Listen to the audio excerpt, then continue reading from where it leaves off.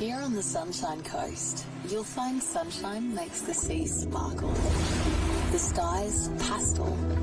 You'll find the sun shines from above and from within, making laughs linger, moments longer, hearts beat fast, and time moves slow.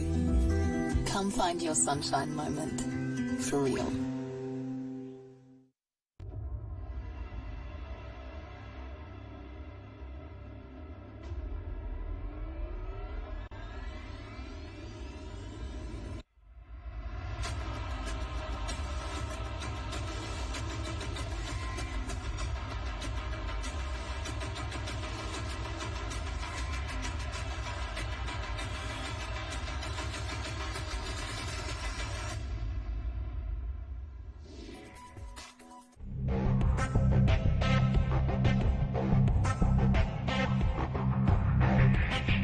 Well, hello and welcome to the Surf Life Saving Australian Championships for 2024.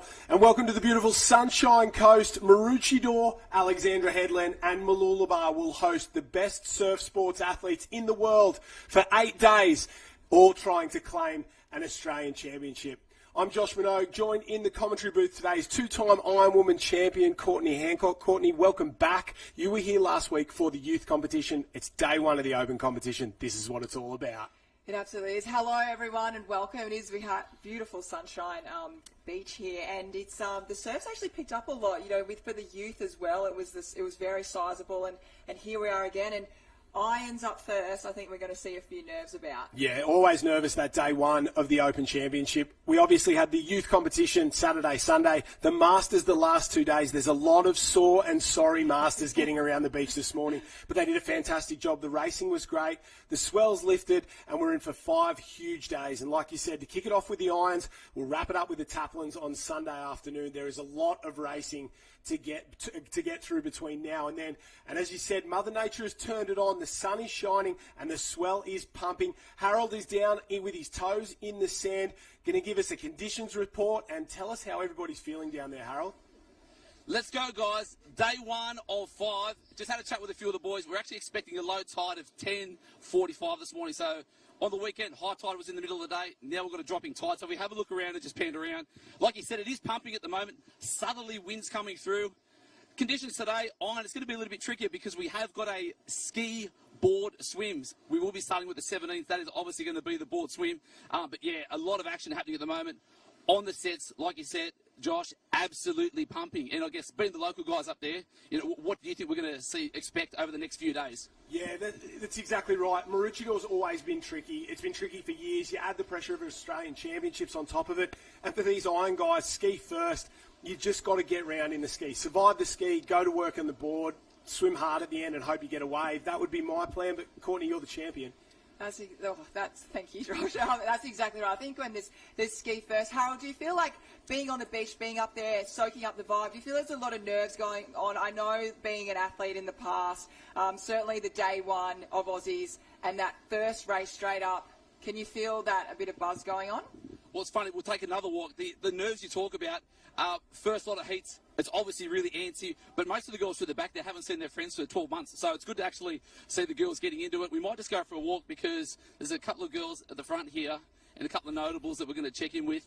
So, ladies, iron heat's coming up, board, swim, thoughts, nerves, excited, because you guys have got a solid probably 45 minutes before you're racing. Yeah, it's big surf, so it's a bit exciting.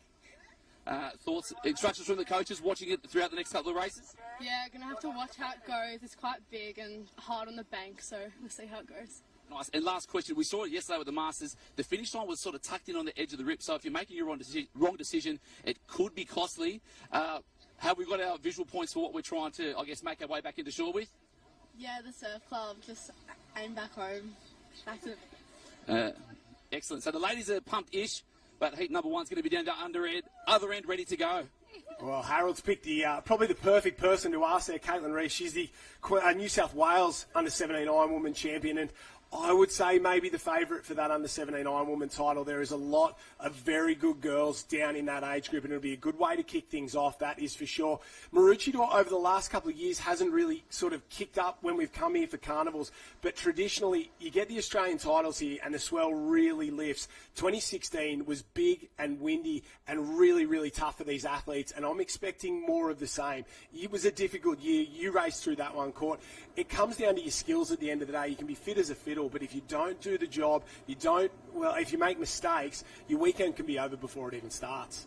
That's exactly right. And it's the Australian titles. Everyone's been training for this event last June. So it's been a big season, a lot of racing, and it really comes down to this. But the last few years, we saw last year being over in WA, it was flat. Yeah, absolutely. So coming into this, the one thing, I guess the one tip I could give to competitors today is make sure you're on. Make sure, you saw a couple of the girls, they look really relaxed, but make sure just before you go, you know exactly where you're going. Talk to your coaches, your handlers, because even though it is a heat, there's a lot of people that could miss out this morning. So I talked about those nerves before. You've really got to be on from the gun, because I guess when it's flat water, you can set yourself up and things like this. But if you take one wrong line going out, it could be all over on day one. And I guess, does it ramp the pressure up a little bit, because there's that chance that people get waves or you get hit, but it takes the pressure off because, well, if you get hit, it's not exactly your fault. Wrong place, wrong time. Sometimes those things just happen in racing.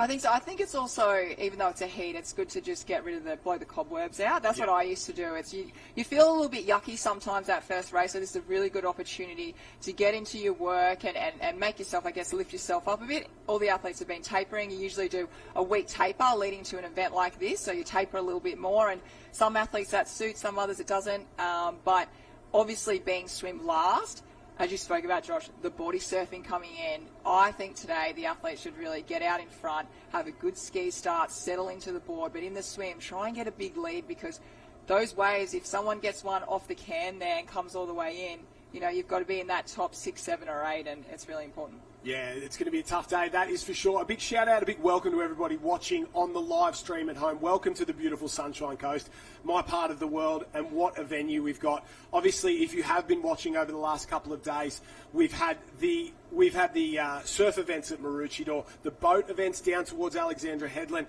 and all the beach events down at Mooloolaba. If you want to join the conversation, use the hashtag Aussies2024. That is how you'll get involved on Instagram, Twitter and Facebook there. Make sure you keep sharing the live stream. Tag us in it as well, and we'll make sure we read out a couple of the comments throughout the weekend. It's going to be a big 5 days of action here. We'll run through a little bit of a program as well for today. We kick off with the irons in both the men's and the women's arena. We head into a few surf races for the men, ski races for the women. Then on the men's side, we go back to board racing, double skis and rescue tube rescues. On the women's side of things, it's ski racing all the way through to the semi-finals there. Board relays to wrap things up on the women's side of things, and that board relay package at the end for both the 19, 17 and open women, they are some of the best events on the program. They're so competitive, they're really good. On the men's side, the open men's double final, the under 19 men's double final, and rescue tube rescue. A couple of the novelty events. I know the guys doing it don't like to say that, but they're the events we don't normally see. They only come out at state and Aussie, so double skis, they'll be fantastic. There is a red-hot North Burleigh crew going with Olympic gold medalist Murray Stewart. He will be, and Dan Bowker, they'll be ones to watch. And then the rescue tube rescues after that. Conditions are bigger than they've been all week, so that's going to make things very, very interesting. I've spoken to a few of the athletes over the last couple of days. They're excited about the swell. The forecast, Courts, it's supposed to drop off until the weekend. And then Saturday the wind kicks, it gets big again, and Sunday we are absolutely on. I was looking at that. I definitely felt very excited seeing that on the Saturday night. It really picks up. But Maroochydore, we know it's definitely known for throwing a lot of surf, and I love the conditions today. I had a little look out there, and there's a lot of little currents and rips, and it's not just your normal, I guess, set waves coming through. Usually at Maroochydore you'll have 4 to 6 waves come in, a little bit of a lull, and then the 4 to 6 waves come in again. But it's a little bit all over the place, and we spoke about trying to read the swell and also reading it through the whole day, because the tide's going to change, the wind's going to change, and again, it's just really, focusing. But I love seeing before the under-17 girls all catching up. As Harold said, they might not have seen their friends for a year, so it's the Australian titles, there's so much going on, and it brings everyone together, family, friends, and I'm so excited. And are you feeling like getting out there racing? And no, not me. I'm too old and slow, but No, I'm you're sure not. you could still go around out there, that is for sure. And you're spot on. And what'll be interesting, the women's areas are much tougher than the guys' areas. The girls are on the northern side of the surf club at Maroochydore here. Those areas are notorious for being a lot more water movement, a lot more rips. So that pink arena especially that the girls will go in, when we get to those ski races later in the day, they're going to be very, very tough to manage. And it happens every year. There's a lot of water that kind of comes in at Maroochydore. It runs to the north. It has to go out somewhere. And because the river mouth's there, it gets pushed back and it just shoots out in that single spot north of the surf club. So watch for those iron heats for the girls. The ones in the pink, that's where the upsets will be. And I guarantee in the ski race we'll get some upsets later on as well. So you're spot on about conditions. We've got a couple of minutes until the first heat goes. They're just going through marshalling and a few adjustments down on the beach. Courts, I want to hear about the Masters the Youth Championships on Saturday and Sunday. The racing looked unbelievable. The kids looked like they had a blast. Everybody seemed like they enjoyed themselves. It looked like a great weekend. Yeah, I absolutely loved it. I've been so blessed to coach with Matt Poole, the Talabudgera kids there, and it was just incredible to see our future is in such good hands. That's one thing that I came from the weekend and thought, these kids were coming down massive waves on their little nipper boards. You wouldn't see their bodies or the nipper boards for about kind of 4 to 5 seconds, and they'd pop out and everyone would be cheering on the beach and clapping, and that's what it's all about. And the fact that the under-13s have the opportunity to come and race and get on their nipper boards, they can all put their nipper boards away now and have that last opportunity to become an Australian champion in their under-13s.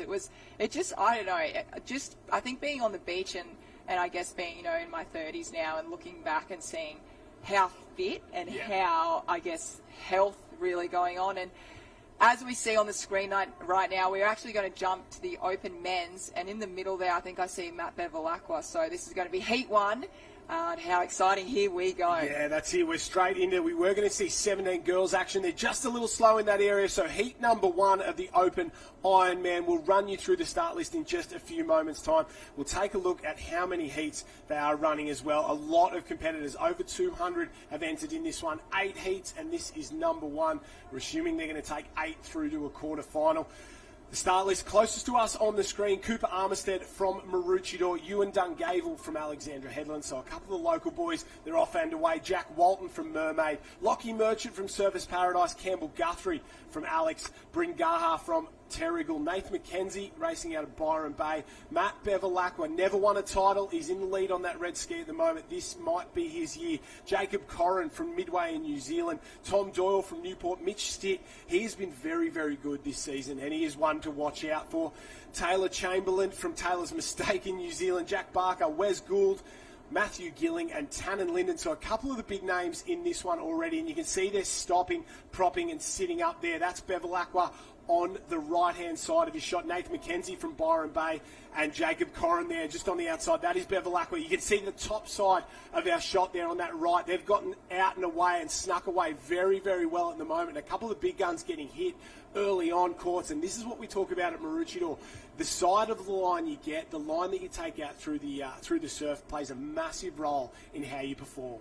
It does. We just saw Matt Bevilacqua. He was out in front, and that set came about, and he had to do back paddling and really go back on his back and flick the front of his nose of his ski up. And he's done really well. He's now popped himself up to the inside. But speaking about Bevy again, you can just see how hard he is going because he wants to set himself up. So we're looking forward to seeing potentially a replay coming up of that set coming through. Yeah, there's Tannen Linden. He snuck out. He's absolutely on fire in that thing. Tannen Linden, one of the most experienced competitors in this field, experiencing a bit of a renaissance over the last couple of years. Here's the replay. Absolutely smashed on that top side. The other heat over there snuck through as well. I thought they were all in the same heat for a second there, but down the bottom, Bryn Gaha, Campbell Guthrie right at the bottom, Nathan McKenzie just there as well, but it was Tannen Linden I think Tannen Linden has some of the best skills in surf sports, and it's shown here today. He snuck out in front. He's got himself a little wave as well. Look at him go away from this heat number 1, and he's absolutely flying. He's just dropped off the back of that, and that's almost perfect. A big runner from the outside turning cans back into the swim cans, and now he'll be hoping for just a little wave to get him home. Yeah, Tannen Linden, he lives for the wild, doesn't he? He does everything outside, whether it's surfing, fishing, absolutely everything. So he'll love a big wave. And as you can see, he's just actually going to sit up on that one. Smart. Very smart. These big, long skis, if you take a wave, I guess, too late, you can go straight down and hit the sand. So he's just going to relax there. But these waves, even though you don't go down them, you can get a lot of distance from them. We see Matt Bevilacqua on screen there. Wes Gould's coming down. They're going to catch up to Tannen Linden there, but they're sitting nice and comfy out in front. Yeah, very good. That's Wes Gould on the right. There's Campbell Guthrie there on the pink. Got to keep it straight. Has to wrestle it just a little bit. Does a good job of it, the big fella. Great board paddler. Oh, Bevilacqua off. You can see the urgency. Bevilacqua off there. He's swimming very, very hard, and that is a long way out to sea. So we could see a bit of drama early on in these iron heats. Matt Bevilacqua's come off. We didn't catch that there. Maybe the young lad from Terrigal went just a little bit sideways with him. They both come together. Tommy Doyle over the top there from Newport getting in on the act as well. But at the moment, it's Campbell Guthrie out in front with Tannen Linden. And he's done a fantastic job. He just looks calmer, more relaxed than the rest of the boys, a little bit more experienced than maybe a couple of these competitors. Tannen Linden looking strong in 1. Campbell Guthrie in 2, Wes Gould in 3, Tommy Doyle goes around in 4. Ski, board, swim is the order. Plenty of time for the rest of the field to get back into it. It looks like we're chasing a top 8, and already the pressure is on Matt Bevilacqua. And could we see one of the big names go out in Heat 1, Race 1 of the Open Championship? Yeah, I was just actually going to say that when we were talking about, winning, I guess, an Australian Ironman title, they are so hard to do. We've seen Shen Eckstein win so many of them, but I can tell you what, to get your name on that Ironman title, it is incredibly hard to, let alone get to the final, but then actually get the gold medal. And I know that Matt Bevilacqua, he missed out on the final last year. He was devastated. He wasn't feeling his best. So for him to just, as you said, a little bit of drama straight up, just losing that ski, that's not what you want. And I can promise you all now, everyone on the beach that just saw Bevy fall off that ski, the nerves, the heart rate, especially for the under-17 girls, would have definitely flicked up a notch. So, and on screen now, you were talking about all that water movement going out. You can see all the boys now just jumping into that current and going up. Yeah, Wes Gould there on the front, Tannen Linden in second. They go up and over. Let's take a look at the replay here. Side by side, Bevilacqua, no issues at all. Oh, they just get caught, and they see the water movement there. You can see it. The young lad from Terrigal, indecision will get you every time. He takes Bevilacqua off. He ducks under the ski there, does a good job, and present of mind. The young lad from Terrigal there did a good job to hang on to his, but you can see Bevilacqua starting to really wind it up and try and get himself into the beach. Wes Gould, the West Australian from Mullaloo, originally, I think he's a physiotherapist out here on the East Coast now. He's done a really, really good job. And yeah, there's Tannen Linden alongside. Harold is on the beach with his toes in the sand. He is seeing the carnage down there, and already there's a bit of drama in these open iron heats, Harold. Oh, so much. Interesting coming down this week, and you know it's big when the crowd and the boys in the tents are giving the oohs and the ahs, and like you said, just coming through on the set, it's pounding so hard on the back. You'd think, you're saying earlier, Courtney, that, heat number 1, just get through the motions, get the nerves out, feel less yucky, but when you're in 14th position, could not feel any worse than that. So a lot of fast guys behind, a bit of work for the guys to do, board, swim leg to go, hopefully a few of the guys, jag something from the back, because we want to see the best of the best on Sunday to get through. So we'll see what transpires over the next 8 minutes or so, but it's hot action down here at the moment. Yeah, it looks like there's a bit, obviously a bit of drama, but it looks like a bit of urgency as the boys start to go around. There's Mackenzie going around, Mitchy Stitt working his way into it as well. Young Mermaid lad working his way through that, and the gap from first to 14th is big, but he's only got to be worried about 8th place. That is all you've got to do. Get yourself to 8th, get yourself in, survive to the next round. Everyone's going to have an experience like this over the weekend. They're out, they've just got to get in. That is exactly right. Yeah, absolutely. Everyone is going to find themselves in that kind of red zone, whether it's at a relay, an individual, and that's why, as we said before, when that gun goes, the first race, you've just got to be on the whole time. And I remember a few years ago, well, it might have been more than a few years ago, Crystal Smith, the year she won over in WA, she actually got in 8th, and it was a sprint finish, and she just got in, and that's all she got. She got in 8th, and that's all she needed, and she went on winning. And I'll actually never, ever forget that moment, because it doesn't matter what you come, as long as you're in that top 8, you go from there. So as you've got Tannen Linden, Wes Gould, they're actually really good mates, and they'll be looking at each other and going, yes, let's just have a little bit of a breather, going into that swim last, and we'll wait and see where Matt Bevilacqua ended up. Oh, here we go. Waves on for the rest of the boys there. Doyle goes down on Mackenzie, Stitt as well. So they're all sitting pretty at the moment. It's top 5. We'll take a look just quickly. The other heat going around is heat number 2 of the men's. Oh, a little mistake there for Doyle. Heat number 2, that's got Miller from Christie's, Green from Terrigal, Steiner from Wanda, watch for him, Wells from Grange, Savage from BHMP, Charlie Verco, Bobby Whittaker, Liam Askew, Jaden Allen, Max Hunter, Kai Taylor, Josh Patterson, Kai Onley, Callum Sutton, Joel Piper and Jacko Borg. That's in the other area. That's heat number 2. We're currently with heat number 1. 2 of 3 legs down. Wes Gould, Tannen Linden out in front, side by side. Both these men have looked very comfortable. Both these men are very skilled in the surf, and I think they are just playing with the rest of the field out there. Here comes the next group on their way through. Merchant, Stitt, Doyle and Mackenzie. So that's your top 6 at the moment. No Matt Bevilacqua. We wait to see where he hits the sand. We wait to see how much work he's got to do. There's his handler, Kev Morrison, with the board there. He's outside the top 8 at the moment, but only by 1 or 2 spots. This is going to take a massive swim for the big fella to get himself back into it. Yeah, Bevy's got to really come into now, and how much does he want it? How badly does he want to be in that final on Sunday? And he's really having to work a lot harder than anyone else. And as I said before, there'll be a few boys looking on at this and being like, you know what? We've got to go hard from the start. You can't muck around that first ski and go, okay, this is a heat. So it's really, really important to get going. There's that water movement again. I see everyone's gone off a little to the south. We'll talk to Harold about that when he pops on later. But it's all about, I guess anything can happen now. And speaking of Harold, we'll pass on to him now.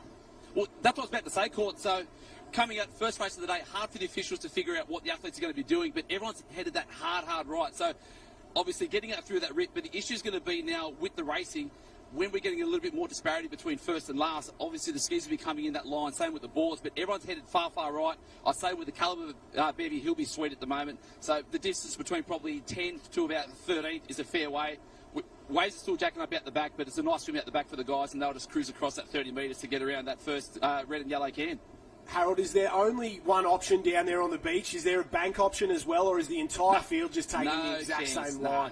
That's a massive thumbs down. There's no chance of that. So it's rushing so hard out through there. So everyone, it's a solid probably 25, 30 metres to the right. And then by the time they're getting out, they'll just sweep through across. But I don't know, there might be an issue, probably the next couple of races.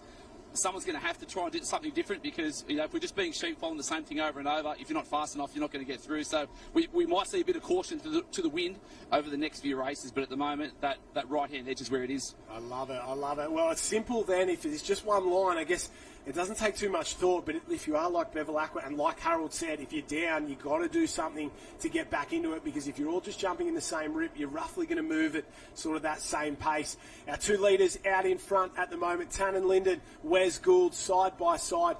2 men who really, well, Tannen Linden especially burst onto the scene. He's won, I think he's the only man to win every junior Australian Ironman title in a row, and then hasn't sort of had the results over the last couple of years, had a couple of years off, but this year's been a real renaissance for the big fella. And I'd say the same for Wes. He had a couple of sort of years where he was out of the Ironman series, sort of didn't compete like he should, but his ski paddling's been unbelievable this year, and he's showing out in this Ironman heat as well. I think for a lot of athletes, when they just take the foot off the accelerator and just relax and not put pressure on themselves, you see a lot of athletes really thrive off that, and everyone's so different. People really race really well with a bit of pressure put on them, others not so much, and I feel like certainly knowing Tannen, I feel like, as I said, he's a wild man, and he loves to just be himself and be out in nature, and I think for him having a few years off and having a little baby, and yeah, he just seems really happy at the moment, and I know for Tannen, for him being happy and relaxed out there, and especially loves Big Swell as well, so this is definitely going to be a lot for him. But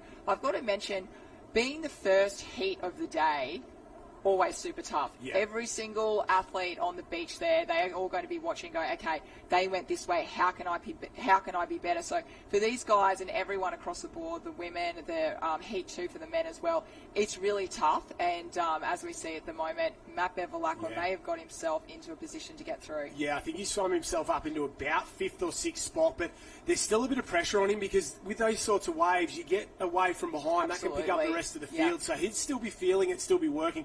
You can see the difference it makes when you've got a bit of that fitness, and he's one of the fittest men in the sport, like yourself, does the Coolangatta Gold every year, excels at that Nutrigrain Ironman Series 45-minute racing.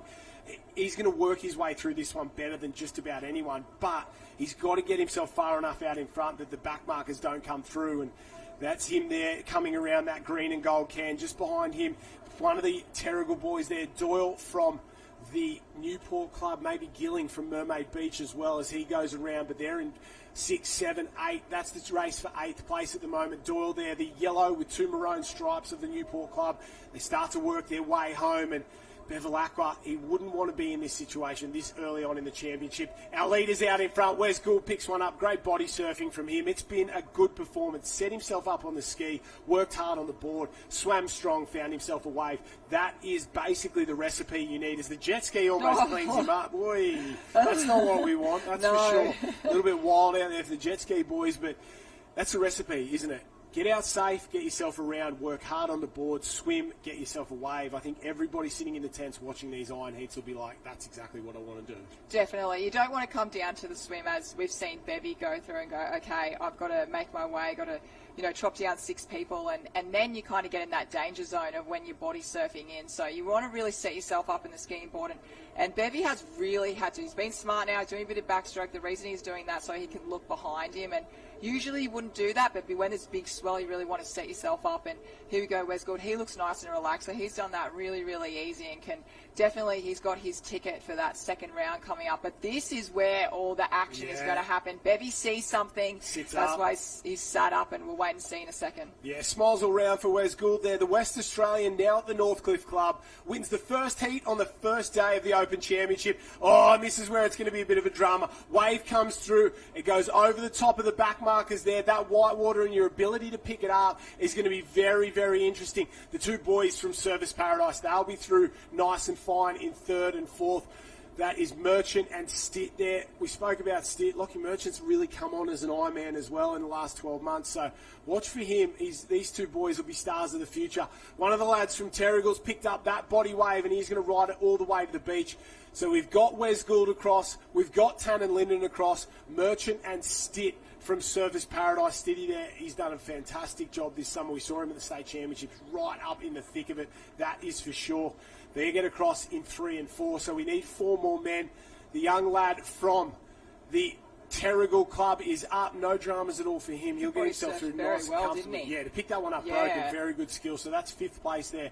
I think that is the big fella, Jack Barker from the club there, in and around Nathan McKenzie as well. So we've got 4, 5 and 6 across, 2 more spots, and that's what we're waiting for. Byron Bays, McKenzie up and around. Oh, Doyle, Bevilacqua. Bevilacqua might just get the last spot. He's got to go. Campbell Guthrie's coming for him. He's got to go now, so Bevilacqua will be the last one to get through. Far out.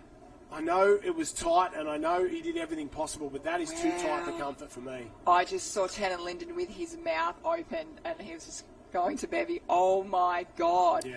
That was crazy. I think the positive I'm going to say for Bevy in that was the cobwebs are out. Yeah. The nerves of he's left them out in the water, and for him you need to have one good hit out, and for him, I mean, I feel like everything happens for a reason. Maybe he needed a little bit of scare. So for every race from here, Bevy's going to be like, okay, I'm going to treat it like the Australian Ironman final. Well, to be honest, he'd have to be better. Otherwise, he's going to go home. There's no doubt. And I know he lost it in that one, but yeah, it is what it is. We say goodbye to a couple of boys there. Taylor Chamberlain from Taylor's Mistake. We saw him roll across. Have a look at this. There's Linden going out and over. We didn't even see him sneak out. We just sort of missed that, and that was the difference. Have a look at that wave, clean the rest of the field up. Tannen Linden had speed to burn off the beach, and he went absolutely flying. And this was one of those critical moments. We got our 2 winners on this wave, and then the rest of the boys who sort of battled to get through. Bevilacqua looked comfortable. He looked over his shoulder, and he knew he was going under. Ducks under that one, and that's just racing at the end of the day. It is what it is. You don't like it, but that's part of surf sports. And he managed to survive somehow. Harold is on the beach. Who we got, Harold? Next to me, they'll kind of look at each other because they're kind of wrecked from that first race going, did we get through? Yeah, but we're through. So top 6, first race of the day. Talk through the conditions, Bryn. It's pretty heavy coming on the scoot. Decisions need to be at a premium. Yeah, I kind of made the wrong decision in that one. I was in a nice little spot in the ski, and when it's wave, I probably shouldn't have.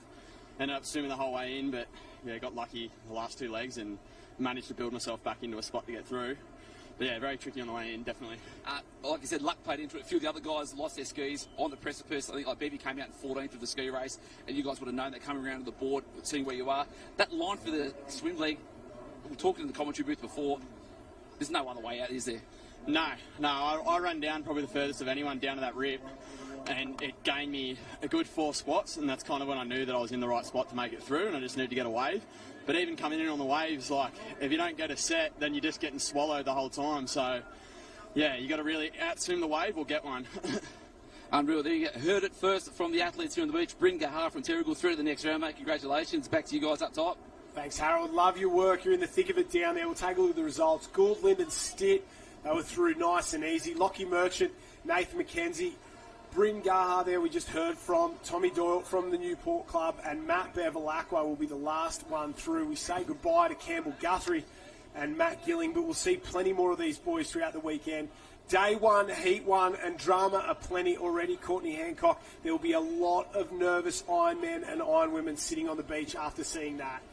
So I just think everyone's seen Matt Bevilacqua lose his ski and swim in. Like, we never ever see that. He's so skillful. So, yeah, as I said before, the heart rate would have absolutely kicked up a notch. And being there for the youth, they actually, what had to happen to get through, because as we're looking at the conditions, the irons can be up to 20 minutes. I'll actually time this one and tell you how long it is, but it's longer, it's more endurance. So what was happening, the officials actually had to make it 6 through.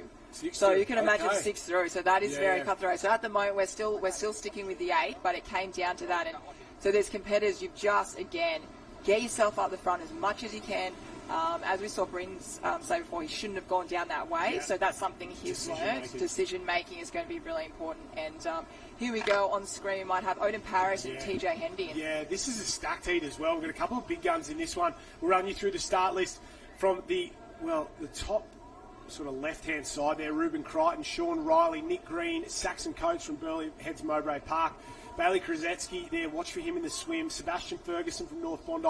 The world champion Corey Taylor is in this from New Zealand now at Northcliffe. Jeremy Late from Northcliffe. Carlton Parks, Joseph Watson. Matty Collis from City of Perth. Patrick L.A. from the Sorrento Club. He's a good ski paddler. He's got that bright green cap on down this side. Tex Dixon, the Australian defending board champion. Alex Botha from Southport in South Australia. And, South Africa. Trevor Hendy down at the bottom there. He's on the black ski. And then Odin Parrish as well. That is Matt Collis from City of Perth going sideways. You don't get much swell like this at City of Perth, but they're very, very good at what they did. That far side there seems to have snuck out very, very well. And you can see a couple of boys trying to go across. You get the wrong side underneath it there. The big fella, Pat L.A., we gave him a bit of a rap. He snuck underneath it. If you're in the wrong place at the wrong time, you can absolutely get cleaned up. And have a look out in front. No dramas at all from our leaders. I think that's Riley there from the Burleigh Heads Mowbray Park Club out in front. There's a couple of young Burleigh boys I want to talk about over the weekend who are doing a fantastic job. They're not in that top tier Ironmen yet. They're not your Corey Taylors. They're not your Odin Parishes. But they are the next generation coming through. Sean Riley and Saxon Coates, they are 2 men in that group, and they will be very, very good for a long time to come. They have been knocking on the door all season. They've just been in our faces a lot, haven't they? Like, here we are, we're here to stay, we're coming for you guys. And you can see they're very fit, they train very hard, and being with Michael King there, they're looking forward to seeing them doing some great stuff here. And that is, I was looking at the Aussies results, I went way back to the start in every single race. And I tell you what, throughout Aussies, something magic happens. I don't know, for some athletes. It's something that it's so special, and if you can even, get to a final, grab a medal, doesn't matter what colour, it's unforgettable moment. You'll remember it forever. And I'm just looking back at the names, and I feel like a lot of athletes just came down Aussies and go, hey, I'm here, I can do this. It doesn't matter whether I'm in Nutrigrain or non-Nutrigrain, because if I make the final, anything can happen. So a lot of magic happens. As I was just saying, speaking right now, we see Corey Taylor just on screen. I'm really liking the south side where we saw Ten and Linden and Wes Gould go out. We saw them run down there in the swim as well. So if we get a drone shot coming up in a second, you'll see that water, as you spoke about, Josh, really cleverly, churning out there and all the people. So I think the next heat coming up, you want to be on the south side. But here we go, another slew. One goes off there. That's one of the Burleigh boys there. Jump back on. And you're spot on. If you can have a good run throughout the week of Aussies, if you come in with good form, if you can really sort of find your rhythm sort of thing. A couple of these guys, like the likes of Corey Taylor, your Ali Day, they've been going since June last year. A long time. They've been at their top level for the Gold, the Ironman Series, the Summer of Surf, and now the Aussie titles. And I think a few of them have already run their race a little bit. If you can get into a bit of a rhythm, and there was always some good guys from New South Wales who do that. They come in really good form. They maybe weren't in the Ironman Series, and this was their absolute pinnacle for the year. And they find a way to really cause some upsets, and it happens a lot. Hayden Allen was always one that I thought did really well at the Australian Championships. He'd finish in that sort of 8 to 10 in the Ironman Series, but come to Aussies and you wouldn't want him in your heat any year in any event because he was just so good. And you're spot on, something special happens. So a couple of our Saxon Coates heading in now. He's got a little bit of work to do, sitting inside that top 8, but didn't have the best way out. You can see Corey Taylor going to the front. Corey Taylor, a special athlete, world Ironman champion. He's been up at the top end for a long, long time, and a New Zealander at heart, but he's been out here in Australia for a very long time. Someone you know very well, Courts.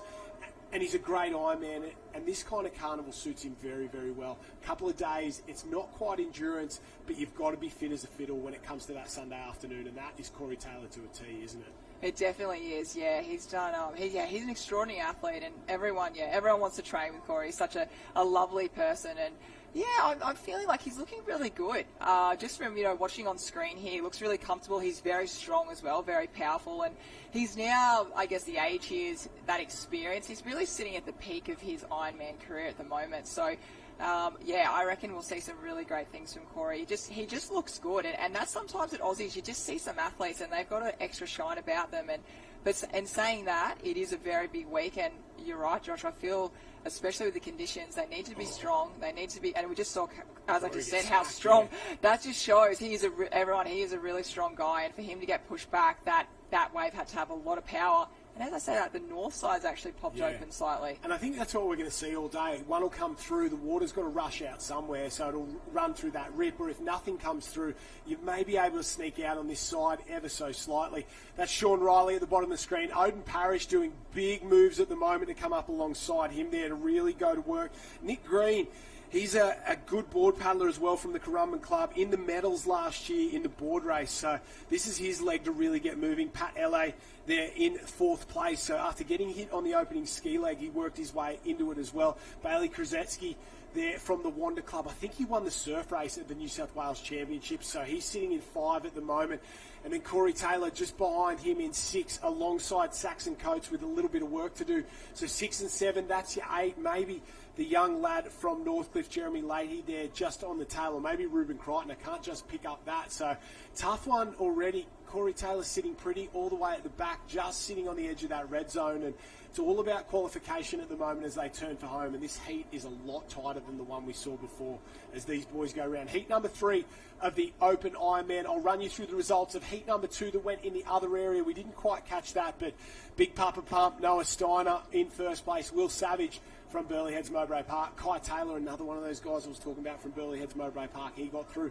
Jackson Borg, Charlie Verco, Kai Onley from Coogin. Joel Piper just sneaks in from Maroochydore. Bobby Whittaker, our British athlete, gets the job done there in 8th place there. And no real big names that missed out in heat number 2. So we had Steiner, Savage, Taylor, Borg, Verco, Onley, Piper and Whittaker through in heat number 2. That was in the other arena that we missed. And at the moment, out in front, Sean Riley going to work. Will he push down this one with Odin Parrish? Riley's down it. Parrish tries to go down it as well. He gets that, and that is what you want, a nice little ticket to ride. I feel like at the moment, just watching these first 2 heats for the men's, I feel like the board leg's setting it up a lot. We saw Corey Taylor, he was out in front and then he got pushed back to 7th, but I'm feeling like if you can get it, put it this way, the ski's going to be, it's your fastest leg. Yeah. But the board, it is fast, but I see someone coming out, going the opposite way there, absolutely. And it's slower than the ski. So at the moment, I feel like the trickiest is the board going out at the moment. That's just from seeing these first 2 heats. It may change throughout the day, but here the boys are now having a nice little rest so they can really get into that swim. And I just don't think anyone at the moment is going to be mucking around and going too easy out here. Yeah, I think you're spot on. You've got to get going. TJ Hendy gets himself back into it. There's Riley and Parrish, and they'll know they're comfortable out in front, but they've got to go to work because these waves are holding through. And I think you're spot on. I think you can't win it in the ski, but you can lose it if you lose your ski. But the board is where you break away, you set yourself up, and you give yourself a little bit of a buffer heading into this swim leg.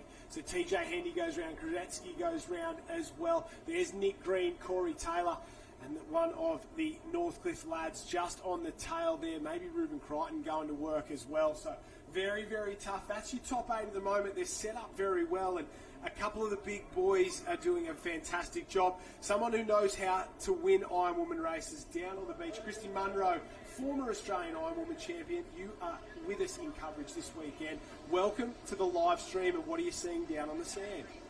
Thanks, Josh. Yes, I've just jumped in for Harold. He's had to dash to do some dad handling for his daughter in the under-17s, but seeing a lot of nerves as they are running through transition. As you guys have been talking about, the surf conditions mean there is absolutely no relaxing in these early heats. We've seen some close misses already by some of our big names, or close qualifiers, I should say. So, yeah, I think everyone will be very happy to get these early rounds out of the way this morning. Yeah, and you're someone who sees this beach more than most people. You made an entire career out of this stretch of sand. It's tough, isn't it, on the best of days, but I think it's just extra tricky today, isn't it?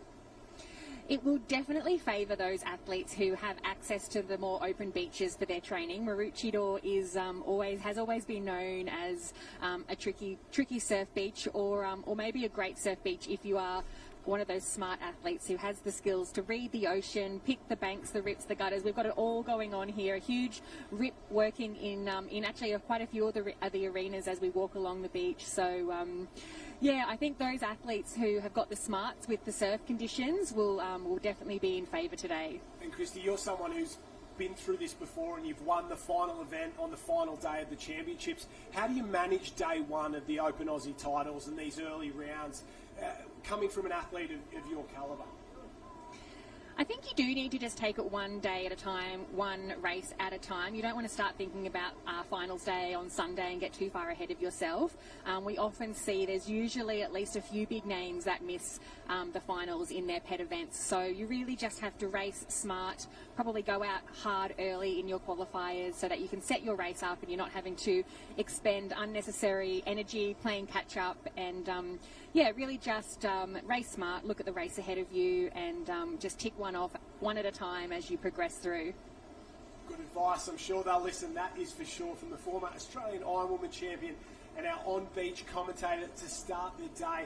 This race has really started to come back together in this swim. They broke apart early on, but the three out in front at the moment, I think that's Kruzetsky, from the Wanda Club. He was the New South Wales Surf Race champion. Very, very good swimmer.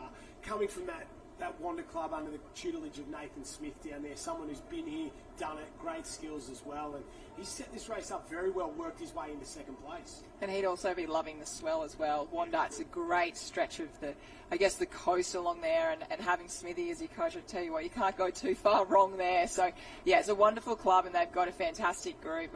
Nathan Smith, he was, incredible in everything, whether it was, Coolangatta Gold, the Australian titles, Nutrigrain. He can definitely do it all, so he'll certainly be getting a lot of tips there. And as we see the camera crew there getting a little bit smashed, getting the shots that we want to get, with the flippers on there. So thank you to all the crew out there putting themselves on the line to catch the action. But here we come in. This is, as Christy was saying, this is part of the nerve-wracking time coming in, and really a good opportunity as an athlete, I guess, to have a look and be aware of where those waves are at. As he goes to the lead, the man from Wanda, this is one of these clubs that I really want to talk about this year, because I think for the first time in almost 20 years, Northcliffe's stranglehold on the point score isn't as good as it always has. A little wave, our 3 leaders will pick this one up, and a great ticket to ride. Beautiful wave. Oh, off the back. Kruzetsky comes off the back on that one. Odin Parrish goes down it. No dramas at all. But I think you'll see a lot more of the clubs. Sean Riley, they're on top of each other, those two boys. You'll see your Wanders, you'll see your Swansea Belmonts, and they've always been super competitive. They've always been at the top. But I think for the first time, you might see a couple of clubs challenge for that overall point score. I think Northcliffe will win it, but I think they'll do it harder than they've ever done it in the last 20 years. Obviously, 21-time defending Australian champions, they're very, very good. But watch for Wander this week. Watch for Swansea Belmont. Watch for Redhead, a couple of those New South Wales clubs. Watch for Half Moon Bay down in Victoria. Warrnambool and the board realise, I guarantee they'll get a medal somewhere along the line. They are very, very good at what they do. And I think for the first time, we're seeing a couple of these clubs stand up and go, nah, I want to have a shot at this point score. Trig Island in WA, City of Perth as well, don't count them out. Grange in South Australia, Seacliff as well from down there. Carlton Park and the guys down in Tassie. These clubs are the ones I'm interested in seeing come to the Aussie titles and be competitive, because we've seen the Northcliffs and the Service Paradises. I want to see the little clubs get it done this week. I definitely agree with you. I think, Northcliffe have obviously been incredible the last, as you said, 20 years and really built, as we see. Odin Parrish looks very relaxed coming around and he's very happy about that. But I feel like at the moment there's a lot of clubs that have kind of, I guess, gone to themselves, hey, we can get up there. We can give Northcliffe a crack. And you're seeing, I guess here we see, Sean Riley coming in. He's, from Burleigh Heads. They've got a huge amount of numbers. And here we go. We've got 1, 2, 3. Well, gets across at Green, Riley, Krudetsky there. TJ Hendy will sneak across in that. Is that 7th? Yeah, 6th place. 7th up the beach now. And that's Corey Taylor in 7th. So once again, 2 heats in a row. The guys you'd think that had walked this one through just scraping home in 7th place. And both the Northcliffe boys. So maybe a slow start from the lads from Northcliffe. But that's how it rolls down here in the heats. You get nothing given, and you can't expect anything at all. And we go now, Tex Dixon to sprint up the beach. He's going to try and grab that last spot. He goes up and around. I think Corey Taylor was in 6th, actually. So Tex Dixon in 7th will come up and around, and we wait for 8th place. Christy's on the beach with her toes in the sand. Who you got there for us, Christy? Thanks, Josh. I'm down here with Bailey from Wanda, who has qualified 4th, we think, through in this heat. Excitement or nerves when you see these conditions? Oh, I get nerves. I'd rather it be dead flat, but it adds a bit of... It makes it a bit tricky out there. But, today in that first one, I got a bit lucky on the ski and then held it from there, so that was pretty good. We were talking earlier about just setting your race up in that first leg, the ski leg. I think everyone's going to need a little bit of luck on this Maroochydore back bank. How's your preparation been leading into Aussies, and what's your program like? So I swim 6 times a week, then I do iron probably 3 times, board once or twice, and then ski 3 times. So I've been working on the ski a lot this past season, but it's mostly been in flat water. So this is a bit different to what I've been training in.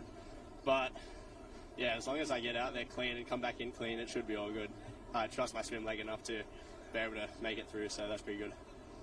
Well, it sounds like you're more than prepared for the 5 days here at Aussies with that hectic training schedule.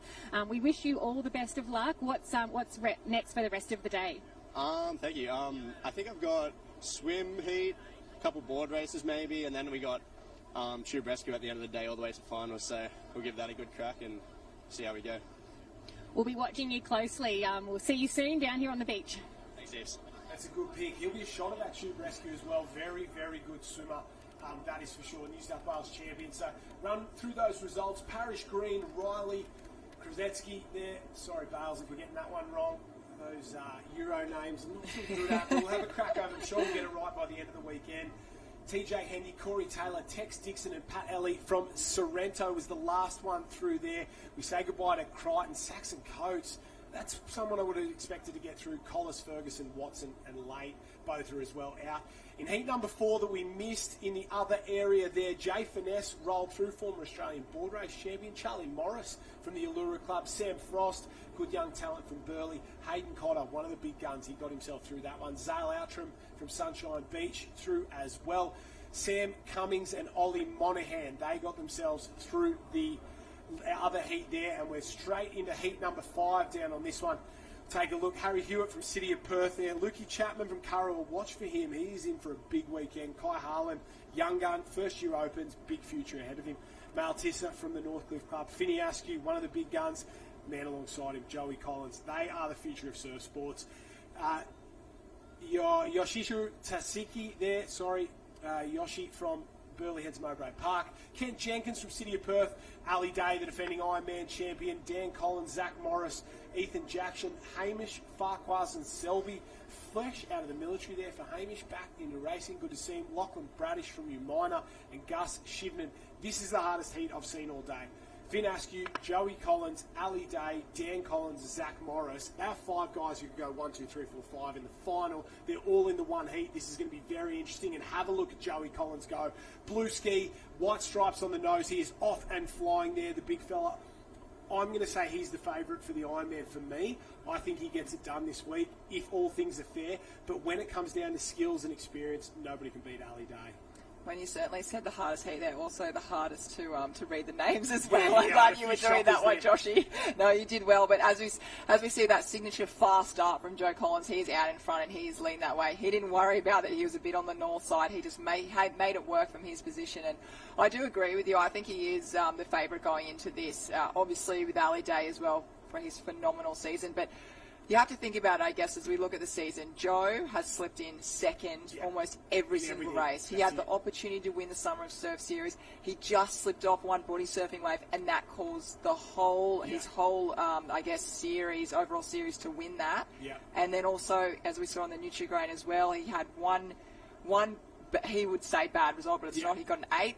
Shot him back, Ali Day won. That's so good, I think for him, the fire is in the belly, and he wants it. If you look at him and you understand surf sports, he's Shannon Eckstein 2.0. He doesn't have any leg that you go, oh, that's an absolute weapon, like a Courtney Hancock swim or a Nick Crilly ski leg or something like that. But every leg is so good that he could be in the final and he could compete for a medal. And he's just so consistent across everything. His transitions are unbelievable. I think he just needs a little bit of that skill work. He just makes a mistake here and there, and that's the thing that holds him back. And that's what Ali Day doesn't do. He has every leg that could be competitive but never makes a mistake. And it's going to be interesting to see how these two go head-to-head. Ali Day on the back end of his career, Joe Collins on, well, the front end of his career, that is for sure. Finn Askew down the bottom going around that can at the moment. He's got a lot of work to do to get back in this one. It's going to be tough for him, but it's Joe Collins out in front, Ali Day in second, Luke Chapman in third place as well, and Finn Askew there just going past that last blue and white can, well outside the top 8 and plenty of work to do.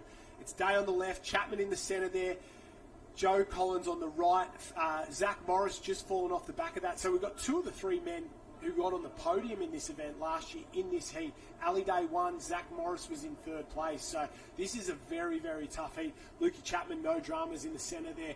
He's punching above his weight. Here we go. There's Morris closest to us. At the top side there, a couple of these boys, the young lad maybe from City of Perth, Ethan Jackson, doing a really good job to get down that one. Kai Harlan, oh, Chapman goes sideways. We've given him a big rap. Joe Collins in that dirty water. And as we spoke about Ali Day, no mistakes, just cuts through there, looking very, very good. Yeah, Ali really set himself up. As we can see that water churning out. That's what we've all been, Josh, Harold and I and Chrissy have been talking about, all the boys been running down there. But here we go, Ali Day set himself up so he wasn't in that churning water. But the one thing I've got to say about Finn Askew and the boys back in the red zone, you've got 3 of the best Ironman in, Ali Day, Joe Collins, Zach Morris. They are going to be pushing this race fast. Yeah. So for the boys at the back like Finn Askew, they have a hard job to do because the pace on this, as we just see, got Kai Harlan, Zach Morris, it's just on, so Finn's really got to get going if he wants to get through. Ethan Jackson there doing a really good job there from the City of Perth Club. And if you don't understand Maroochydore, it's nestled between a big river mouth just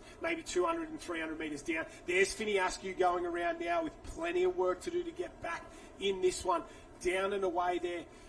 He's got work to do here, Finny, but he's a good Ironman. Maroochidore's nestled between a river mouth to the left-hand side of the screen and then Mooloolaba, sort of the little bay and harbour there. So the swell comes through Mooloolaba, the swell comes through Alex, and Maroochydore pushes down towards us at the moment, and it's got to go out somewhere. But the river mouth kind of pushes it out as well, and it just joins up at this point at the surf club. And if you get a day like today where there's a lot of swell and a lot of push out and the tide's right, you'll get those waves that sort of break sideways coming across, and that's what we're seeing in there. It's all this white water pushing down towards the river mouth, and then the tide pushing back out, and really sort of making things tough for the guys. The waves start to come through. It becomes really difficult to manage, and on its day, when it's bad, it's one of the worst places to sort of board and ski paddle because there's so much water movement, and we're seeing it now. But when it's good, it's one of the best places to race in surf sports, and it's just that difficult for these guys at the moment. You can see big waves being met. That's Zachy Morris down here on the far left-hand side. They're just stopping, waiting. Lukey Chapman as well. Oh, a couple go underneath that one. That's a big one. Morris goes up and over the top. That is a good choice there. You can see already we're back in almost a line. Chapman there got work to do. Morris, Dan Collins, he's come into it alongside Finn Askew, so we haven't spoken much about Dan Collins. Great swimmer. He'll be using his swim leg, from the Red Hand Club, but he's just got to get himself close enough if he's good enough in that final leg. But he's another man who could win this Ironman over the next couple of days if he's in the right frame of mind and if he's in the right form. But have a look at these waves coming through. A couple of these boys, they're just slowing down. They know they're going to get hit really hard by these ones. They stop, they get the speed up, roll underneath there and get absolutely smashed. And Maroochydore is absolutely turning it on day number one. It is. You just saw the boys, saw Ali Day on the right-hand screen there. He was almost kind of in a situation where you'd actually snap your board in half. He really, really went for it.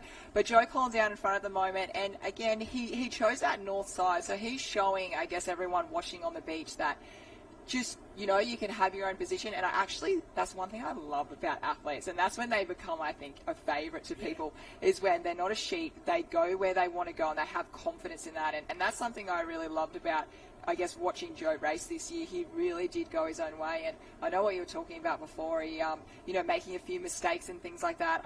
I do know he had a few chats with Shen Eckstein coming into this, so he'll only do the world of good. But it really gave Finn Askew an opportunity to come through. I haven't seen him on screen yet, but he got back into it, that's for sure. There he is on screen now. Finn Askew's got through, that is for sure. Dan Collins just behind him. Hamish Farquhar and Selby sitting on the tail there. Guzzy Shivnan had a little bit of a drama there. He got hit pretty hard, but if he can get it right, we forget how young he is. He's only, 2 years into the open competition. And he's already had a couple of medals in the past, a couple of Ironman Series finishes in the podium, and you forget how young he is and how good he is. So that'll come, and the level of expectation and pressure on these two lads, side by side, your Zachy Morris and your Joe Collins, is years beyond what most of the guys we sort of see.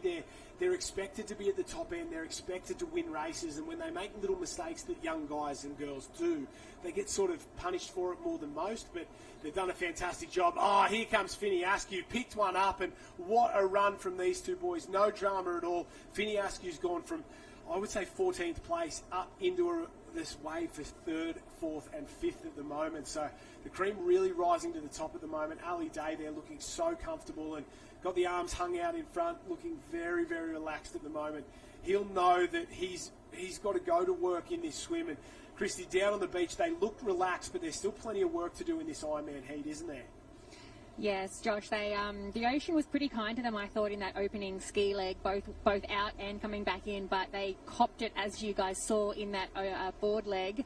I think relaxed maybe, but also probably pretty fatigued after those two big first legs, so probably just sucking in some air, picking those alleys out, and I'm sure once they hit the water, the pace will be on again.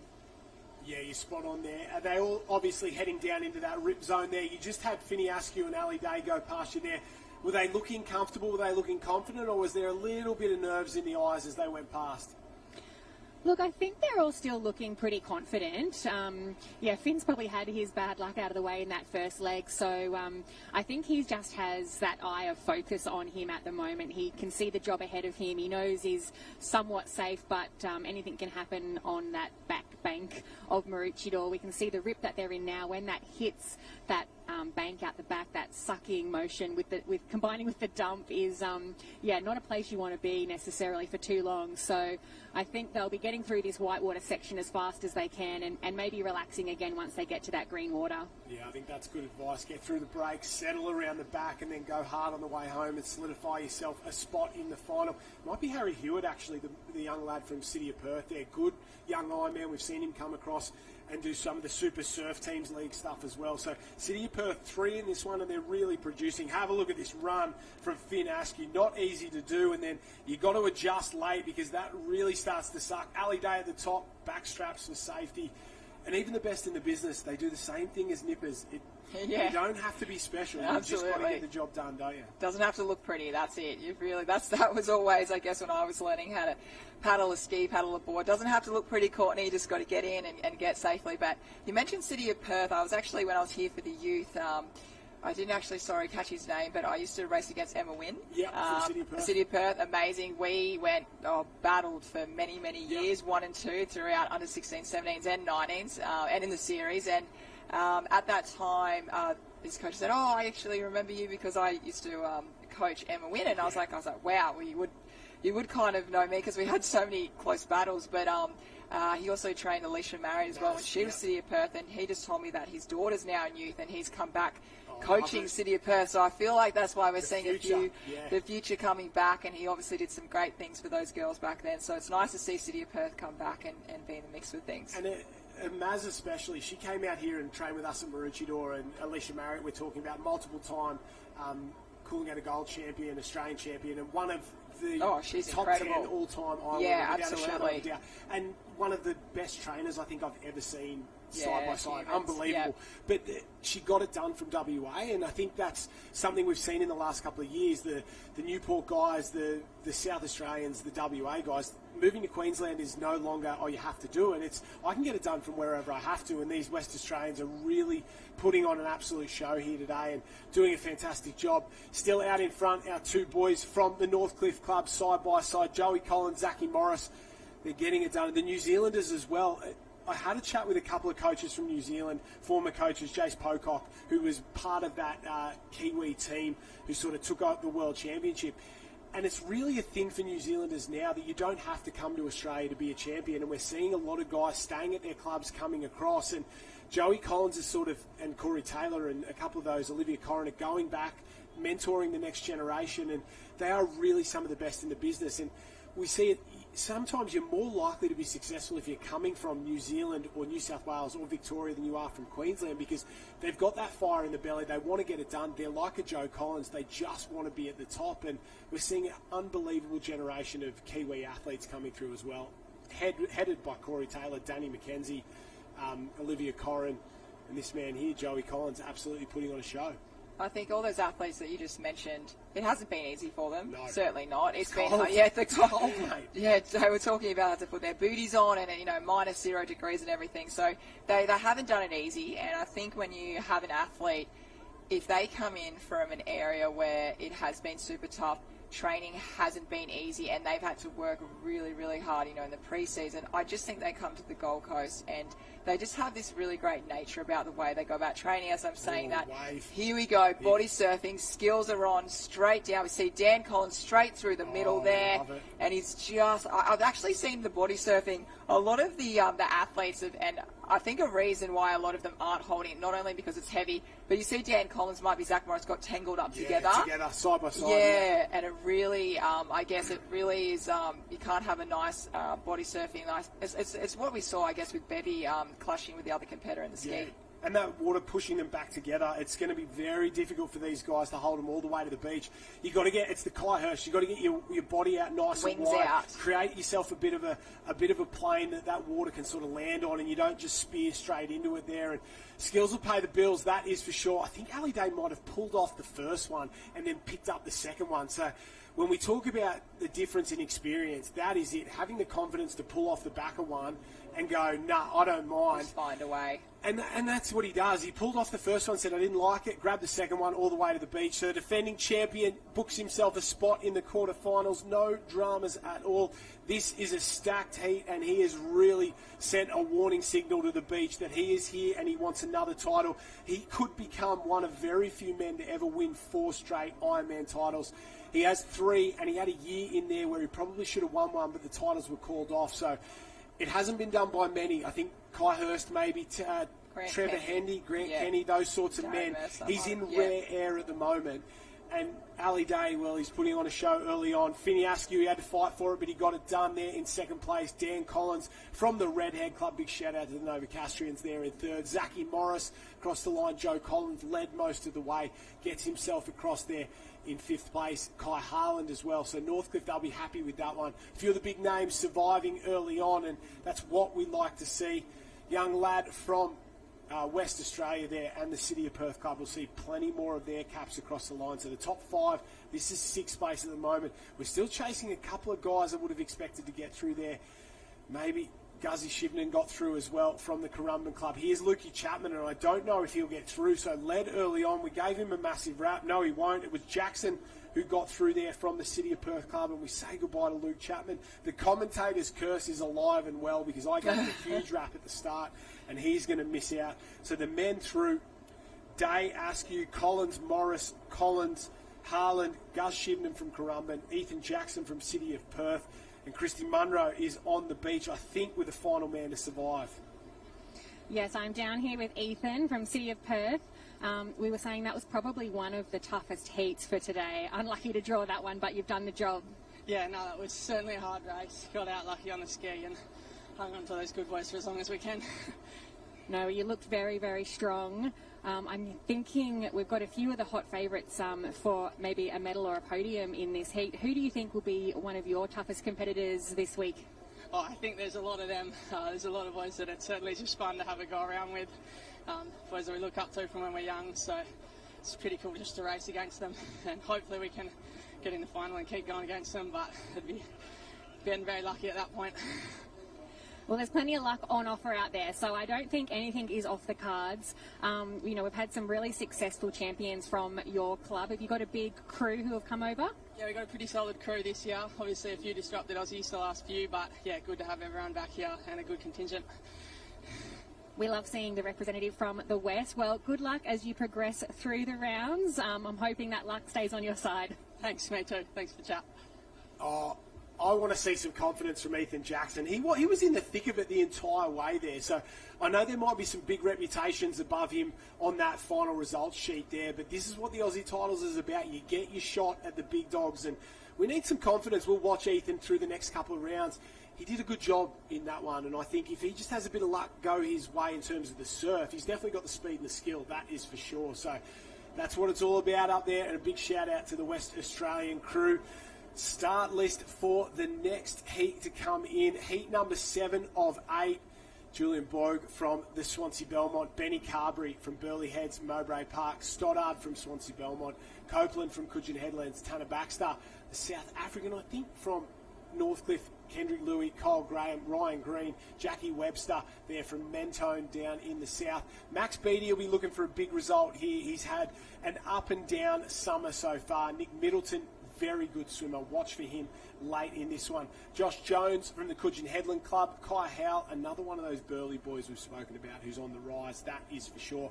Highfield and Coulson, they made a few trips down to Victoria, the two Surfers Paradise boys on the tail of this field. They've been very competitive all year long. A couple of guys you know very well, training partners there at the Surfers Paradise Club. They did a lot of racing around. Max Beattie's the one I want to watch in this one. He's kind of had a couple of low summers, probably didn't take the sport as seriously as he would have liked the last couple of years, but he's sort of wound back into it, and he's been competitive but super unlucky. And I think if he's in good form, these conditions will suit, but he's got a big test here. Kendrick Louis, dead set, the red-hot favourite, alongside Benny Carberry in this heat. They're off and away. Watch for Benny Carberry and Louis early on in this one. But Max Beattie, how's he been looking in the last couple of weeks? Because he really wants to do well, but he's just fighting that fitness battle, isn't he? Yeah, I think his fitness is really certainly peaked for the Australian titles with his fitness. So, and he just took off, and I saw he was the first one who leaped up and got his bottom in the seat straight away. So he certainly looks determined, looks keen, and but he's definitely got a tough one ahead. We've got Benny Carbs out there. I think he's another one if he can get himself to that Sunday, and the surf is picking up. We know that Benny loves the swell, so the pace is on, and we see on the blue ski in the middle of that is Kendrick Lewis doing really well. I feel like this heat, the surf wasn't as big. I feel like the boys, and the reason we're saying that is because the field, that's why they're more compressed together. When there is a bit of swell, you can see definitely the field straight away, a bit of distance between everyone. But yeah, at the moment, I'd really love to see Maxie do really well. He loves the sport. He's so passionate about it. So he's looking really fit. So I think we'll see some great things from him. Yeah, the 2 silver medalists from the state championships in this one. Benny Carberry, silver at the Queensland championships. And Nick Middleton from the Wanda Club, silver at the New South Wales Championships. So a couple of guys with a little bit to prove. Carberry on front. And I think you're spot on. If the swell's big, it comes down to pure power. When it's flat, it's more power to weight ratio. You can be light and strong and get the ski up and moving. But when Mother Nature's throwing bombs at you, you've just got to have raw grunt. And that is what Benny Carberry has. I like to laugh and joke and say he's $110, $120, but he's 90 kilos of pure muscle. And he's strong as well. He was a scaffolder as a kid. Now he's works on the tools every single day, and he's an Ironman in his spare time, I guess. And one of the best Ironmen in the sport. He's had such a good sort of 18 months to 2 years. And ski first, this will really set him up. He'll hide in that board, swim hard on the final leg. He's doing a good job. And it'll be Carberry on the white and black ski, Kendrick Louis on that blue ski on the right-hand side. They'll go down this one together, and good skills from these 2 boys. They know exactly what they're doing there. Kenj just sits up and off. Carberry won't worry about it. Different decision-making, but when you're as big and as strong as Benny Carberry did a good job hanging in there, you can manage those waves very, very well. This is a much nicer wave to pick up. A couple of those servers boys here, Max Beattie, closest to us on the screen, and the young lad we spoke about from Burleigh Heads, Mowbray Park as well. Kai Howell, he'll go from there, and one of them comes off, and that's not a mistake you want to make. No, certainly not. And he's decided something. Benny Highfield, he's going to swim in. So he's had, what the boys had to do in that first heat, as we saw. But as we go back to Benny Carves, he popped out nicely there. Did a good job. Really, really good job. And that's ski paddling. You've got to really have confidence in yourself when you come back on the wave. There's no hesitating. And as we see, I thought that was Benny carrying ski up. That was his hand. I was like, Jesus, doing a good job there carrying as well. But he actually took his ski, as we saw before, just off to the south side, and that was to where that channeling that water moving out, and it's actually the waves aren't as heavier from that side. So that was really smart going across there and just taking himself. But this is really tight, isn't it? There's 2, 3, 4, 5, 6, 7, 8. There's your top 8. Yeah, Baxter Green goes around there as well. Jesse Coulson in there. Max Beattie comes around. He's got a bit of work to do. So does Nick Stoddard. They're sitting pretty. They're sitting comfortable at the moment, but they've got to get a wriggle on because the next group has, a couple of guys who could probably swim their way into this one. Tanner Baxter from Northcliffe will lead that group out and around at the moment. Kai Howell, look at him go. At the moment there's Carberry off.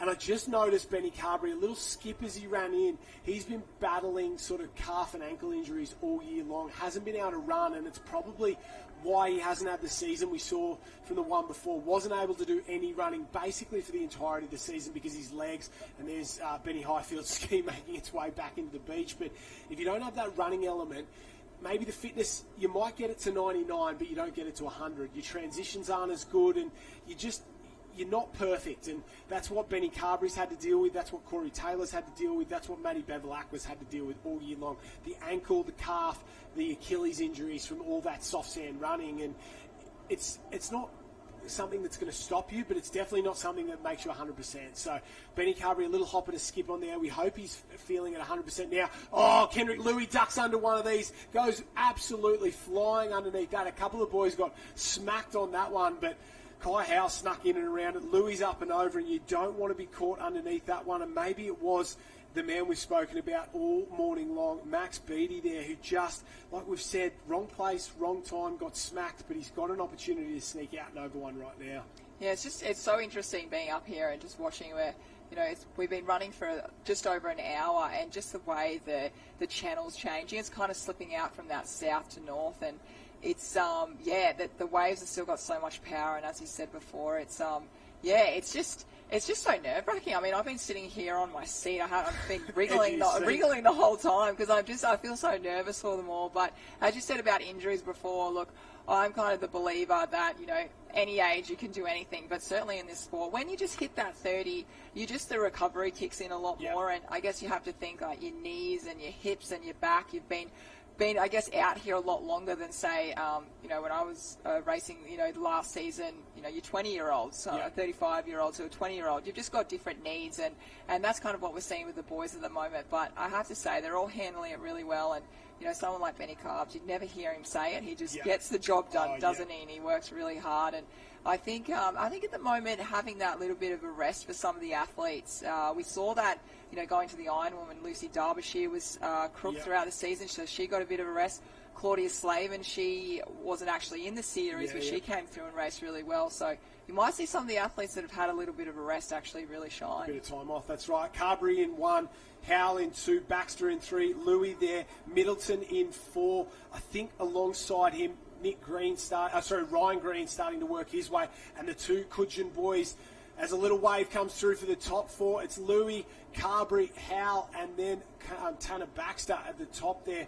Josh Jones was in the mix as well, the other one of those Coogin boys, Copeland and Jones. Stoddard, nowhere to be seen. Carberry does a little roll and then gets back onto it. Good skills to get back onto it. Not what you want to do at the moment. Baxter on the far right-hand side. Howell there as well. Carberry and Louis, 1, 2, 3, and 4. Kendrick Louis would be the best swimmer alongside Benny Carberry here. So those 2 will go to work. They'll be sitting very pretty and happy. The other 2 boys, I think they'll be comfortable to sit in behind and really just get a toe around at the moment. But that's our top 4. That's not what's important. It's the next 4 that we really have an interest in. And I think what you're talking about in terms of injuries is spot on. You can see Carberry there. He just doesn't look 100% comfortable in transition. Still very quick. And here we go. That's Green up and around. There is Middleton in there. Max Beattie, the 2 boys, Copeland and Jones from the Coogin Headlands Club, and Stoddard. So 6 doesn't go into 4. My maths isn't great, but we've only got 4 from this group that'll make it through, but there's a long, long way to go in this race. Watch for Ryan Green to go in this swim as well. Good swimmer, good board paddler, great young Ironman working his way through. First year open, so his first shot at the big show here, and he's not putting in too bad a show. They've almost bridged the gap over the top 4, and that's what a big transition does. It definitely is, and then certainly going into, as we can see, the tide going out. Now they've got a bunny hop. It also looks like there's a few potholes as well, but we'll hear from either Chrissy or Harold coming up. And so they've got a lot more on their legs, but we'll go to a highlight in a second and just have a look at that. This wave, that just really set. We've got Kendrick, we've got Carbs, and we've got Tanner Baxter and Kai Howell down on that side there. Thank you so much. You're quicker than me on to the names. But you see, when you see Benny Carberry in a second, if we show it, he just does a 360 flip here, and then he comes back on. Well done, Benny. It was very entertaining for us to watch. And once you start going over, he knows, well, I'm not going to bring it back. I might as well flow with it, and hopefully I get a run down. It was great skills. And it's become a bit of a top 10 at the moment. All those 2 groups have come together, and that's, well, it's stressful for our leaders, but what you want if you were in that next group. Middleton's starting to go to work. He's on the back there, that Wanda cap, blue, black, and red stripes there, and he will really go to work. Wanda, 1st, 2nd, and 3rd in the surf race at the New South Wales Championships, and I think 1st, 2nd, and 3rd in the Ironman as well. 1st and 2nd in the Ironman. Dan Collins jumped in there for a 3rd at the New South Wales, and Noah Steiner might have been in 4th. So very, very good from those Wanda boys, and watch for them to work their way through late. They're good swimming late in these races.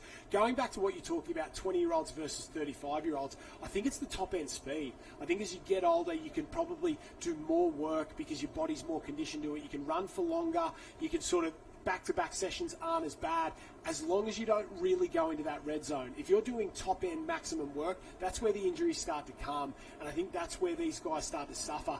It's when you explode off the line, maybe the calf goes. It's when you do that really hard sprinting to practice those transitions. If you're running a slow 10K, Benny Carberry will go all day, or Kendrick Louis will go all day, or Corey Taylor will go all day. It's when you've got to be explosive off the line compared to a Joe Collins or a Zach Morris. That is the really tough stuff, and that's where the injuries start to come. Definitely, and they certainly won't have to worry about that today because I just timed that Ironman before, and it's 14 to 15 minutes long. So when you look at irons, we've seen last year might have been 8 minutes, 9 minutes. Yep. So you're adding an extra kind of 5-6 minutes, and if you're looking at any other sport, you go, 14 to 15 minutes, that's short, that's sprinting. But in our sport, the amount of energy, I guess, that you have to put out for swimboard skis a lot. So it's certainly going to be endurance. But we've got Chrissy Munro, so let's go down to her and see what she's got to say. Thanks, Courts. Yes, loving your commentary. I can hear it in my ear. And sorry. Yeah, no, I'm loving that. And as you guys said, Benny looked a little bit uncomfortable in transition, but I'm thinking these surf conditions are really suiting the strength of someone like Benny Carberry. I had a bit of a chat to Kendrick Lewis before the race and asked him what he thought, and he said probably just a game of patience getting through these early rounds. We saw him make that decision to pull off that ski wave, which actually saw him pick up his board in 8th, but he's paddled himself back into contention and going into one of his stronger legs at the swim. So I think he's playing it smart and doing what he set out to do and just be patient. Yeah, he's done a great job. You're spot on there, Christy. He has basically done that to perfection. He took his time in that ski, found a little wave on the board and used his weapon, the swim, and got out in front. And I don't think there's anything wrong with sort of blowing out the cobwebs and having one real hard Ironman heat this morning. For the men, after this we go straight into maybe another round of the irons, surf races, board races, and then double ski. So I think for Kendrick Louis, I don't know whether he does the board race, maybe. I think he might jump in a surf race or two, so not a huge day for him. So there's probably nothing wrong with blowing it out this morning, getting a good result. And you can see him pick one up here. Great body surfing skills, great shot. He just fall off the back as it filled up. I thought he got himself down that one very easily, but wrong place, wrong time. And patience, I think Christy Munro hit the nail on the head, and so did Kendrick Louis. That is what he is known for. He sits and he waits and he hangs in, and then he finds a way to really put the knife into the rest of the field, and he's done that here today. Have a look at the boys out in front at the moment. No dramas at all. These three have got a wave past Kendrick Louis. Carbs is there. Middleton swam his way into it as well. And one of the boys from Surfers Paradise has done a fantastic job. Could be Max. Yeah, Maxi Beattie there rolled his way through. So big confidence boost from the man from Surfers Paradise. I love it. And that's exactly what it's all about. We see them stand up there. Yeah, Maxi Beattie there. So he'll get himself through. Big confidence boost for him. He deserves it. He's had a tough summer. He's battled hard, but he's just been off the pace all season long as he starts to work his way through. But I think next year, that'll be his year to stand up, and he'll be super competitive. He's been on the podium before at the Nutrigrain Ironman Series. He will be back there without a shadow of a doubt. Beattie in 1, Middleton in 2, Kendrick Louis trots up and around in 3, Ben Carberry, he will roll through in top 4. 4 of the 8 spots we have got, now we're chasing 4 more. Yeah, it's all about the numbers, isn't it? The handlers going, you're in 4th, you're in 6th, you're in 7th, keep going. But yeah, it's these boys, they did really well. They really didn't really have to push too hard. They kind of got that front wave every time. And I've got to say, Kendrick Lewis, he always looks really good at Aussies, doesn't he? He always gets himself up and peaks. And here we go. Here's this little replay. We've got the body surfing. We see Kendrick Lewis, he's out in front. He missed the first one. 3 boys coming in behind. And Max Beattie definitely got the best of that as he milked it all the way through the gutter there. And body surfing skills are definitely going to be on. And I tell you what, if any of the opens they watch the Nippers, a bit of pressure on, because they were good. Oh, okay. There was a were couple. Better. Yeah, they were. You said that, not me. Yeah, I reckon they were better compared to the boys so far. We need them to up their game, that is for sure. So they're through. Kai Howell, no dramas, 5th, 6th place there across. Stoddard will get 7th from the Swansea Belmont Club. Great board paddler. Watch for him in that board race. So we've had Beattie, Louis, Middleton, Carberry, Howell, Highfield from Surfers Paradise. Niggy Stoddard there, no dramas at all. And we're chasing one more. So no sign so far of Baxter. Oh, it's green. It's green up and through. So Ryan Green gets himself through there. And that is almost the last of the iron heats. There's probably one more to go in the other area. So that has been a fantastic morning of iron racing. I'll give you the results of heat number 6, the one we didn't see. That had Corey Fletcher, Archie Vernon, Tim Senior Skinner, Jack Darfour, Cooper Williams, Dave Miller, Jonathan Hagan and Hamish Miller.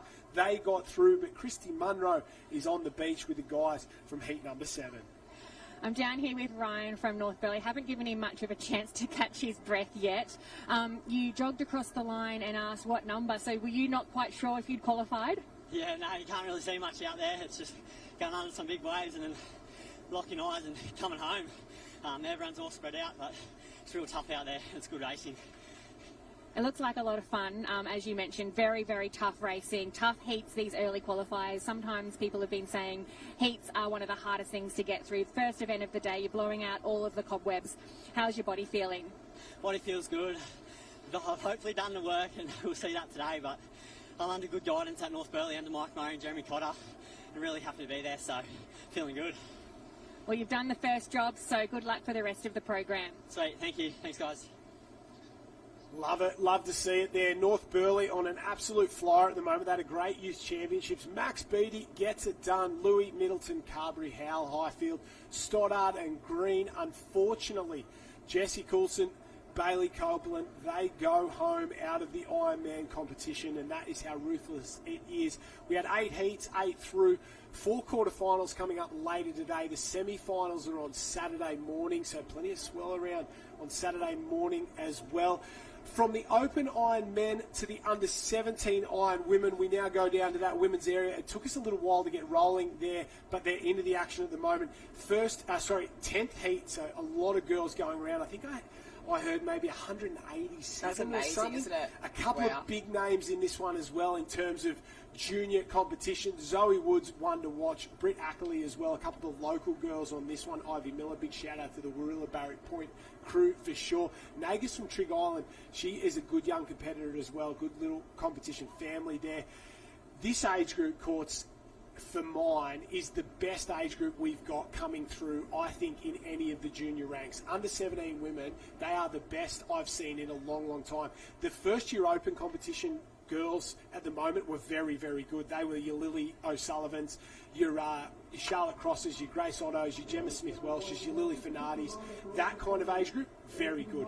This age group, I think, will rival it. You got Caitlin Reese, you got Zoe Woods, you got Clues, you got Pippi Tapania, and then Sienna Bush, and a bunch of girls that are really good and are already mixing it with the open competition.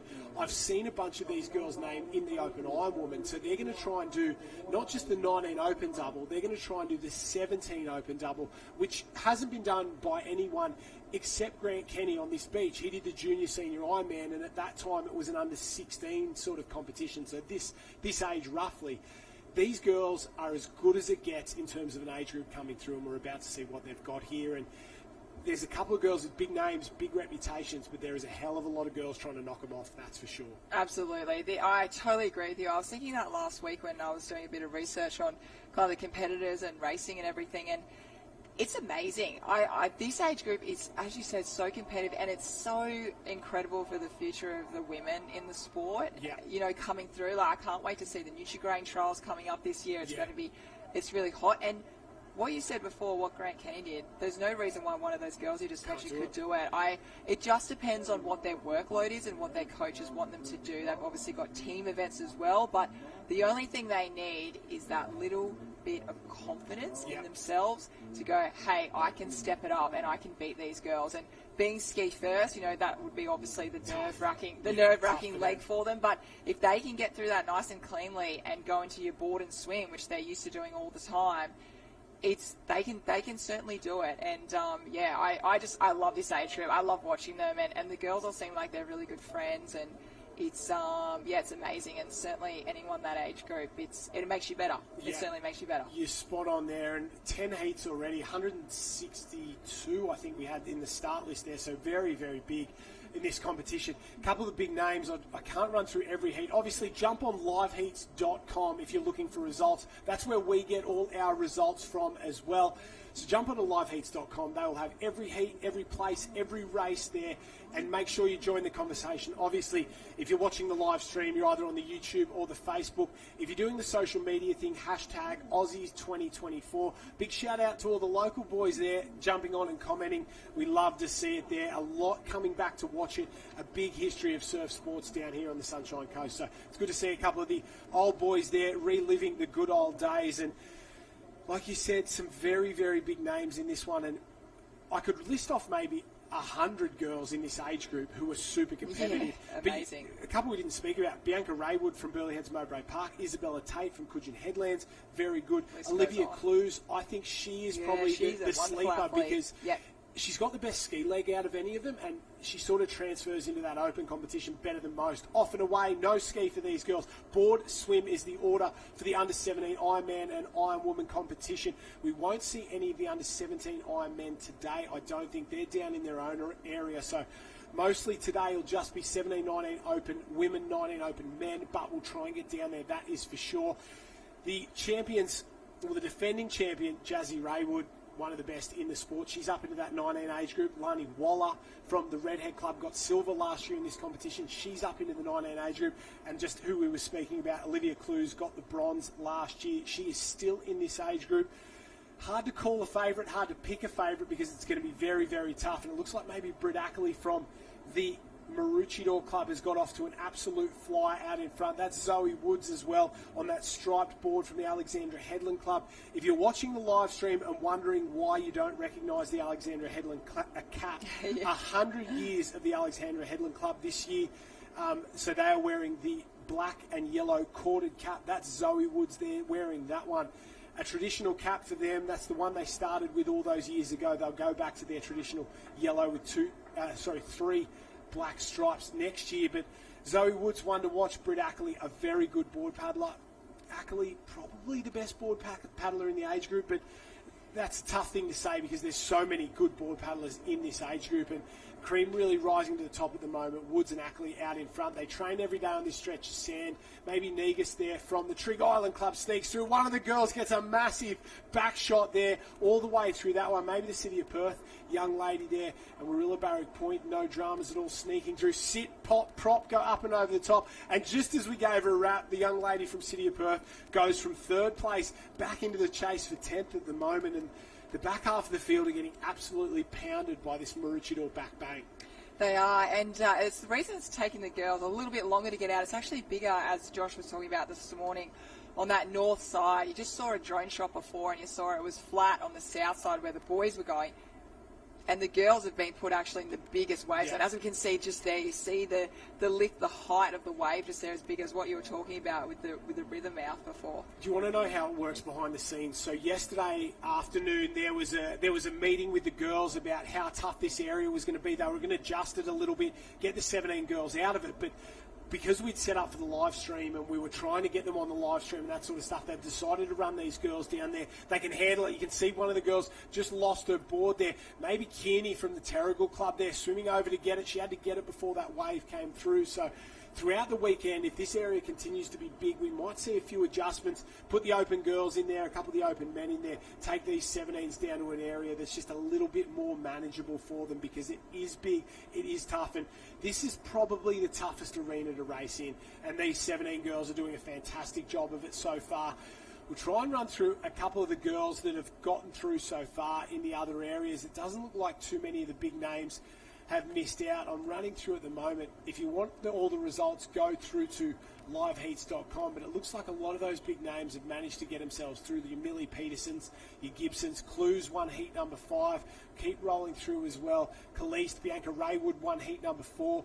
Winner Zara Green won heat number 3 from the Terrigal Club. Ali Hughes got herself through that from Tugun. Watch for her. Millie Derbyshire, Sienna Bush as well. Had no dramas at all. Cogni, O'Prey, Chin, they all got themselves through that heat number 2.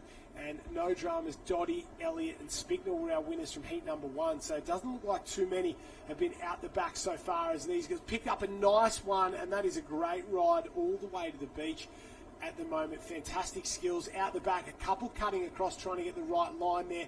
Working very, very hard. Oh, late drop underneath and goes sideways. Those two girls have taken each other out. I think it's cleaned up one or two others as well. So the young lady there from the Sorrento Club has been absolutely hammered. I thought she, and out the back, you can see how big it is. Oh, big wave, big board shooting out in front. That is absolute drama at the moment. And another ticket to ride out the back. These girls really making it tough on themselves. This is not what you want. Maybe Borden from the Sorrento Club there got absolutely smashed and shot out the front.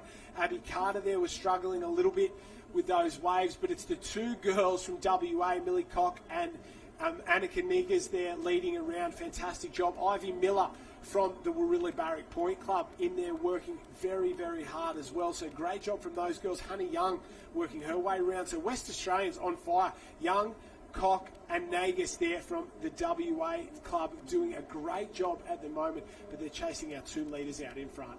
Yeah, the WA, we've just started the first few hours of our day 1 of open competition, and they have just been up the front, haven't they? We've been really hearing Trig, City of Perth. Let's take a look at the replay. Oh, this is wild. We've got 1, 2 taken out. We've got almost 3. There we go, 4, and then out the back we saw another one as well. And this just shows just how strong in that water movement. You can see all that whitewash just kind of moving all different ways, and it's really, really tricky out there. The girls are doing amazing. I mean, under 17s, 16-year-olds are out there, and some 15-year-olds out there 15-year-olds as well. So they're really doing really, really well. And this is really good for them. We have seen the Aussies being flat, with dead flat last year, but to be in this age group and to actually have races with big swell, you're just a better athlete for it moving on. I remember coming back, I used to do a lot of Aussies at Kurrawa. We raced at Portsea, and you just get those conditions, and you then put your foot on the line when there is big swell, and you feel more confident in yourself that you go, okay, I can do this. I've been in this before, and we've also seen the Shen Eckstein Classic. That's been massive as well. It does get big, yes. That's it, and you're spot on there. It's a good experience. That's what the Aussie titles that I remember as a junior, and I don't want to start on back in my day stories. Why not? But I've got 1,000. But you'd head down to Kurrawa 2003, 2004. Surf's pumping. You didn't know if you were going to get through. Everyone on the beach, there's just that nervous energy that makes it special, and that's what it's all about. We just saw Burns from Allura going through there as well. Klingner from Southport, SA, working her way into this one as well, and it's not over for these girls. Ivy Miller got a bit of work to do in the centre of the screen there. That distinctive grey, orange and white Warilla Barrick Point cap, and you would have seen it over the last couple of days of the Youth Championship. Warilla Barrick Point had a golden age of surf sports athletes over the last couple of years. Ben Carberry, Ali Day, you had Jordan Miller, you had Hayden White, you had Max Beattie go through. Some of the best in the business coming out of that club and winning. Dave Smith, Olympic gold medalist on the ski there. Lauren Smith, ski champion at the Aussie titles. They had some of the best in the business. Well, it's now generation next for Warilla Barrick Point. Nicole Sims is down there coaching with Jordan White and a couple of the other guys down there as well, Berkey and a few of the boys looking after them. But they do such a good job. The future's so bright. They continue to get medals at that Youth Championships. And Warilla will see another generation of Ali Days and Hayden Whites and Benny Carberrys in the next couple of years come through. And I think these sort of guys and girls are the first sort of few that are filtering through, because they're a great club. They love to race hard. They love to work hard at training. And the future's bright. And when you've got a history like that, there'll be success in the future without a shadow of a doubt. Definitely, you absolutely nailed it. It's a beautiful spot down there, down south, and Nicole, she raced the Masters. I saw she picked up a few medals. I spoke to her yesterday. She looked exhausted. And she's got 4 kids, and she's incredible. They're definitely, and her husband, being an athlete himself, great footballer. They are just, their kids are going to be absolute weapons, and it just takes, even if it's one person in a club like Nicole, it really drives the energy, the movement forward, and she's so wonderful with those kids. So you're so right, they're going to be successful. Nicole's an amazing coach, and really looking forward to it. But as we move back to the screen, I was talking about before about timing the race, and it was 14 to 15 minutes, and the girls have been out there for a long time now. As you can see, they're going under. This is definitely an important skill to have in our surf, where you duck dive under, try and grab along the sand as much as you can, but we talk about, I guess, when there's big swell and the swimmers really come about, but it's also the athletes who have that little bit, that extra fitness, but also the skills of being able to hold your breath and then recovering from that and being okay with that. So swimmers certainly in this type of conditions definitely pop out and play their part, but it's also those athletes that have that extra fitness, and as I said before, just being able to manage going under, coming back up, doing a bit of water polo, body surfing. It's being able to manage that's not just a straight swim. And if you haven't been to Maroochydore as well, it's the same sort of setup as you see on the Gold Coast or a few beaches down in New South Wales, where you've got that inside break, very shallow. There's a gutter, it gets super deep in there, and then there's a back bank, and you've got to deal with the dual break. And the white water today is rolling through, but as the week goes on, it drops off ever so slightly. You might see deal with 1 or 2 waves, get some speed up, deal with that back bank. These girls are on that back bank now. You've seen 1 or 2 of them stand up. You've got to dive down deep, grab it, and there's a lot of water moving on that back bank, but you've got to keep working forward, don't you? You get down, hold onto the sand, push off, deal with that aerated water. And the reason the water becomes white is because there's so much oxygen in it. The molecules break up. Don't want to get too scientific, but it starts to oxygenate in there, become aerated, and it's difficult to swim in. It's difficult to work through, and it just moves way more than the water out the back. So you're getting pushed in multiple directions. the way you manage that break over the next 5 days is whether or not you will be super successful over this weekend. That is for sure. So a couple of the girls, no dramas at all. It looks like Ackley absolutely on fire out in front there. She's had a huge run at the moment. Second place, still Zoe Woods there. I can see that cap. She's done a fantastic job. Ackley, let's talk about the Maroochydore Club. They celebrated their 100 years not too long ago. One of those super traditional clubs in surf sports. They absolutely love it. They're some of the best in the business, and they really do a great job of putting on the Australian Championships year in, year out. So we really love to see them be successful over the competition. We love to see them be successful here, and they've got some competitors who can really win over the next couple of years, and it'll be interesting to see. Yeah, definitely, and they're really great across all areas of the surf club. They've got, the boaties are very strong. You've also got the sprints, the flags. We've seen Tiani Massey's just been absolutely on fire, and she'll be certainly one to watch in the Iron Woman. But, Sam Short, he'll be going, for the Olympics as well, so he's right up in the swimming. But across all areas, and in the youth as well, they just, from every age group, every event, they're so strong, and they've really got, and they always have been, haven't they? Really from the very, very start. So, and it's one of those clubs, they never sort of, like your Northcliffs, your Burleys, that sort of thing, you see them all year long, and they don't sort of, Maroochydore don't sort of stand out. They've got 1 or 2 in the Ironman series every year, but they get to a state and Australian titles, and they could win the Taplin Relay, they could win every single ski event, and you don't know where these guys come from, and they just perform better and better and better year on year on year. So they do a fantastic job, and they're really working hard. I think we're looking down at the other area there. There's another one of those women's heats going on, and that might be Isabella Tate down in heat number 9. So the heat number 9 going on down in that area, that's a tough one as well. These girls are starting to work their way back. We're just cutting between a couple of areas at the moment. So that's heat 9 working its way back. Isabella Tate out in front, or maybe even Neve Sharp there from the Coogin Headland Club. Another one of those clubs that do fantastically well in the competition. While heat 10 starts to work their way back, we're going to try and cut across all 4 areas throughout the 5 days of this competition. Courts, very tough to catch every event all weekend long, but what we will do is catch every event all Sunday long, that is for sure, without a shadow of a doubt. Britt Ackley, no dramas at all. She got herself across the line there, and it's been a good start for her. Watch for her in the board race as well. Very good board paddler, very strong competitor. Like we said, this age group's so good. Girls that would normally be considered the best in the business, you don't talk about as much. You hear about your Pippi DePanyas, your Caitlin Reese, your Bianca Raywoods, your Olivia Clues, your Zoe Woods. Britt Ackley is in there in the mix with us. Speaking of Zoe Woods, she's in there in the mix as well. She could win this Ironman on the weekend. She could win the board race on the weekend as well, and have an absolute and become a star of the future. And we mightn't have spoken about her all summer long.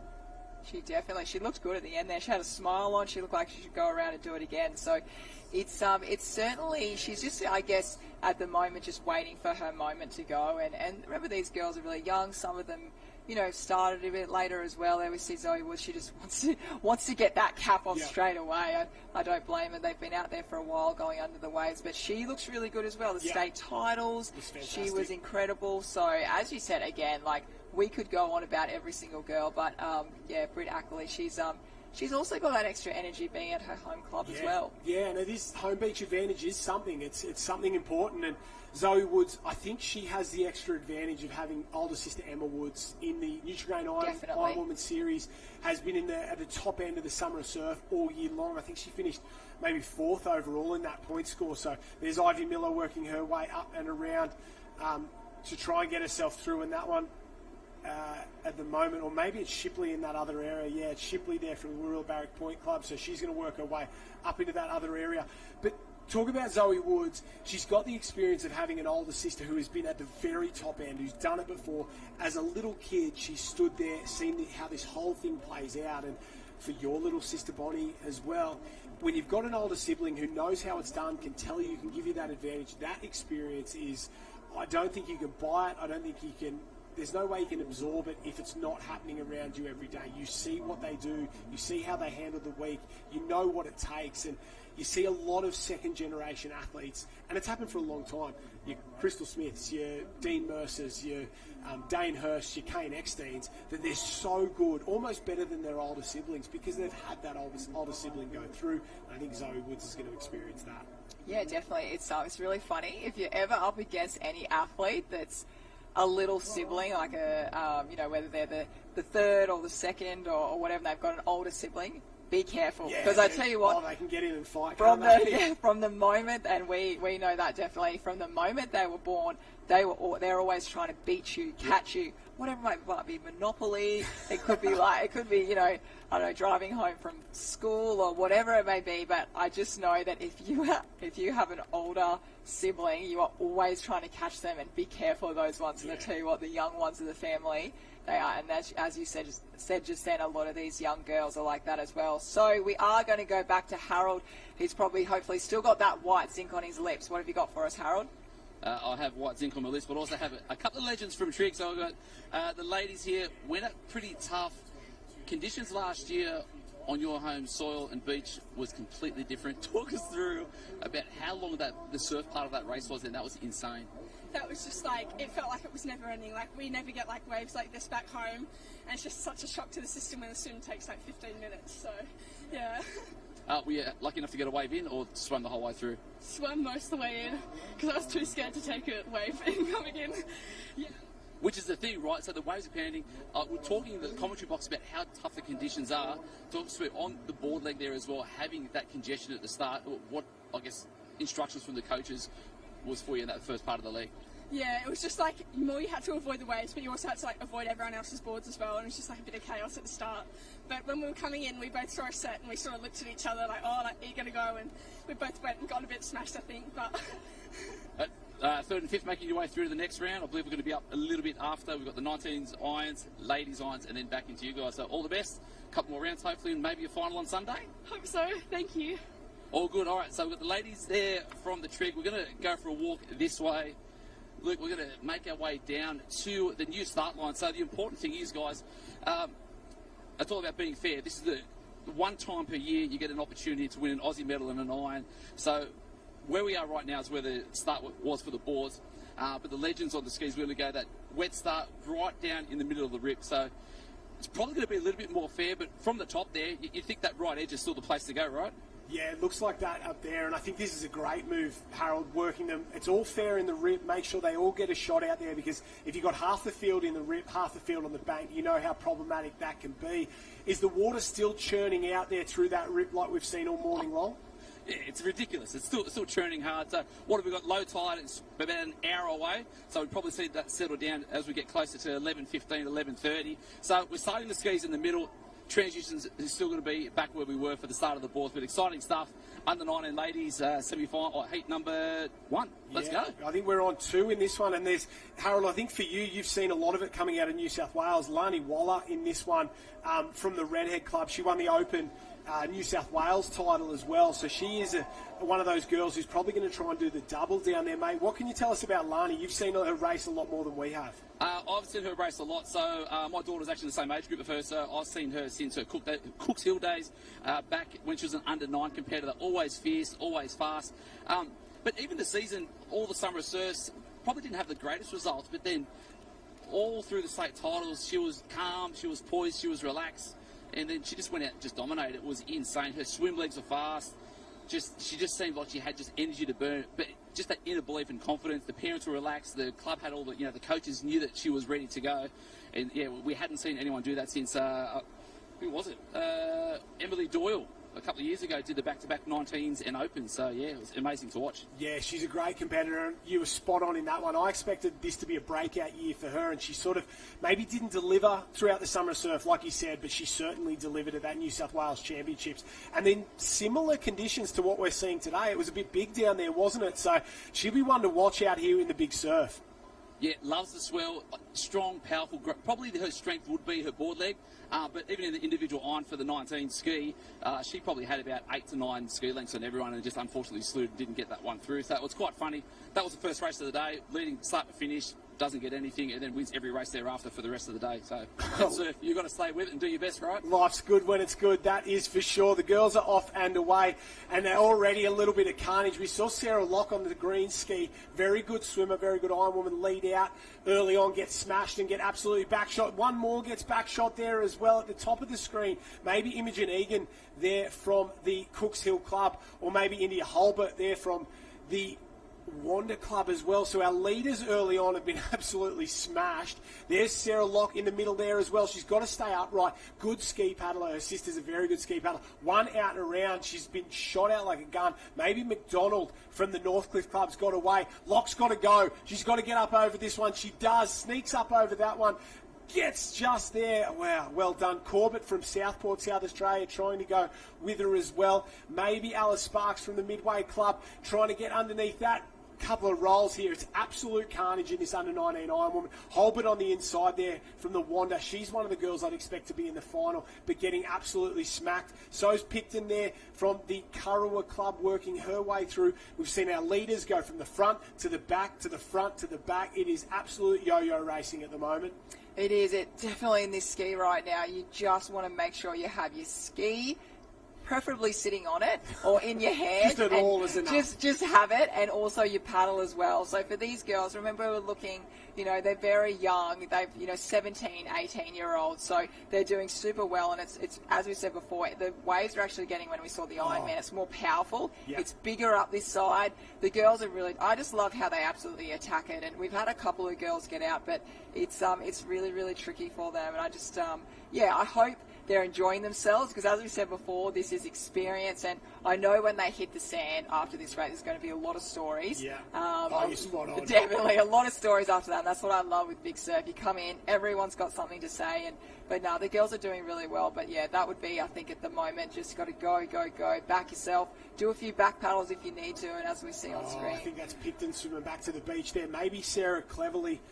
Leah Pilkington there from Alex. Sarah Cleverly on the other side. Both the Alex girls stuck in the break here, trying to get through, but she's the junior Coolangatta Gold champion there. We've got 7 skis washing in, and have a look at the green flash at the top there. There goes Sarah Locke. She's leading that one, and this is our leader working her way around. McDonald has done a fantastic job there to get herself around, and it's basically a ski race at this point. If you get yourself around in the ski, you've almost set yourself up, and you've got so much time, so much space to relax and get through it. You can see their Locke coming in as well. So McDonald and Locke have done a fantastic job to set themselves up. There it looks like maybe Pilkington at the bottom there getting a wriggle on, trying to get herself through at the moment. Egan there. Dakota Luke is another one I wanted to see in this one. A fantastic ski paddler. Got a couple of medals in the ski races at the state titles from the Dickey Beach Club. She had a medal last year at the Australian Championships in the junior. Have a look out the back. Big set out there coming through on that one. That one cleans the cans out. So there's one or two of the girls who are still going around the cans on the outside at the moment. Maybe Paulie from the Northcliffe Club there trying to work their way home. But this is really tough on these girls, just getting pounded. One or two. Okay. Lani Waller just grabbing her ski. This is Paulie working her way home. Lani Waller's been smashed to the beach. She's grabbed her ski and she's got to go again. It's now or never for this young lady. If you don't go, you're going to get cleaned up by that wave on the outside. You've got to get a wriggle on, don't you, Courtney? Yeah, I was just going to let everyone know behind the scenes. You and I have got our mouth open and we're like, come on, let's go now. So we're all cheering for you all from the booth here. But it's, the surf is on TV. Remember, it's never as big when you're looking at it on TV. When you are out there, it is so much bigger. And it's these girls, you can see they're turning around now. They're just deciding whether they're going to go down or not. They're probably going to sit up. Sit and stop.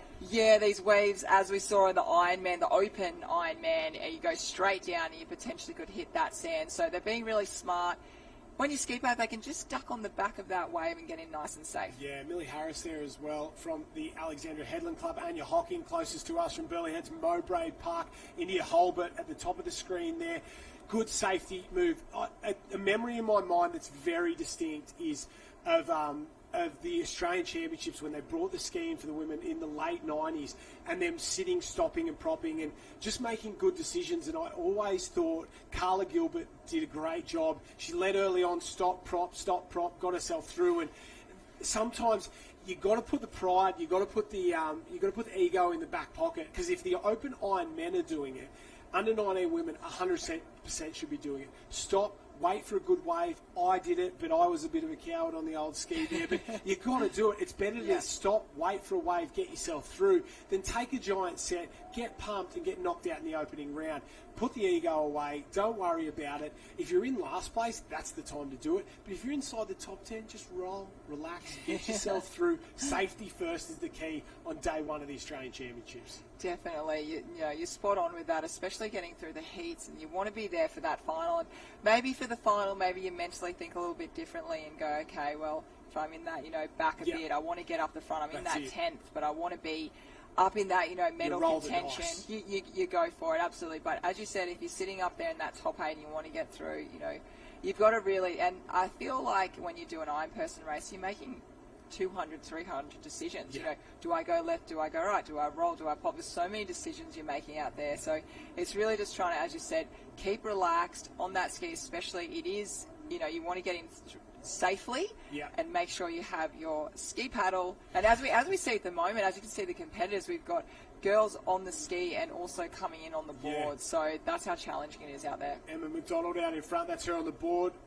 Sarah Locke just gone around the ski as well. And there's a couple of our backmarkers here really trying to get in it. That's Lani Waller. So she is being almost lapped, and I would say she'd be the favourite in this one. The best Iron Woman competitor in this heat, and Lani Waller is almost being lapped by our leader at the moment. Doesn't mean she's out of it. We've only had 5 or 6 go around and onto the board, so these girls are essentially racing for the last couple of spots.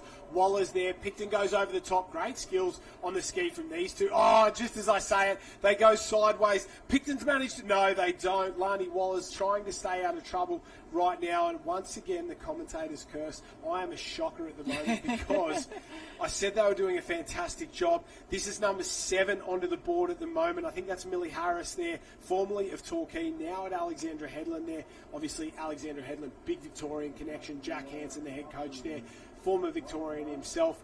He would say one of Victoria's finest. I would say they can have him back if they want him, but he's a great coach. They pick up a lot of the Victorian competitors up here because they have that connection. She's doing a great job. And this is Lani Waller from the Redhead Club of Newcastle. She is in 8th place at the moment, working her way around. She's still in it. She's still in it, but she's got to get a wriggle on. And our leaders are heading into the swim. Yeah, she certainly does. She'd be know where she's sitting right now. Her handler would have made her very aware of that. She looked a little bit stressed, so I'm sure. As you can see the look on her face, because going into this, coming off the New South Wales state titles, she won the double. People would have been talking about her, and so she probably feels potentially maybe a little bit of that squeeze pressure on now to come into the Aussies and certainly not only make the final but be right up there for winning a gold medal. So for her right now, just being just out of that top 8, she really want to get a move on. But she is the Australian board title holder at the moment, so we definitely know she can board paddle, and she's good in the swell. So as you said, I haven't really seen the front runner being on the board, and also the girls coming through on the ski that are still contention. So. Yeah, it's absolutely chaos. And this race has just been, it's probably the biggest the surf's been all morning. And we can see here on the ski, 1 or 2 sneak out, 1 or 2, terrible roll there. I don't know who that one was, but lost the ski back into the beach. That was not what you want to do. If you're going to roll the ski, grab the strap, flip it over, really punch it through. She just decided to flip off the side and keep the feet in there, and it's not what you want. You can see the girls here getting absolutely smacked. They don't stop, they don't keep moving, they've got to stop and prop it. It's not what you want at the moment. McDonald done a fantastic job, set herself up on the ski. More of our board paddlers still coming around at the moment. These girls, they can still qualify for the next round. New Zealand competitor there working her way out at the moment. Got plenty of work to do if she wants to get up into this one. But I think Alice Sparks there from the Midway Club, big New Zealand contingent. They've got to get a wriggle on, and our leader, Emma McDonald, is doing a fantastic job out in front. Part of that Northcliffe Club, Naomi Flood there, something that you know very well. These Northcliffe girls, they're a very, very good squad, a very strong squad, but they've got that second tier of group of girls coming through in the 19s as well. They're going to be stars of the future as well. The 19 girls surprised me from Northcliffe at the Queensland Championships. I thought it was all Burleigh Heads Mowbray Park. I thought they were going to run away with it. But consistently, a lot of the girls who I was like, I don't really know this girl, I haven't seen her race much, bang, wins the ski race. Oh, I don't know how these girls are going in terms of board pay. Bang, they win the board relay. They are very, very good, and I think you have a lot to do with that as well. You had a long time there before you made the switch to Service Paradise. You set that club up and were really the star of the show there for a long, long time, and they just continue on, don't they? Yeah, I think I was super lucky. How it all happened for me was still racing for Sawtell and was a part of the Nutrigrain series at the time, and Pat O'Keefe came up to me and was like, oh, Paddy. Yeah, Pat O'Keefe came up and said, oh, would you like to come and try a few training sessions? I said, oh, I don't know, I'm pretty happy in Sawtell, but he I think he knew what he was doing. Over time, he kind of got me. He was patient and finally got up there. But I got up there, and I was just so lucky to have his guidance. He was incredible, and as you said, he set the club up there.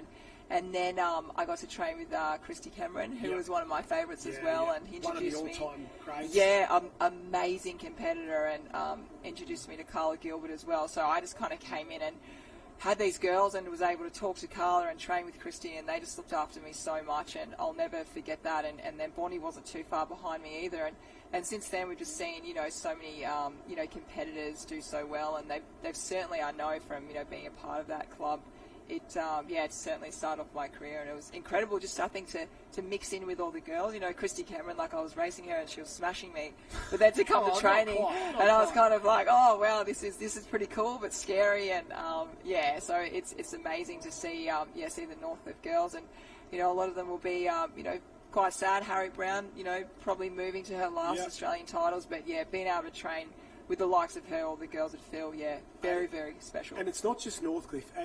I get asked a lot. I obviously did a bit of coaching at Sunshine. Development club that's just sort of breaking in there with Electra Outram and Gemma Smith-Welsh. What does it take to get athletes from that age group to the open competition? And I say to them, it just takes one, because you need a role model, and role models in clubs are super important. And you talk to anyone on the beach and they've all got one. You go to a club and you've got a role model, and you learn from and you grow from them. And you had Christy Cameron, and then you became a role model for Harriet Brown, and Harriet Brown became a role model for Georgia Miller, or Georgia Miller was in there with Haz, and they were role models for Olivia Corrin and Ruby Meehan, and then they will be role models for these girls here, and it's a generational thing.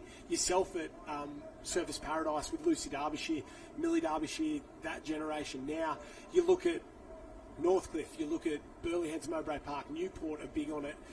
Wanda, those big successful clubs that continue to be successful for years and years and years, they have people who give back to the next generation. And I think it was one thing to make your club successful, it's strong role models that set a culture, that set a training effort, that give back to the younger generations and aren't worried about losing their spot in the Taplin relay to the young kid. They want them to come through and be better, because that makes the club better as a whole. And I've no doubt you would have done that at both Northcliffe and Surface Paradise. And that's the sort of thing you need out there. If you want your club to jump from just a youth club that does really well to an open club who is super successful, you need role models that stay there, that guide the next generation. And it's tough to do, because they've got careers to worry about as well, like yourself. You're a professional ironwoman who makes a living out of this. You have to look after yourself, number one, but you've got to give back, and you've got to make sure that the next generation's good. So that's the key. If you can be a role model, that's a great thing. And I think Harold's down the beach with, we talk about those clubs, I think he's down the beach with a couple of those role models sort of watching on these junior ironwomans down there, and there's a few that give back more than most, and I think he's talking to a couple down there that sort of, they're the pinnacle, they're the ones you want in your club. Yeah, massive segue. You were talking about role models within surf clubs. She's kind of half coach at the moment. Alyssa Pearce in the commentary box. Josh and Coulter was talking about the importance of having strong leaders that are going to bring through the next lot of youth to be the athletes here. Talk to us about the Wanda program and how much it means to your heart. Yeah, I've been in Wanda since I was 6, so I love the club. I wouldn't go anywhere else. We've got a great group of girls and boys coming through, and we're really excited for the weekend. Conditions at the moment, hectic, right? Very. That 19 ski, first leg of the iron, was insane. But India, I think she's coming in third. I hope. She did so well. She just sat, didn't fall off, held on to her craft. I think that's going to be key today. Patience is the key. Thanks, Alyssa. Legend, all the best for the wedding. If you're looking for an MC, I'll send it back to you guys. Back to the action. We love it, mate. Thank you. Well, you're spot on, and I don't know how it happened, but yeah, Alyssa Pearce, the Pearce family, big in the Wanda Club, and They're guiding India Holbert through here. Sarah Locke was our winner of that second heat of the Iron Woman there. Heat number 1 in the other arenas gone through. We'll run through some results of that one. Jasmine Raywood, Kimberly Doyle, they got themselves through. Kate McHardy, Chelsea Wood, Ashley Wincham, Charlotte Hart, Eva Parrish, Kelsey Punter. That is your top 8. And we say goodbye to a couple that I would have thought would have got through. Charlize Menfee there, Cookie's gone. So she was one I would have expected in the final. Rhiannon Copsey as well, she is out. And Ellie Philpott, she's out of that one as well. So tough in the opening heat here and probably just as tough in this second heat as well. Big Surf came through to kick that one off. So the 19 women have not had it easy. And we spoke about role models. Alyssa Pearce, exactly one. And she has been a role model for this woman here, India Holbert. So Locke in 1, Emma McDonald in 2, India Holbert in 3. And we're still waiting to see who gets through in this heat out here. Very, very tough for sure for these ladies, and they have earned every single spot in that final. It's going to be a tough day out here for the women, that is for sure. And we get to their ski racing later on, and that is going to be absolutely brutal. Something you know about. Skis out here today, it's make or break. You get a good run, you're home and hosed. You get in the wrong place in the wrong time, pack her up, put her on the trailer, your weekend's done. I think you just can't hesitate, and that's whether you're going out. So you either make the decision to stop and back paddle, or if you're going to go. Don't second guess yourself when you're halfway out there. And same with coming in. You go with full commitment, don't you? Yes, yeah. If you think about it and then go, oh no, oh yep, oh no. If you ever think go, you got to go. So it's one of those things that a half a ski length can make a massive difference. Absolutely. I guess you put it commitment. It's like when you get married, isn't it? You're standing there, you're doing your vows. What a segue. and your commitment, you're like, okay, I'm going to commit to you. It's the same with going down the wave. It's like getting married. Commitment. That's it, all in. And some people don't, and that's right. We're seeing a bit of that at the moment. But no looking back. Not you and I, going mate. Forward. Full commitment. That is 100%. A big shout out to my wife as well. I love you, baby. But on the way home, these girls here, we're still chasing 5 more to get through at the moment. So they're not out of it at the moment. We've only had Locke, McDonald and Holbert in there. A couple of the Alex girls. I think that was, Sarah Cleverly, Leah Pilkington, and as well one of the other. They probably wouldn't know that as well, what they're coming at the moment. No idea. You lose track when it's big swell and it's big swims. Yeah, you're spot on. So you got nothing out there. Maybe Dakota Luke's worked her way back into that one. I can't quite pick the cap there. Working very, very hard on the way home. So here comes a little wave. Got to push down that one, and they don't get it. That can be heartbreaking as well. You've done all this work. The waves have smashed you for 2.5 legs, and now you want one. This is the time you want a wave to come through, and nothing works its way through. Out the back, Waller picks that one up. She's going to have to body serve it through because she's sitting right on the edge at the moment, falls out on that one. It'll be interesting to have a chat with Lani after this one. Going in is probably, I would say, the favourite of the race. Her and Jazzy Raywood, 1 and 2 in terms of the favourite there. And to be right on the edge, we've seen it a few times today. Bevel Aqua, Corey Taylor, a couple of the others where the big favourites have really struggled to get through these iron heats. Yeah, we certainly, and as we said before, everyone watching on the beach as Heat 1, Heat 2, Heat 3, 4 goes on, they're looking at it going, okay, as we said, we really can't muck around. But Jazzy Raywood, she's definitely going to be a hard one to beat. I feel like the advantage she's had is she's been in Nutrigrain Series, she's been in surf, she's been up with that open pace, being in the series, and she's very confident on the ski and in the swell. Yeah, her ski's the best leg. That's the other thing too. When your weapon is the leg that everyone else is going to find it toughest. Just getting around safely and knowing that you're going to be confident working your way through that makes such a difference, and it's really, really good. Sarah Cleverly, that was her across the line for Alex. This is Pilkington up and around as well. So I think both these girls will get in fairly comfortably as well. Maybe not. They're right on the edge. So tough here for all of these girls. Cleverly was through in 4th place. Holbert was through in 3rd. No sign of Lani Waller just yet as they go through. If you want to see all the results from all the heats, liveheats.com. That was Pilkington in 5 across the line there. Then Dakota Luke from Dickey Beach as well. And Harold's in the mix at the moment. I want to hear about this race, Harold, because it was absolute chaos from up here. So we're going to start with power, precision, and we're going to call it a bit of luck at the start there, Sarah. First wave of the set, just got the back of your ski, you got out nice and clean. Everyone had their, holding your breath on the beach. What did it feel like out there? It was really scary. I just focused on trying to get through the waves and play it smart. But yeah, it was really scary going over that last one. And I knew there was girls behind me, so I thought if I just get over it, they'll get smashed. Nice and clean. Swim leg of it, obviously solid lead there. You're 1 and 2, you and Emma so far in front. Could conserve a bit of energy. Feeling all right for a couple more today, possibly? Yeah, definitely. Just tried to keep it smart in that swim. Like, that's my strongest leg, so I thought cruising that one, because we have a semi coming up, so yeah. Excellent. We're going to walk down the line, and hopefully we'll be okay. Thanks, India, out of the way. Lani, sorry. So you've done a ski, swim, ski, board, swim. Panic stations everywhere.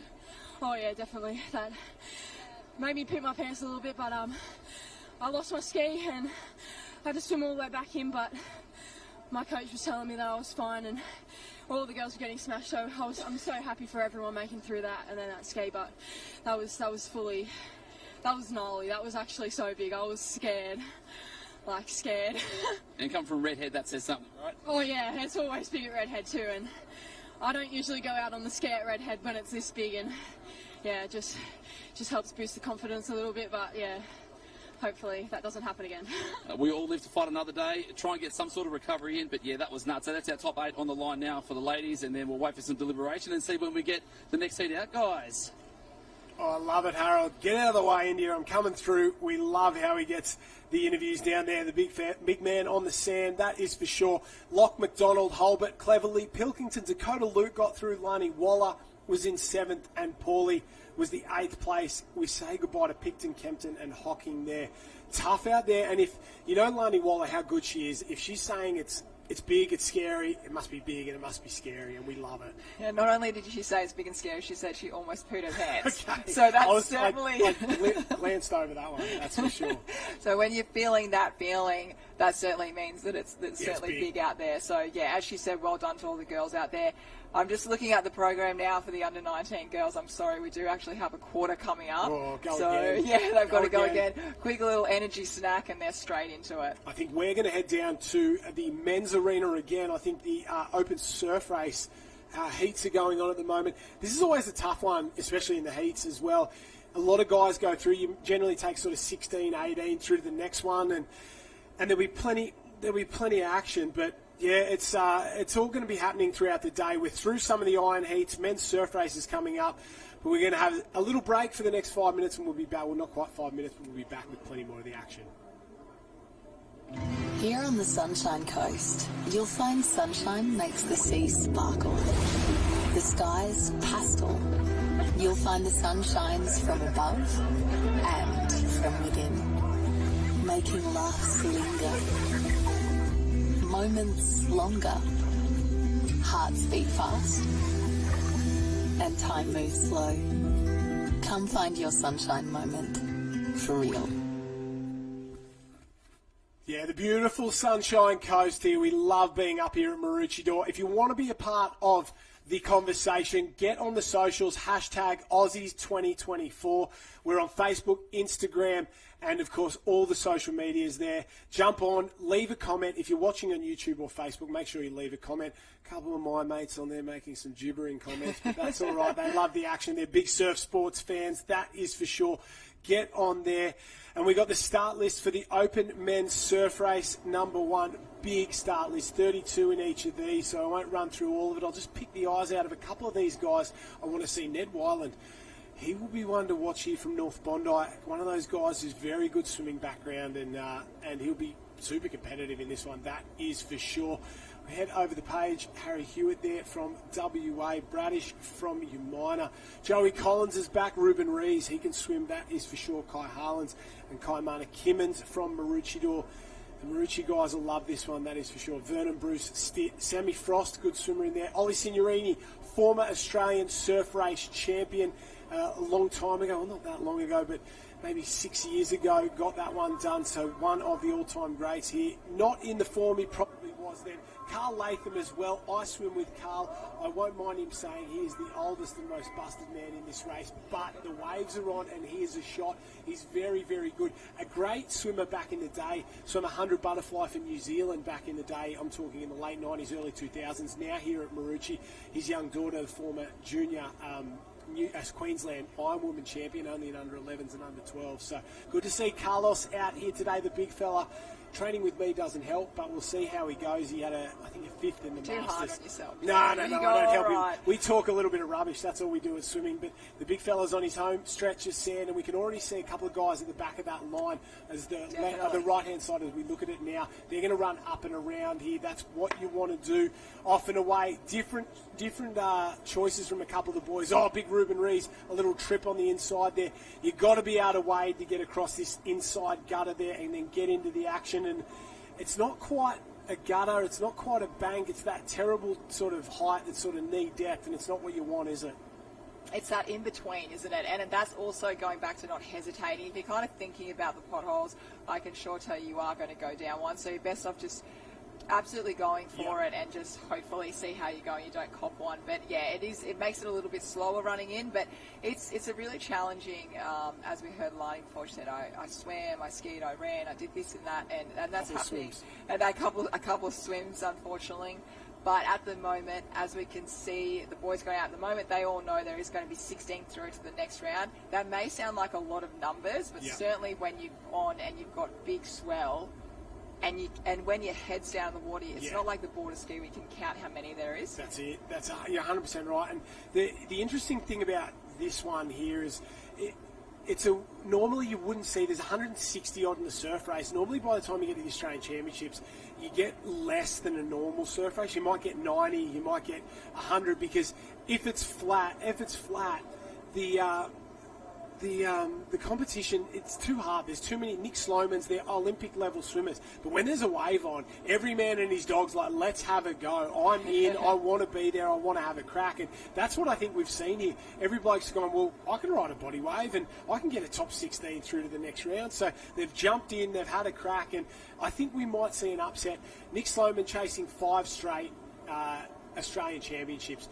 Kai Hurst, 13 straight, that's the record, and Nick, he's done a fantastic job just to get halfway there. Like, it's special swimming from these guys, but I think if the swell holds up, we might see a little bit of drama on that weekend, and we may see a new champion for the first time in a long time. But they've got to get themselves through this heat. For Joey Collins, he is out in front at the moment. No dramas around. He just sneaks in the inside there, the big fella stuck in the middle. And of course, with the surf race, they go around both the string of 9 and the string of 4 there. It's just a little bit longer and likes to give these guys a little bit more room as they work their way around here. We can see there all the coloured caps, 16 through. I think there's 34 in this one there. A couple of back markers, they'll be praying for a wave at this point, but they're all close enough if they're good enough. Nobody's sort of dropped off the back of this pack, and doesn't look like too many. Maybe Carl Latham, he's last in this one, but that's all right. He can body surf with the best of them, and he's close enough if he's good enough. It's really great shots by the drone. I was just watching. You can really just see how they're really close together, and everyone's strokes. It's really beautiful shots across Maroochydore Beach. But there's one thing you mentioned, Joe Collins out there swimming at the Australian titles. It is a big week. You've got massive. If you look at your program going into this, you obviously chat with your coaches and go, okay, how many events can I handle? Because not only if you sit down and go, okay, I'm going to do the Ironman, Ironwoman, I'm going to do the board, the swim, the taplin, the swim teams, and you count about, say, 8 events, but then you've got to times all of that by 3, 4, 5 times. So, there's people, I remember Bonnie at the Australian titles when she was in the under-19, she went up and did opens. She went around the Cairns 64 times. Oh, geez. So over a few... 9 a day. You're starting to make sense. 10 a day. It's a lot of times around the Cairns, especially with this swell out here, it's exhausting. So Joe Collins has picked to do the swim. Whether he does the board, I reckon he'll definitely pull out a ski. Yeah. Whether he'll do the board or not, we'll see. And I'm feeling like Kendrick Lewis, I don't know, watching him before, I reckon he might actually just specialise and do the iron. So you get some of the older athletes to start to chop off a few, but it'll be really interesting to see how many athletes we see in the individual events. I think unless you're an absolute superstar, unless you're a Clint Robinson or you're a Shannon Eckstein or a Hayden White, which we saw Ben Carberry, where you can win those events, the ski race, the surf race, whatever it is, you don't bother doing them if you're trying to win the Ironman as well. A couple of these, if you're a younger guy, maybe have a crack in everything, you keep your options open, you make a decision later in the day. You can see all the boys stopping, they know there's a wave coming, not too many of them are starting to go. Well, here we go, 2, 4, 6, 8, big fall from a couple of them from the top. That's what we like to see. How many will hold it? That is the big question there. One out in front, great body surfing skills, unbelievable. He's body surfed that one so much further than the rest of the field. That's what we like to see there, way out in front. I can't quite pick that cap there. Maybe one of the Surfers Paradise. I don't know, Caps. We'll wait to see where he gets in. Oh, Burleigh heads Mowbray Park. It's Frosty. Sam Frost picked it up. Well done, Frosty. Wyland's come through from North Bondi as well. Frosty's got skills to pay the bills, that is for sure. He's young, he's confident. He's turning into a good young Ironman, and his swimmers come on in leaps and bounds in the last 12 to 18 months. So great to see his skills there. I think you're spot on. You pick an event. If you're doing the Iron as well, it's a little different. You pick an event you can win. You add in a few of those team events along the way as well. You make sure you're not exhausted by the time you get to Sunday. Be smart about it. Yeah, and you can't win every event. That's the only reality in surf sports. You might be able to, maybe Georgia Miller might be able to, but for your average punter, you can't win everything. So you've got to pick and choose, and it's going to be tough. There's Sam Frost coming across the line there as well. Maybe Jay Finesse as well of these boys. They start to roll across the line here. Ollie Signorini gets himself in there and into the next round. No dramas at all from these boys. A couple of the Kiwis there up the beach. Ryan Green, I think that is there, as they start to go through, and we'll give you all the results. In the end, it was Jaden Allen who held that wave from Warilla Barrack Point. Well done, Jaden. Kai Harlan, Ned Weiland, Sammy Frost, Jay Finesse, Harry Kane from Allura up the beach. Had no problems there. That's your top 6. We're chasing 16. Ruben Rees through as well. Tommy Lewis from Alexandra Headland there. That's your top 8. So we're chasing 8 more. Harry Hewitt came across the line there. I'm just reading these ones as they roll through the live heats tracker. 16's a big number, but when you start to read out some of these names, Ollie Signorini, former Australian champion, in 10th place. It's tough. It's tough at the top, and we're going to have a couple of guys who miss out on that one. And I think a couple of these big names, Joey Collins in 11th, Harvey Lark in 12th, Mitch Stitt 13th, Ryan Green in 14th. So this is where it starts to get right on the edge, and a couple of guys I would have expected, Layet and Yoshi Takasu from Burleigh Heads Mowbray Park is final. Jesse Coulson goes out. That's all it is. And Carl Latham, he's out as well, which is heartbreaking for me and the boys, but I'm sure he'll tell us why at training on Monday. Howie, down on the beach, mate. Who you got for us? Sneaking through in 16th position. How was the water? Looked pretty heavy. Yes, very heavy, yeah. Having fun, enjoying the temperature of the water, and then the Burleigh Club cap on your head through to the next round? Yes, I love it. Thank you. That's it. We love everybody down here. Arigato. We'll make our way down the line. So we might actually just make our way through. Jaden Allen's at the back here. Made his way through. The Warilla youth squad were pretty solid over the youth weekend. Does the momentum of the young boys and girls pushing through spur you on this week? Yeah, it's a good encourager. Like, we're all trained together all year round, so to see them race and their painting that they do pay off, yeah, it's a good motivator, and yeah. Because the boys are getting quick down there. Like, absolutely they are. Even though they're like a couple of years younger than us all, they continue to just push us on every day, and yeah, they keep us on our toes every session, so yeah. Love your work, Jaden. Through the next round, semi-finals coming up. And again, we speak about it, strength of the club, having that depth, and the old boys pushing the young ones through, and that's what we're seeing at Warilla Barrack Point. Spot on there, that's for sure. They've got some good role models in there. Blairy Day, I think he got a win at the Masters competition as well for Warilla Barrack Point. Nicole Sims, she got a couple of Masters wins in there as well. So the youth, the Masters, and the seniors all getting it done, that is for sure. 16, Yoshi gets himself through, and it was good to have a chat with the Japanese competitor. He's come over, got himself involved down there at the Burleigh Heads Mowbray Park Club. We lose a couple of the boys, but that is the way surf racing and surf competition goes. That was heat number 1 down there. This will be heat number 3. Jump in. Nick Sloman's currently in the water in heat number 2 in the other area as well. So we'll take a look at 3 at the moment, and this is a good one. Rogers, Walton, Bobby Knuckles, Robert Whittaker. He's our British athlete, so a few internationals this year from the Northcliffe Club. Point Leo's Harry Atkins, Hunter from Trigg, Drew Green from Burleigh Heads Mowbray Park, Mackay from Kurrawa. Liam Askew from Surfers. Tommy Doyle, we saw him in the iron earlier. A local boy in Coombs from Mooloolaba, just down the road. Jacko McCleary from Aroobra. Matt Lowe from Northcliffe. Jack Robertson from Cronulla, Zul from West Beach, Wallace Ward from Seacliff, Kieran from Surfers, Nolan Carroll, watch for him. He can swim. Australian Junior Open Water team from Noosa Heads. That boy is absolutely on fire. The last time this championships was here, he led his open surf race heat by so far. He only went around the single swim leg, not around the extra 4, and he won by so far they thought he was in the heat before, but he's a good young swimmer. Lachlan Bridgeland from Cottesloe, Bogue from Swansea, Jones from Trigg, Bailey Armstrong. So second place in the Australian Championships and on the open water team for Australia, Bailey Armstrong. Creech from Northcliffe, Luke Lindsay from Seacliff, Shivnan from Currumbin, Ali Day, I don't know if he's starting, but he's on the start list here. Bannister, TJ Hendy, Jared Port, our two-time Olympian from the North Bondi Club. He swam the 10K at both the London and the Rio Olympics, Jared Port in this one. Kai Kinsella, if there's a wave on, nobody can body surf like that lad. He's in it as well. Warrener, Delaney, Highfield, Coates, Corey Taylor, Zach King, my man Zachy King, and Dan Miller from Northcliffe. 36, I think, in this one. And some of the best in the business out here. You add up a few of those boys, like your Bailey Armstrong, your Jared Port, your Kai Kinsella, your Ali Day, your Corey Taylor. Whoo, this is quite a heat, and it's going to be very interesting to see what happens.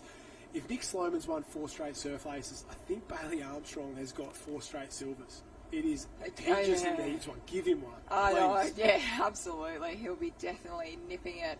Nick Sloman's, I tell you what, heels. There's also Ruben Reese's there as well. I just love how the open water swimmers come into this and they really have a good crack. But you've got some of the young guys like, the Brennan boys.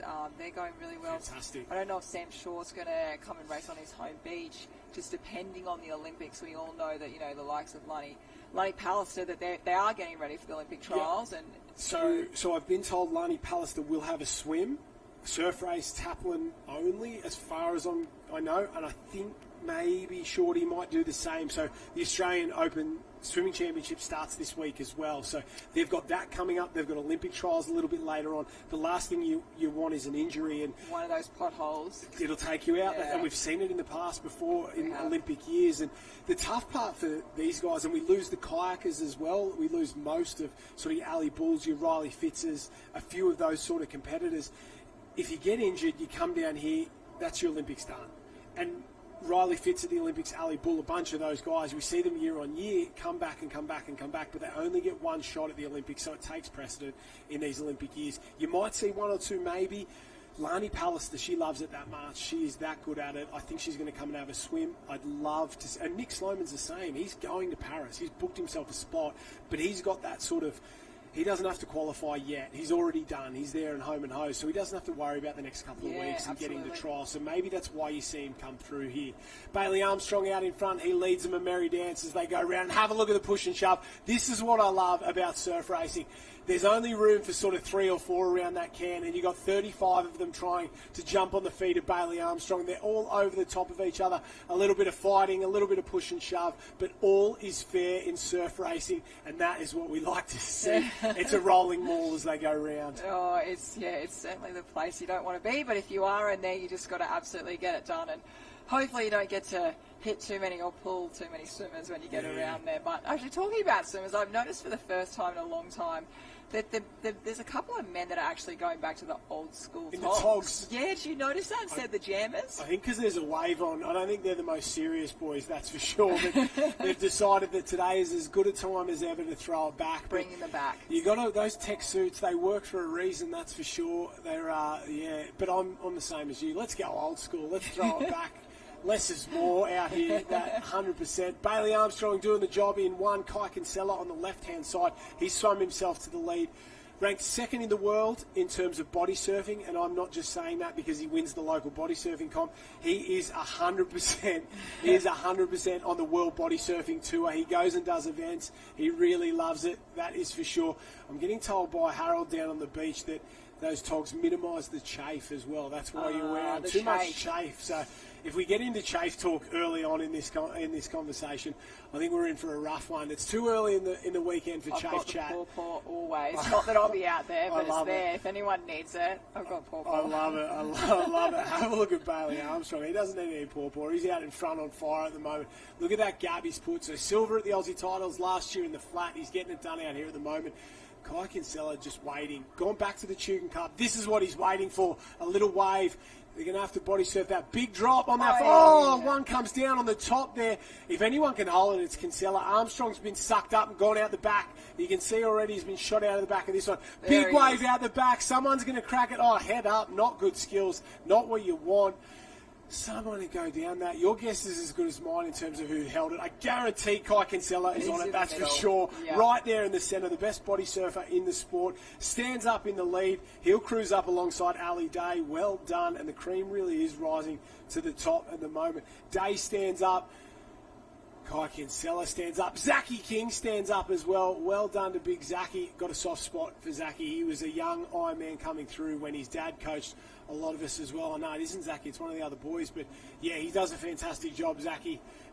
Good skills, will be a great Ironman. Yeah, very talented, a funny kid as well. He's cheeky, very cheeky, absolutely. Have to get an interview from him at some 100%. Stage, definitely. I don't know if you want to listen to the gibber that he comes out of his mouth, but he grew up in surf sports. He grew up coming to training and annoying the likes of Ali Day and Matt Poole and Matt Bevilacqua and Tim Peach and Reece Drury, and now he's racing alongside those guys, and I think he's really trying to be a great young Ironman, and he will be without a shadow of a doubt. Stands in the shadow of his old man, one of the all-time greats of the sport as well. Oh, we can see they're going for across the line. We're chasing the top 16 for this. And we'll take a look at a replay of these waves coming through for these guys. Big sets. And we saw a couple of them pull the head up. Have a look on the right-hand side. Someone's coming across. Someone falls from the sky down on top of it there. And that is not what you want. It's the next one out the back. A few of these boys, I think they could have got down. Have a look at Surfers Paradise. Head up, falls off the back. Terrible surf skills out there. We'll have to find out who that is and give him a rap over the knuckles. That is not what you do out there. Yeah. I'm going to be honest. I've been guilty of it in the past. Have a look at this. Underneath, almost a headbutt there. There could be a bit of fear as well, like looking down at me. Big old coward. And I've done it in the past. Everybody's done it. You can't say you haven't, but it's not what you want to do. Get the head down until you know you're on it. That's when you just got to go. You got to go. Don't think about it. Especially days like today. Day, Green, Kinsella, Highfield, King, Lowe, Armstrong, McCleary, Taylor, Whittaker, Hunter, Trevor Handy, Nolan Carroll, Saxon Coates, Shivnan and Miller. That's our top 16. Harold is with the boys after a few of those waves. They took an absolute pounding. We're just going to check with the best of the best at the moment. So last year, flat conditions, you could sort of, I guess, pick and choose what you wanted to do, but seeing those iron heats this morning and the chopping and changing and those swells coming through, I guess the intent's a little bit more forceful this morning. Now the swell's up. It's just different. Like last year, raced in Perth, dead flat. Most of the conditions we had this year weren't. Even the last time we raced here at Maroochydore, it was pretty flat too. So it changes a lot. It's a different level of fitness you need. You got to bank there. You got to dive under waves. You got to hold your breath, catching waves in. So it's just totally different to swimming in a flat surf over in Scarborough. So I like it. Obviously, you know, from Surfers Paradise, we get to train in these conditions all the time, and I reckon most of the athletes would be loving racing in this. It's exciting to watch. A few more variables. We'll leave you to it. Thanks, Ali. Enjoy your day. As the sun's coming out, beating down. UV factors at 4 billion at the moment. It's so hot, but nice. Welcome to the Sunshine Coast, Harold. It doesn't live up to its name every single day, but it does live up to its name when the Aussie titles come to town. That is for sure. We go from the open men's down to the under-17 women. We're headed into the second round of this competition. I think that looks like maybe the first heat on the line. We'll wait and have a look. The second heat on the line. We're going to have a crack at this one there. Not a bad little field as well. I spoke to Courtney before. She's going to head down to the beach. But the under-17 girls do a fantastic job. They're very, very good. And a couple of the girls in this one, very strong. Harriet Chin from Sorrento, Hannah Horn from Redhead, Millie Peterson, one of the girls who raced in that open competition at the Summer of Surf, got a golden ticket alongside Pippi DePagna. I think she's probably the favourite in that one. Caitlin Sims from the Southport Club, Georgia Keenan from South Maroubra, Britt Ackley from Maroochydore. We saw her have a fantastic performance in the heat before that one. Scarlett George from Coogin Heads, Grace McManus from Maroochydore, Maya Arthur from Sunshine Beach, May Lynch from Mornington. Brianna Wilkinson from Alexandria Headland, Tully Ellett from Redhead, Sienna Howard from Cottesloe, Amber Issel from Alexandria Headland, and Phoebe Lechner from the Manly Club. That's how they will line up. We're into the second round of the Iron Woman. We're probably taking 8 through in this one. Heat number 1 going down in the other arena at the moment. The girls are just waiting for competition to start down there. Very, very tough. Courtney Hancock has gone down onto the beach. Joining me in the commentary booth is one of the all-time greats of Australian representative teams, Jenny Parry. Hello, Jenny. Welcome back. You've been down on the beach. You made your way up. How is it down on the sand? Oh, I love a Wednesday morning of Aussies. Obviously, the pressure is on. We've had a few little scares already today, some big races, but more importantly, everyone is talking about the surf down there. The girls are lining up. They're ready to go. Seeing the skis in action now as well. There's something special about a Wednesday morning. It's just about the grind. I think they're about to line up those 17 Iron Women again for their next round very soon.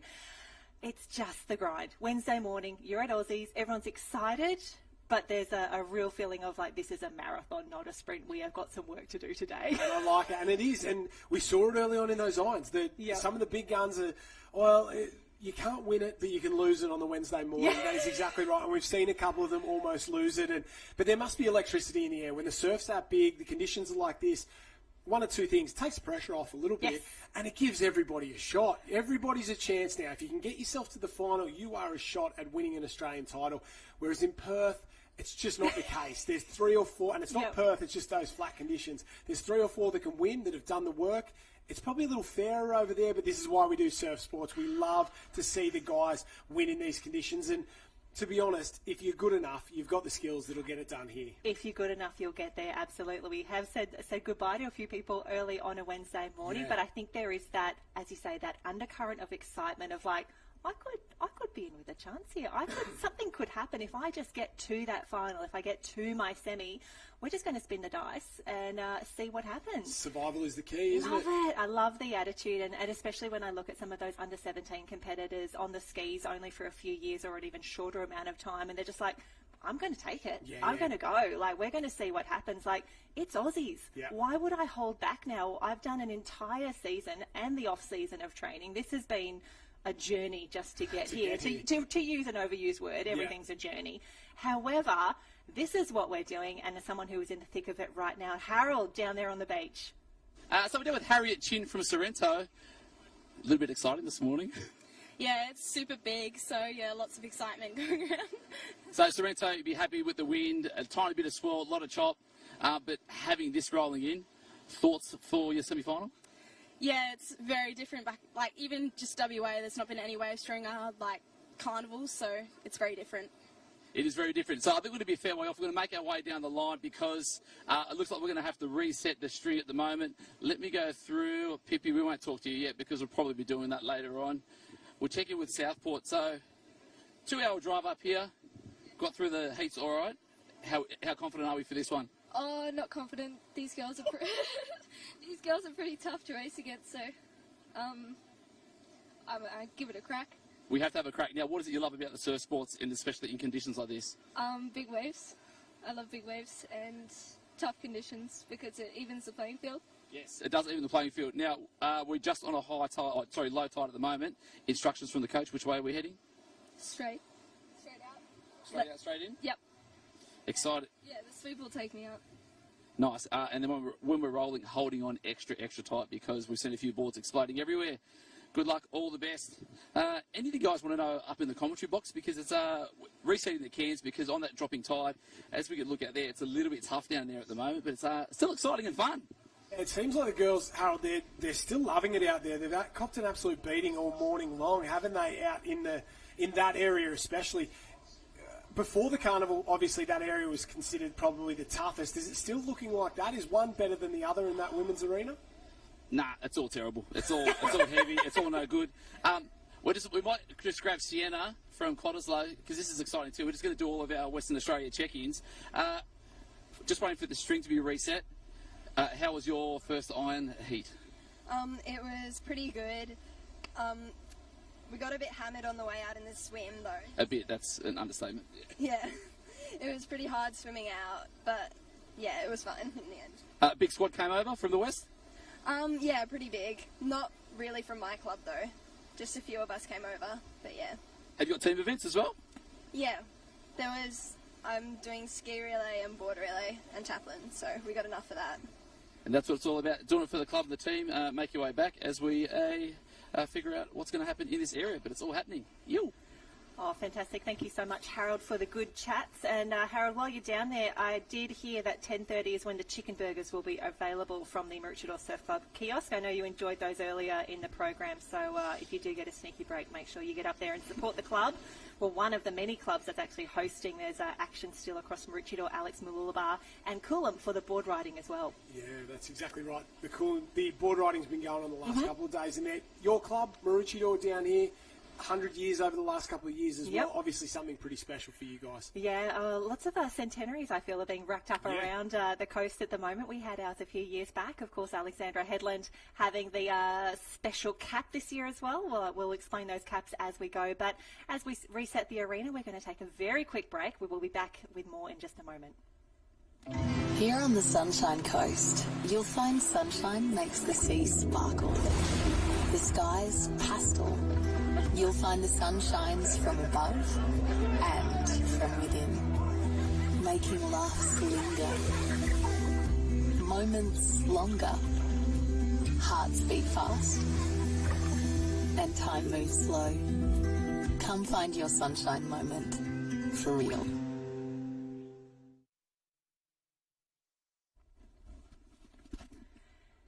And you can see here we have those gorgeous shots of the Sunshine Coast coming through at the moment. When we had the Youth Championships, Christy Munro was saying, oh, don't tell too many people about this. And we're like, Christy, I think the secret is out. I think everyone understands how gorgeous the Sunshine Coast is, and we are appreciative of the Sunny Coast Council and Visit Sunshine Coast for these shots. And Josh, having a look at that.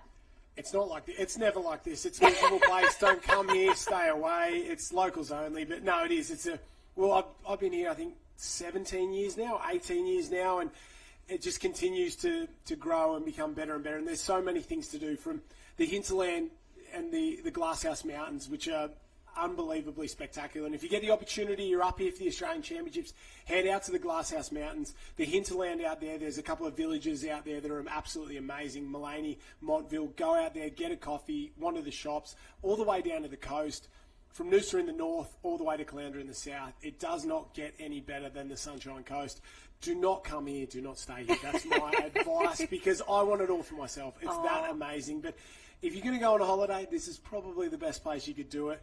Beautiful one day, perfect the next, they say. That is for sure. And we love having everyone here from the Australian Championships from all over the country, and I think they're starting to discover just how nice the Sunshine Coast is. Absolutely, and it's not just Australia; it's all over the world. And if you are here, we want you to keep us in the conversation. Hashtag Aussies 2024. It's been wonderful seeing all the shares over the last few days. All the clubs showing us where they're at, how they're doing, and this is some of the incredible footage that we've been capturing across the Australian Championships. But if you're listening to what Josh was just saying before and you're saying, oh, this sounds very overwhelming, I tell you what, just visit sunshinecoast.com, and that is where you'll get all of that information as we get these beautiful shots here. Of course, the conditions continuing to change. We had the youth here Saturday and Sunday, Masters over the last few days, and having a look at that shot out to Point Cartwright at the moment. It's going to be very interesting, and those run leads, Josh, they are going to start to get pretty brutal over the next few hours as well. And as that tide starts to sort of run back in, it'll get to that awkward stage of where it's sort of knee depth, and then you'll go into a transition, you're back into knee depth. That makes things very, very tough.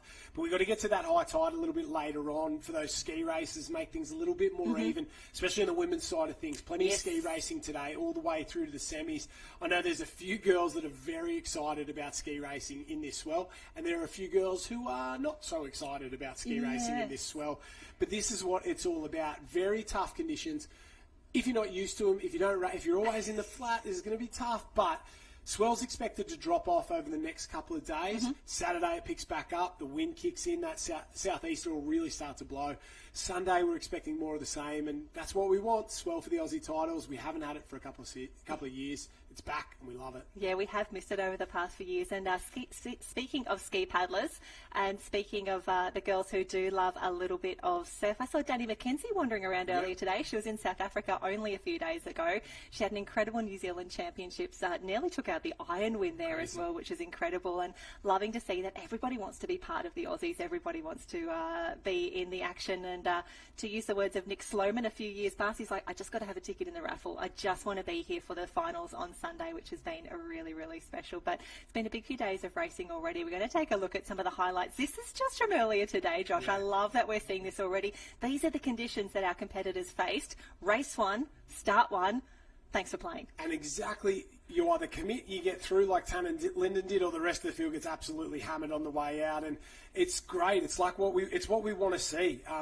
And on the way home here, I got a quick message from Bevel Aqua. He copped one here and then copped another one in the ribs on the way over. And he was all good. He was sweet with it. But that was sort of how it all happened. And that's racing. These things happen. The boys understand it. A few big waves as well. Have a look at this one.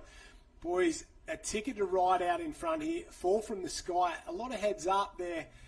I love the bounce. I love the bounce on the bottom of the wave. Bounce, that's for sure. We love to see it.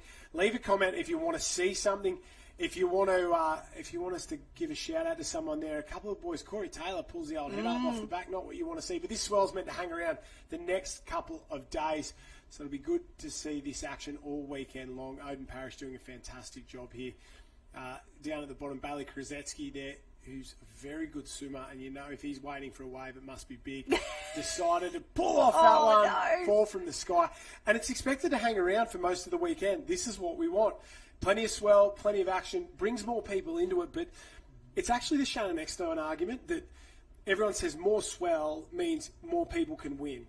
Yes, that's technically true, but Shannon Eckstein, whenever it got big, found a way to win. Yep. It also brings in the guys who've got the skills, who've done the work. It isn't any easier when there's swell. That swim becomes harder. You've got plenty more work to do, get through the break. You get tired. Mistakes really come into it. I think the guys who've got good skills, good experience are going to come to the fore here. And every now and again, we're going to see an upset. You're going to get a jag this weekend. You're going to get a couple of people who we aren't expecting to win one. And that's what surf sports is all about. Harold, what do you got for us? A bit of win, so I'm taking the hat off. But it's kind of Father's Day here at the moment, / Coaches Day. So we've got Georgia Kiernan and Marty Kiernan here from South Maroubra Club. Talk to us about how important it is to have a good coach, but then also it being your dad. Well, yeah, Dad's a coach at South Maroubra, so we have our tough times sometimes. But yeah, it's always good to come to carnivals with him and know that I've got his support throughout the season. Marty? Oh, I'm not Dad on the beach. I'm on the beach, I'm coach, so she knows when to listen and knows when to answer back. And is there a clear delineation when you get home for when it's coach and dad, or you don't listen either or? Probably either or. I'd agree with that. All right, and then we're over this side, so we've got Scarlett George and then old man George. 8th in the 2K yesterday and feeling a little bit tender today? Out of bed this morning, the calves were feeling 100%, but yeah, I'm ready to go in the open 2K now, back it up. Really? No. Okay, all right. Jeez, they build them different up at Coogin. Now, Scarlett, you're probably lucky because you kind of get half dad, half coach, but then you also get Scotty Mack as well. Yeah, it's pretty nice to have both of them on the beach supporting me. Dad's always there to handle, probably the best one of them out there, the handlers. Number one? Number one. Cody Bell, hear that, yes. So what makes you such a special handler? I do think about the conditions before they start, and I'm always in the right spot when they come in, and I have a very good record of catching goggles. Left hand or right hand or two hand? Generally two hand, feet off the ground. Oh, look out. All right, now, of the two coaches there, who's number one? I think George reckons he's number one. Scotty Mack reckons he's probably number one as well. I'd say Scott does have a fair bit of input. I'd go Scott. Yeah. Have to. Fair play. And also won his board yesterday, did he? He did 100% win his board. The big fella still got it. He backed it up in the board rescue as well. All right, relax. Get into it. Enjoy. Be safe. Be fast. Yeah, great club there. Coogin Headlands, Scotty McCartney, Jared Kane, board rescue champions yesterday. I think my age group in the Masters. I keep telling them to let it go, but they have way too much fun down there. Very good, Scott McCartney. He'll do the board race this weekend as well. A great coach.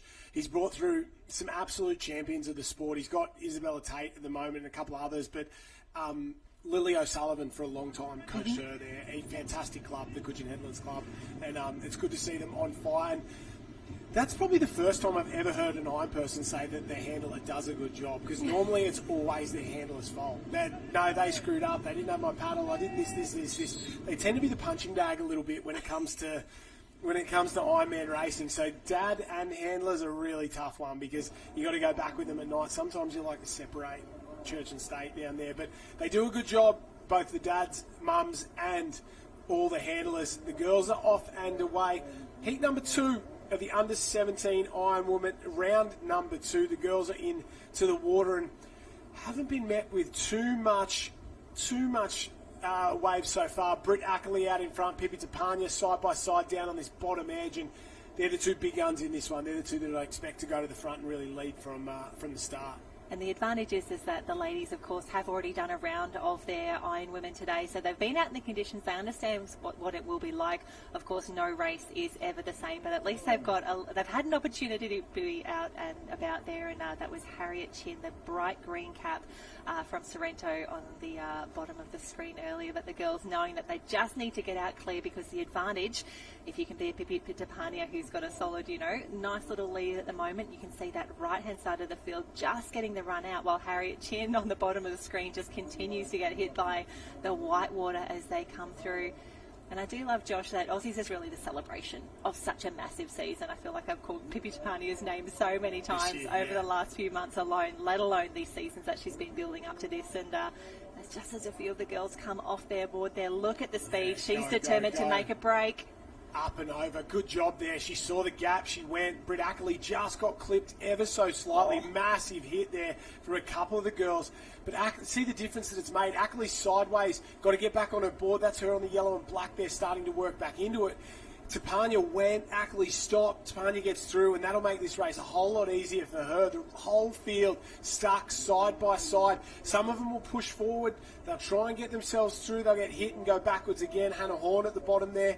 See her paddling backwards at the moment. Kiernan stops, sits up and props. She's had a pretty good start so far. Grace McManus there from Maroochydore on that yellow board in the centre, working very, very hard. Tully Elliott, watch for her as well.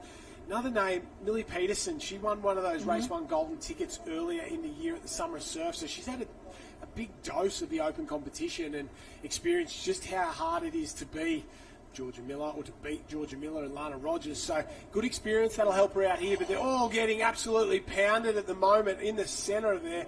May Lynch from Mornington got pummeled as she tried to go through. Tully Elliott working very, very hard there. Sienna Howard from Cottesloe up on the knee, starting to get a wriggle on. And it looks like there's just been a gap, and they've all decided now or never, you've got to go.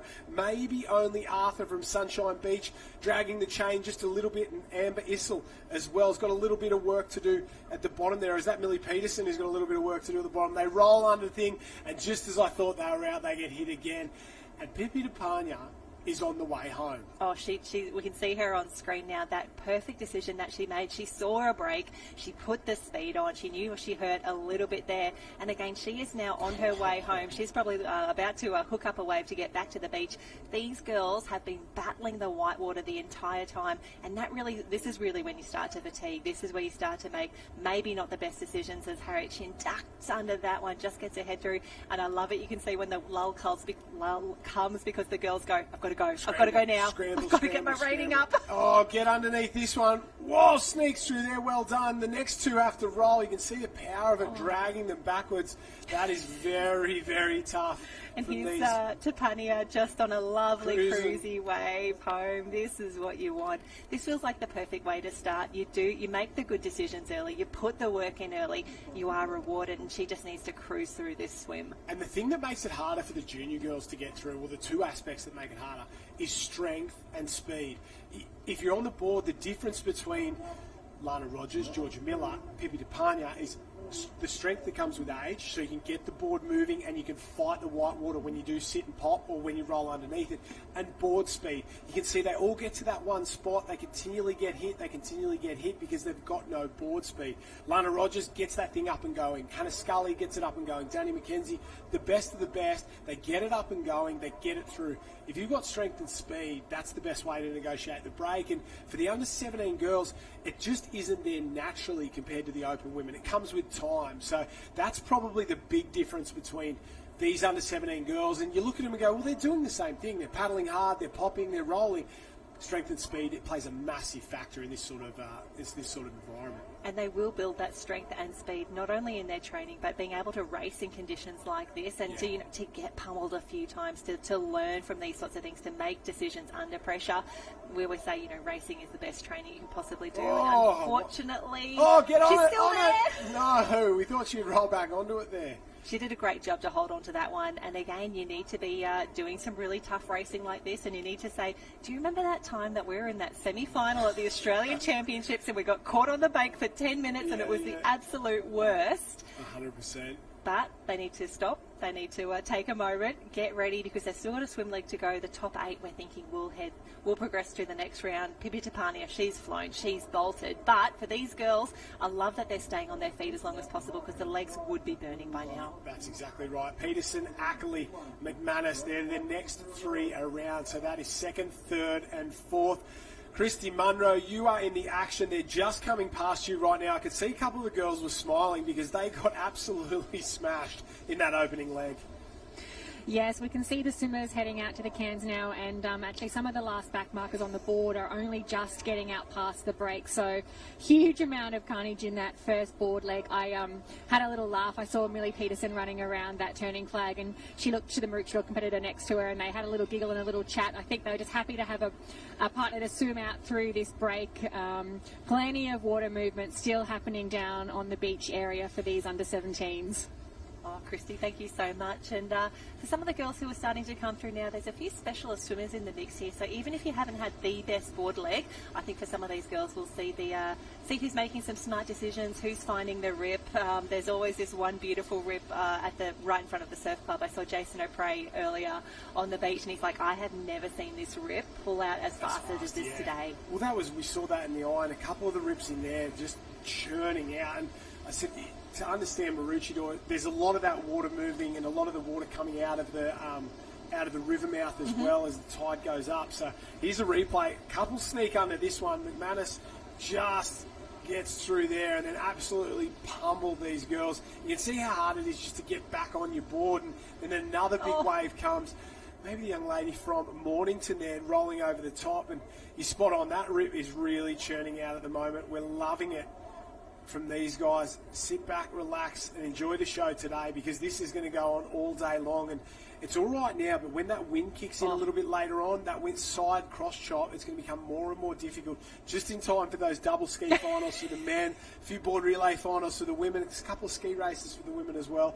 There's Maya Arthur come round. Great family there from Sunshine Beach.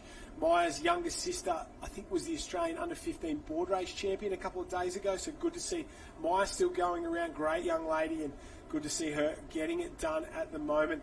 Fantastic. Sienna Howard just behind her from Cottesloe. We heard from her before the race. She has got both of these girls a little bit of work to do to get back into it, but what we've seen so far, if you can get yourself through the break, find a little wave on the way home, who knows, you might get a ticket in the raffle, as Nick Sloman says, and it's all you're looking for. A ticket to the next round. 8 is enough. 8 is enough. Just keep saying it. 8 is enough. And Pippi Tapania, she's either headed to the wrong cans or she's gone a long, long way down and is going to have to swim back, because that red and yellow can she's aiming for is just to the left of that shot there, and you can see her working all the way across as we pan. There it is there. That is the red and yellow can that she's aiming for as she goes up and over one. And it might be a long way to swim back, but it's better than getting stuck on the bank. Go to the rip, get sucked out, swim a long way back. It's faster than getting absolutely hammered. Absolutely. She'd be happy to swim back, and you could see she was taking a few little looks under the shoulder, probably thinking, I haven't gone too far off course. This was the decision that I needed to make, and she knew she had that lovely buffer on the rest of the field as well. But speaking to a few of our athletes who've either raced earlier today or have done the Masters or the youth competition, a few of them definitely saying, like, if you are in the lead, it can be a little bit daunting to be out there first, and sometimes if you've run up, if you've run down, if you've been in the sweep, there is that moment of panic of, am I in the right arena right now? Like, I think everything's fine, I think we're good, but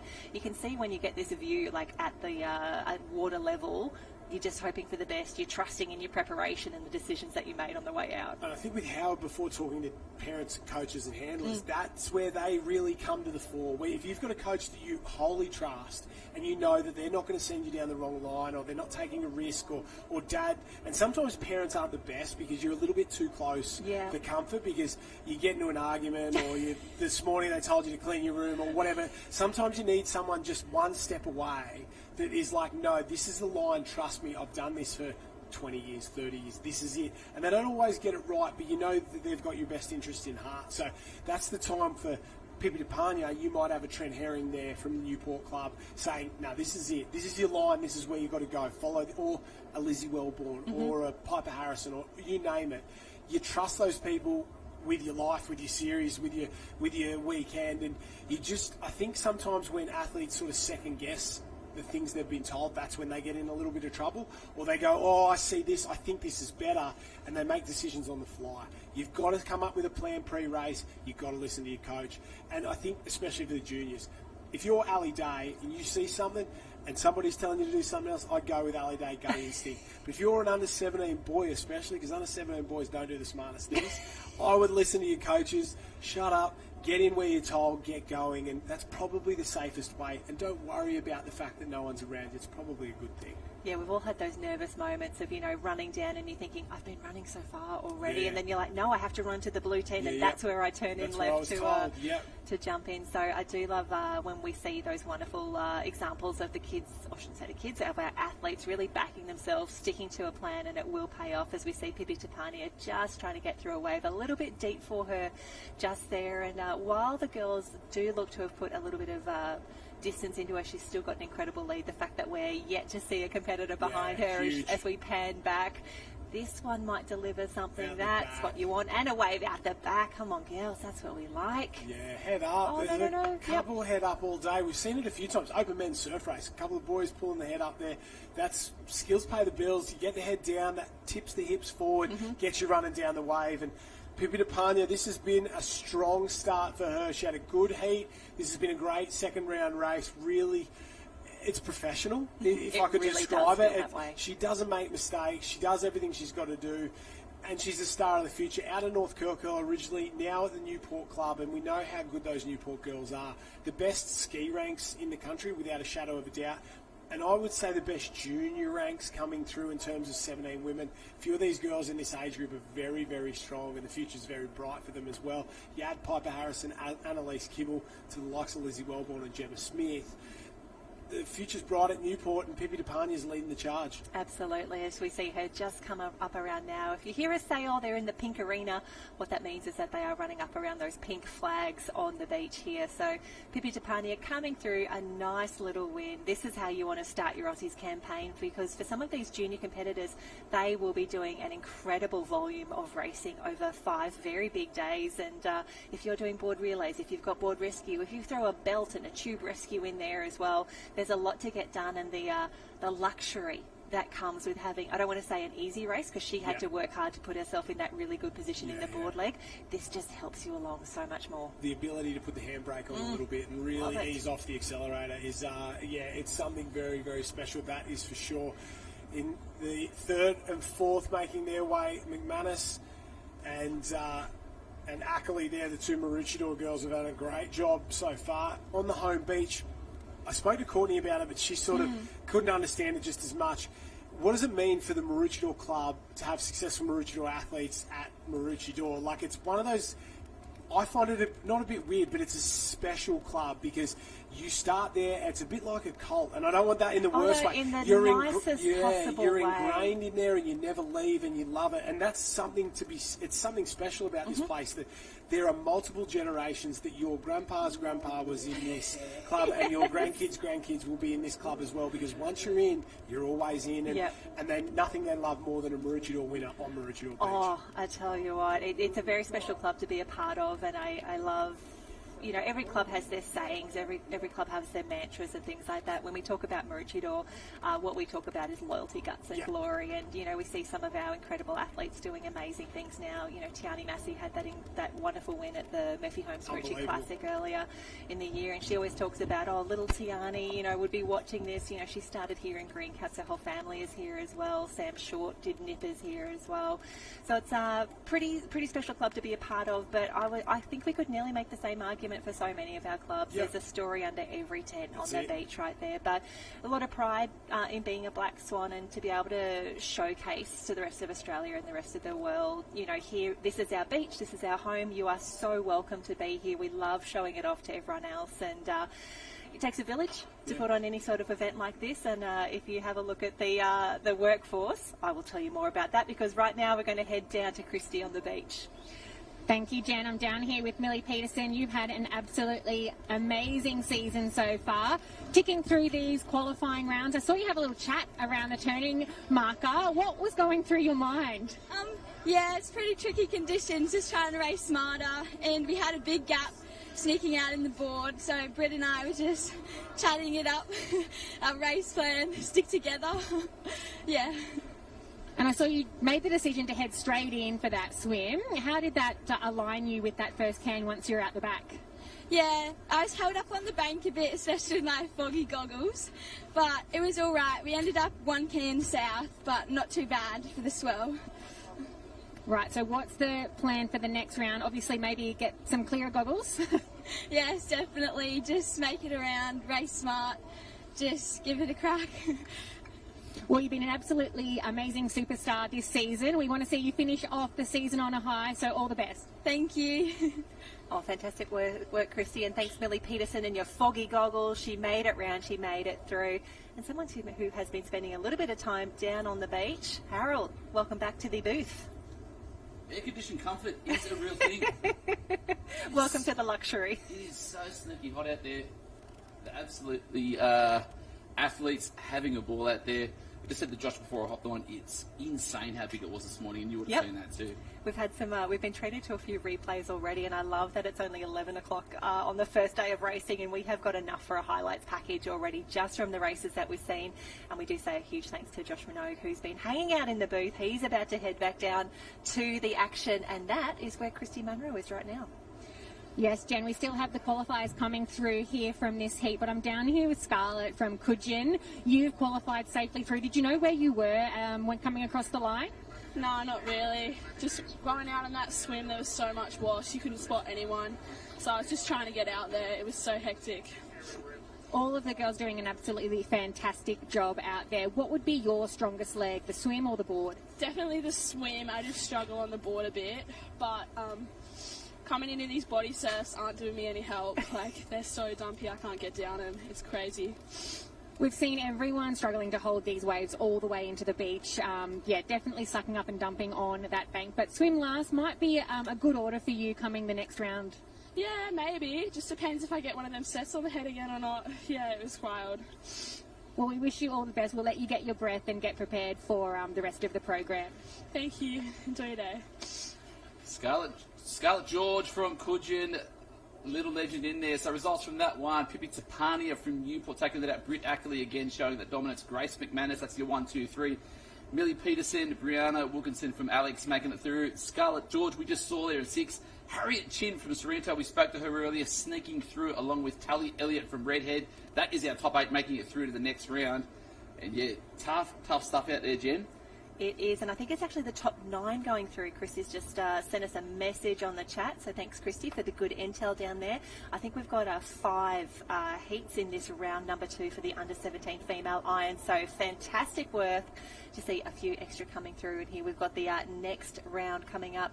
Neve Sharp from Coogin, Charlotte Cowie from Tugun, Sienna Bush, keep an eye on her. She's had a fantastic season. It's been wonderful watching her journey. Teammate Luca Pither in the mix. I love seeing a Mentone cap if I can just say a special hello to Lily Gilbert-Page, Mentone, the maroon cap with the black and white stripes down the middle, one of our Victorian crews in there. Of course, Maudie Alec in there as well, Gemma Holt, an incredible pool rescue competitor as well now, showing her stuff here in the ocean. Mornington got a few new club caps in here. That is the green with the white stripe down the middle, and two of our local girls, Samantha McGrath and Charlie Ray from Maroochydore, seeing if they can be in the top 9 to qualify for the next round. And Harold, it's been a big morning for these ladies already. They did the first event of the day, their qualifying rounds. They're backing up already. They're trying to get through to the semi-finals, or I should say maybe tremi-finals after this one. It's a big Wednesday to start your Aussies campaign.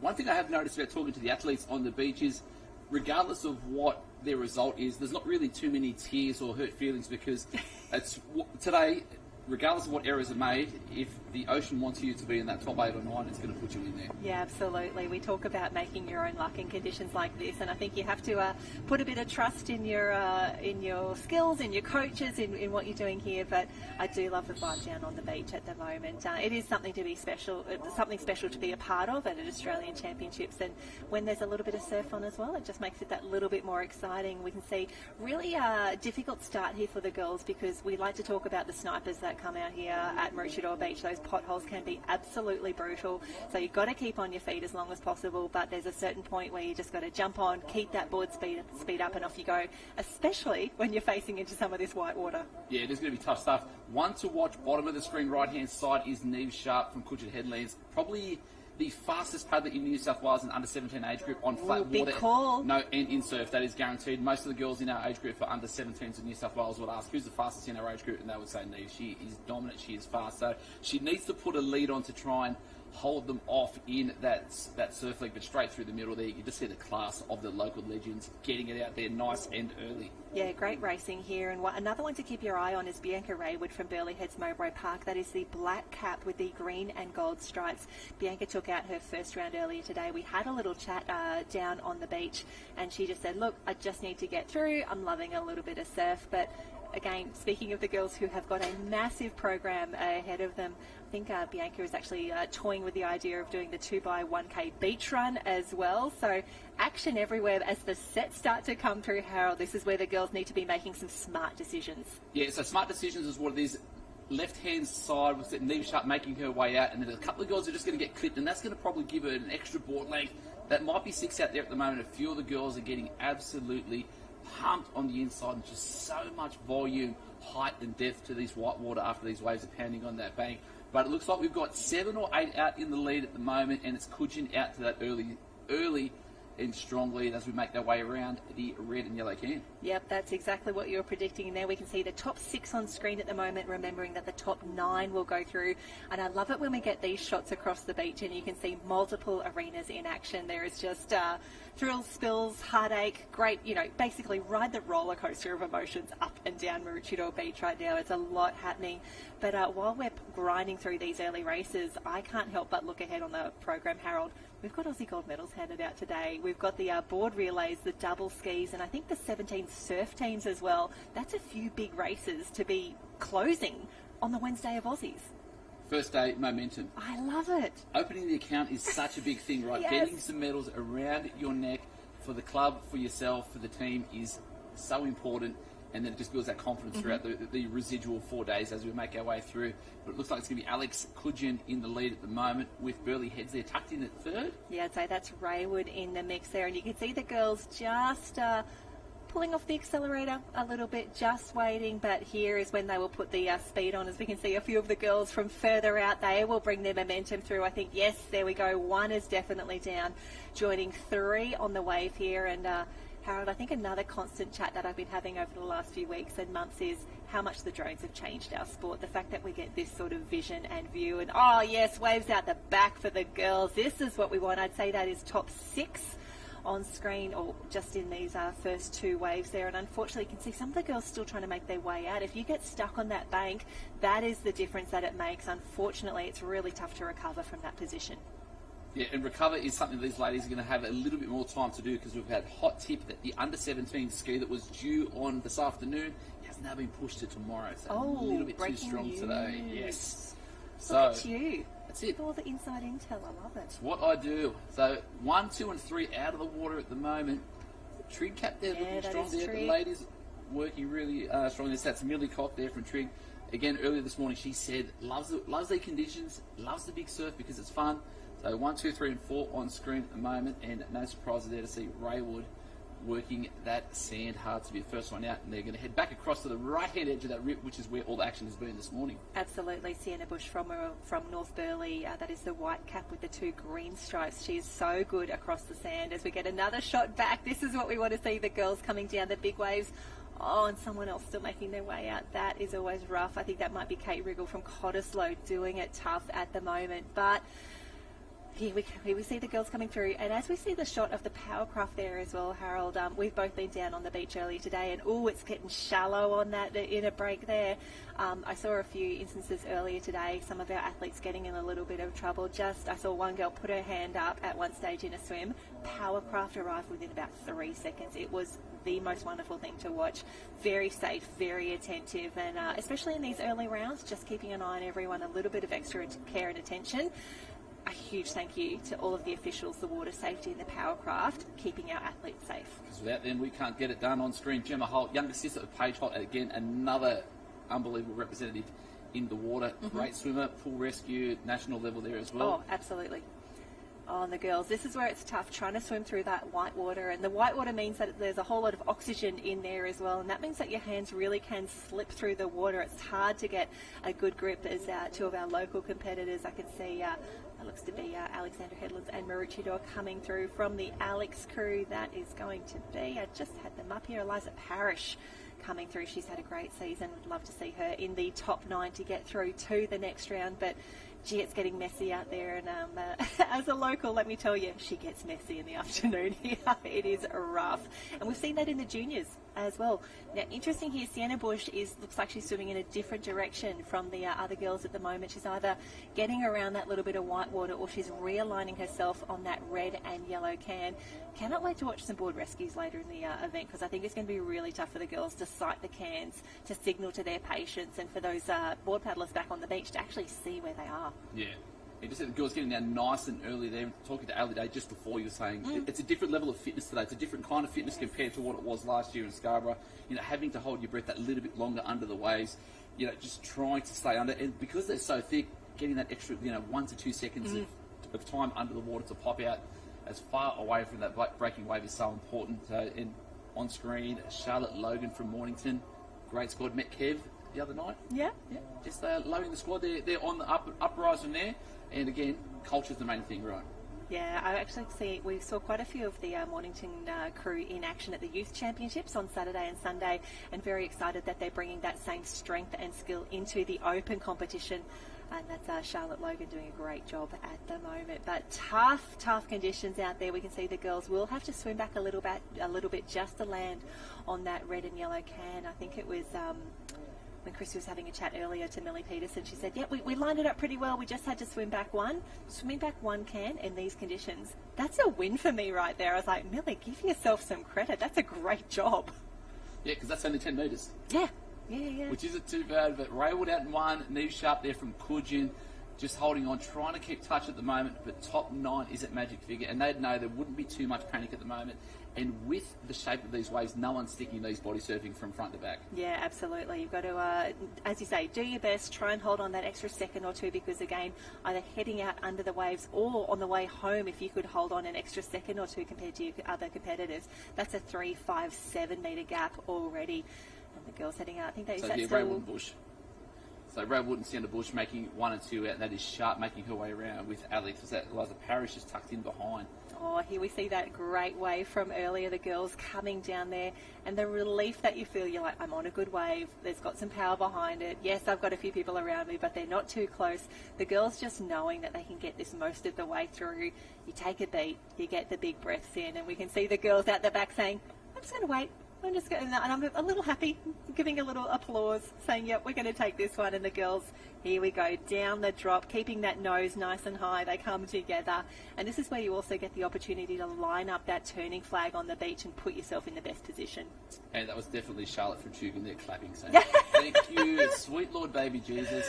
This is a nice full one, and I am not going to have any possibility of glad nosediving. I'm so glad we got that on camera. And there are these really wonderful, very human moments that we see in every race, like a bit of a smile, a bit of a chat, you know, like the fist bump on the line. I do appreciate that. While these are the best under 17 iron women in Australia, they're also fierce friends and fierce competitors while they're out and about. But for our crew in front, Raywood and Sienna Bush, they have got a nice little lead on the rest of the field right now. I think they'll be feeling very confident as they head through to the next round and likely to figure in the pointy end of this race come the finals. So it looks just around the back of the can. Looks like it was Rebecca Hall from Evoca. They're probably about 10th or 12th at the moment. So not too much in it between, you'd say probably 4th through to 10th at the moment, but 1 and 2 streets ahead at the moment. A couple of backstrokes, have a peek from behind. Is anything on offer? Can we pick something up?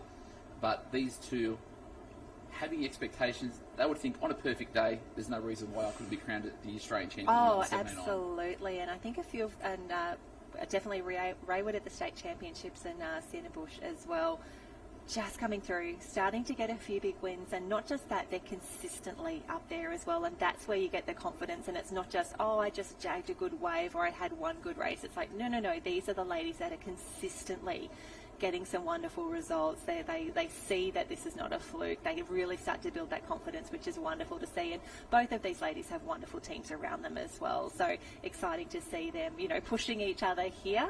And they'll continue moving through. And it's been a great swim as well. Is that... Apologies for a moment. Yeah, no, it's tough to see. I just talked to you about so Raywood there at the moment. Paige Holt with a solid one there. That was the blue cap with the white and the red through the middle. But talking about that self-belief, so last season, these girls were under 15s. They would think that, they're 14 and 15-year-old girls, right? But now coming into that bottom age 17s, which is technically an open event, at some point, they've got to understand that they are as quick as some of these open athletes. Oh, absolutely. That we're not youth athletes anymore. We're not 15, 16-year-olds. We can mix it with the best. You know, they can paddle the board fast. You know, they probably haven't got the strength in the ski yet, but they can swim. But again, having that self-belief to know that I can look up to them, I can idolise them, but I am also one of them. Oh, absolutely. You're not just making up the numbers. You've really earned your spot, and great to see that is Raywood coming through. And wow, Gemma Holt, what a swim that she has had there to bring her into a lovely, comfortable third place here. But it's Sienna Bush from North Burleigh, and I think that might be Olivia Edwards from Terrigal coming through. So a few great swims. Lily Gilbert-Page from Mentone, I think, might be coming through as well. But a huge shout out, Gemma Holt from Mordialloc. That is a great finish there. And of course, 9 going through here. So I think all of the girls will be feeling fairly confident at the moment. But Millie Cock from Trick Island, she's had a blinder. Yeah, most definitely. Great swim. Olivia Edwards, they're a little bit limpy at the moment. Decent state titles, building nicely, and this is the time when you want to be peaking. And then across the line, what have we got there? Tugan, was it Cottesloe actually? So that would be Kate Regal from Cottesloe, waiting for the scans to come through. Top 9. So not too much urgency in the rest of the girls just to get around. Another round through, 160 starters for the ladies. So good. 10 heats. You know, the surf sports is in a good place. Absolutely, and that is, I think, the final of these next rounds for the 17 iron. I think we have multiple arenas running at the moment, so just to give a few little shout outs to say congratulations for our athletes who are coming through. So it was Jay O'Prey and Olivia Clues in Heat 1, Pippi Tapania, Brick Alcali in number 2, Isabella Tate and So Woods. Then it was Raywood and Sienna Bush right now, Caitlin Rees and then Zara Green in Heat number 5. But for now, let's head down onto the beach with Christy. I've got Sam and Eliza. I think you guys are 8th and 9th, so have got a ticket for the next round. A bit of relief? Yes. I think I was coming in like 12th or something. So thanks for waves. So you've done the work in the swim. You've got yourself a spot. How are these conditions? We've just watched them change all morning long, and I expect into the afternoon. That bank is starting to work on the way back in there in the swim, so handy for a little bit of a cheeky jag.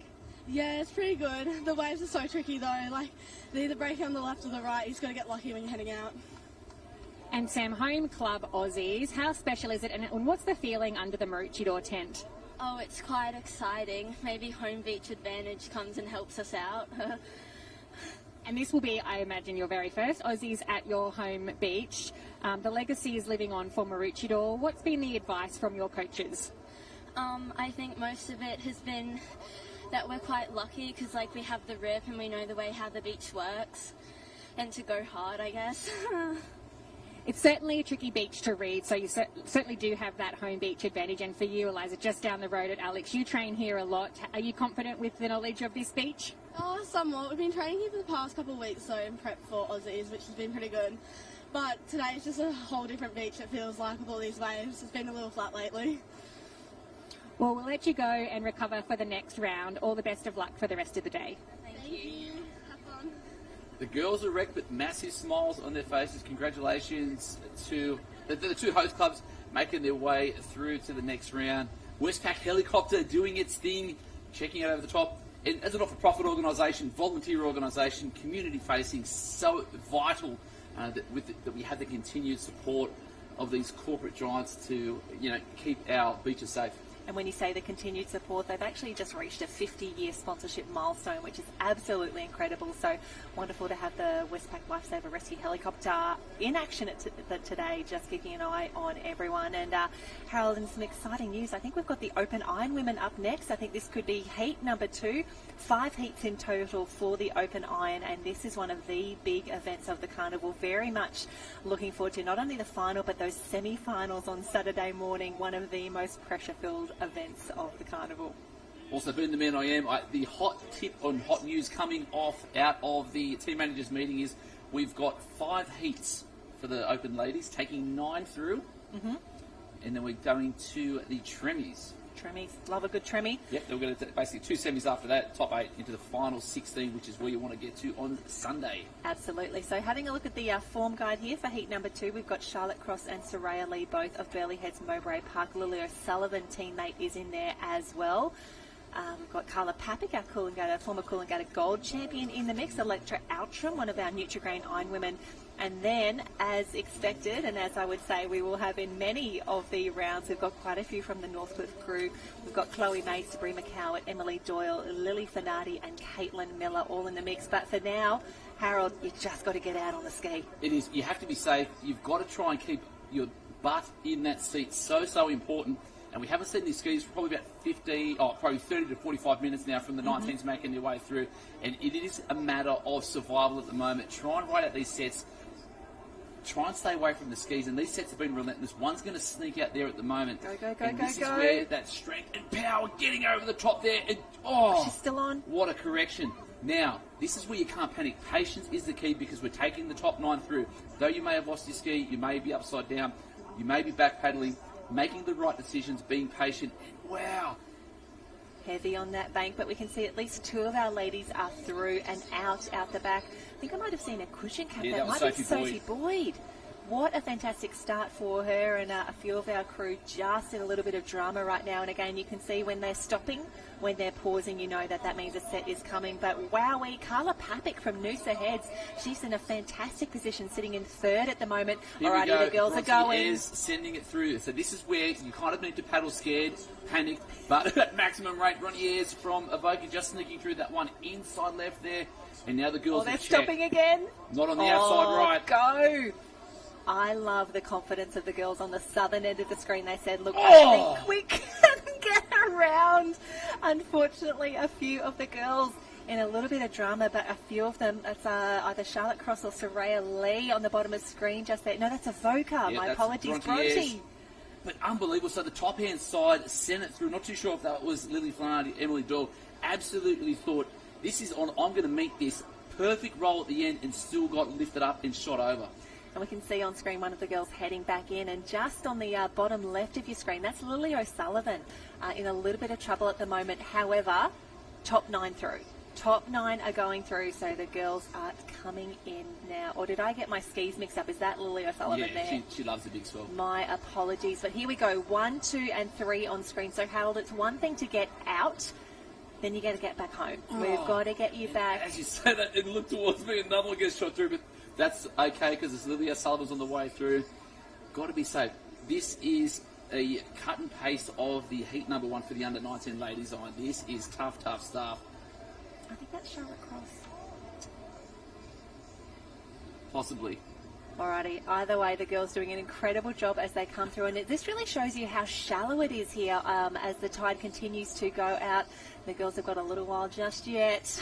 Bottom tide now, so I think we're just making our way through. Sophie Boyd from Coogin getting a bit of screen time there. Look at that. That's George a great down way there. to come in. That's great. great. And comfortable. And knowing going out now into this board leg that you've literally got a whole ski leg lead, must give you a bit of comfort, noting that obviously it could be much easier to get out through the board than that surf leg, the swim leg at the end, I should say, sorry. A fantastic shot here, the crew on their way home. This is what we want to see, and having the luxury of being able to choose the wave that you come home on as well, that is always a wonderful feeling, and she's holding that beautifully. This is great vision right here of one, a nice wave, two, some strength and some great skills on the way home, and already they're just thinking, I've just got to get home. And you can see the water moving around there as well. That's Doyle, had an incredible Queensland State Championships. She's really built throughout the season and is probably one of the premier ski paddlers of our Iron women at the moment. So she's going to come up and through safely within that top 9 for now, but keeping an eye on everyone. We want to make sure we're getting them through, but wowee, that ski leg, as expected, sorted the ladies out. Tough stuff, exciting stuff, scary stuff, but good to see that ladies are making their way around now. Patience is a virtue, so important that they're getting through. So top 3 on the screen. Doyle makes that 4, 5 positions available. And what have you got for us down there, Chrissy? It looks pretty nuts. It is pretty nuts, yes. Top 4 have come around transition, and I actually can't see back to our 5th. I think our 5th paddler's just coming down a wave out the back now. So a huge gap from our top 4. We've still actually got a ski paddler negotiating that break. So just goes to show really how tricky it is. These are the best competitors we have in Australia, our Open Iron women, and really I can't overestimate just how hard these breaks are, and really a short lull in between. So we saw a small window open up for our lead pack of 4, and it closed so quickly for our chasing pack. So still lots of time left in this iron. We saw the 17 races taking around 15 minutes or so we probably expect this one to go even a little bit longer as we watch these board paddlers negotiate the break, getting hit by waves at the moment. So that'll give our back markers an opportunity to catch up. Decisions, Christy. Just coming in, you want to be coming off the back of those waves, right? No one's, I guess, making poor decisions of trying to send it down the front of these big ones.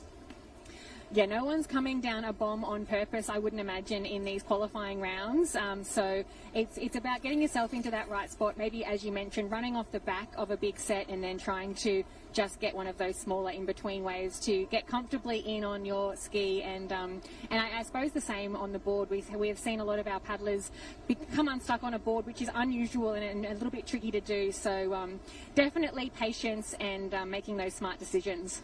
Oh, thanks for the professional expert advice and tips from on there. And it was interesting, thinking back to the youth weekend, there was a lot of people nosediving, coming over the falls, and I was putting it down to, I guess, inexperience in youth, but it's not. It's an Aussie final. We're taking anything, Harold. We're going. And I do love that we've got people like Christy and obviously Courtney Hancock joining commentary this year. Both of those ladies have won Aussie Iron Women titles. So they've been in this position before. They know what it's like. Christy's also taken out an open ski title in the past as well. I was doing my homework the other day on those races. And I think for Carla Papik, just a little bit of relief right now. She's in that darker water. She's having a fantastic start here to the Open Iron. She would know, I just need to get through 1 or 2 more and I am out, set up by that beautiful opening ski leg. Can we still call Carla Papik a New South Wales woman? I can we? I think you can make your own rules here, but oh gosh, here was that's the one. Oh, it's tough to watch, isn't it? But again, to show the power of the waves and the skill of our ladies who can get through this work here, it's just incredible. Yeah, and even just on that back shot there, you just saw Bronte Ayres from Bavoka on the back shot. They didn't panic, didn't try to get the nose in, but the nose is ducked down on the front of that one there for Lily O'Sullivan. Woo! That's a tough one. That is a tough race right now, but this is why the girls are the best at what they do. We've got a great shot there, 4 out at the moment. So 1, 2, 3, 4. Still a swim leg to go, but 9 will go through, and we can see the cans set through there. So when they come out for that swim, they'll only need to go around the first set, the first string of colourful cans. They'll get to that red and yellow and take a sharp right-hand turn. But for our ladies out in front, they would be loving these conditions at the moment, and they also have the luxury of being able to stop to pause and to really choose how and what they come home on at the moment. But I think that is still Charlotte Cross from Burleigh Heads Mowbray Park in the lead, just looking for a nice little one to come home. Carla Papek says, do you know what? I might just have a little stop. I'm going to put the legs over the side, and this could be what she chooses to come home. One leg to go. Oh, they're thinking, where are the waves? Where are the waves that smashed me on the way out? This is what I need right now. Yes, that was them going on the way out. But my quote of the day is going to be from Christy Munro, stating that no one's catching them on purpose. No one's catching on purpose. We've all caught waves not on purpose before, unfortunately. But there you go, 1, 2, 3 for the girls, showing how it's done, and still a lot of power. You can see when that whitewater really hits, they are well behind the second back straps there, just making sure they've got their weight back to keep that nose nice and high. And for those of us just joining today, ski, board, swim is the order today. It was board swim for the 17s. But yeah, so the girls will be making their way out of the water. Probably a nice little trot. There wouldn't be too much exuberance through this one. Coach will be telling them to half shut it down because they've got a hefty lead from 5th through to 9th place. So these ladies are going to be comfortable at the moment, cruising around, making their way around for the surf leg around the string of 9. Yeah, so this is the open iron women that we're in at the moment, and there will be 5 heats of this along the beach. If you jump onto liveheats.com, that is where you will find the draw and the results for these races as Doyle from Northcliffe. And if you see us talk about Northcliffe, that is the white cap with the maroon star on top. I'd say she's probably in 5th position at the moment, Harold? Correct. I'm saying 5th, and I'll stand by that for the moment because there's not too much in the background at the moment. First, second and third on there at the moment. Sophie Boyd getting it out there at the moment. Charlotte Cross, like you said, and then the cap of Noosa Heads, Carla Papak, back in the fray as well. Top 9 making their way through. I believe we're going to be taking it through to semis today, and then there'll be no more irons for these ladies through until Sunday. Loving that, and I think this is where the officials are working with our athletes to make some really great decisions around what gets moved around. Obviously, we've got a little bit of padding built into the program because it is an entire 5 days here, but that looks to be Brielle Cooper. I think we might be in a different race at the moment. Wonderful to see Brielle, one of the absolute superstars of our sport. Just having a look at the guide at the moment. So electric actrum just out of the water there, Jen, sorry to interrupt, and that is actually Lily O'Sullivan. So that's going to be in 5 and 6, we believe, at the moment. Yep, maybe 5 and 6 or 6 and 7. And the great thing about having liveheats.com up at the moment, we can actually see that 2 of the ladies have withdrawn from this race as well. So we say goodbye to Alyssa Johnson from Maudie Alec and Chloe Mace from Northcliffe. So tough morning for those ladies. They are now out. But in great news for our competitors, that means less competition to make that top 9. And can we take a moment while we've got Electra Outram on screen just to talk about the incredible season that she has had. She was out of the sport for a little while. She's come back with a vengeance. She's come through the trial. She's really blown apart the Nutri-Grain series. I'm so excited to see the Sunshine Beach cap back in open iron woman racing. And she seems to have a different aura about her level of intensity when she competes, which is good to see. Speaking of intensity, making your way out now, that's the last of the Burleigh Heads caps making their way through. There's Soraya Lee that's got to be at the moment because we've got the top 3 in there at the moment. So she would be about 9th or 10th, but the coaches would be advising what number it is and then what level of panic needs to set in. And I tell you what, Soraya is a pretty top competitor. She was a superstar over in Western Australia. She's come to the Gold Coast to see what she can put together over here. I think she's really enjoying her time over in Queensland, and Burleigh Heads Mowbray Park, a wonderful club to be a part of. So one of our WA imports really showing the girls how it's done as we head through now. This is where we start doing the calculations. There's only one more leg to really make your move. And even though we talk about the girls might be shutting down if they're out the front, you know, they get to take it a little bit easier right now, you still need to make smart decisions. You can't just turn your brain off completely, and that's a real danger when you get a little bit too comfortable, a little bit too like, no, I'm fine, it's great, I'm in. You've got to stay smart out there as well, especially in conditions like these. Yep, just look after your controllables, the things that are out there that you can actually execute on. Now, making your way around, that's going to be Hiroko Kono from Karawa in 12th at the moment, heading onto that hard right, into that rip to make it the fastest way out possible. Interesting to note, though, tide now filling up. Are we going to see a bit more shape in these waves? Are they going to be able to hold these on a body wave? Because we haven't seen too much of that this morning. Yeah, it's going to be interesting to see, and I do love it as the tide starts to change. You kind of need a few little guinea pigs out there to say, well, let me show you what these waves can do in a swim, in a board, on a ski, and also looking ahead to the program, we've got those double ski finals today. So the 19 double ski final, the opens, and then I think is the mixed double today? No, it's just the 19s and the opens there. But we will have rescue tube rescue as well. So lots happening, and it's only the first day of Aussies, but we've got a mammoth program ahead of us, and the live stream will be running each day. Harold will start at 8 o'clock each morning. And we also have the finals package live on SBS come Sunday afternoon. Finals package Sunday, going to be interesting. And the men's double skis, I cannot wait. Is intense to watch that. So looking forward to that this afternoon. Different program for the men's, the ladies, different areas of the beach. 17 males are looking after themselves. They're a little bit self-sufficient, which is nice. So they're at the far south in the black and white arena. So they're getting through their irons slowly up there. And the conditions are pretty much exactly the same across the beach. They're heavy. Lots of rips, lots of water moving, and you need to have luck on your side. Yeah, a little bit of luck is always appreciated, not only at the Australian Championships, especially when it looks like this and you see that white water heading back home. But really stoked for Charlotte Cross. She's had a really great state championship. She picked up some really confidence-boosting wins up that way, and now to bring that into the Aussie Championships, we know she's good in the flat. We know that she's good in the surf, and we'd really love to see her put together something special. And these are the sorts of races that you need to be like, well, I got through my first heat pretty well.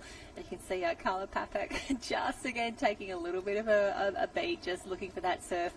And I'm really hoping that the surf either cleans up or becomes a little bit more consistent as that tide changes as well. Better, is what you're saying? Better. I would just like everything to be better, please. And thank you, Huey.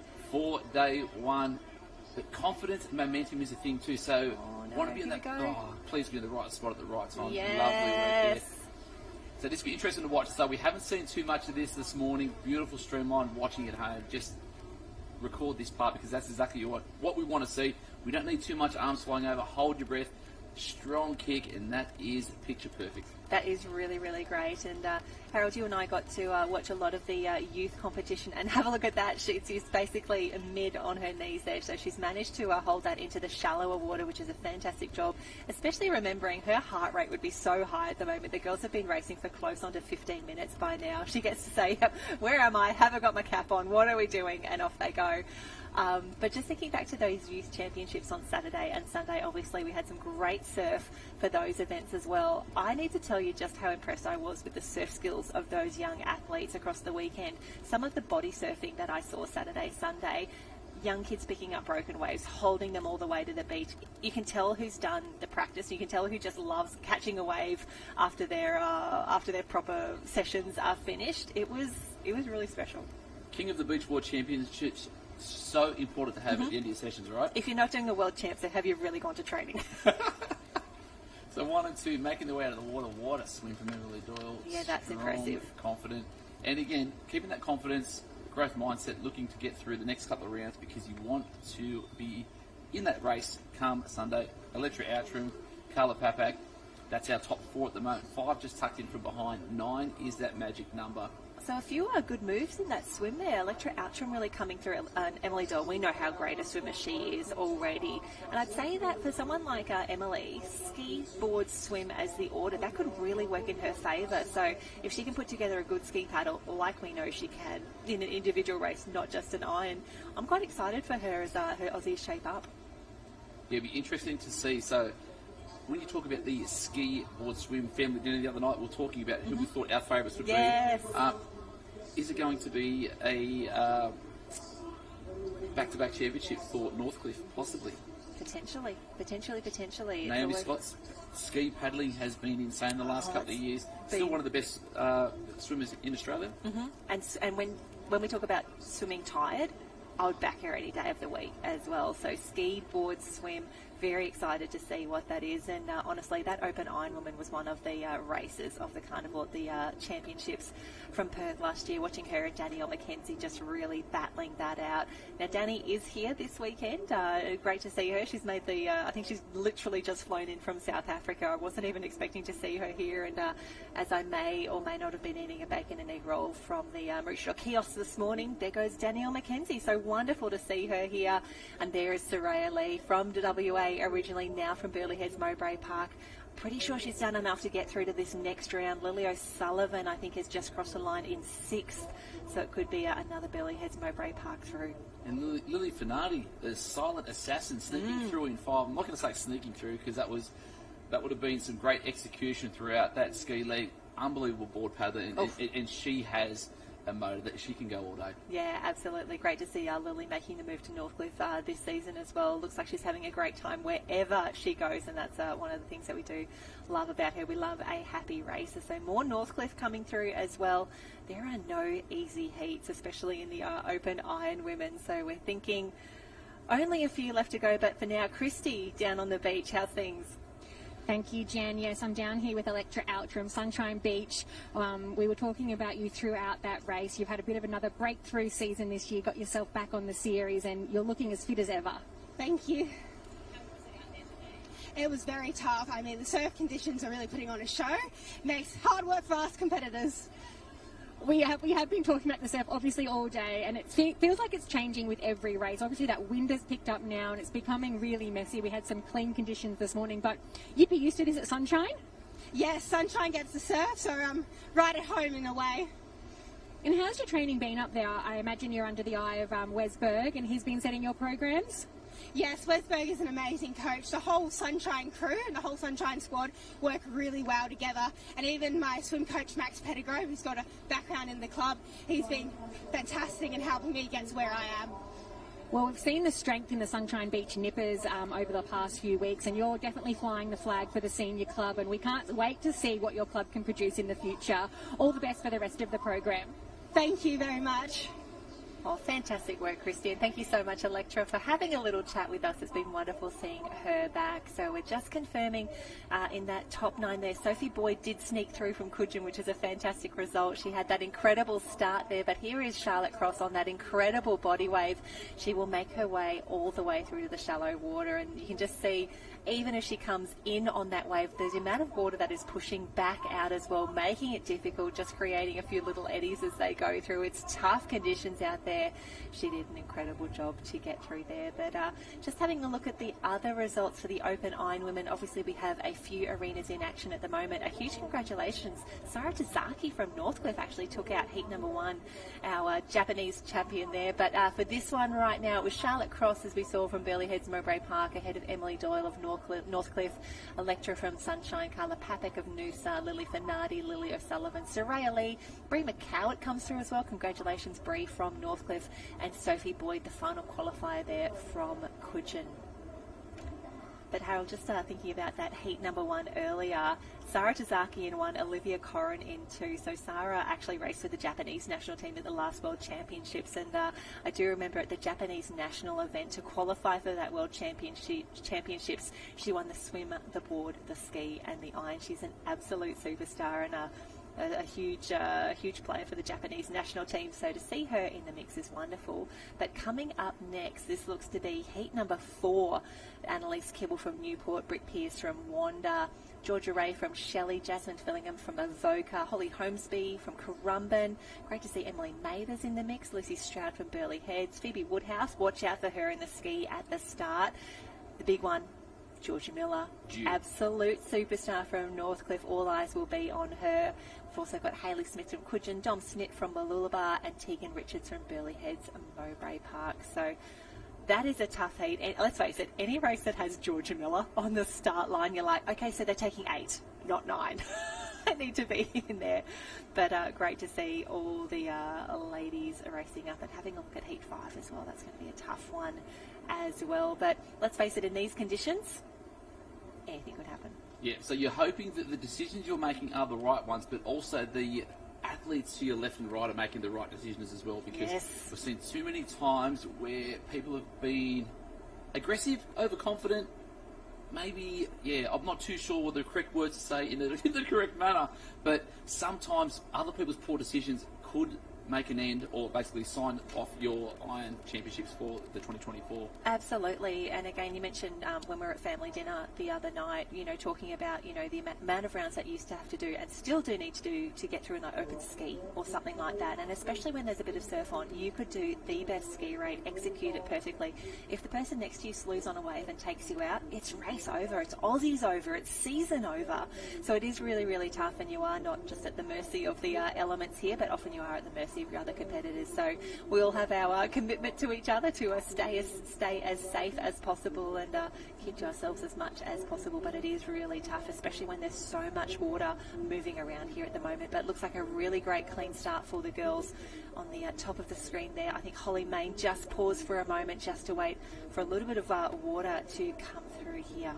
Yeah, so Maddie Thompson, Georgia Miller on that outside right, making their way through. One to watch for me is going to be in lane number 1 from Newport. Annalise Kibble had a great state championship. She's really strong.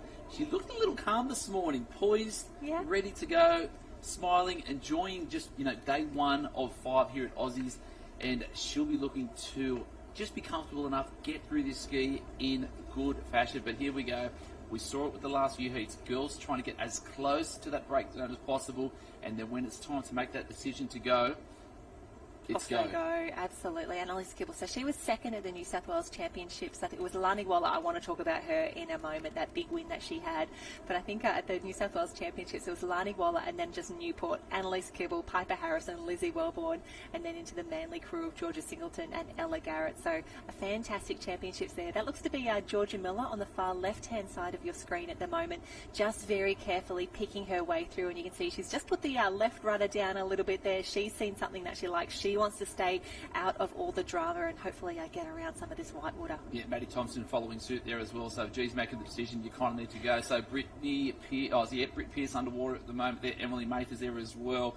They're tucked in on that inside left. Annalise Kibble just trying to get back in the seat and get that going forward. Trying to get a bit of body weight to the back to get that nose up and out. And she's done that well. Kibble, we can see now she's putting the pace back on. The rating goes up. She's off screen and hopefully over some white water now. Clean. And talk about the squad that she's paddling with on those skis. There's not too many better squads in Australia than that Newport squad at the moment. No one's making up the numbers there, and unfortunately we do have an unoccupied ski out there. There goes Phoebe Woodhouse, one of our local girls, up and gets it in the chest, but she's stayed on. Fantastic work, Phoebe. Out she goes, and she knows that this is where she needs to be putting the accelerator down. If we can get her out and over these next ones, you can see once the girls get into that darker water, her rating is still on. She knows that there's still a few little waves to go. Come on, Phoebe, paddle, paddle, paddle. I thought she was about to roll. She's got this. I'm just nervous in the booth here. You are always nervous, the ever-caring mother in the commentary box. Alrighty, the girls doing a great job here, and I'm really impressed that they are staying in their seats so well. They're really stable on what is some of the tippiest craft ever. But while we've been watching that, a great move. Georgia Miller there goes, do you know what? I'm going to stop. I'm going to wait. And also Maddie Thompson goes, I don't want that one either. But Avoca coming through out the back, that is a smart decision. We can see Georgia Miller on that orange ski in shot at the moment. Thompson, the mermaid beach cap, the red, the white and the blue on the right. And this is where the girls are making lots of strategic decisions. Where do I want to come in? How do I want to come in? What do I let pass? And what do I say? Yep, we're going. Yeah, so Maddie Thompson there looking strong coming through. But Jazz Fillingham from Avoca, she'd be pumped with that. Probably not her strongest leg, but she's come on leaps and bounds. And this is her on screen at the moment there under the tutelage of the legend Gordo Jones on the ski leg, who's also supported by the New South Wales Kayak Coach of the Year, Angelica Manser, who actually did her first ever ski race ever. Oh, congratulations. On what day was that? On the Monday. Tuesday? The 40 to 44 women, and took out the gold medal. What a golden start. That's fantastic. So she was pretty excited by that. First ever race in a Masters and won an Australian medal. And she was the one to knock out. Nicole Sims won everything else that day. Oh, wow. So Nicole Sims nearly got the clean slate, but the silver in that. But yeah, Jazz Fillingham building nicely for the young lady. But Maddie Thompson on screen, Georgia Miller, that's your 1 and 2 into the board leg ski, board, swim. And the relief that these girls would feel being like, yep, the ski's done, probably the danger leg, not in terms of them being not confident in their skills. They know they can get out and around, but just knowing that it's done, we can get through on the board, we can get through on the swim, and great to see Maddie Thompson from Mermaid Beach up in the lead at the moment. She took a little bit of time out of the sport, but she is back now. Wonderful to see her here. But, Christy, you're down on the beach. What's happening? Go for Christy. Maddie Thompson out there in front. She has got Matt Poole as her handler, so some expert advice as she's running around in transition. Maddie and Georgia doing the best of it, and what a great feeling when you can just sneak through some of those massive sets in that first ski round, knowing you've set yourself up. 9 going through, which sounds pretty comfortable, but when you've got surf like this, I'm sure they are feeling anything but comfortable out there at the moment. Oh, fantastic. Thank you so much, Christy. We can see there we have Madeline Thompson on screen, pausing, waiting. Now, you always want to take a little bit of speed into this, but the girls just making a good decision here to pop and to stay here. But again, let's have a look at some of those incredible waves here. This is Phoebe Woodhouse, gets it one in the chest, ducks her head under there. I am so impressed that she managed to stay on after that. That's a tough recovery. And now this is where she puts the pedal down. She knows that the sets are still coming. And here we have Avoca back on screen. This is the Open Iron Women, the qualifying rounds, Heat 4 in action at the moment as Dom Stitt. She's lost her cap, but she races for Mooloolaba on the yellow cracker board just there. Yeah, Britt Pearce just on the outside right of her from Wanda, which is the blue cap with the navy blue, red through the middle. And we just saw earlier there as well Hayley Smith from Coogin in the fray there as well. So it was herself and Jazz Fillingham from Avoca in about 6th and 7th there at the moment. Top 9 making their way through, and then Georgia Miller just asserting her dominance now in this board league. I was going to say, I love the statement that Georgia Miller is making here. She and Maddie went out together, but Georgia just finding the really good the path out through the waves, and she's just down on her stomach now. She's staying low, a little bit of extra balance as well, and you can see just how choppy it is getting out the back there. So we've got the beautiful views here, but when you're in the water, when you're in those conditions, it is pretty tough. And I love that she's got that bright orange board that we can pick from anywhere. And if we think back 12 months, Harold, I actually flew over to the Perth Aussies on the same flight as Georgia Miller. We just happened to be seated in the same row.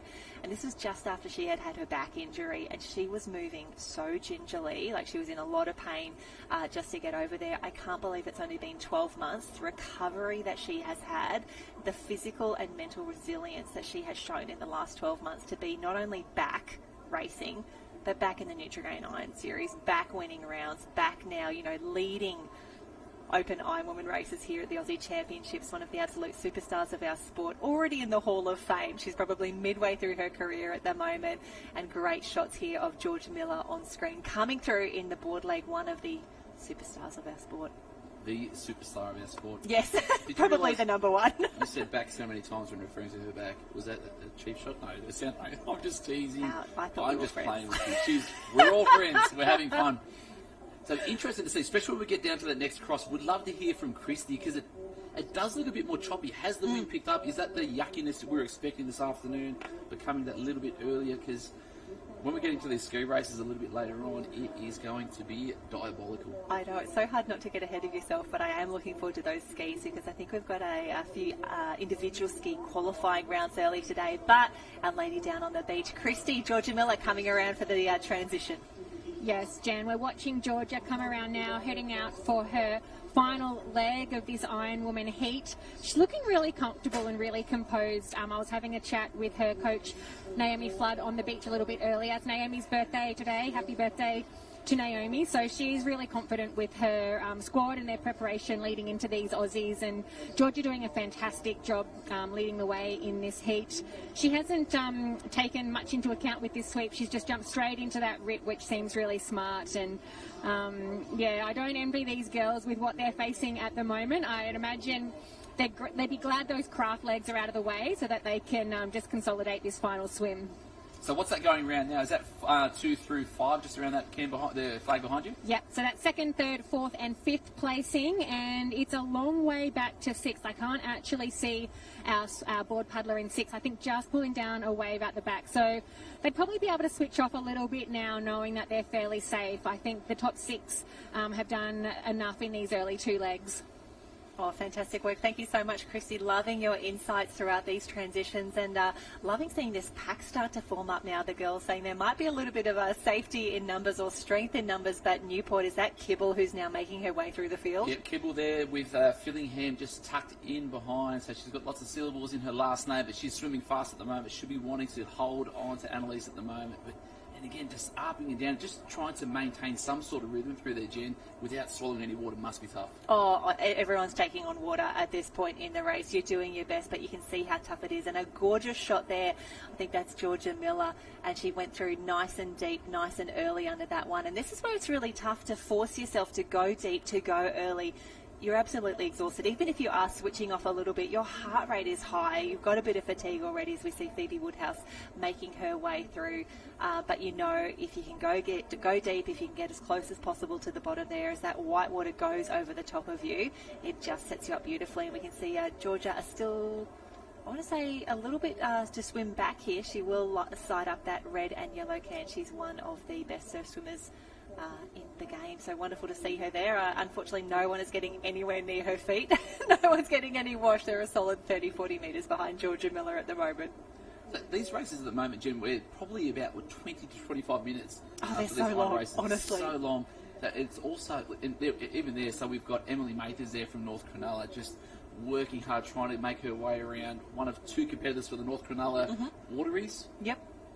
North Cronulla, normally we see them down on the Beach Sprint Arena or in the Flags pit. They're so strong, and I'm looking forward to their beach relays actually later in the program. So while we are at Maroochydore Beach at the moment, we will be heading down over the next few days for some of those big finals, especially for the Flags and the sprints. We did get down there for the juniors, so excited to see what everyone in lifesaving can offer. And I mean, Harold, you've been spending time down at the surf rescue competition. The boats are in action at the moment. Separate stream this year. Everyone is here. Everyone is at Aussies. Which is why it's so much fun. And no one is having more fun at the moment than Georgia Miller just cruising around that string and iron. Cruising. I love it. Ominous signs. Yep. And again, strong start, great start, safe start as well for her as she makes her way through. So we've got a five heats, we said, for the open iron. Just checking the results from those other ones as well. Only 2 races completed so far, 3 still to go. And when we look at the strength of iron racing across the field, across the states, across the clubs. Actually, I did want to ask you about Lani Waller from Redhead. Took out the New South Wales champs, did the double with the junior and the senior. She did the double with the junior and the senior, and then she nearly did the dunce today. Oof. You got absolutely pumped on that as you were down at the beach. Lost ski from out the back, swam all the way back in, collected it, snuck through in 8th. Oof, oof. So hey, you're still in. It was a ski, a swim, ski, board, swim, iron for her today. So a couple of extra legs, but made her way through. But again, you know, you would think that most people would be like, I'll be thereabouts. I'll just try and cruise through top 3 or 4, get through the first heat nice and comfortably. Don't expend too much energy. Ease our way into the 5-day program. But there's no easy today. There is no easy at all, as we can see our crew making our way through. That little pack that was swimming together earlier, just starting to break up now as Georgia Miller just looks behind, just takes a moment to say, I'd love a little wave on the way through now. We can see the whitewater just ahead of her. This one standing up behind should be enough in this one if there's a wave in the ocean. She's got a great kick on her as well. Is she going to pull down the front? Unfortunately, not enough just there, but the one behind should give her a nice little bump home.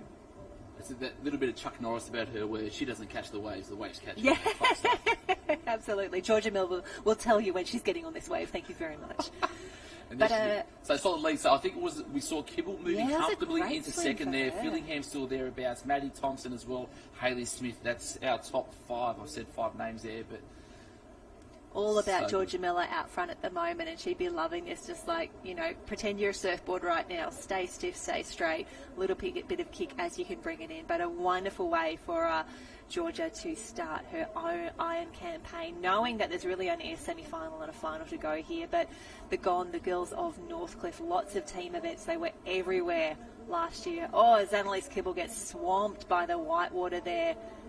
I don't think she had that was always going to be a tough one to catch from there. She'll keep an eye behind here, and this little one will give her a nice little nudge, but it's all Georgia Miller looking good, looking fast, and looking very confident out the front at the moment. So it's going to be Georgia Miller. This is heat number 2.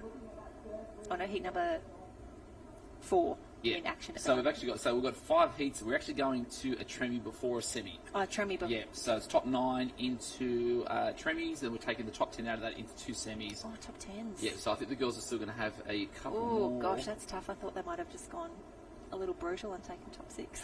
Yeah. It's a good thing I'm not an official. Correct.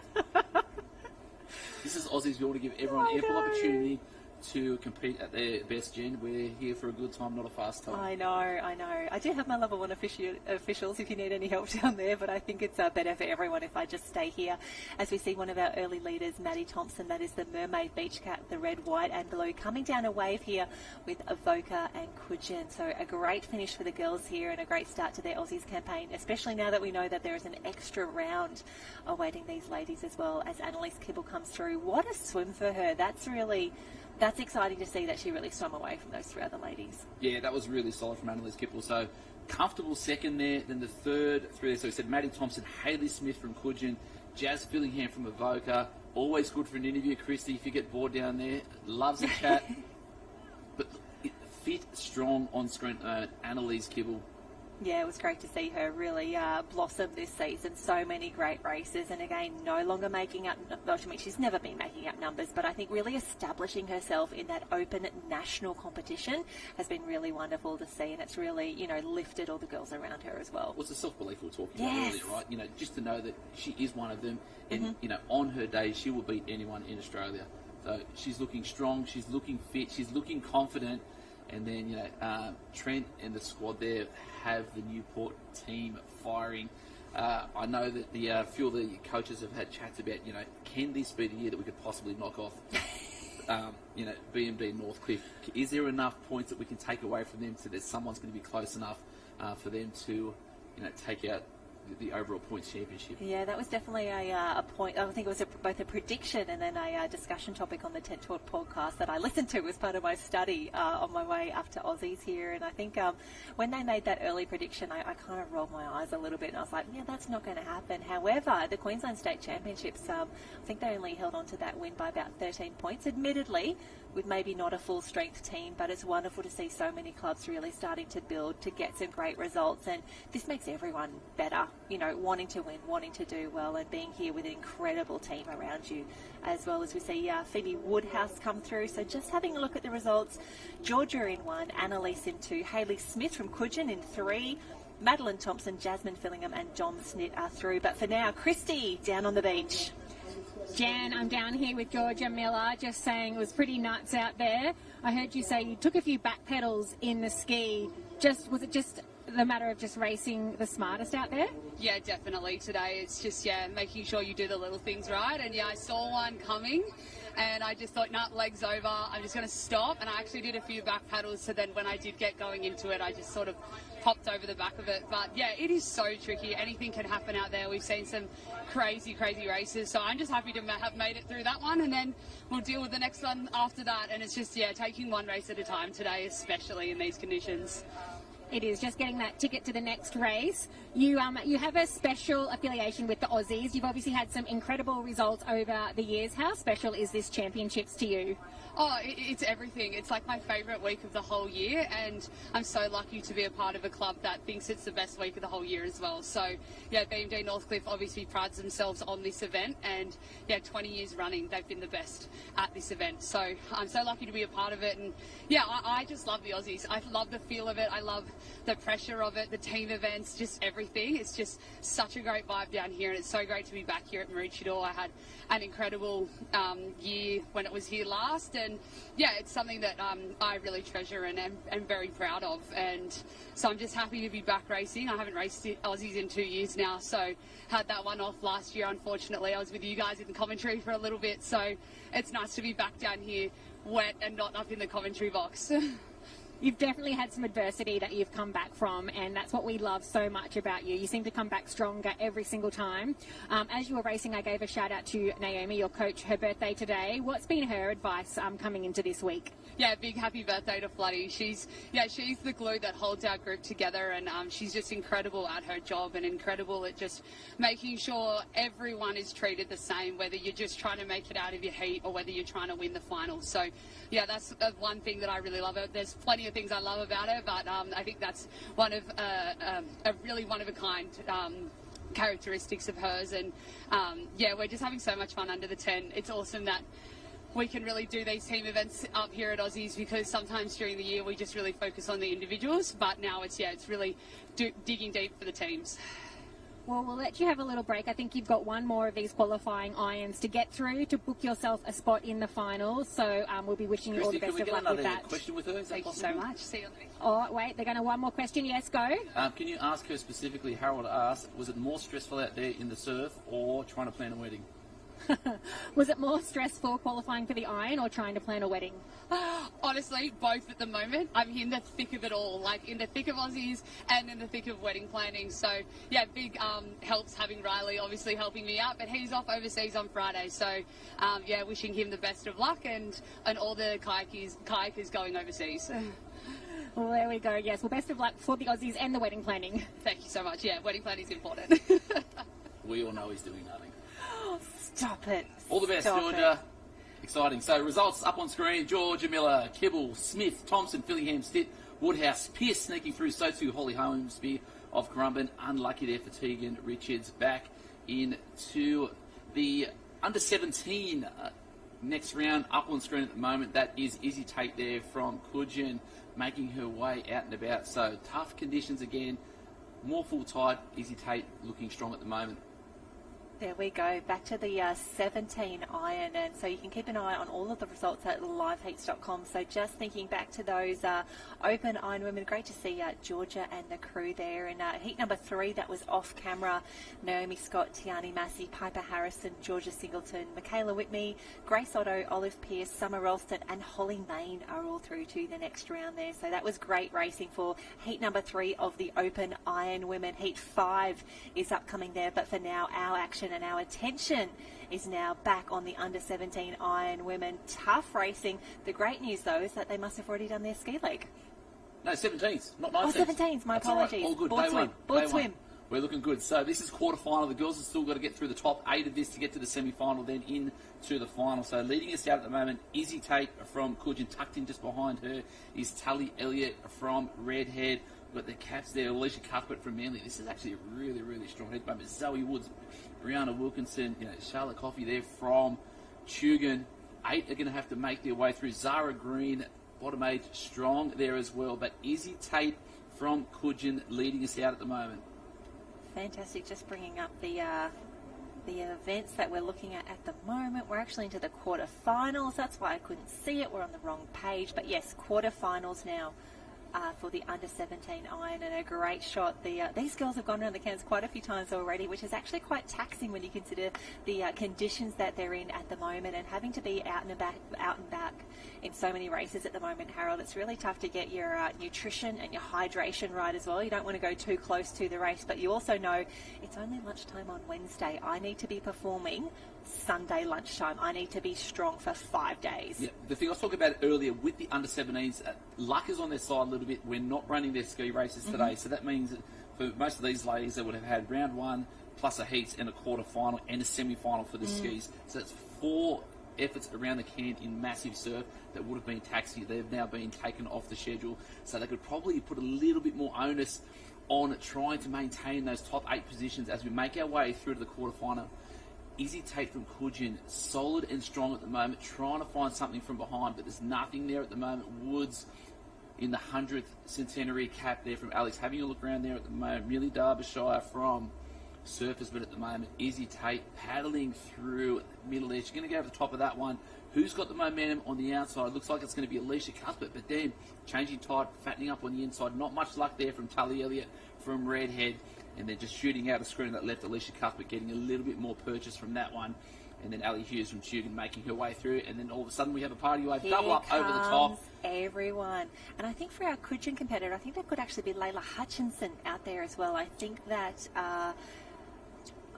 Isabella Tate was in a previous heat from here, just trying to catch up No, on 100% live heats. that's Izzy. Is it? it? Is? Yeah, she's a legend. She's in There there. you go.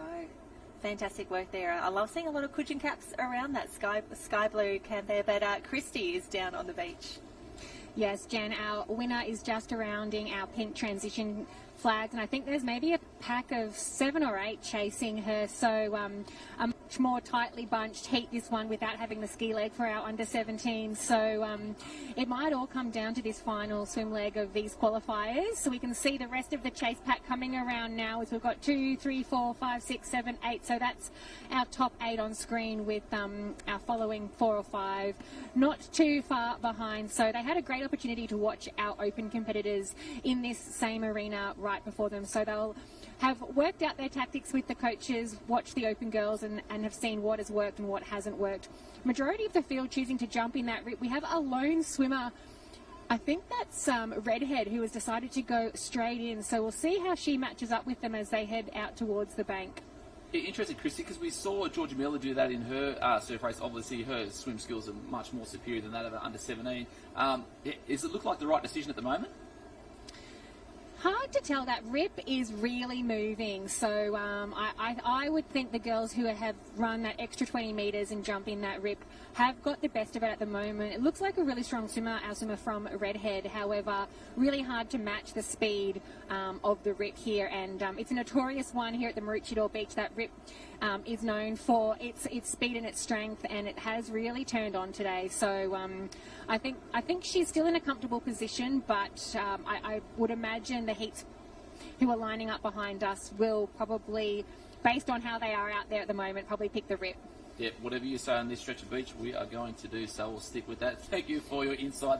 Izzy Tate leading us out at the moment. Olivia Clue's trying to make her way back. You would have thought she would have been strong enough there. You just see her powering through the pack now, moving herself into about 4th or 5th, and that redhead cap on that left-hand side out of shot is going to be that of Tully Elliott. But Harriet Chin from Sorrento on screen there at the moment, making her way through to another round. She loves the big surf. She said that to us earlier. Getting through that extra round, great achievement so far. Can she keep pushing through? Because it looks like the sets are on their way. Oh gosh, you can see the girls go deep, go early, and I think a general rule of thumb is if you go under these big waves, if there's a bit of white water behind it, if your feet actually get tipped by the white water on the way down, you've left it too late, you need to be well and truly under by the time those big white waters come over. But you can see the girls just feeling that they're at the end of that rip at the moment. This is where they need to turn a little bit to left. And Harold, we're just having a look at the screen at the moment. I don't know if that decision paid off for Charlie Elliott. Yeah, it's so spread at the moment. But yeah, just the rip is where it is. If you're on this stretch of beach, just do whatever Christy says. Absolutely. I've got some other few just life problems that I'd love Christy to help me out with just in general. She's great for all the advice out there, not just rips. But you can see the girls who've taken that rip, they are maybe 15 metres off the red and yellow can at the moment. They've done an incredible job there to line that up near perfectly. Yeah, it might be 15 minutes by the end of it. These ladies are flying at the moment. So we've got Coogin in 1 at the moment, then Woods Wilkinson in 2 and 3, and then Clues just looking comfortable in there, tucked in at 4th. But Izzy Tate leading us out. And these girls will be loving having a bit of space getting around these cans nice and early on day 1 of the Aussie Championships here on the Sunshine Coast. Absolutely. I think that was Zoe Woods, the first of the Alexandra Headlands competitors that went through. And we got a great shot just before where she turned right in, and there, another great one. I think that's Lani Waller just making her way through now. The way they arch their bodies around this red and yellow can, and Zoe Woods actually took 2 left-hand strokes just to really get herself around there and propel her body through. I love this footage that we get here because you don't want to just be stopping here. You don't want to lose your momentum. Terrigal does a great job just coming through a little wider there, just on a larger angle there, but they're around, they're through, the girls are heading for home, and this is where we start to look back, we look behind and say, right, Maroochydore Beach, what have you got in store for me? Yeah, long swim races. This is probably, with how far out the cans are set at the moment, probably equal just to an individual surf race at the moment. Oh, absolutely, easily. You can see some of the girls going really wide around the coloured string of cans there as well. They're probably just trying to get the good angles on that final turning can. But you can also see the wash as the cans really get pushed in and out by those sweeps. You don't want to be cutting it too fine. You don't want to be swimming exactly on that rope there, because if a swell comes through, you will get pushed and then you need to go back out. Yeah, we already have lost a set of strings a couple of times already this morning on the big sets coming through, but into the wave zone. Can Tate pick something up? Ken Woods pick something up? I'd love something, an armchair ride from the back to the front and then rest and recuperate. Zara Green on the cusp of elimination at the moment. She would have expectations, goal setting of trying to get through to a final, and who's going to pull down left-hand edges where it's at. Woods, unbelievable skills, just keeping the two hands out in front, trying to keep that body out in front, flinging arms left and right. And I'm going to give you a high five, Jen, because that is unbelievable work. Oh, there's a certain point where you just windmill at home, right? You just got to do anything you can to get yourself back down to the front of that wave. And I'm so glad we got this incredible vision on screen, because it really shows if you feel yourself pulling off the wave, if you get caught in that white water, if you start to get a little bit swamped. Zoe Woods was able to push her way back out the front of the wave. She windmilled through, and have a look at how much that has paid off for her right now. She's got quite the distance on the rest of the field, and this is where they are at the moment, stopping, waiting for that next wave to come through. So Alicia Cuthbert, bottom of the screen from Manly, was the one to hold back that little bit further. Let's see if that pays off for her, because you had to be in the right place at the right time, and who's going to hold that wave at the moment? Again, windmilling away, Windmill. And she's kept it on that left-hand side, Alicia Cuthbert, but on screen, again, comfortable from the club down the road of Alex Headlands. Zoe Woods cruising through for another round. Quarter-final, semi-final coming up a little bit later for her. Absolutely. And so this is the under-17 Iron Women, and she's had such an incredible season, Zoe Woods. And it's not just under-17 racing where we've really seen her shine. She does a lot of the open events as well. I know she's been in the Alexandra Headland Open Taplin event as well. So, you know, she really does step up for her club when needed. And while it can be a little bit intimidating, she's taking it in her stride. And to see her really matching it, not just here with the under-17 iron. And we've got a bit of a race on at the moment. I think all of these girls are safe in the top 9, but you don't want to leave anything to chance. Maybe. Well, that's 4 with Alex there. 5 now around that back. 6, 7, then 8 and 9. I think they must be all okay at the moment. So we've got Cuthbert there from Manly, Tully Elliott from Redhead, and then Zara Green's going to slot in at position 9, counting the heads, relief through to the next round. Great work from the ladies. And you can see the officials, just jumping in nice and quickly, grabbing those live heats results. And that means that as soon as the competitors are tagged, you'll notice that everyone is wearing a wristband. They get tagged in. But Christy, skills on display for the 17s. Yes, I'm down here with Zoe Woods. She said she has run out of breath holding that wave from out the back, and I said, well, that's what it's all about. Make it a little bit easier once you get to the beach, but it's not easy having your head down on the second leg of an iron. No, I felt the wave came and then I got down it, and I just held my breath the whole way in and lost. Now I'm out of breath. Well, you've done the hard work. You've got yourself through to the next round, and that's, I guess, the aim of the game here in these early qualifiers. You made your move in that swim leg. Is that your favourite? It used to be, but I'd say I'm better at board these days, so yeah, but I enjoy iron as my favourite, so it doesn't really matter. And you've had a fantastic season. We've seen you obviously shine in your own age group and popping up for a little bit of experience in some of the open team events. What are you looking forward to the most over your Aussies campaign? Probably board rescue with Millie and my sister. I'm doing open board rescue. And then just finals on Sunday, individuals. That's going to be a special race, open board rescue with Sister Emma Woods. Who's the swimmer and who's the board paddler in that event? We haven't figured it out yet because we're just waiting to see on the conditions. All right, flip the coin, and I'm sure either way you'll have a fantastic race with a lot of fun. All the best of luck. We can't wait for that one. Thank you. Oh, fantastic interviews, Christy, and thanks so much to Zoe for having a little chat with us. And Harold, I love the confidence of, we're just going to see what the conditions are like on the day. Geez, they must have a tight relationship to do that in an open event. Oh, they are fantastic ladies and fantastic competitors, and there is no rest down here in the under-17 arena. We can see the next event lining up already. We're just going to grab some caps and we'll let you know which one this is. This could be number 3. I can see Olivia Edwards on the far bottom of your screen at the moment. She was number 1 on the line. That is the bright blue cap there, and then it'll be Sammy McGrath on the top of your screen from Maroochydore. They are the bookends of heat number 3, or I should say quarterfinal number 3 for the 17 iron. Yeah, so top 16 again. Did we say we're taking 8 through, 9 through? Have not confirmed. Let me Let's go. message Manus. I was assuming it would be 9. We'll go with that at the moment. But through the middle, it looks like we've got Alex everywhere. Swansea Belmont trying to make their way through. A couple of caps there through the middle. So too Gemma Holt from Morty Alex. She had a great swim leg before the back end of her iron. Making her way out at the moment. Looks like it's going to be J.O. Prey from Maroochydore flying out through the middle there. And then everyone else trying to get onto her wash. Clean water. The girls got out a lot easier on this one. So I think we've got all bar one. Scarlett George is trying to make her way out through the board. Rest of the squad now out there.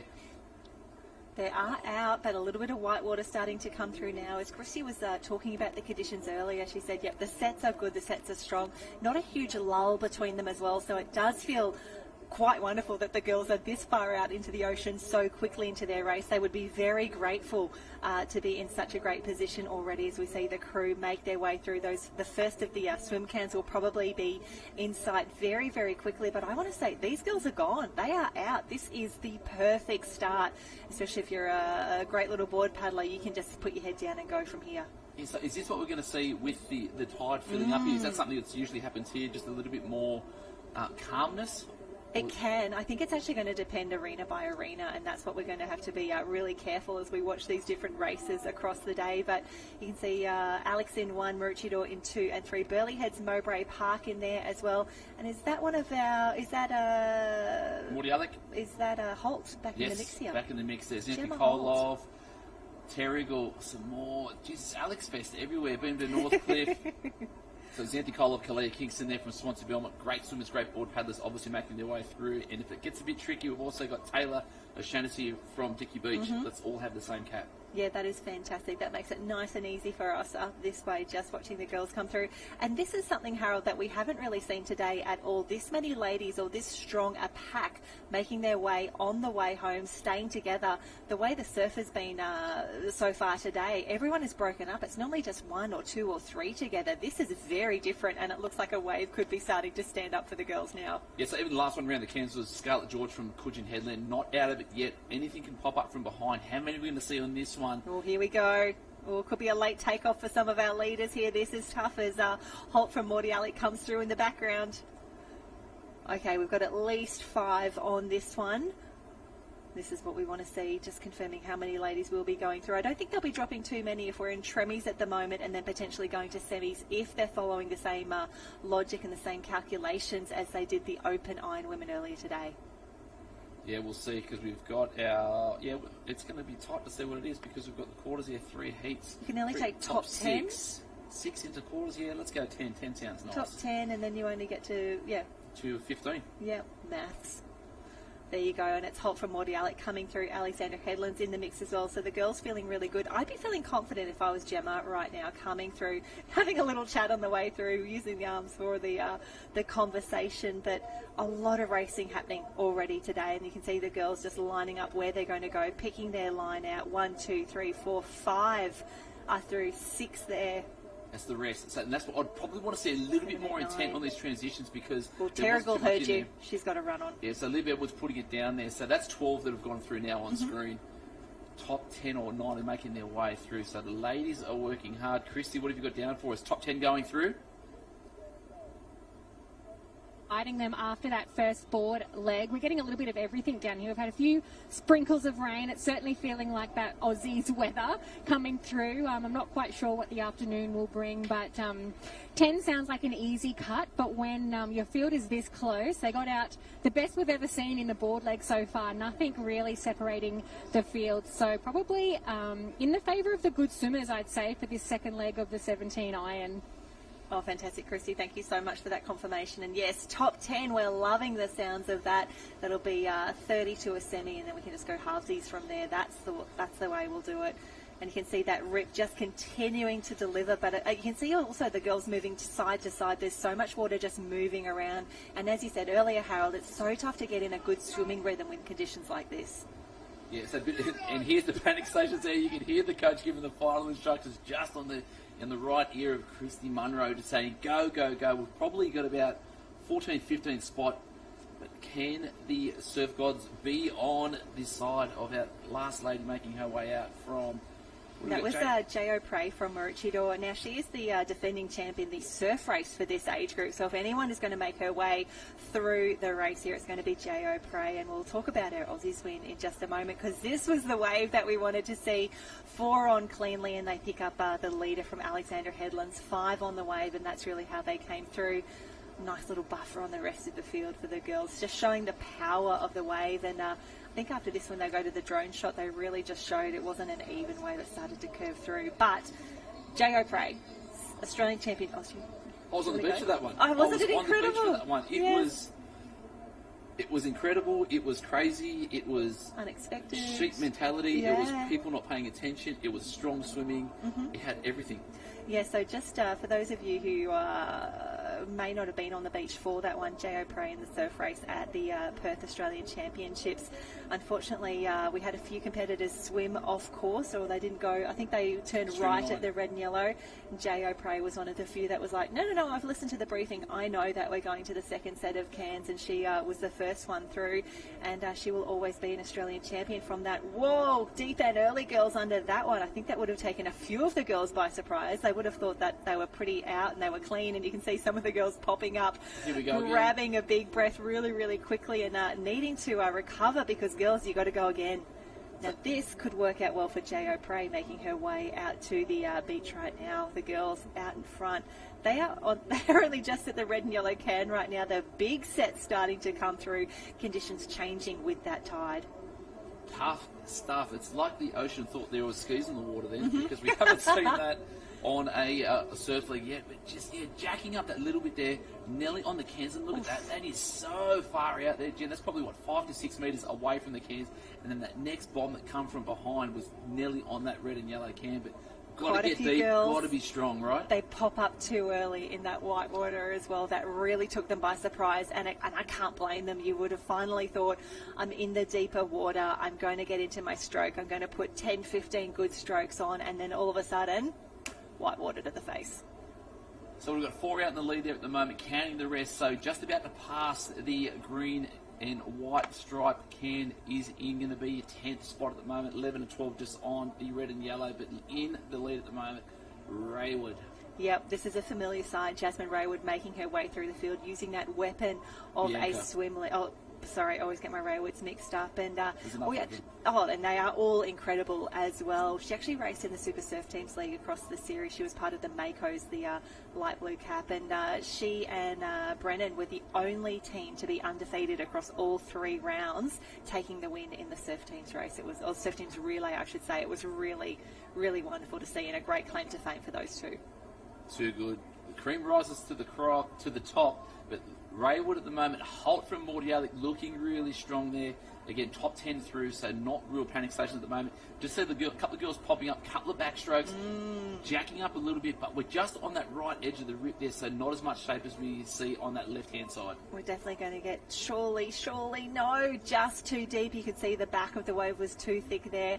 So we've definitely got 3. I think I want to say it's the 2 packs that will form up nicely here, and this is where you get caught in the tough zone here. And have a look at the dumping wave that this delivers. Boo! If someone could just grab Gemma Holt off the bottom of Maroochydore Beach, I think she hit the sand on that one. Just bounce up a couple of butterfly strokes, but don't even worry about it. It was going to jam you down into the shore. And now she got some nice distance on that one. She did a fantastic job. And that's always a shock to the system when you really get pummeled and you don't know which way is up or down, and you know you're going to have the nose runs when you get back to the beach as well, because you are just filled to the brim with salt water. She's made an incredible recovery here. I'm really excited for what is happening with to Holt in these Iron Woman qualifiers. She takes a look up. Oh, I'm okay. I'm going to make my way home now. But this is where we start to do the calculations, because as those sets came through, really keen to know, did a Jo Prey come through on one of those races, or did those first 2 packs that we saw, did they maintain their positions? Did they stay in that top 9? Yeah, and as the tide's filling up, that gutter as we get close to the beach, just like we saw there, making it extra hard for the girls. So they're getting it probably just through the middle of that bank, and an awkward 15 to 20 metre sprint when you don't want to be doing that. One's already out of the water. But yeah, Paige, Gemma Holt, I've done a U. Gemma Holt there from Mordialloc, making her way out of the water. That's our top 2 out and comfortable at the moment. And this is where we start to look at the calculations. We need to find out who is in that top 9. Also refreshing liveheats.com at the moment to figure out where they are in heat number 2, which is being conducted in a different arena. Again, top 10 through, but we know that there are no easy heats here. Want to know who is through now. We've got quite a few ladies making their way across there. 1, 2, 3, 4, 5. Okay, so we've got a few through, 6, 7, 8 just coming around the can at the moment. 2 more spots left. Okay, we're doing the calculations and we can see already liveheats.com is updating. So definitely qualifying through Bianca Raywood in 1, Gemma Holt from Mordialloc in 2, Britt Ackley and Sam McGrath in 3 and 4 from Maroochydore. Millie Peterson, who we spoke to earlier, is through.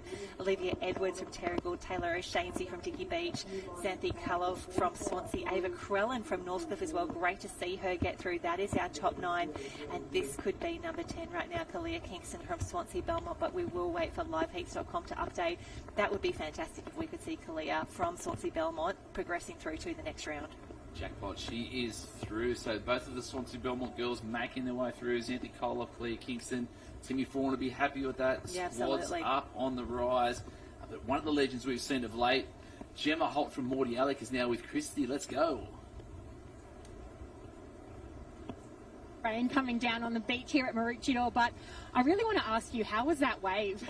I thought, I was sitting at the front, so I was like, I might as well just go for it, and I ended up doing a front flip down it, but, you just can't panic in that moment, so, yeah, it was pretty powerful, but, yeah. I love that. No panic, just pop back up and see what's coming next. How has the preparation been, and what are you thinking with this surf going into the finals? Well, I'm from a bay club, so I don't get any surf like this, so, it's really good to have some different conditions, and I tried to get to as many interstate carnivals as I could this year to prepare for it, but, yeah, just got to back myself in my fitness and see how we go, so... The rain is absolutely teeming down now. We'll let you go, get warm, get under the tent. Oh, we've lost Christy. Millie Vanilli said it best. Blame it on the rain. And the stars were falling. Anyway. As the only girl in grade 6 not to make the choir, I will not join in with you there, Harold. But, I know, it's terrible.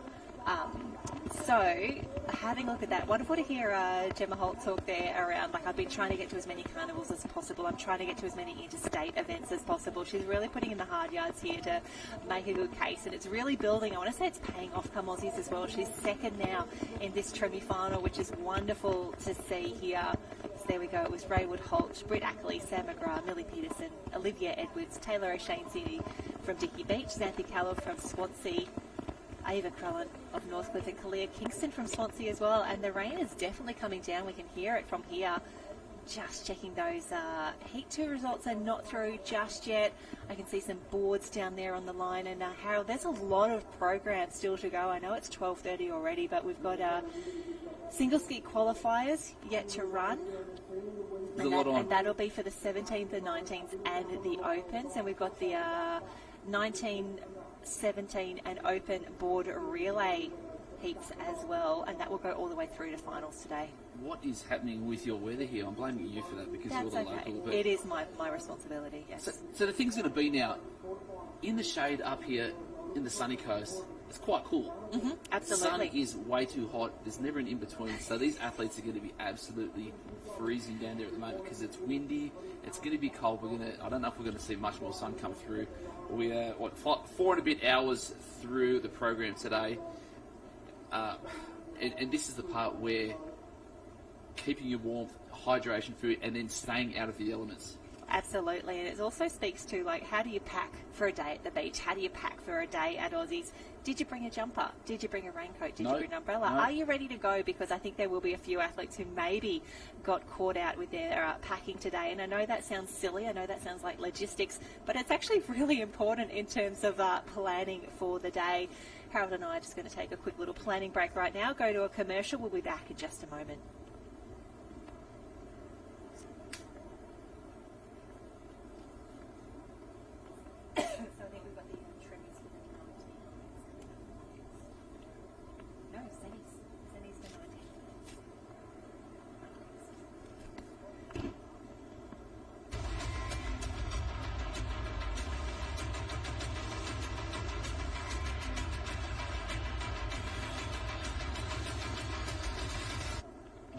Here on the Sunshine Coast, you'll find sunshine makes the sea sparkle. The sky's pastel. You'll find the sun shines from above and from within, making laughs linger, moments longer, hearts beat fast, and time moves slow. Come find your sunshine moment, for real.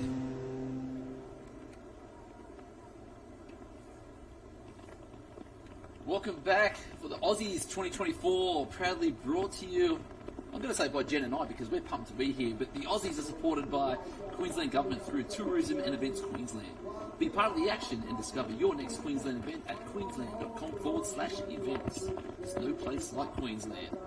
When it comes to combining Australia's headline events with the most incredible destinations, from food and wine, festivals, art, culture and music, to blockbuster sports, iconic endurance races, Queensland is home to a world-class calendar of events and teeming down rain here at Maroochydore.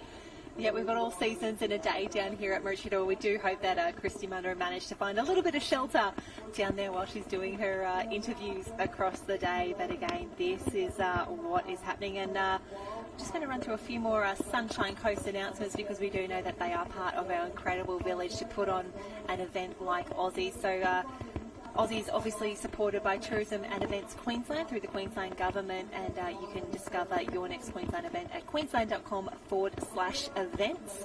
But while you are here on the sunny coast, make sure you take some time out to soak up all the region has to offer, from the sea to the hinterland. Enjoy the local cafes, restaurants, shopping and winning attractions. And Harold, we've both been past the festival zone a few days of the competition. It is always busy every single time I walk past there. The activation areas look fantastic. Cherie and the team have done a great job, and Courtney was signing some gear up at the Finn swimwear tent throughout the week, which was really wonderful. We've put her to work today though. She's got to earn her keep. She's got to earn those Finn's togs. But of course, if you are down here, if you're in the festival zone, if you're just floating around, please include us in all your social posts, hashtags Aussies 2024, and the daily conditions report is coming to you. I think Wayne Drury's been doing most of those across the week, doing an incredible job. We'll get a gig in here if that whole, looking after surf sports for Australia doesn't pan out. There's a warm seat right here for you, Wayne. And it's on screen there. See, it's all about Aussies, about being the lifesaver and being the athlete. Ampol actually giving away an IRB to one lucky club. So get down there, scan the QR code. If you're in need of a new IRB hull to better protect and serve your community, visit the IRB hull in Pierce Park, so in the hot little centre where it's all happening. Scan the QR code and give your club every opportunity to win that IRB hull for your club. Absolutely. And Harold, as we look across those slightly rainy conditions, you've got some breaking news on the program and what is happening across the day. It's tough, it's heavy, so I believe in the under-17s area, the only other race for them going to be running is going to be their board relays. Okay, fantastic. 17 board relays are running through, and again, this is where the officials are just keeping an eye on the conditions. And we also saw, they haven't done it yet, I don't think, for the Opens, but in the juniors, they were actually reversing the course, so allowing our competitors to swim with the sweep and really take advantage of the conditions. It's also a really safe decision as well, because it means that we don't have competitors crossing in and out of other arenas. So great decisions being made, and lots happening down there on the beach. It looks like we've got some skis and some boards heading through. We are down to semi-finals for those under-19 races as well for the Iron women. So yeah, I think we're going to go another round for the under-19 ladies irons, and then same too with the Opens, and then we're going to be through into some ski races and some board relays for the ladies. But so much happening, and that would be the worst umbrella I've seen on the beach from an official. That is from the corporate briefcase. Hey, at least he's got an umbrella. He's doing a great job down there, Mr. Miller, keeping everyone in line. And we see the girls just starting to line up now. This looks to be, I want to say, this is Tremi final number 2 for the under-19 Iron women. That could be Jessica Pally from Northcliffe next to Charlotte Hart on the line. And that is the third and final Tremi final, I should say. Again, spreading the ladies all across the beach here. So what I'm going to do though, Jen, because people are jumping in and joining us because it's Wednesday. It's Wednesday. Let us it's know a school day. Yeah, let us know if you actually are supposed to be working, but so the Alexandria Headlands have got the 100-year anniversary cap, so it is at North Stein. For New South Wales, it is Alexandria Headlands, so that is why they are in the gold and black quarter cap. It's still tripping me up. I know we've had an entire season of it. It is so tough. I'll tell you what, looks like Christy's dropped her microphone in the sand. She said she's just waiting on a replacement mic, but that is all right because we have got all the action here, semi-finals coming up next. So let me run you through the start list for what we have here. It's Jessica Parley in the mix. I can see Ash Winsham there, Dakota Luke. Watch out for her in the ski. She is incredible on the craft there. Morgan Trinker, great on the board as well. And it's all about the Gone and the girls of Northcliffe. Jessica Pauly, Nikita Nissen-Saran, Kyra Bender, Kate McCarty, Emma McDonald, Kalani Ives and Alyssa Bailey. Have a look at that. They are a solid third of the field. And we can see our officials. This is, you'll see the huddle before every single race at this championships. This is where all of our athletes gather together. They get their final briefing from the starter, from the official. The course is confirmed and explained to the team as well. This is where we try and negotiate and say, can we just swim around the first set of cans, or can we shorten this in any way? Can you make it easier for me? And the officials say, no, it's as per the Surf Sports Manual. But this is how we know to keep the girls on track, to keep them all safe out there. The officials doing a great job. Yeah, speaking of safe, so just on screen before, that was Matt Egan. So he's a legend starter. He's been there doing that job for a long while. He was feeling a little bit down on himself. So the first 19 ski race, the irons that went through, his daughter got absolutely slaughtered, got hit by another ski, got brought in the IRB race, day over. And he's like, I think I've set him out at the wrong time. I was like, mate, that set's been going for 15 minutes. Yeah. That's not on you. And it is one of the toughest jobs, isn't it? It really, really is. And there you can see those Maroon Stars, the team from Northcliffe. I think they are a solid third of the team here. But Sarah Locke from Newport, I spoke to her after her first round and she was feeling really good, really confident, really enjoying being part of the Australian Championships. I think she's having a lot of fun down there, which is what we want to see. This is the environment that we all want to be a part of. We can see the girls just getting their last little chats with their handlers, making sure everything is sorted out. And yeah, it's looking a little grey and a little miserable down there on Maroochydore Beach. And Harold, action the entire way along. There are so many tents down here on the beach. If you kept on walking all the way down to Alexandra Headlands and then to Mooloolaba, you'd go through boats, you'd go through surf rescue, you'd probably go through a first aid scenario, maybe a patrol comp as well, and then you would hit the beach sprints and the flags area where we have the purpose-built track and flags pits just for the Australian Championships. Yeah, that's going to be exciting. It's going to be fun to watch. I'm looking forward to watching Kalani Ives. So qualified, automatic qualifier through the next gen for next year. Nutrigrain so qualifier. She's looking strong. She's going to be through there. But at the moment, 26 degrees, 72% humidity, surf at 2 to 4 foot. That seems like a lie. Wind 16 south-southeast isn't great, but we're here doing it. And we want different conditions. We want it to be exciting. We want the variables. Absolutely. And I think if you gave any athlete on the beach the choice of, would you like Aussies to be at Maroochydore like it was a few years ago, dead flat, 0 waves in the ocean, or would you mind coming down in a day like today where it's a little bit wet, it's a little bit choppy, it's a little bit unpredictable? I reckon 99% would say, give me the 2024 option. I want to race in some surf. Yeah, it's been interesting, hasn't it? So Aussie's here 3 years ago, dead flat the whole way through, and then it seems like every single big event that's been on the stretch of beach since then has been absolutely pumping. It's been really wonderful. We had the Murphy Homes Maroochy Classic earlier in this season, and really appreciated the support of the other clubs who made the trek up to the Sunshine Coast. We had a lot of Gold Coast clubs, but also a lot of New South Wales crews made their way up here, which was really wonderful to see, and that was reflected in the quality of the racing. As I say quality of racing, can we have a look at Locke from... Sarah Locke out there. So old man talking to Mick Locke on the beach before. She was comfortable in her first one, but somehow got a couple of dings on her skis. So gaffer tape would be everywhere, trying to keep it as, I guess, buoyant as possible, and it's pretty buoyant at the moment because she's leading him out at the moment, wearing one through the lap. Can we see a little bit more luck this time for Lani Waller compared to the last time? But we're going to see the ski movers on the outside left. Alyssa Bailey will be out there flying at some stage. Yeah, and I'd say that's Charlotte Hart on the far left-hand side of the field as well. She was really, really strong in the qualifiers. So Burleigh Heads Mowbray Park, that is the black cap with the green and gold. And the girls, interesting. Some are pausing to stop and to sit. Others are taking a quick little left-hand turn around, and that has allowed maybe 3 or 4 to sneak through on the left-hand side. Oh, another one is off there on the bottom of screen, and this is where it gets tough.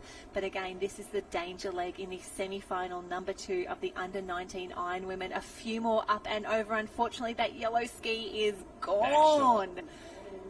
That is going to be tough to recover from. There are only 2 semi-finals, so Harold, you have to think it's top 8 through. So who got out? 6 on screen at the moment. Holt again. Look at that. Paige Holt, sister of Gemma that we saw just earlier. Morty Alec. What a morning. Getting it done. We're into the afternoon now, Jen, believe it or not. But Morty Alec is strong, out in the lead at the moment. And look how relaxed she is through the shoulders there. Nice leg drive there. Boat moving at a rapid rate, coming around that apex, and then they'll be going through the shore. But the decisions are going to be, I guess, tough. What do we do now? And that's Dakota Luke from Dickey Beach. She's an incredible paddler in the individual races. We saw her do quite a few of the Nutrigrain Next Gen and other races. She's so strong in the kayaking. She's made a few rep teams recently as well. So you'd expect her to be out the front. That's a Dickey Beach. The cap out in front at the moment. But wowee. And then it's a string of Northcliffe teams behind her as well. But we're just trying to pick up where was Sarah Lockett. She was up there early. She's on the bright green ski. And that's going to be really tough for her to recover if she's already out of that top 8. And that's what you want. Dakota Luke, nice little comfortable run, making her way through. A little wry smile actually in there just as you pull down that one, having a look around. Still got a bit of work to do though. Again, we can see how messy and how choppy it is there. The amount of white water that is moving around and the swell really starting to come into it here. And one of the girls says, actually, I don't want that one. Yeah, Ash Wincham there from North Curl making some decisions there. And just it's a little bit awkward through there at the moment. And that is why. It's deep, it's shallow, it goes across, it goes this way, but no troubles at all for Dakota Luke. Fantastic shot of her out the front as the girls say, see ya, as we head past here. But Dakota Luke, she is home, she is on the scene, she is ready to line up for a board and a swim. So ski, board, swim, and again, semi-finals a little bit more intent in the transitions now because we need to maximise on every single opportunity we've got. So Dakota making her way around that last flag into the board leg, sizable lead at the moment. Absolutely, and great story here. We've actually got 3 Dickey Beach competitors in this under-19 iron semis already. So in heat number 1, or semi-final number 1, we've got Anastasia Huey and Kelsey Punter. So great to see Dickey Beach, 3 ladies represented in this under-19 iron semi. And we've got a great shot there, Dakota on the dolphin board out the front, just getting over those little white waters here because she knows if she can get out, if she can get clean, if she doesn't get caught on this bank, that really sets up her semi beautifully. Yeah, she's looking strong, she's looking powerful at the moment. Second and third now on screen, a couple extra boards now making their way to the 4. And I think that could be Morgan Trinker next door to Kalani Ives, our Nutrigrain Next Gen qualifier. So Morgan Trinker, one of the best board battlers going around. That Southport board relay, I absolutely adore them. And the girl's doing a great job at the moment, but a lot of work to do as she just gets through perfectly the middle of that white water. It's just making the right decisions, right? Being aware of your surrounds, being a little bit more proactive and trying to get into that rhythm, moving all the water and trying to be in the right place at the right time and perfect line out into the ocean for Morgan Trinker as she gets closer and closer to that break zone. But she's put a little bit on there. Ash Wincham on that inside right there from North Curl, paddling hard, looking strong. So she's gone probably from her best leg ski into her second best leg, and she'll want to be holding on because that surf leg may be tough for her, but she's a fighter. Absolutely. You can see one of the girls still on the ski there trying to make her way out. Oh no, 2 of them. That is really tough. 2 of the girls just there, and that could be Paige Holt from Morty as well. As we can see, Trinker has absolutely been pummeled by the whitewater out there. She had a nice handy leave on the rest of the field. Unfortunately now pushed back and is sitting on the bank back next to Kalani Ives from Northcliffe. And here we go. 2, 4, 6, 8 girls now. 8 girls only to qualify, remember, to the next round, just sitting here together, waiting for the wave. And a few of them have had to roll, a few of them are up and over and popping, and a few are well out the back, making their way home to Maroochydore Beach. Yeah, when in doubt, you've got to roll. Yeah, when in doubt. Just play it safe, keep that board nice and close, keep your forward on your board, whatever you need to do to keep that nice and close to you. The girls know that if there is a lull, it is not going to wait around for long at all. So come on, girls, now's the time to power, now's the time to get up on the knees. As Dakota Luke goes, I'm so happy I'm not on the bank right now. I am so happy that I set that up so beautifully in that opening ski leg. And she'd love a little wave on the way home because here comes the chase back, top 8 to qualify for the Australian final. So it's Northcliffe at the moment, chasing hard. But look at that lead, sizable lead at the moment. So there impressive. From Dakota Luke. whilst the others are still trying to get around the black and white. But look at the driving. You just see her in the distance there, in the background, working hard, trying to pick up every single little bit of runner. Can she pull down this one? Because that's going to be enough to solidify it. And she's down in the way with the pack now, chasing, working for second through 8. Absolutely. Dakota Luke pulls down a nice little wave, but she can hold on to this one and survive a few little double and triple ups on the way home. Should be able to make her way through. Oh, she gets the Rodeo ride on the way home. And Harold, when we were looking in that shot back towards the beach, I was actually looking at the grey clouds out in the background as well. It's a little bit gloomy out there as the girls make their way through, but no trouble at all for Dakota Luke. Remembering that is the semi-final for the 19 iron, the order. All of the rest of the carnival from here until Sunday afternoon. Ski, board, swim. Great work, Dakota Luke. She just needs to get round this swim well, and she is in an Australian final. So let's talk about that. Let's unpack that a little bit now. So she's going to make her way around the swim leg. She'll be comfortable. She'll finish in the top 8. But now she's actually ticked off one of the goals on her list, which would have been make the final on Sunday for the Iron. So she's got 3 more days of competition with already one thing ticked off. Oh, and to have that ticked off at lunchtime on Wednesday, knowing that you've got a final already on Sunday. And that's one of the big things about Aussies, as we see the pack lining up out the back. Christy, a big winner, or a big leader, we should say for now, but a pack is chasing hard.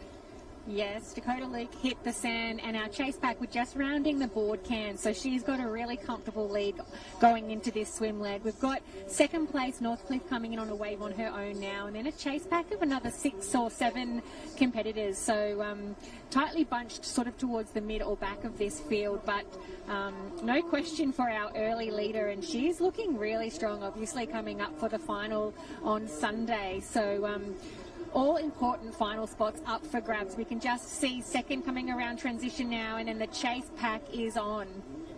Oh, fantastic work, Chrissy. Yeah, it's going to be tough to make that top 8 from here. And so we can see the girls line up, and they know there is only one leg to go. And unfortunately for a few of the ladies, still a few boards to collect. They may see their race end a little earlier from there. But this is where I always love to watch, Harold. Who is going to go out on their own? Who knows where they need to be? Who wants to take the lead? Who's going to get the wash? What do we do from here? Because these girls have been racing for at least 15 minutes already. Like, this has been a very tough race on top of a few very early qualifiers as well. But I can see it looks like that could be Charlotte Hart on the far left-hand side of the field. She was in the black cap with the green and gold stripe. She actually went a little bit further to the north. So she's seen something that she likes there, and she knows that she's also a strong swimmer. So she's backing herself to swim by herself in some really tricky conditions.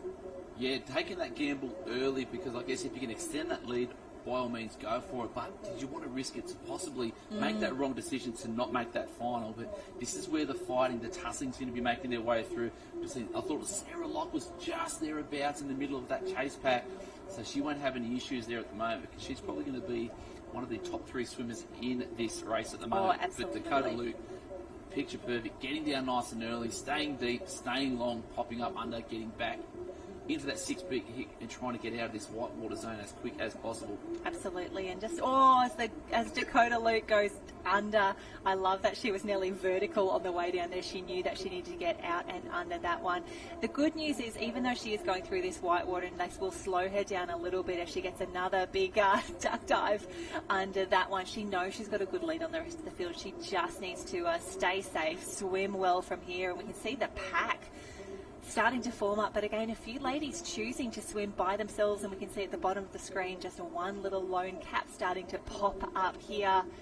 Tough racing for the girls out here as Dakota Luke negotiates this white water, and really once you get through a few big waves, once you get into the green water, you just sort of look up and go, I hope the red and yellow cans are around here somewhere, because I have been underwater for quite a while. And here she goes, another big one to get under. She's just going to sneak through that one. Fantastic work. I love that we're getting these gorgeous shots of Dakota Luke in a really, really good position in this iron. And you can't even see them else. Or they're getting there close. They're just popping up now as they come through. One thing I did note, right-hand edge. So Morgan Trinker opted for that left-hand edge. And like I said, just is it a gamble? Is it not? We'll see what transpires. But there's so much white water coming through again. And here we go. So the cap of Redhead thereabouts as well. So Lani Waller making herself known. Ash Winsham thereabouts there as well. Some more caps from Northcliffe.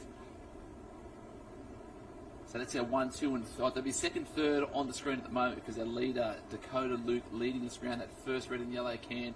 So no surprises to see that chase back coming through. Lani Waller thereabouts. Trinka, intrigued to see whereabouts she has finished or where she's coming in from because that left-hand edge, we haven't seen that too often at the moment. But Waller, second at the moment, and then we've got everyone from Northcliffe working hard at the moment. Winsham from North Curl trying to hold on. Absolutely. And if I can give a little special shout out to one of our Northcliffe ladies here, Nikita Nissan-Saran. She's actually one of our French competitors. She's been over here for a little while now, racing with the Golden Girls of Northcliffe. So she's someone who's made the trek over to Australia, really wants to make it in surf lifesaving as an Ironwoman. She's made a few French national teams in her time, and even at the European Championships at the end of 2023, she won the iron, the board and the ski for her age group there. So really quality international competitor. And now here in the semi-final of the Australian Championships, racing for Northcliffe. So Nikita, the decision is paying off. You're an absolute superstar, and we love having quality international competitors like yourself racing it and matching it with the best that the Aussies have to offer. Yeah, unbelievable work. And it is becoming more and more international, isn't it? Mm-hmm. And especially the World Champs coming up, so important that we've got the caps from different places around the world. We've got, 11 to 12 from New Zealand, different people through there. Japan, the flaggers will be on later on. Yeah, 6 Japanese clubs represented, 7 actually I should say. Biarritz Sauvetage Cotier from France is here as well. Clifton Beach in South Africa is represented, and Broadstairs Surf Lifesaving Club from Great Britain as well. And that's not to mention all of the international competitors who are actually racing for Australian clubs here at the championships. We saw Robert Whitaker, or Bobby Knuckles as we all know him, over here in Australia as Dakota Luke gets a wave. Woo! This was like the perfect race for Dakota. She set it up beautifully in the ski, which is like her strongest leg. She got through in the board. She's getting this cracker of a wave now. We hope that she's still in the middle of that somewhere. She may have fallen off a little earlier, but she's doing such a great job there. But yeah, Robert Whitaker, he raced for GB. I met his mum last Worlds. We sat down and just happened to be there, and he came over for a few of the races, and really has just stayed since then. He made the Open Iron Championship, the Open Iron Final at the Queensland Championships as well. Yeah. So again, these competitors who are coming over, they're not just making up numbers, they're really getting some quality results in as well. And come the World Championships that will be held on the Gold Coast in just a few months' time, cannot wait to see them really starting to shine when they've got their national cap or their home club cap on their head. And speaking of shining, none is shining brighter than Dakota Luke from Dicky Beach. Going to be the first one to qualify for the under-19 final on Sunday morning. And then the chase pack is going to get some work done because they're in the wave zone at the moment. A couple on the head. Can they find something? And even just to try and get the shoulders up and out of the water at the moment. Tough stuff. And also tough for some of our ladies who had a really tough go of it in the ski and the board. We have said goodbye already to Jessica Pooley and Paige Holt from Morty Alec, both of those ladies listed as a DNF in semi-final number 2. But the great news about them being recorded already as a DNF is that they have made themselves known to officials. Their boards have been taken off the line, and we do know that those girls are both safe and well. Unfortunately, not finishing semi-final 2, but Dakota Luke, Dicky Beach, with all the quality screen time here, she's going to take so much confidence from this amazing morning that she's had on the very first day of Aussies. She's already booked a ticket for Sunday. You just want to race at the Sunday of Aussies and she's there already. I'm just trying to understand how easily she made that look. Honestly, I'm a little bit jealous. The ski leg, it was comfortable, it was fierce. There was poise coming in, making the right decisions. Then on the board, cruised in and out, and then same again on that finishing off with the swim. That's amazing, Dakota. So momentum, that's going to be there. We've got the state champion of the under-19s and opens on screen for New South Wales, Lani Waller, streets ahead of them. We've got the trio from Northcliffe making their way across the line. And Kyra Bender from Northcliffe snuck through from second as well. We didn't quite see her, but she is already through. A former Australian rep for the junior lifesaving team for Australia, and we can see the girls starting to get knocked off, to get marked off now. So Dakota Luke, Dicky Beach in 1, Kyra Bender of Northcliffe in 2, Lani Waller from Redhead in 3, Nikita Nissan-Saran, our French competitor, in 4, Kalani Ives of Northcliffe is through, Kate McCarty from Northcliffe, Charlotte Davey is in number 7, and we just need to figure out the final qualifier there. But for now, Christy is down on the beach. I'm down here with Dakota Luke from Dicky Beach. You made that look easy. I'm imagining it wasn't. Oh, it's so hard. I'm really happy with this one though because my heat was awful. Cracked my ski, messed up my rudder, and I've lost my starting block. So to have a good race with this one, really happy. Always like to get that bad luck out of the way nice and early. How does it feel? It's just after midday on day one of Aussies and you've already booked yourself a spot in a final for Sunday. I'm so happy. I just I'm so excited. I'm so pumped. This is so much fun. I've always really wanted to make an iron final, so yeah, really happy. You've got a really strong group there at Diggy. We know there was another 2 of your teammates in the other semi-final. What's been going on at the club and how's it all been coming together? We just have such a good group of girls, I guess, and the coaches are just so supportive and we all just have so much fun and yeah, it's really good. Well, let the fun continue. We can't wait to see you over the next few days and of course on Sunday in the final. Yes, thank you. Oh, fantastic work, Chrissy, and fantastic work, Dakota Luke. Great interview to top off a really great race as well. Dickie Beach will be so pumped for her there as we get the beautiful shot back there, and we can see it was actually Ashley Winsham from North Curl who took the 8th and final qualifying spot there, just ahead of Alyssa Bailey and Charlotte Hart of Burleigh Heads Mowbray Park. So, Ashley, fantastic work. Good news / bad news, you've got to do it all again come Sunday. So congratulations to the ladies now. And that looks to be another iron race lining up next. Interested to see if that is going to be actually the semi-final number 1. But this was, well, I don't want to say wave of the day too early, Harold, but this has got to be a finalist at the very least there. She took that drop beautifully. Now, she doesn't hold it all the way through, but to stay there as long as she did, it was a fantastic effort. Solid effort, and like I said, she just made that look way, way too easy. So open iron. Opens! Yes, this is what we want to see. And again, luckily I am not in charge of the cuts here. They are going to do a semi-final now through to a final, I think. Here we go, bringing it up on liveheats.com. Live Heats coming up through. So here we go. So this is, actually no, this is quarterfinals, then we do semis, and then we do the big final. Sunday. A little later on. A little bit yes, Jenny, it's called the finals package. It's kind of a big deal on Sunday. It is a huge deal. So at the moment we've got the open ladies in, so that's quarterfinals I'm going to call it. So number 2 heat on there. We saw the amount of skis flying everywhere on the start list. Holly May, Gemma Smith was doing it this morning only because there was waves. Brody Trinker, Emily Dorr, Bella Williams, Jazz Fillingham, Lana Rogers, haven't said her name much this morning, Charlotte Cross, Claudia Rose Slavin, Michaela Whitney from Karawa. Interesting things, interesting stuff. So you would think that with the ski, board, swim, someone at that level of Lana Rogers is always going to be thereabouts. It's going to be really, really tough to beat as we get through to Sunday. But as we've seen, getting out clean in the swell is of the ultra importance. And the one who's going to be trying to get out there quicker than most is going to be Gemma Smith, second bottom of the screen there. Ski specialist now, ocean ski specialist. But if there's a wave on, she'll have a crack. Oh, absolutely, and I do love that she is lining up for this one. She was actually 7th at the New South Wales Championship, so I do love that she hasn't given this away completely. She was in the Nutrigrain Iron Series for quite a few years. We know her as not only an incredible Champo lifesaver, she's the current Australian champion. She took out the big title again earlier in the week, which is wonderful. But this is heat number 1, Tremi final number 1, and basically, it's girls on pink skis everywhere. I love that there's a lot of pink. And top of screen, the girls have made a fantastic start. As expected, Lana Rogers in the top 2 at the moment, next door to the local hero, Tiani Massey. What a season she had. Oof. Strong, fit. Talking to Amanda, new life member. So exciting. She's been doing first aid non-stop on the beach. So what a legend, giving back to the club and the community whilst trying to be a mother at the same time. Hard things to juggle, but out in the front at the moment. The local legend, she must have just made that rip her own because she is the first one out and looking clean at the moment. Well, I think the girls really know the importance of a good, strong first start here. And as we can see, a few of the girls unfortunately off. I think that could be, is that Doyle? I know she's got the blue ski there from Northcliffe. I think that might have been her just pushed back here.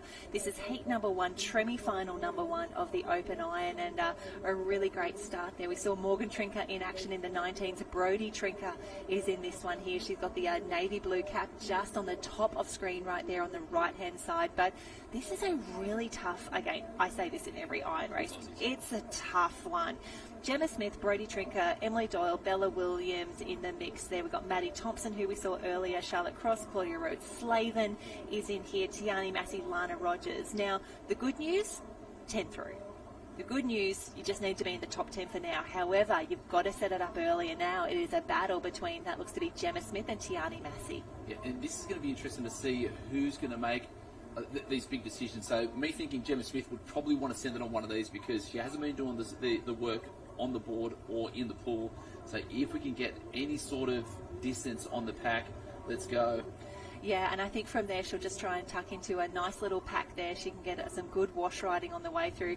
She's always going to be solid on a board and a ski. Like with the amount of muscle memory that Gemma Smith has banked up, this is not going to be a drama. She is not going to be nervous right now. However, we've just both got our hands in the air down here at the moment. The girls just spread all across the ocean trying to find a nice, safe way home. Tiani Massey just entering the conversation on the top of screen at the moment. She's she's a great little competitor. Had a big win here, one of her first big breakout wins, I must say. The Murphy Holmes Marucci Classic just earlier this season. I just get very excited when I say it as well. I trip over my words. But 1, 2, and 3, Lana Rogers in the mix there as well. Great to see her positioning well and positioning safely at this early stage. Yeah, no surprise to see Massey and Rogers out there in sort of 1, 2, and 3-ish at the moment. Smith from Newport making it happen. But look, she's looking so fit, so strong, so comfortable. It's going to have to be 1 or 2 of those two, I'm thinking, come Sunday. Might be calling it early. Might be calling it a little early because we need to get them through these tremi-finals and then the semi-finals. Maddie Thompson in the mix, Lana Rogers making her way through transition as well. She's on the pink race 1 board, and you can see the girls immediately head a little further to the right-hand side. They're a little further south. We have now got a pack of 5. Christy, exciting times in the open iron. Very exciting. I can hear a lot of the coaches and handlers yelling instructions to our competitors as they're running around in transition. Gemma looked great in that opening ski leg. She obviously got caught on that catching wave, but she's got herself in a nice little position here, tucked in 4th place, but we can see the rest of the chasing pack coming around now. We have got 10 going through, and there'd be 10 in the water, at least as we speak. So fairly safe qualifying numbers, but as you mentioned, a really tough field in these tremies as we get to the tremies of the iron. So nothing being left to chance as they all attack this whitewater. Oh, thanks so much, Christy. We can see the girls making their way through. In the mix here on the top of screen is Brodie Trinker from the Southport Surf Club. That's the navy cap with the yellow dot on top. Expect her to make a move in this leg here. She's one of the best board paddlers going around. So quick off the start. If there's a sprint on, Brodie Trinker is going to be there as well. The girls doing a great job. You can see they're just working together, and interesting here that no one wants to go above, in front or behind, because as those waves come through, you don't want a board coming back over you as well. Yeah, I'm just intrigued to see just the amount of effort and the rate and work that's been put in at the moment for Tiani Massey and Lana Rogers. So this is where you can actually get inside that other person's head, because if we can get beat to the best, we're both going to be there on Sunday afternoon. At some point, you've got to try to get those little wins on the inside of the head. And here we see Lana Rogers was happy enough to sit on that outside right, but a tiny little move coming up on that inside left as we make our way to that first can. Absolutely, and this is where the drone shots have really added another dimension to what we get to see unfold throughout a race. Those tactics, the strategy, how do I say it in a really lovely way, the rivalries that we have out in the ocean as well. And these girls just doing a really great job here. We've got Lana Rogers on the inside, Tiani Massey on the outside, and these girls have actually opened up quite a lead on the rest of the field at the moment. Still to swim to go, and you'd say that Lana is the stronger of the two swimmers here. So again, great positioning for Tiani. And Gemma Smith not out of this by any means. She's really worked through that early surf. And if you're next to Brodie Trinker in a board leg, you're doing something right. It's a cat and mouse so early in a quarter-final here, Jen. This is absolutely insane for how much is going on. Rogers on that inside left. Massey picking up that rate at the moment, fattening up on that inside left. So, and that's why you do the early effort, right? You do that early effort, you come around in a good position, you get first pick on the waves. If you have that momentum, the board speed, and you're in the right position, you are now Tiani Massey leading the Tremi final, and it just gives you a a little extra breathing room. You get to pick your place on the wave. You get to pick the line home to that pink flag on the beach. And this is doing it smart. I don't want to say doing it easy because it's not easy by any means, and that cheapens the effort that they're putting in at the moment. But here you can see they hit the deeper water. She's just trying to hold this through. That's a ride directly to the sand. It is. Now, just to unpack some stuff for you guys watching at home, a Tremie is what we're talking about. So it's halfway between a semi-final and a quarter-final. So we've got 3 heats of 16 athletes. Top 10 from each will be making their way through to the semi-final, which is why we're calling it a Tremie final. Let's go back to the beach with Christy. Thanks, guys. Down here watching Tiani Massey round the transition flag, heading into her swim. She has a bit of a look to see how much lead she's got. A comfortable lead, taking 10 qualifiers, as we know. Lana Rogers coming around now in second. Also looking really comfortable. Some screams from the handlers behind me here. We've still got about 3 hours before high tide, so a lot of water pushing in over these banks. And if you think it's a long race at the moment, it's only going to get longer as the day continues. Gemma Smith has had an absolutely amazing board paddle. She's still in 3rd position, and we know the strength she has as a swimmer. Whether or not she's had the training, I think she will carry herself well, probably holding her position, and I would imagine she'll qualify comfortably. Oh, fantastic news. Thank you so much, Chrissy. Yes, we are part of the Gemma Smith fan club. We're so excited to see her not just contesting the Open Iron Women, but actually seeing her in such a wonderful qualifying position at the moment. And Harold, you've had a really good note from one of your friends saying, what's a Tremie? What's this new language that we're using? And if you are watching on the Facebook live stream, if we're using a little bit of slang, if we're using just some words that we just assume everyone moves like, we are here to help you understand, appreciate, celebrate this wonderful event that we have in front of us that we call the Aussie. So if there's anything that's unclear, if you want some more information, if you've got a special shout out, if you know something about this event or about the competitors or about the clubs, please comment on the Facebook live stream. We'll keep an eye on it from here because we do love engaging with the incredible broader clubby community that's watching this event with us. Because we couldn't say we've got 3 quarterfinals because someone would be like, well, that's 3. Yeah. Exactly. So 3 into 4 doesn't work. So anyway, we'd love to hear from you, but do you know what we're also loving at the moment? Tiani Massey getting it done at the moment. Water's looking a little bit more murky than it was earlier this morning. Obviously, the heavier swell coming through, and geez, tough conditions. Tough. Churning it up, and of course we do have the Marucci River mouth just a little further down, so once we get a fair bit of rain, once we get some surf, the water quality does decrease. But something that we were really pleased about, not just for the juniors but for the ocean swim that was run on the weekend just gone on the Sunday morning, beautiful conditions there. It looked like a postcard down there at Mooloolaba. We had hundreds and hundreds and hundreds of competitors from the surf lifesaving community and also just the community coming down and being part of that Aussies 2K ocean swim. Yeah, surf lifesaving isn't just for the clubbies, it is for everyone. There is a spot for all of you, whether it be an athlete, an administrator, first aid, patrolling, whatever. Even in the commentary box, which is where I love it. Yep, absolutely. And we can see here on screen Tiani Massey. She had that beautiful wave by herself in the board, but Lana Rogers is not going away. She is not going anywhere. You can see Lana really, saying, well, Tiani, if you're going to make a statement, I've got one of my own here, and I just want to tell you how great I am at swimming as well as the girls make their way through here. Fantastic work along the back of the cans, and the girls are easily in 1-2 if we're taking the top 10. They will hit 1 or 2 more cans, and it is a sharp right, and they would love a repeat of Dakota Luke's incredible body wave from the under-19 iron racing. I'm still shaking my head at that. That was way too easy for her. That was pure. That was great to watch. Just like the 2 on screen at the moment. So the 2 Nutrigrain iron women on screen at the moment, but different lines. So Massey, a little bit of local knowledge, heading a little bit further down to the right. Rogers to the left. Smith holding on for dear life, loving this swim leg at the moment. She's hating it right there at the moment. She's like, I forgot how hard swimming was. It's the worst. So Gemma Smith has been under the tutelage of herself in the pool at the PLC. Yep, just doing dolphin dives and bombs in the shallow end rather than proper training at the moment. But if you have the skill of Gemma Smith, you too can be in this position in an open iron. Right? It's so impressive. And again, we've been speaking earlier around her champion lifesaver pursuits as well. She's won how many in a row she's won now? Every single year from 14s, 15s, and I calculated that to 11 straight champion lifesaver medals, which is arguably the hardest event to win. And shout out to the young lady who won from Mooloolaba. I think I have to look that up, but yep, she won the under-19s. Was absolutely pumped because she said she will never ever get a chance to win one again because Gemma Smith is unbeatable in that champion lifesaver event. What a legend!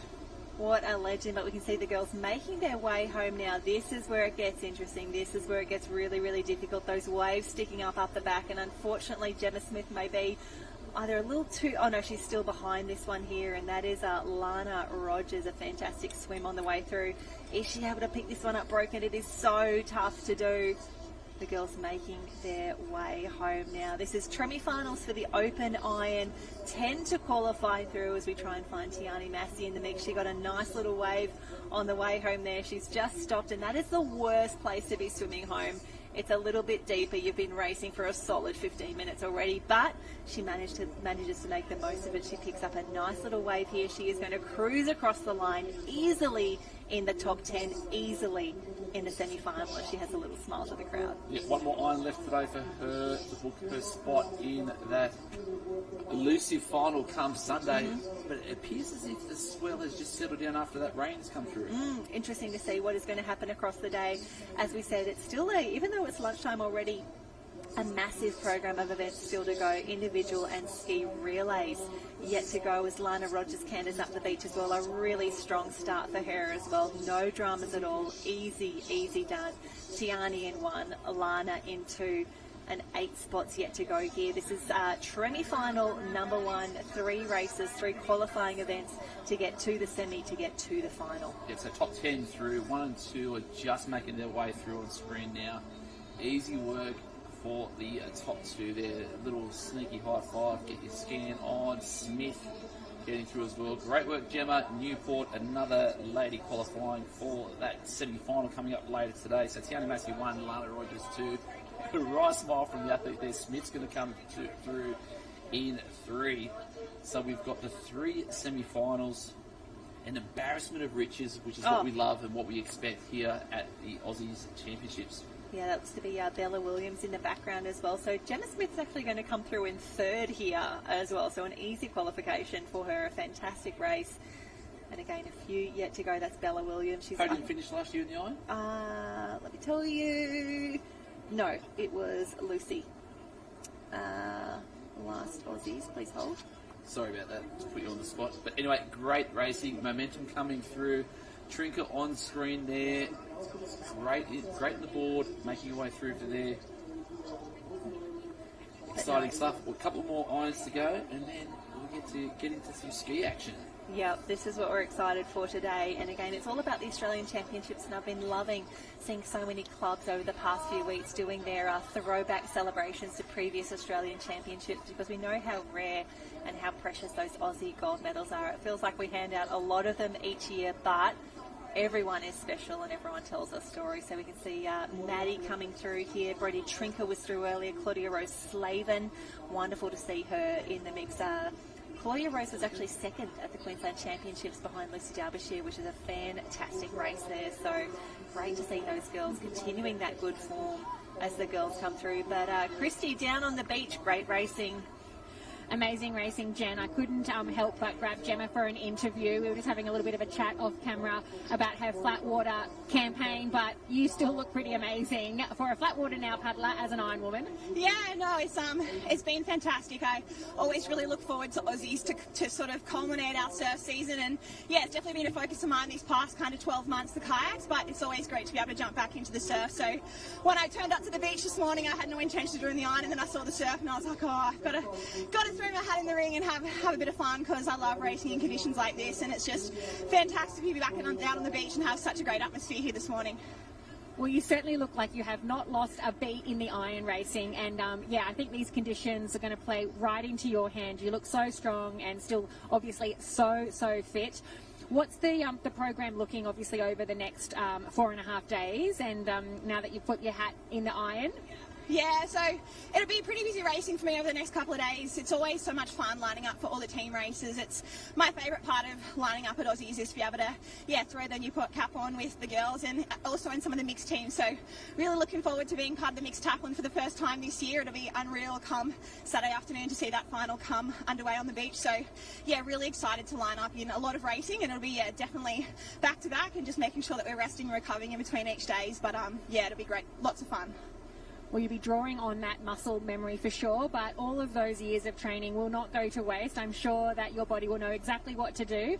Still one more round of the irons to get through, and hopefully you'll book yourself a spot in the final.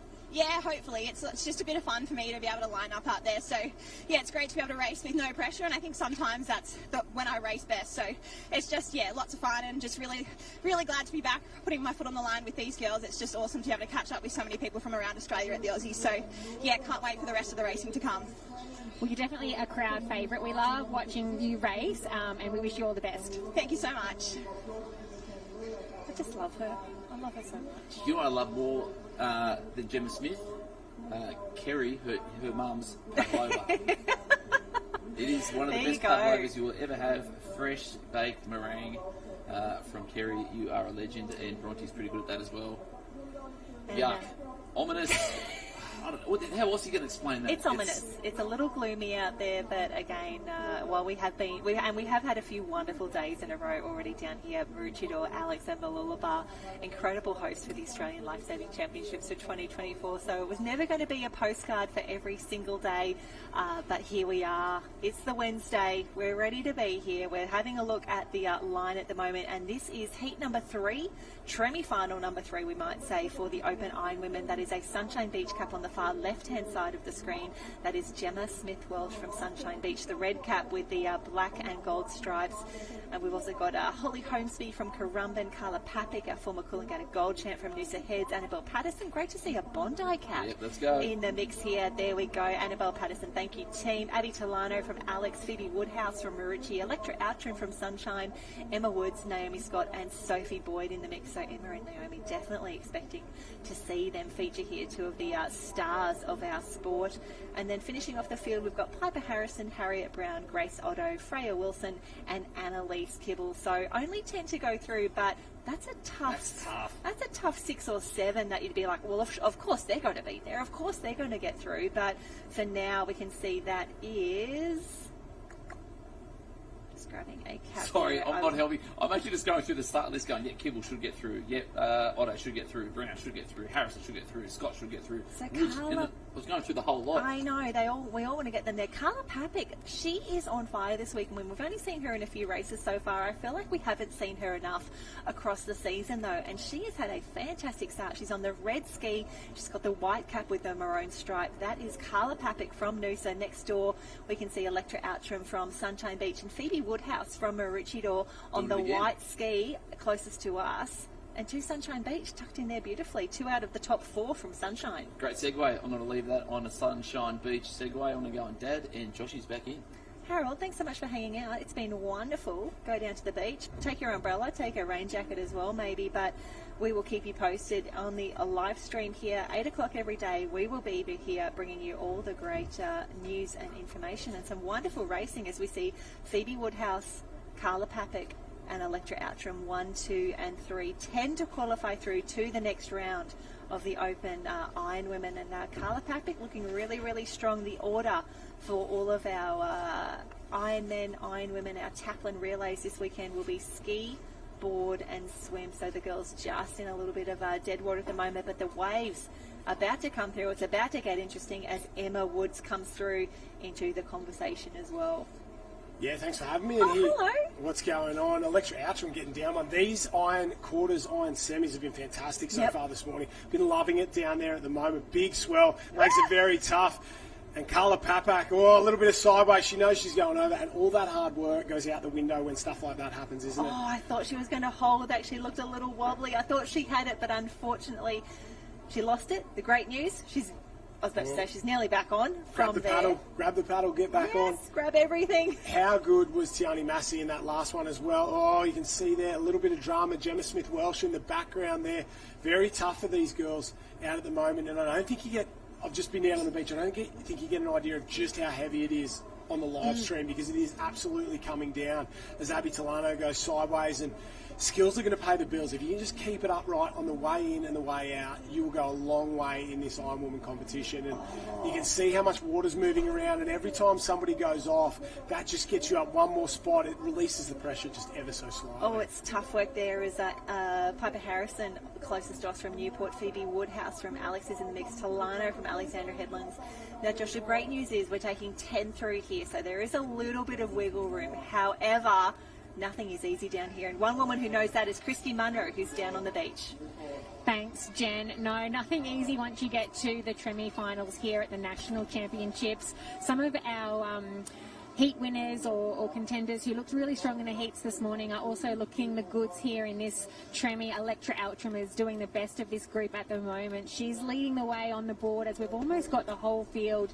Only two boards remaining on the start line, so still really compacted after that first ski leg. A little bit of congestion as we saw the Shorey just coming into play with that side sweep. So yeah, too early to pick at this stage, and as you mentioned, it's probably one of the hottest Tremies. All of the names seem to be in this one, and I certainly wouldn't like to be fighting my way through the pack on this board leg. Yeah, you're spot on there. Very, very tough at the moment. Absolute guns. There's Freya Wilson coming around, and she had a spectacular heat in this Open Ironwoman. A couple of years off, former medalist in the Under-15 Australian Championship. Had a couple of years out of the sport, sort of fell out of love with it, and now is back with a vengeance. And I think that's got a lot to do with the guidance of Wes Berg there at the Sunshine Beach Club. 3 in this quarter-final, and 3 with a genuine shot. Electra Outram, she's at the bottom of the screen there. Sits, stops, props, goes up over the top there. Just gets washed backwards at the moment. Very, very tough at the moment.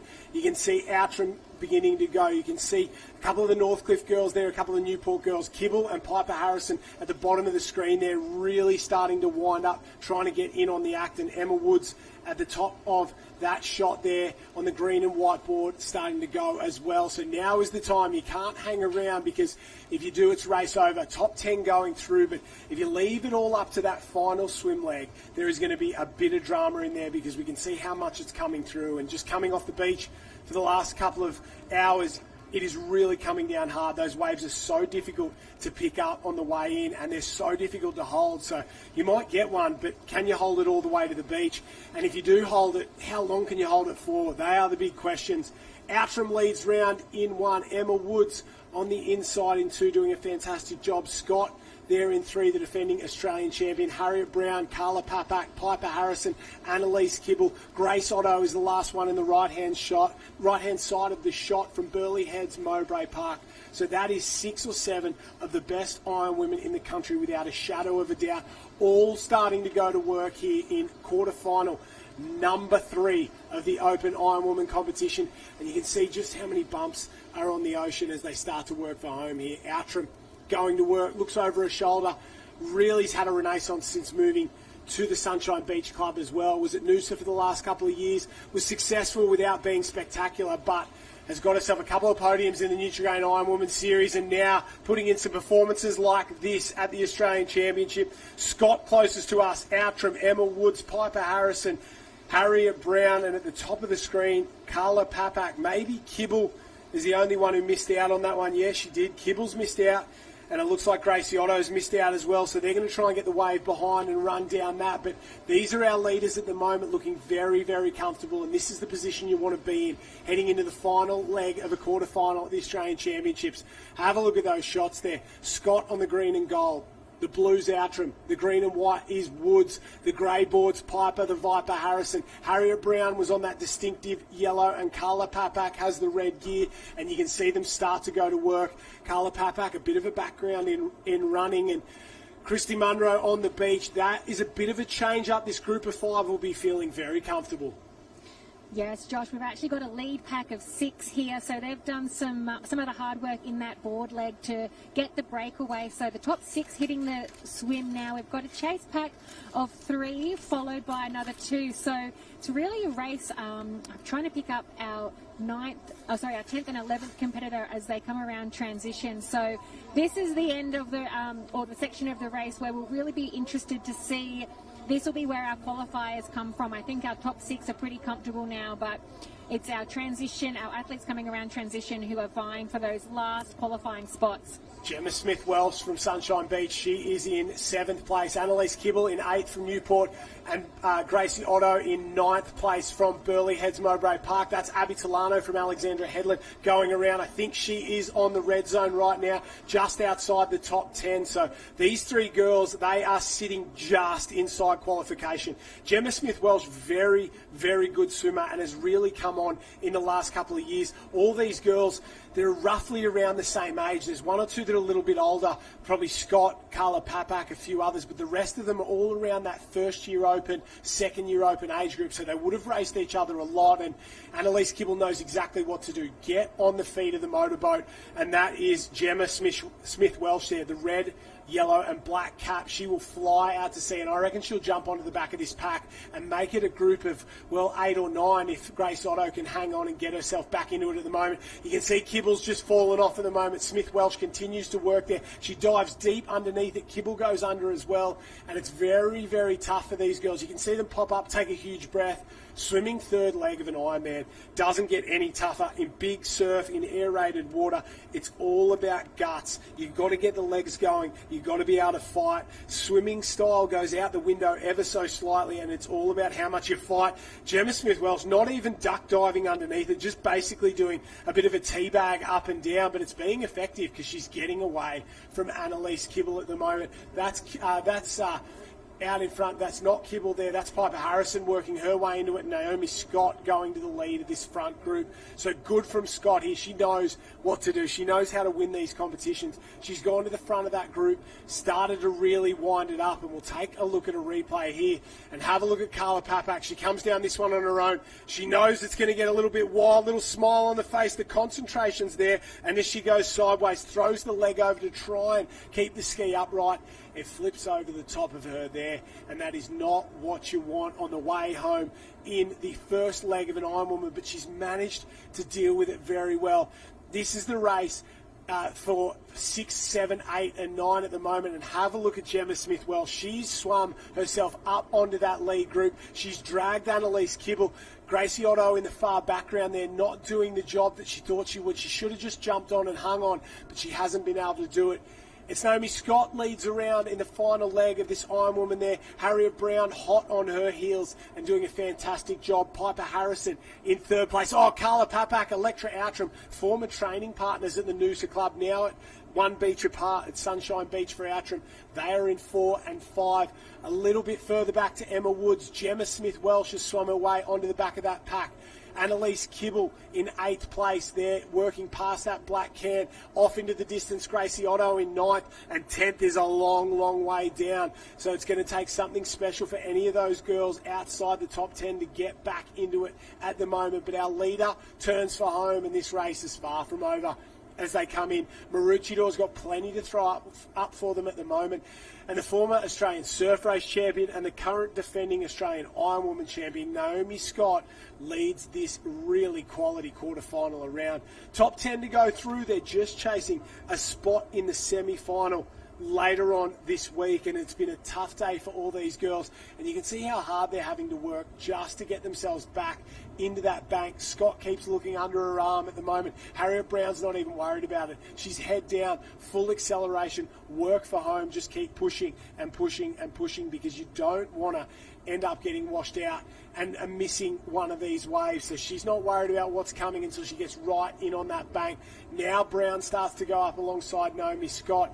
Big move in the centre from Electra Outram. They're starting to wind up. Emma Woods down this side. I think the other end, the far end's the one to be. A little wave comes for our leader. Scott will get down it. Oh, she pulls the head up. Massive mistake from Naomi Scott in this situation. You've got to keep the head down. You're better off getting a little push from that than not getting anything at all. And you can see she stopped. She's going to try and time this one really well.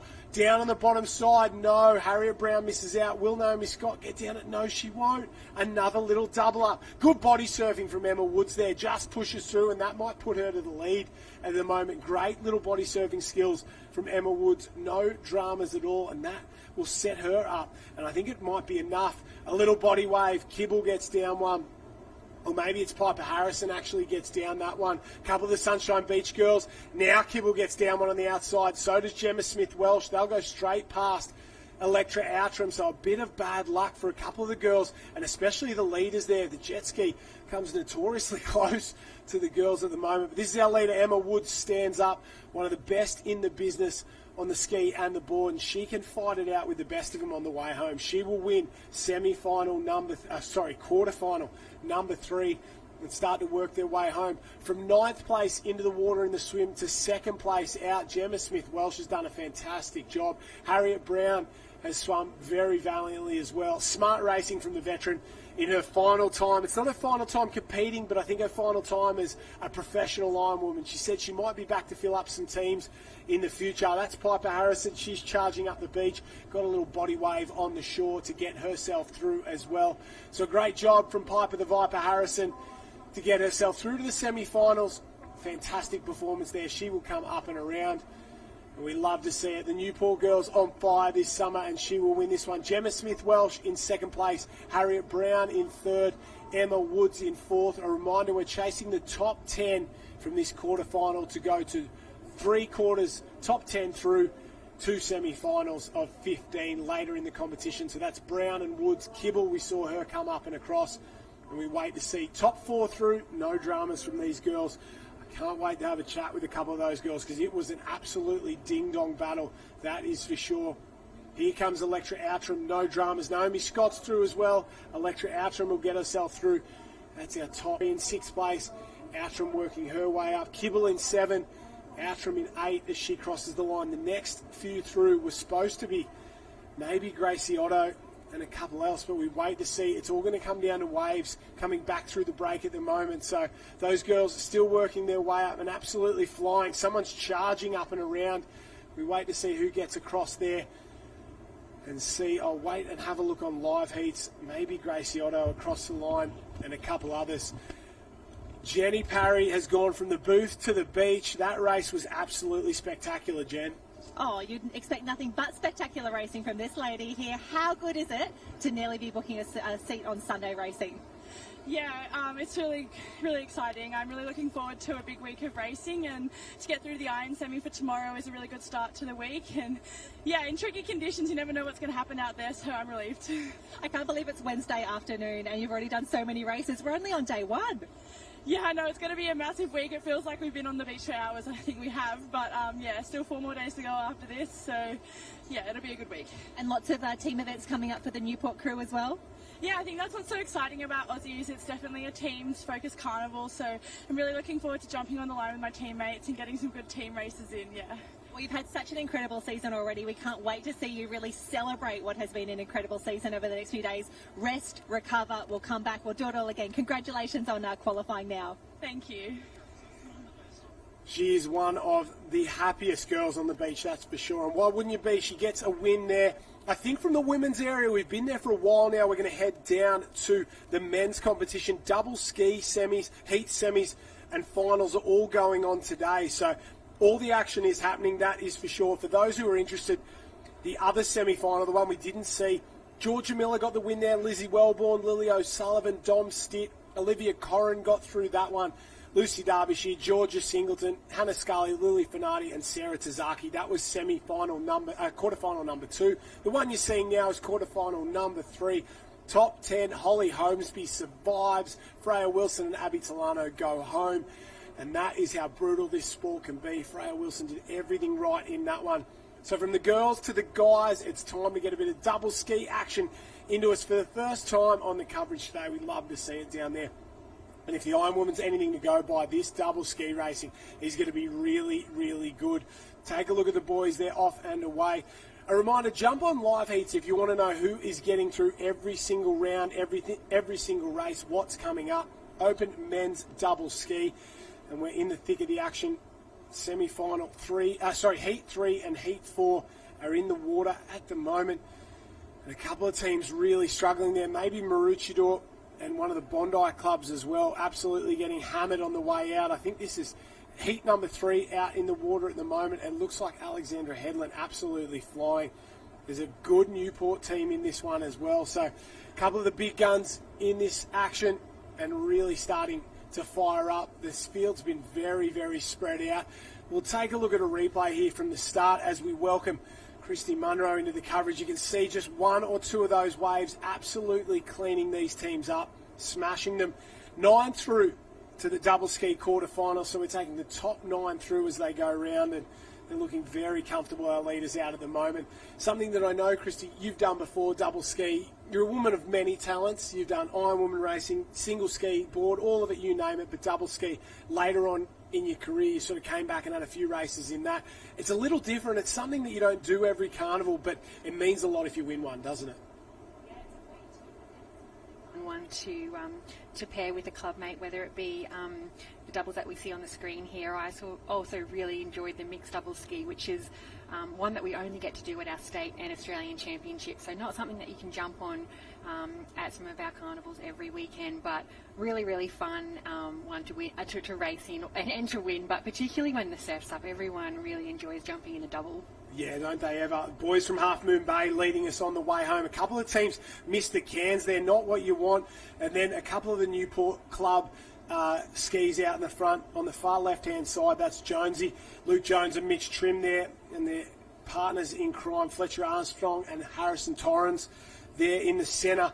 The Half Moon Bay boys will be very good. Dan Lopez Garza, he's probably the best ski paddler in Victoria right now, starting to come through, so watch for him. And he's with Adam Holovics there, but this is what we're looking for. 9 through on this one. A little wave. These guys won't slew, so it's going to be a sprint to the line, that is for sure. And, well, this is going to be very interesting. I think all of these teams should be fairly comfortable on the way home there. Maybe Alexandra Headland, Oscar Bartos and Ewan Monaghan there, and another one of the Alex clubs. I think they were on the wave in front as well. Marty Kenny, Jared Campbell were in the mix. So a few of those boys across. No dramas for Half Moon Bay. No dramas for Newport either. And this is going to be a little sprint to the line. Someone's trying to get over the top of this one.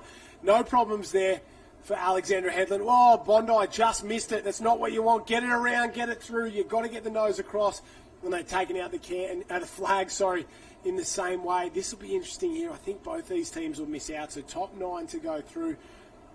Take a look at the last couple of heats. Trig Island got a win in heat number 2. Noosa Heads got a win in heat number 1. So very tough out there. It was Newport Team C, Armstrong and Torrens.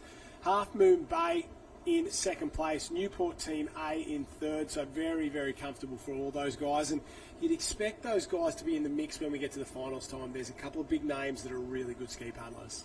Yeah, and once they get those double skis up and moving, we've seen the surf obviously coming into play in all of our events today, but these doubles will punch through just about anything out on that back bank, and I think we might have an interview down on the beach.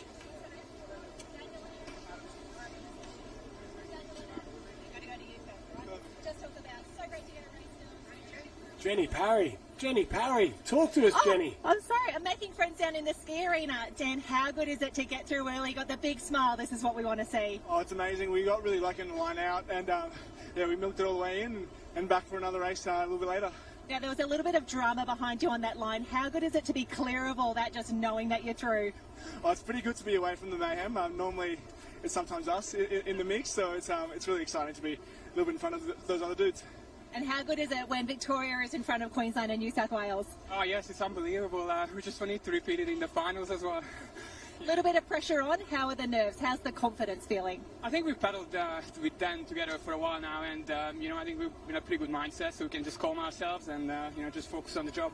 I am loving the confidence of Half Moon Bay down here, boys. Big smiles, big waves down the camera. Huge start. Hey, double skis. Thanks, guys. That was amazing. Yeah, the Mooners are loving it out there. They're a great contingent down there. Very, very good ski paddlers. That is for sure. A long history, and some of, well, not just Victoria's best, some of the sport's best paddlers have come out of that in the past, that's for sure. So it'll be good to see the Mooners do a good job in the next couple of days, that's for sure. Watch for them in the ski relay later on in the competition. The mixed double as well will be something that they'll really fight it out for. The defending champion, North Cottesloe, Bird and Phillips from last year. Newport got second, Currawa got third. All those clubs, a couple of those kayak boys got in on the act there and really delivered. So we'll wait and see if they've come back for another round this year. Newport were the New South Wales champions. North Burleigh, they are absolute guns. They're the ones to watch, and I think they go on the far left-hand side here. If you think the last heat was good, this one is going to be even better. North Burleigh, Olympic gold medalist Murray Stewart, and Olympian Dan Bowker in there as well. You put those two men in the ski and say good luck to the rest of the field out there. That is going to be very, very tough. Inside them, Burleigh heads Mowbray Park B. Grange Team A, good to see the South Australians in on the act. Maroochydore Team A, they'll be super competitive. Talabudra Team A, Cole and McGee. Trigg Island Team C, good to see Brendan Sarson back. Won ski relays, double skis in the past, one of the best in the sport. Dicky Beach, Cooper Bessel and Emery.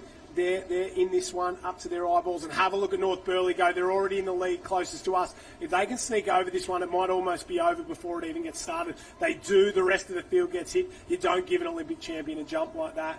Christy Munro. I'll just run through the rest of the field. Cronulla's there. Coogin Headlands. Alexandria Headland D in that one. Northcliffe B, North Bondi A, Northcliffe C, and Half Moon Bay A.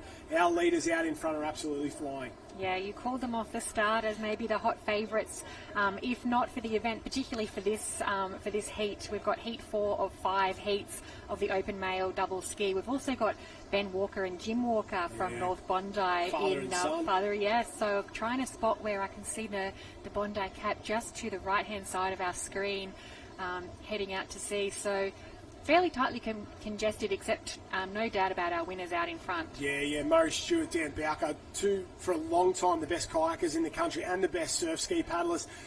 Looks like Russ Fox from Half Moon Bay. They're leading around that Half Moon Bay team in second place. We love the Fox here.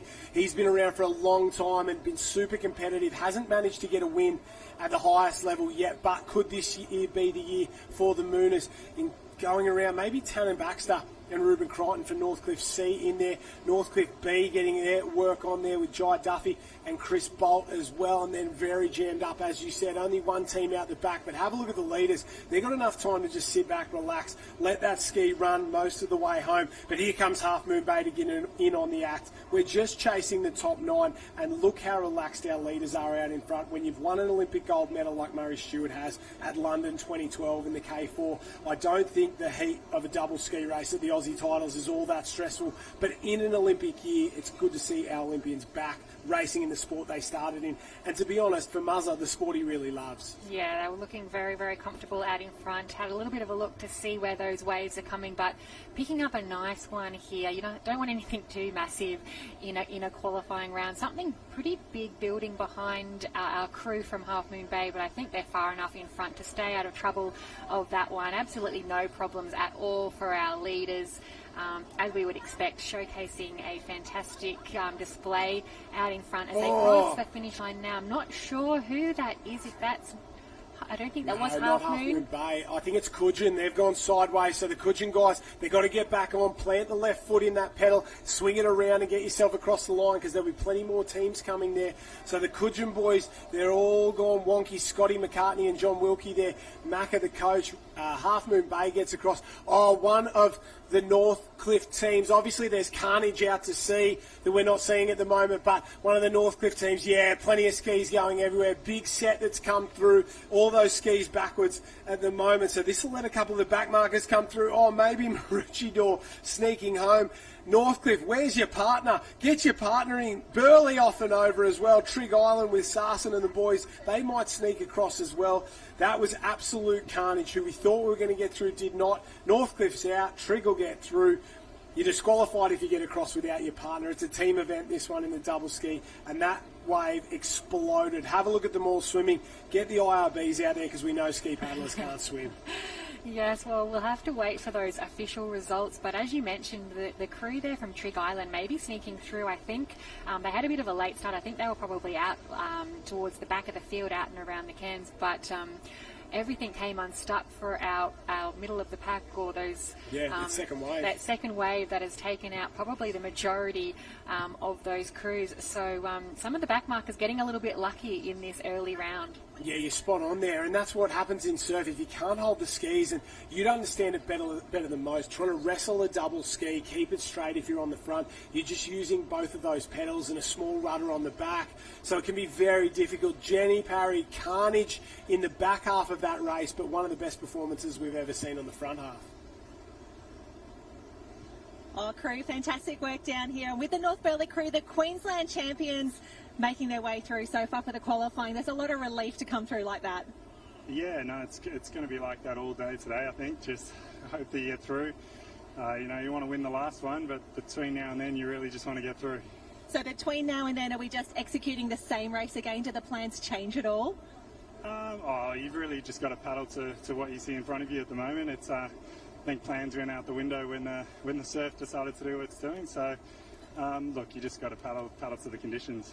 Paddle the conditions, and knowing you've got this big guy with you as well, there's a lot of confidence right there.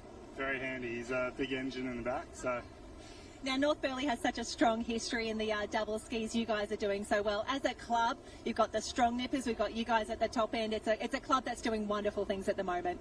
Yeah, definitely. It's it's definitely in a bit of a building phase in the senior part of the club, and but there's great youth coming through, so it'll be exciting to see what happens in the future. Well, we're excited to see if you guys can get through to Sunday and have a big race there. Murray, Dan, the Queensland champs, very excited for you. Good luck. Big waves down the camera to North Burleigh, and we'll see you soon. A couple of dads getting it done as well. They love it. The boys, they're good blokes. They love ski paddling there, and they are on a mission, I think. I think they're going to be the absolute favourites for that double ski final when it comes up, and that's just a little bit later on today, so we're not too far off. And have a look at this one. Oh, nose into the bank, sends it flying through the sky. Everyone else has gone sideways on that one, and you know when a double ski is planting it in the back, the surf is big and it's very shallow. Yes, good to see what actually unfolded on that wave there, as we expected. Plenty of skis losing their passengers, and no trouble at all for the crew for North Burleigh A.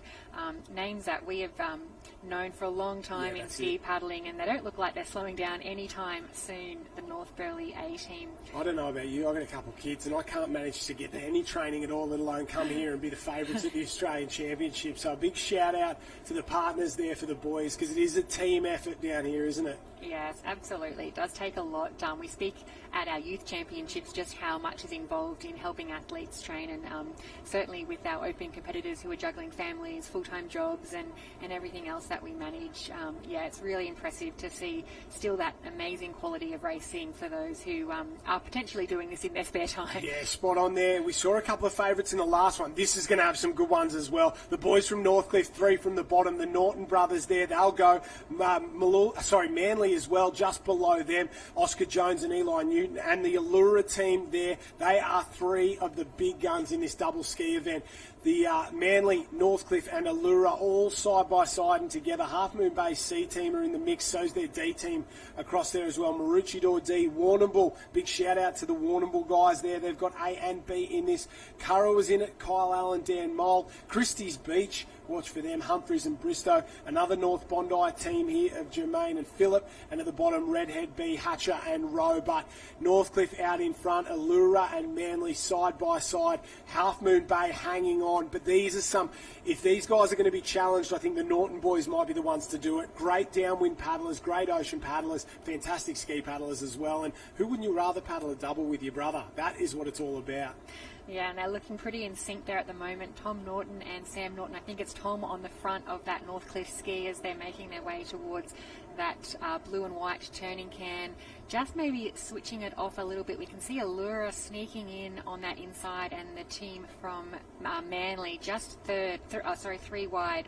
Yeah, going around the cans there. Oscar Jones on the front there. He's one of the stars of surf sports paddling coming through in the future. He's got a big, bright future in front of him. That's for sure. Had a great summer in the summer of surf so far. He wanted a few of these races a little longer. They were a little short for him all summer, so ask and you shall receive. And they're going very, very well at the moment. Half Moon Bay just off the pace at the moment, but still close enough if they're good enough. And if there's any carnage, they could sneak away with this one right now. And this would be a good form finder for all 3 of those teams at the moment. Maybe Christie's Beach coming around there in 4th place there. The rest of the back markers, plenty of work to do. Curra was around, and have a look at the pack. They're coming thick and fast, but our 3 leaders out in front have got a little run, and so do Half Moon Bay. Half Moon Bay have got a big, big run. They'll come charging through the rest of the field at the moment.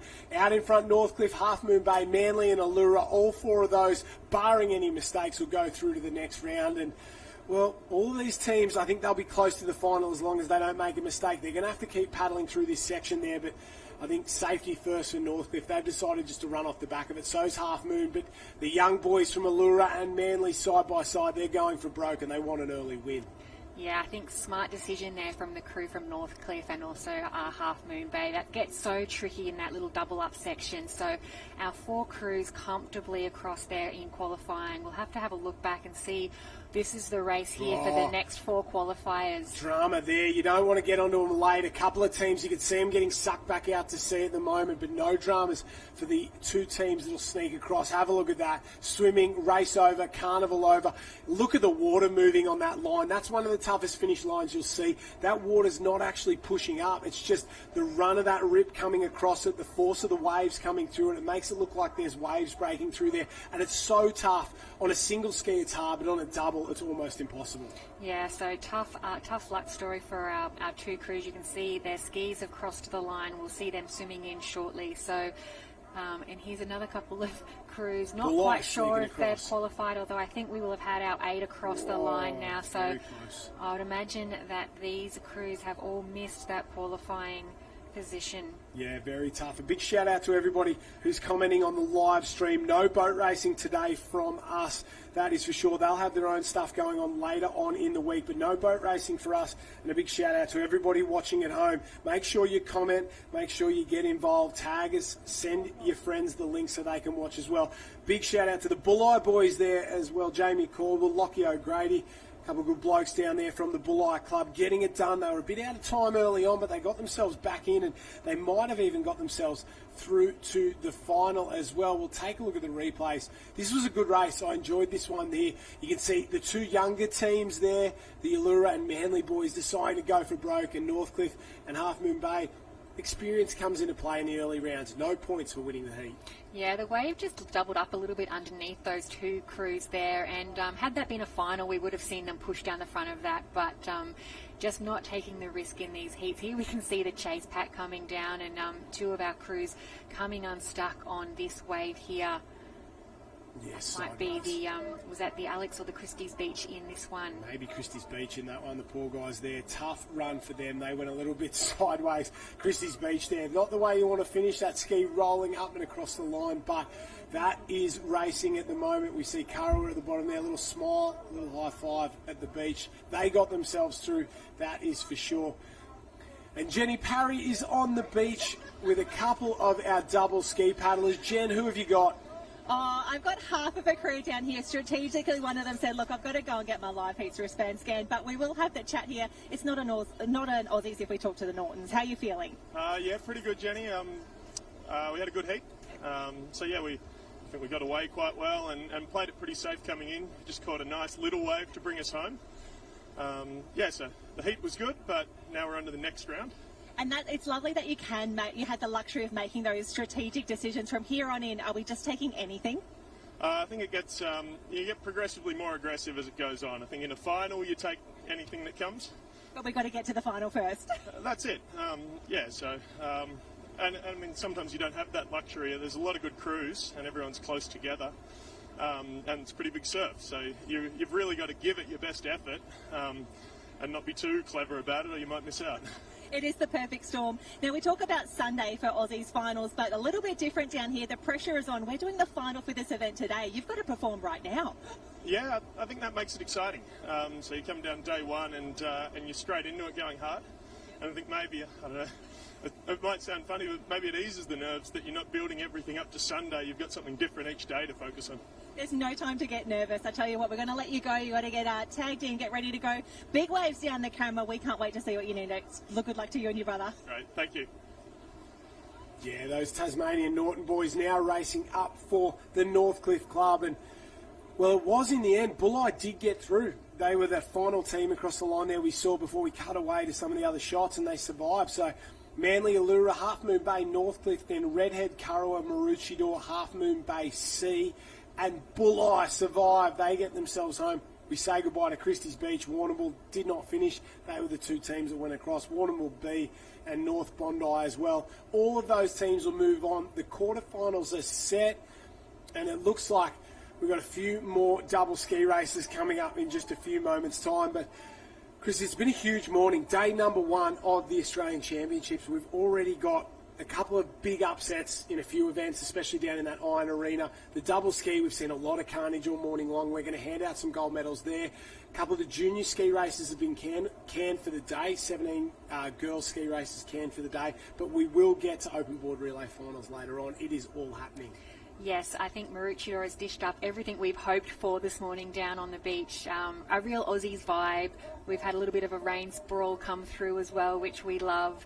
And as we heard from the Norton brothers, exciting that gold medals are on offer on day 1 of the 5 days of the Open Aussies. So really excited for the double ski. I think we're going to be in for a hot final. Yeah, we've got the 19 men's double ski final, the Open double ski final, the 19, 17 and Open women's board relay final still to come. The 17 surf teams final for boys, we won't see that today. Unfortunately, we can't get down to their area. They've got their own area, but we will see a lot of their events later on in the carnival. If you're tuning in, we've got a lot of comments about the boats.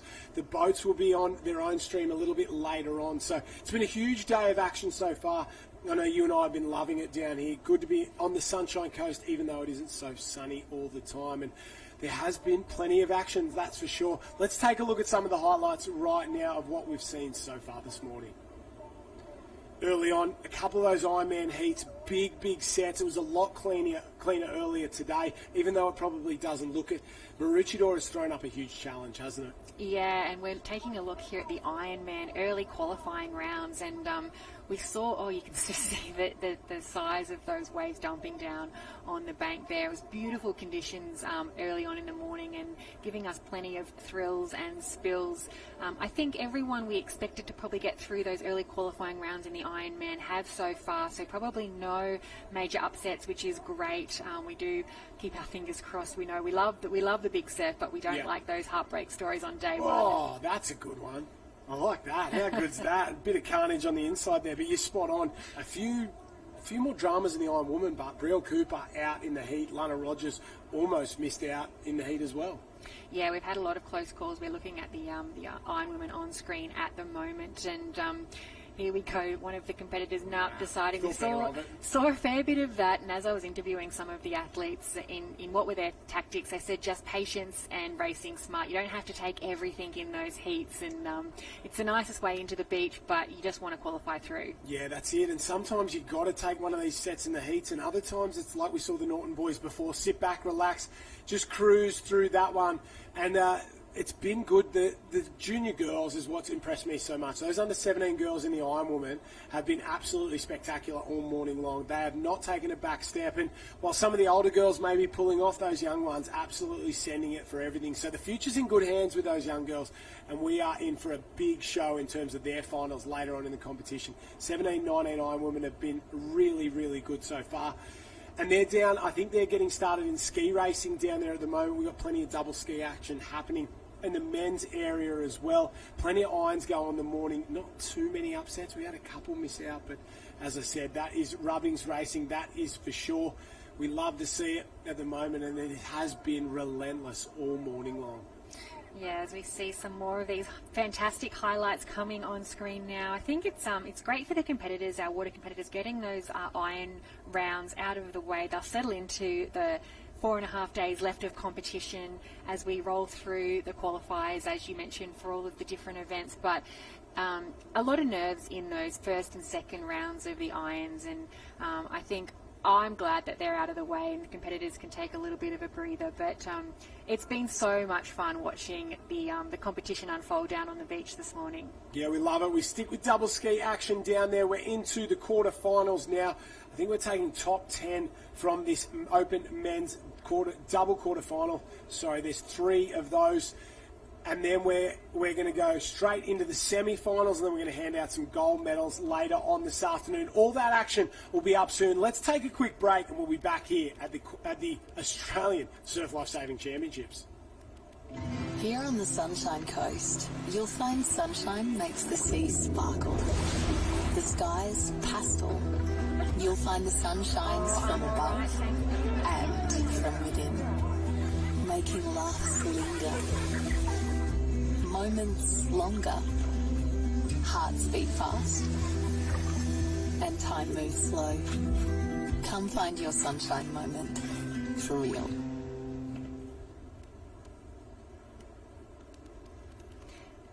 And if you're following along there, you can see Aussies 2024 is our hashtag. Our daily condition report, we've sort of seen it be all sorts of things down there today, from beautiful big clean conditions this morning to the wind and the chop and the rain, and all that we would expect Aussies to be throwing up at us. Yeah, that's it. Join the conversation, get on the socials, tag us. A big shout out to everyone watching the live stream and commenting from wherever you are in the world. We love having you here at Maroochydore Beach for day one of the Open Australian Surf Life Saving Championships. Plenty of boat action going on down there. If you want to check out all the results of that action, jump on liveheats.com.au or jump a flight to the Sunshine Coast. Get up here, get involved. It is absolutely beautiful up here at the moment. Big swell, and I'm sure plenty of carnage down there throughout the day. Those open boat finals on Sunday, they will be something to behold. I cannot wait to see those ones, that is for sure. Every year they produce something very, very special, and all the big guns will be in on the mix. We're going to go to the double skis next down here. Quarterfinal number 1, 3 quarterfinals, top 10 through to a semi-final. Still a little bit of wiggle room down here in the men's arena. 10 through, it's not cutthroat, and it gives you just enough if there's sort of 16 or 18 in there, but it's definitely not easy, that's for sure. No, but as you mentioned, a lot of wriggle room for our top quality crews. The ones that we would expect to see on the podium will probably be just getting off to a really hot start and just getting themselves a comfortable position. We can see the start list there for quarterfinal number 1. We've got Redhead A, North Bondi Team A, Half Moon Bay, City of Perth, North Burleigh, Bulli, Manly, Dicky Beach, Sorrento, Burleigh Heads. Over the page to Maroochydore, Half Moon Bay, Northcliffe, Newport, and another team there from Maroochydore. Yeah, a couple of real guns in this one. The Walker boys are back there for North Bondi, Sam Jordan and Justin McMullen from Redhead. That's their A team there on the far left-hand side. Watch them go. Half Moon Bay, City of Perth won't be far off it. That North Burleigh team's back with Bowker and Murray Stewart. Going to be very, very interesting to see how those guys go. Manly, fresh off their heat, they're back again. Oscar Jones and Eli Newton. Bessel and Emery for Dicky Beach. Michael Booth, Patrick Ellie. That's a team that I wouldn't say is a favourite, but I reckon if they get the right conditions and a good run, they are a shot at winning this one as well. Pete Mitchell and Lockie Tame from Burleigh. This is a stacked one. Armistead and Woodhouse from Maroochydore. The Foxes are back for Half Moon Bay. Benny Cochran and Kev Morrison, the D team from Northcliffe. Good to see Coach Kev down there. He's coaching and now paddling for that Northcliffe D team. Newport A, Jones and Trim, they're off, and Kimmins and Cartier for Maroochydore off and away. And have a look at the centre there. Burleigh Heads, Mowbray Park. Bang! They are gone out in front at the moment. Manly trying to go with them. North Burleigh trying to go as well. And North Burleigh threw that one just so much better. And you saw they go up and over that one with so much more speed. They'll sneak through. So will Manly. So will Burleigh. The rest of the teams will get hit. And it's a race in 3 at the moment. And you just can't beat speed off the beach, can you? North Burleigh put the hammer down so early, and it just paid off for them. You can see the 4 or so crews who were clear out in front just didn't waste any time getting their speed up off that start, and you'd rather settle into your race when you're in that green water. I mean, I'm sure everyone tried to match their pace, but just too good off the start with a crew from North Burleigh. It's the old Mike Tyson quote, everyone's got a plan until you get punched in the face, and Murray Stewart is giving it to these guys off the start. He is absolutely flying out. Bowker in the back, and that is a big engine to have in there. They get this double up and moving. Hall of Famer Lockie Tame leads the Burleigh ski with Pete Mitchell on the back there. Both these boys formerly of Avoca, now at Burleigh Heads Mowbray Park at the Gold Coast. Big change in the off-season for them, something I never thought I would have seen in the past, but they've settled on the Gold Coast. They love being a part of it up there. Manly around the outside once again, a little wide for the second time in a row. Just behind them, maybe Alexandra Headland and the Half Moon Bay teams, 2 of the Half Moon Bay teams. North Bondi's got to get in on the act. There is Redhead as well. One's off in the middle there. Who's that off in the middle? Maybe the guys from West Australia there have come off. City of Perth it is, and that is how tough ski racing can be. Plenty of water movement out the back, and you just go off the side. These boats are so tippy and so fast. Yeah, you can just get your paddling on the wrong angle, and before you know it, you're in the water. It is actually the team from Newport. Sorry. got Jones and Trim doing a really good job just settling in there to 5th position, but Half Moon Bay were a big mover around the back of the cans, possibly coming up now into 3rd. Yeah, they are spot on there. So still North Burleigh from Burleigh, Half Moon Bay, Manly. Then the Newport team just drifts away. Another one of the Half Moon Bay teams right at that top right-hand side of the screen. But here comes Half Moon Bay up alongside the leaders. Those other two teams are filled with some of the best paddlers we've ever seen in our sport. We've got Olympic gold medalists on the front of one, an Olympic bronze medalist on the front of others, and the boys from Half Moon Bay say, we don't care about reputations. We're going to mix it with the big boys here and show them what the Mooners have got, and we love to see it. So North Burleigh, they'll get a little push out in front. They'll be first through to the semis. Burleigh heads Mowbray Park there, get through as well. Half Moon Bay's through. Manly's through. Another one of the Half Moon Bay teams is through. 5 there. We're taking 9 through to the next round. It looks like Redhead have gone off. Their skis floating back into the beach. So maybe Jordan and McMullen have screwed up. Someone's gone backwards. Backwards is how you want to get across, and that takes more skill than it seems like. But they get through. You don't have to do it forwards. You just have to get across. And that might be Mick Locke there from the Bulleye Club. Well done, Lockie. Fantastic performance getting that one across. Callum Elliott in there as well.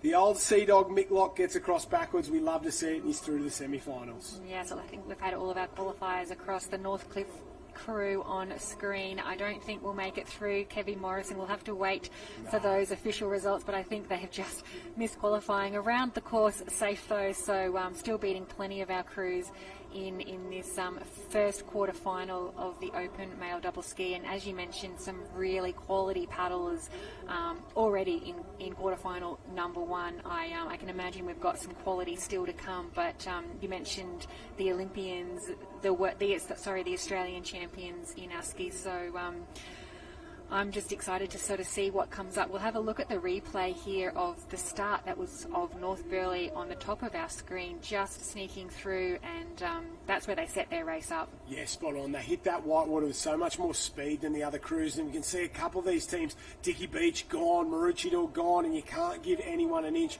Around the cans, it was still North Burleigh, Burleigh, Manly, and you can see how far back Half Moon Bay's come from. They were really competitive. Well, City of Perth, what do? You get a ski up the inside there, it jams you, you go off, and once that ski just tips over ever so slightly, it's all over, that is for sure. Northcliffe had plenty of work to do. We have a look at the finishing, and all I want to see is Bulleye going backwards across the line here. He will not leave that one down, Lockie. Some of his best work, a former medalist in the mixed double ski over in Perth. I think they grabbed the silver one year, Mick Locke, and his daughters, Jazzy and Sarah, going around all weekend long. Jazzy, a great ski partner. Sarah, an unbelievable swimmer. This was the win here. Half Moon Bay came flying, so it was North Burleigh, Burleigh, Half Moon Bay, Manly, Half Moon Bay again, and this is where it starts to get chaotic. A couple of these guys, there's Newport, and there's Bulleye. Have a look at him go backwards across. That's tough to do. Credit where credit's due. You don't get that often, and they've managed to get across the line in one piece. That's incredibly impressive. It's hard enough to keep these skis straight when you're going forward. I don't know how they've managed to paddle that backwards and qualify through, but congratulations there for the team from Bulleye. Got yourself a spot in the semi-finals. Only just, that is for sure. That was quarterfinal number 1, top 10 through to the semi-finals, which will be coming up not too far away, that is for sure. Double ski action for a little while now. Down in the women's arena, we have opening rounds of the 19 and Open Women's Ski. Let's take a look at the results of quarterfinal number 1, and that is Redhead, North Bondi, Half Moon Bay, City of Perth. That is probably a different one to what we saw. That was the heat from a little bit earlier on, but that's okay. We got the boys through. It was, in fact, North Burleigh. Yeah, that's it, Half Moon Bay.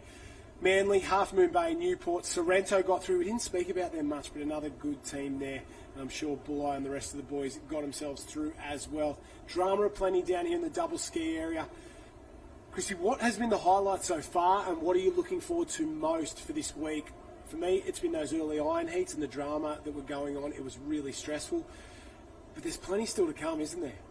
Yeah, I also love watching the iron heats. I feel for them, you know, having been in that position myself. You just want to get through the Thursday. You want to keep your hopes alive. A lot of people do go home with a hard luck story, particularly when you're at a beach like Maroochydore and the surf comes into play. So it is disappointing when you put your whole season of work in and you don't quite qualify through. A lot of our athletes obviously putting their foot on the line for multiple events. So if you did get knocked out early, you just focus on the next one. But I enjoyed seeing some of the highlights of those early races, and just sort of seeing who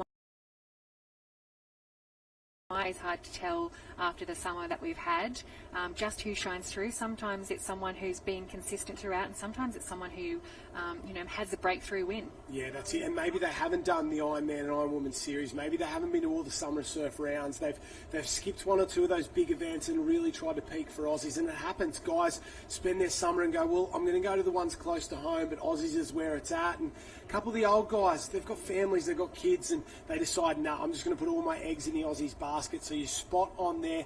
Here we go, quarterfinal number 2 of the Open Men's Double Ski at the Australian Championships for 2024 here at Maroochydore Beach. Torquay, Burnie, Point Leo, Swansea, Belmont, Newport, Bondi, Noosa Heads, Half Moon Bay as well.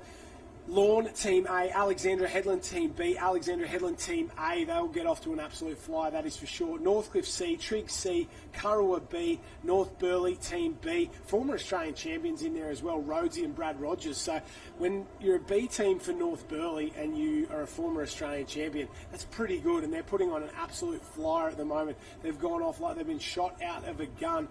And big start, but the centre's been absolutely obliterated. A couple of guys swimming for their skis, and a couple of teams I would have thought would be at the front end have been absolutely smacked at the moment, and they are not in the mix. Have a look at Trigg Island, maybe Newport and Alexandra Headland really getting in on the act, and that side has gone off like it's been shot out of a gun, and it is Rhodesy leading the charge out there for North Burleigh B. So could we go the North Burleigh double? Rhodesy and Rogers, they're 1 and 2 on that double ski leading out at the moment. Alexandra Headland doing a very good job to tuck in behind there. Kurrawa not too bad either, sitting pretty at the moment. Trigg Island, Alexandra Headland as well, and Northcliffe, but they're all chasing our leaders at the moment, North Burleigh B. Yeah, the southern end of the beach definitely making the best of that start. I think that is the crew of Jet Kenny and James Porter just sneaking around there in second. We can see our lead crew there of North Burleigh. Yeah, going around very comfortable. Kurrawa, in their third. Trigg Island, Alexandra Headland as well, Northcliffe. Then a few of these other teams, a couple of teams that got smacked and fell off at the start. So we talk about kayakers and guys who've been at the top. Rhodesy and the boys there for North Burleigh, Brady Rogers, they are kayakers, they're ski paddlers, they've done it in the past. They're getting on, I think they might have been one of the oldest teams ever to win the double ski, and that might have been, I'm going to say 6 or 7 years ago at this point. So if they could get one done here, that'd be special. Jet Kenny, J-Mo Porter, obviously J-Mo, the coach at Alexandra Headland, the club you're in there. He's a great paddler, a great guy, very good coach, and leads by example. Jumps on the double, jumps on the ski and gets it done. Yeah, has to do a lot of the training on his own, as you mentioned. He's the coach there at Alex, so when he's not coaching, he'll have to get in and do his sessions. Good to see Jet has come back from injury and paddling strong. The Gladiator. The Gladiator injury. We can see the crew there. I think that might be Marty Kenny, Jared Campbell coming down a wave. So Waves catching our lead crew. I think Jet and Jemo choosing to just let that one go safely. Our leaders. Sideways. That's not what you want. Yeah, Rhodesy and Rogers, they've got to get it around. You can see the timing. They've been here before. They've got to get that ski around before the next wave comes. Otherwise, it's all going to be over. Get it round, boys. Get it round. Yeah, they start to get into a rhythm again and go. Oh, someone on the next wave just trying to avoid them. But they've done a great job of managing to surf that one through. Great skills by all these men. Top 9 through to the final there. 1, 2, 3 across, 4, 5. No dramas for both of the Alex teams. This will be where the race is at the top of the screen. I think, maybe only 1 or 2 of those teams will get through there. So leave that one to the judges. It can be very tight double ski. You can see the tower, the iPads there. That's why they have that, because it comes down to just millimetres in the front of those skis when you're coming across the line.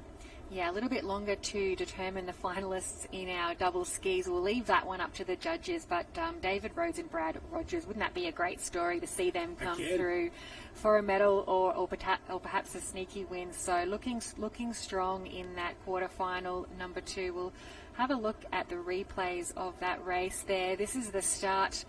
So we can see some of our early leaders, the North Burleigh crew at the top of the screen. So they were at that, as we mentioned, that southern end, just getting the best of it. Oh, and I think that was that the Bernie boys in there that decided to roll? I don't know. I don't want to throw them under the bus. It was Bernie decided to roll underneath that one. Not what you want. Have a look here. This is our leaders out in front. They committed to the wave. They had to go. They tried to paddle out of it. You can see them both ducking in there, and they did a great job. Hanging on. Don't worry if it's going sideways. Then they make a decision, communicate, get it back and around, because if the wave hits them at that point, that is race over. That is weekend over in terms of the double ski. But they managed to get themselves around and back in and across the line. And well done there. Sometimes it's not about staying out of trouble, it's about how you get yourself out of trouble, and they did a fantastic job. Yeah, a lot of experience from the North Burleigh crew. Just stayed calm, got their ski turned back around, and they were lucky actually that it didn't swing more, and they were nearly going to probably have to do what we saw our Bulli crew do in one of our earlier rounds and paddle backwards. I'm sure they probably would have been able to manage that, but safely across there in first was our crew from North Burleigh B, the team of David Rhodes and Brad Rogers. Yeah, great job by those boys down there, and they'll be there in the final. That is without a shadow of a doubt. And like you said, it'd be something to see if they could possibly pinch a medal. Maybe they just come back to whenever the Australian titles as Maroochydore, and they just have, an affinity with the place. I'm sure they've won plenty of medals all over, but that was a special win that year. Quarterfinal number 3 coming up. Thanks for sticking with us. It's been a big day down here at Maroochydore.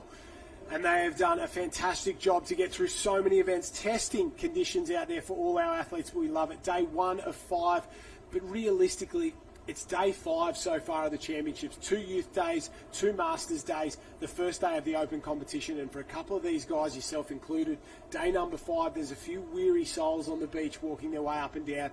And I've come in with all the enthusiasm in the world, and I think it's what it's all about. You've got to set yourself up every single day. Treat it like it's day 1. Come with new energy, new enthusiasm, because you don't want to get knocked out because you're a little bit sleepy first race of the day. Yeah, it's always a new day. You've got to leave the days that have gone past behind you and look forward to what's on the program ahead. But as you mentioned, there has been some parents down here supporting in the youth, having a run around themselves in the Masters, and plenty still backing up here in the open competition, particularly as you mentioned in these double skis. We've got some, I don't want to call them older competitors, experienced competitors. I'll call them old. It's okay. They're just a little bit older than the juniors, that's for sure. Yeah, so we're looking at the start here of quarterfinal number 3. We've got the team from Surfers Paradise, Alexandra Headland, North Cottesloe, Currumbin, Allura, Bulli, Half Moon Bay, Newport, Northcliffe, Allura, Redhead, Bondi, Coogin Headland, Trigg Island and Burnie. We can see the start list up on the screen now. Quarterfinal number 3. They're in the starters' hands. Oh, a couple good teams here as well. Trigg Island A, Reese Baker, Dan Humble. Watch for those boys. They will go like they've been shot out of a gun early. We saw Allura earlier on. The Norton boys are back for Northcliffe in the centre, and they're alongside Max Brooks and Jake Rees. So those two teams, I would think they would be the ones that really had the early speed. So Allura, Newport, Northcliffe, and I'm going to throw in Trigg Island there as your top 4 as long as all things are fair. I wouldn't count out Currumbin either. I wouldn't say that they'd be out of it. Erskine and Johnson, they'll be something. And Sam Roy, I think he is the most improved paddler of the last 12 months. He'll be on the front of the ski there for the Surfers Paradise Club on the far right-hand side. Off and away, and already the centre of the field, absolutely flying. That's Newport coming towards us there with the yellow nose.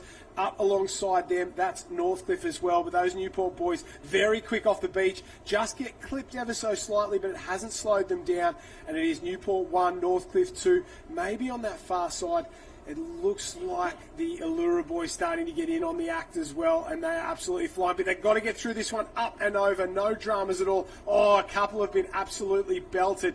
They're almost out of it. Bulli have had the best of it. They were in last place, but they've snuck over the top, got themselves on the back of that group at the moment. But still, as they go out to sea, the Northcliffe Norton boys are in first place and really starting to wind up.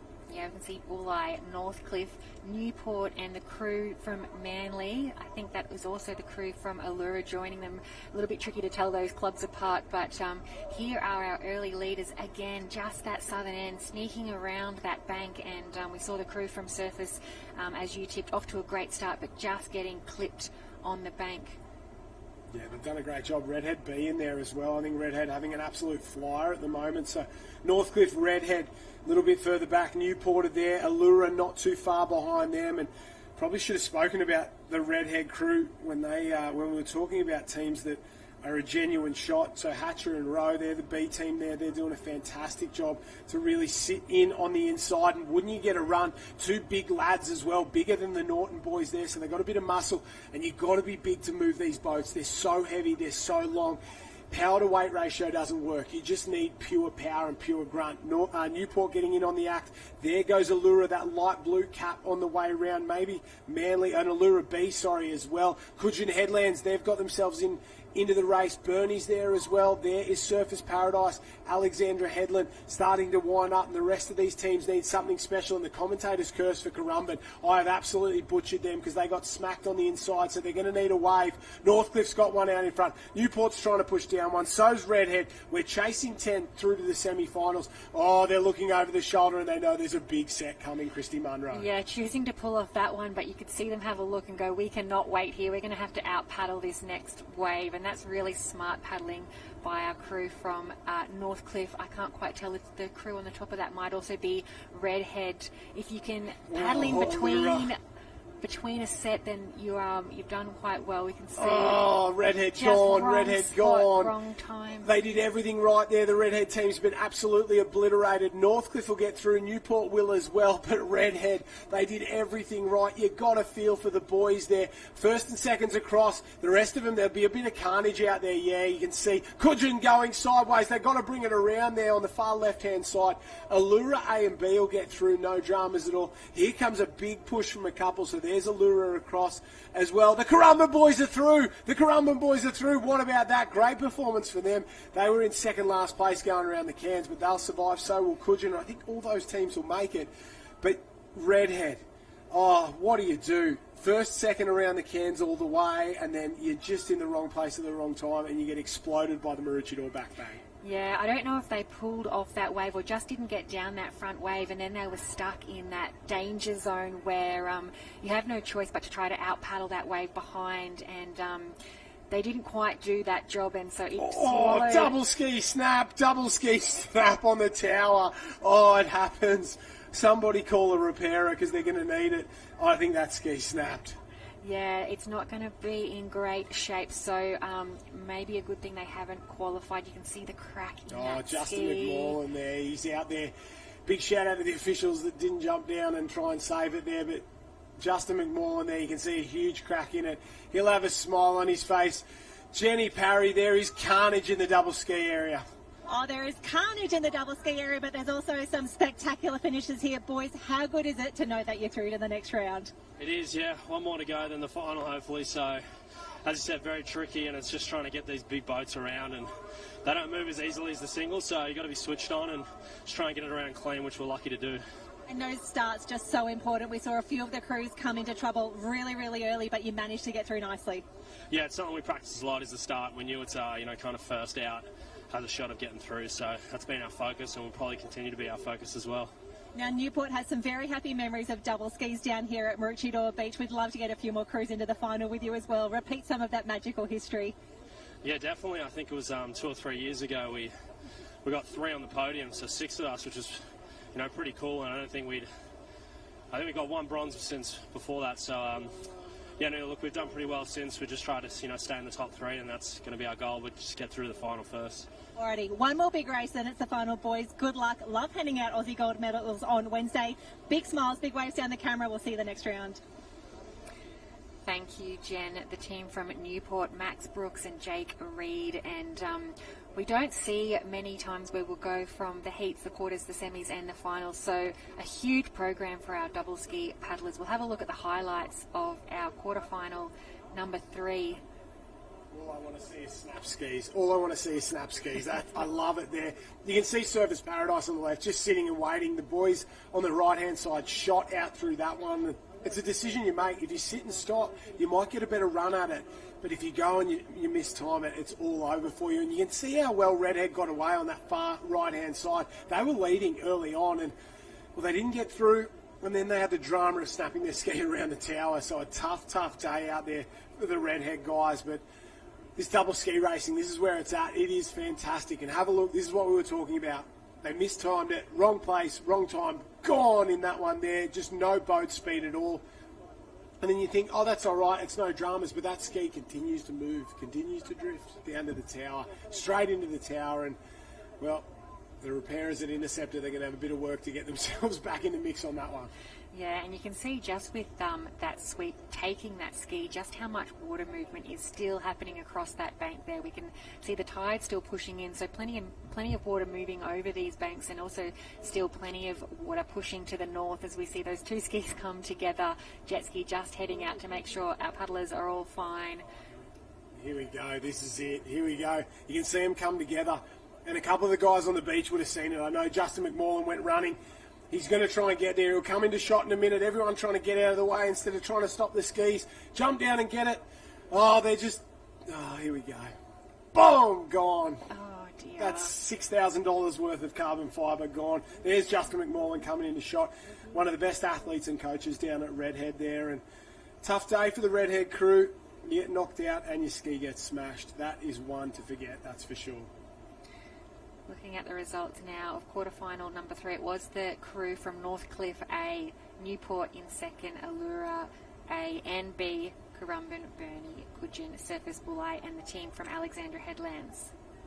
Just survived there, yeah, fantastic performance. So we've seen 3 quarterfinals there.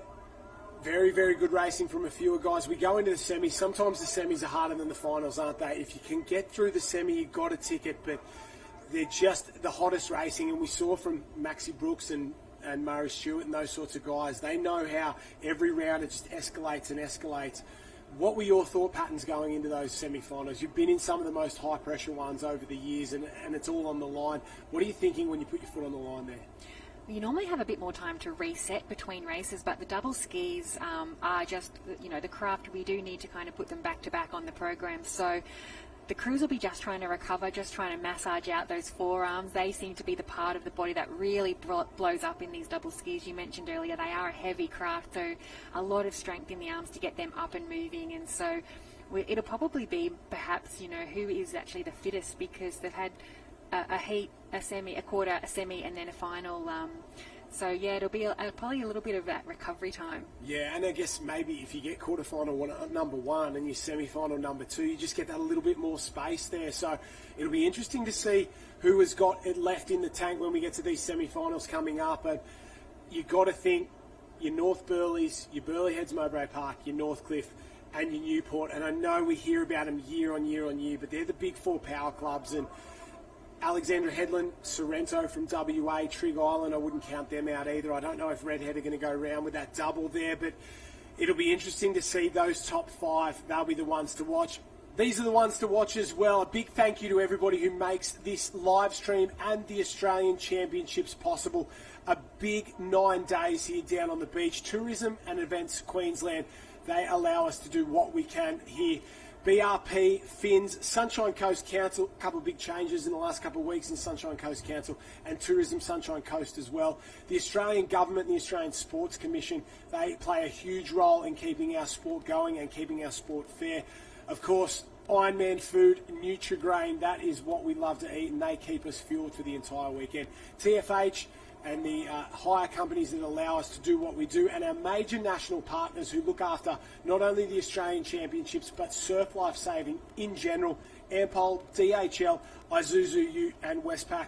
I'm in the market for an Isuzu Ute as well, so a big shout out to the crew there if you've got any free ones you want to send my way. But they make this event possible, and a lot goes into this carnival. It's not just 9 days. You don't turn up the day before and put an Australian Championships on. The events team has been here for over 3 weeks now setting up.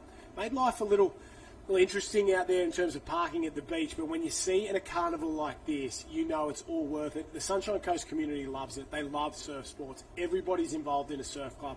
Everybody knows someone who's racing. Everyone's going to come down and have a look. And over the last couple of weeks, I reckon I've had 20 people say to me, I'm going to come down and have a look. I haven't been to a carnival since the Aussies was here last, but I'm going to come down and check it out. Will you be around? I said, of course I'm around, mate.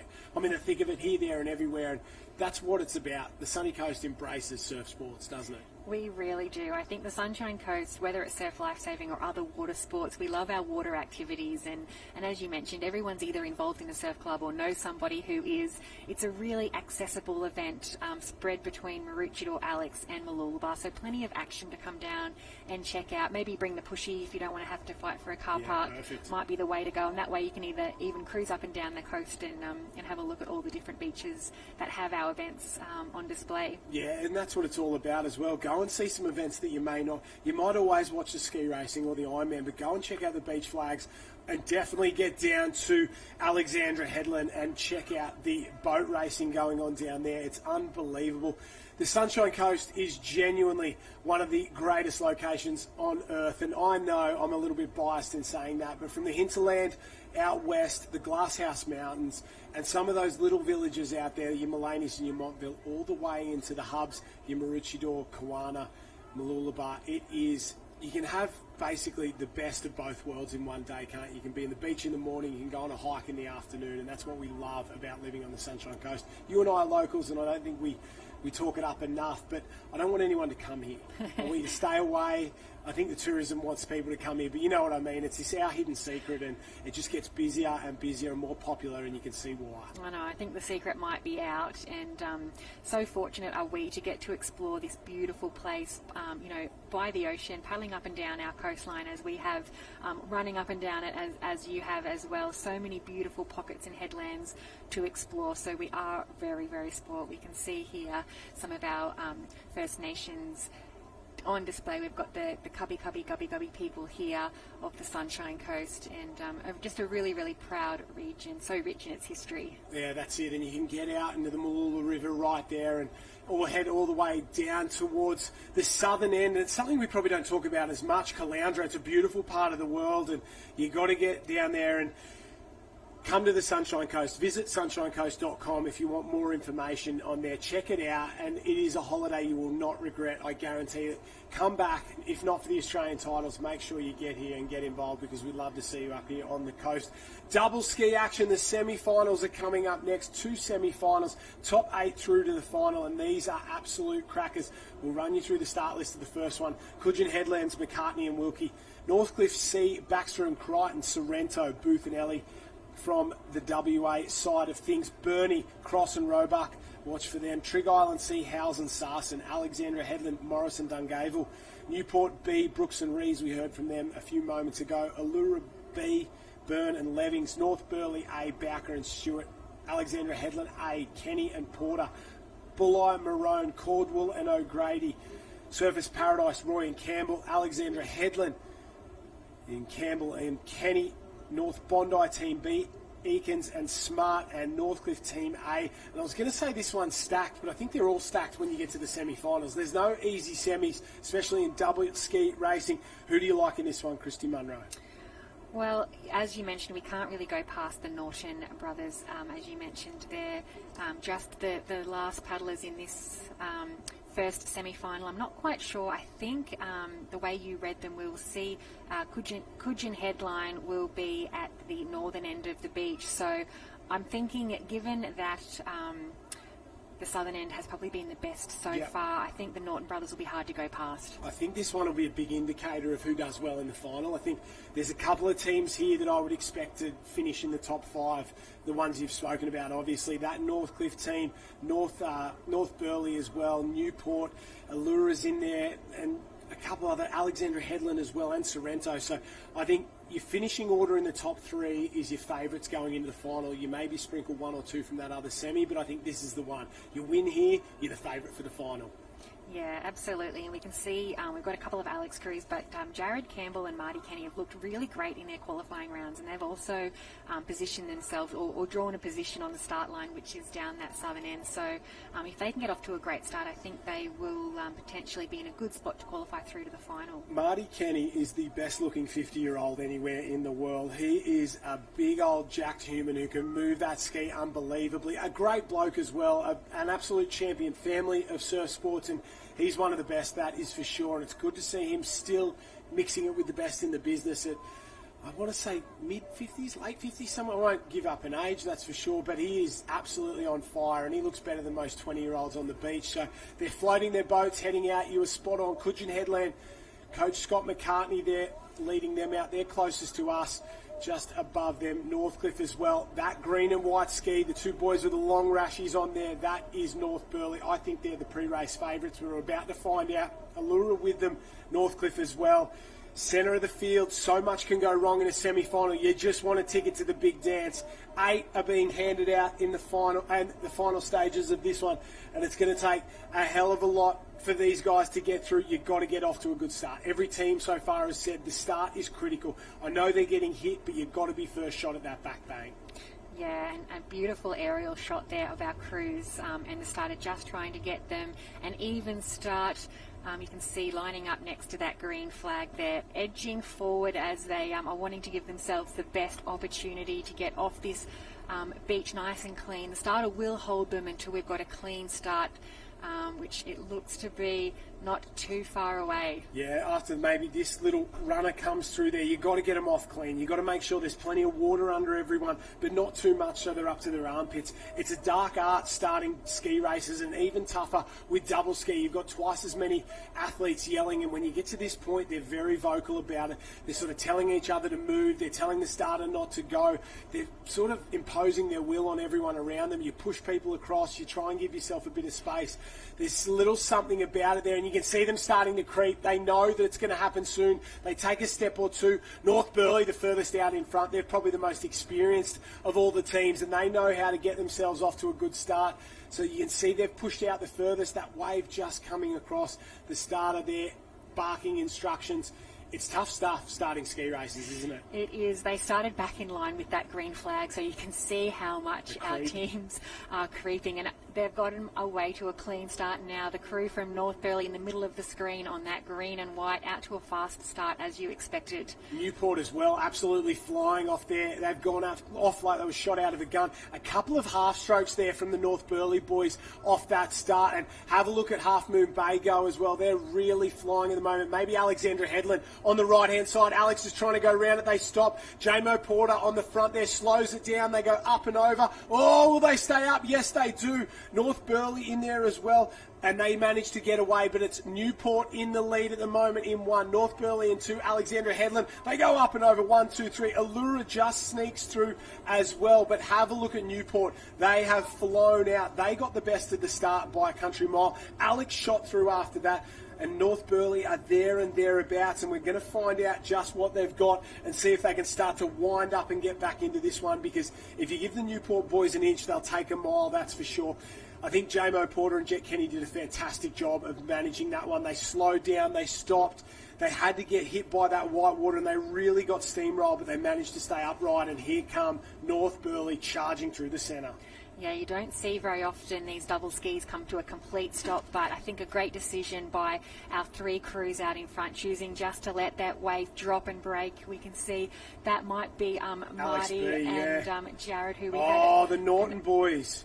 They're off. The Norton boys are gone, so they got absolutely smacked on that far side, so they're out of this one, and I would say one of the real red-hot favourites for this double ski gone, and you can see how much they got obliterated. One of the boys had lost not only the ski, but they lost their paddle on the inside as well. Yeah, it's going to be very, very tough to come back from there. We can see the crews on screen at the moment. We've probably already got 7 crews coming around those cans. It looks to be Newport and the crew from North Burleigh. North Burleigh not getting away to the start that we have seen in those earlier 2 rounds, but just still got to qualify through here. Not up for gold medals just yet, as we can see the crew from Newport cruising down that little runner. Have a look at the timing on them there. That is almost perfect. And I think timing is better than ski paddling ability sometimes. They were in sync. They've obviously done a lot of paddling together, and it was almost like they were one person there. The paddles went in and out almost perfectly. It gets a little bit out of time there on the wave, but you can see how quickly they get back in on it. And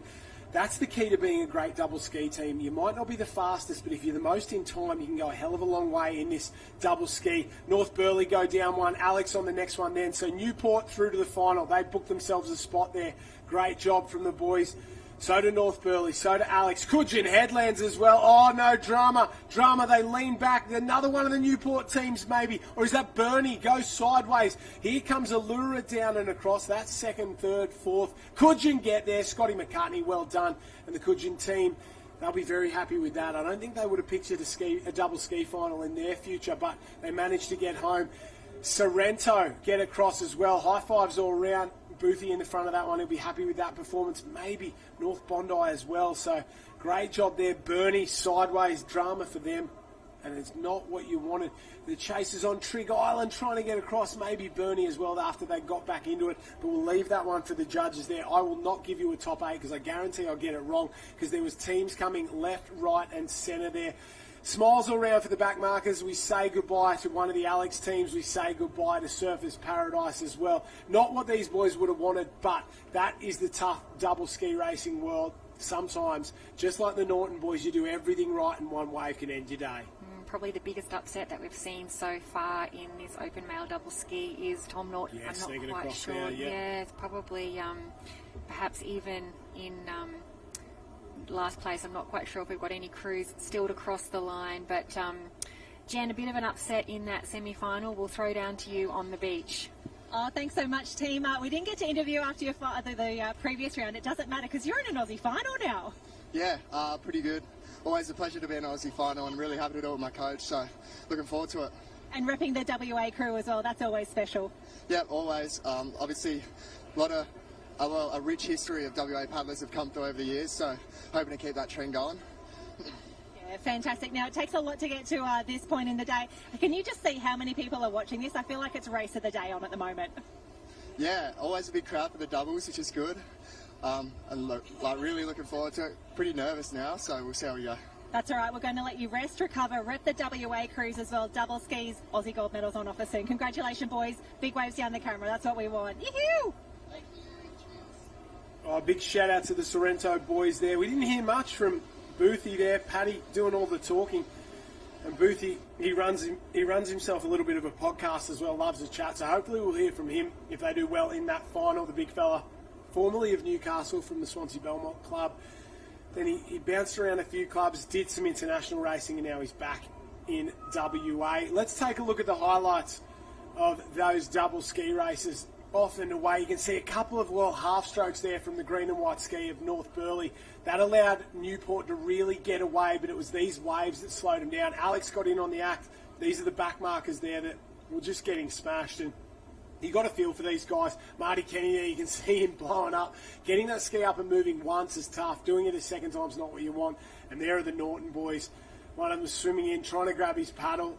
And that's not where you want to be in a ski race. In any ski race, let alone an Australian semi-final, you know if you've got to swim at any point, it's almost race over. Yeah, once you get to the semis, there's really not that much room for error. So really disappointing for the Norton brothers. I'm no doubt we'll see them line up in the single ski and the ski relays. So on board now with some of our crews coming in for the qualifiers. I think that was the Bernie crew who may have just missed their chance at getting through. Do we have 8 through, I think so. I think they might have missed out. I think we got Trig Island, North Bondi, Sorrento, Allura, Coogin Headlands, Alexandra Headland, North Burleigh A and Newport B. So loving the fact that they've snuck themselves through to the final there. A great performance in that semi-final. Number 1, semi-final number 2 coming up as well. And this one is going to be just as good. We take a look at this one, and these are, well, I wouldn't say the red-hot favourites outside of probably Newport and Burleigh Heads, Manly as well. I guess maybe a couple of the teams here, yeah, they are the favourites in this one. So we had our focus on North Burleigh and Northcliffe, in the last one. These guys are going to be just as good. Manly, Allura, Kurrawa, Noosa, Half Moon Bay, Maroochydore, Half Moon Bay again. The Mooners are on fire. Burleigh Heads, Mowbray Park, watch for them. They will fly. So will Newport as well. Trim and Jones, they're very, very experienced. Expect big things from those two lads from the northern beaches of New South Wales. The Walker boys are back. Another Olympian in there, Jimmy Walker, with his son Benny Walker from North Bondi Team A. Rhodesy and Rogers from North Burleigh Team B. Murphy and Tobin from Swansea Belmont. Erskine and Johnson from Currumbin. And the backwards boys from Bulli, Elliott and Mick Locke will go around there at the top of the screen in that fluoro yellow ski there. They've got a good line, they've got a good run out, but it seemed like the middle was the fastest in that last one. Christie, Munro, this is going to be good. Expect Burleigh, expect Newport and all the Half Moon Bayers to get in on the act. Yeah, I think our early speed will come from, as you mentioned there, the crew of Burleigh Heads, Mitchell and Tame as well. They're right next door to the Newport Team A, who have also got themselves off to a fairly clean start, and I think also North Burleigh Team B. Yeah, that's it. That's Newport, the blue and white ski there. There's Burleigh Heads on that green ski. So they're the two that have got away the fastest. Maybe Half Moon Bay B as well. The Fox boys, they go up and over. And Allura on the far left-hand side. Don't count them out. Allura have gone off to an absolute flyer. They're in the lead at the moment. So a massive start from Allura as they start to charge out to sea at the moment. And they're doing a fantastic job. A couple of these teams have been left behind. They're just out of shot of the left-hand side at the moment. Absolutely flying there. Half Moon Bay going after them. Burleigh, after getting off to a good one, got clipped. So did Newport. And on that far right-hand side, all of those teams got smacked. Maybe Swansea Belmont there made the best of that right-hand side, but they have a lot of work to do to get back into it. It is Manly, Allura. I didn't even see a Manly in it either. So 1 and 2, and it was the left-hand side of that line that got shot out of a gun.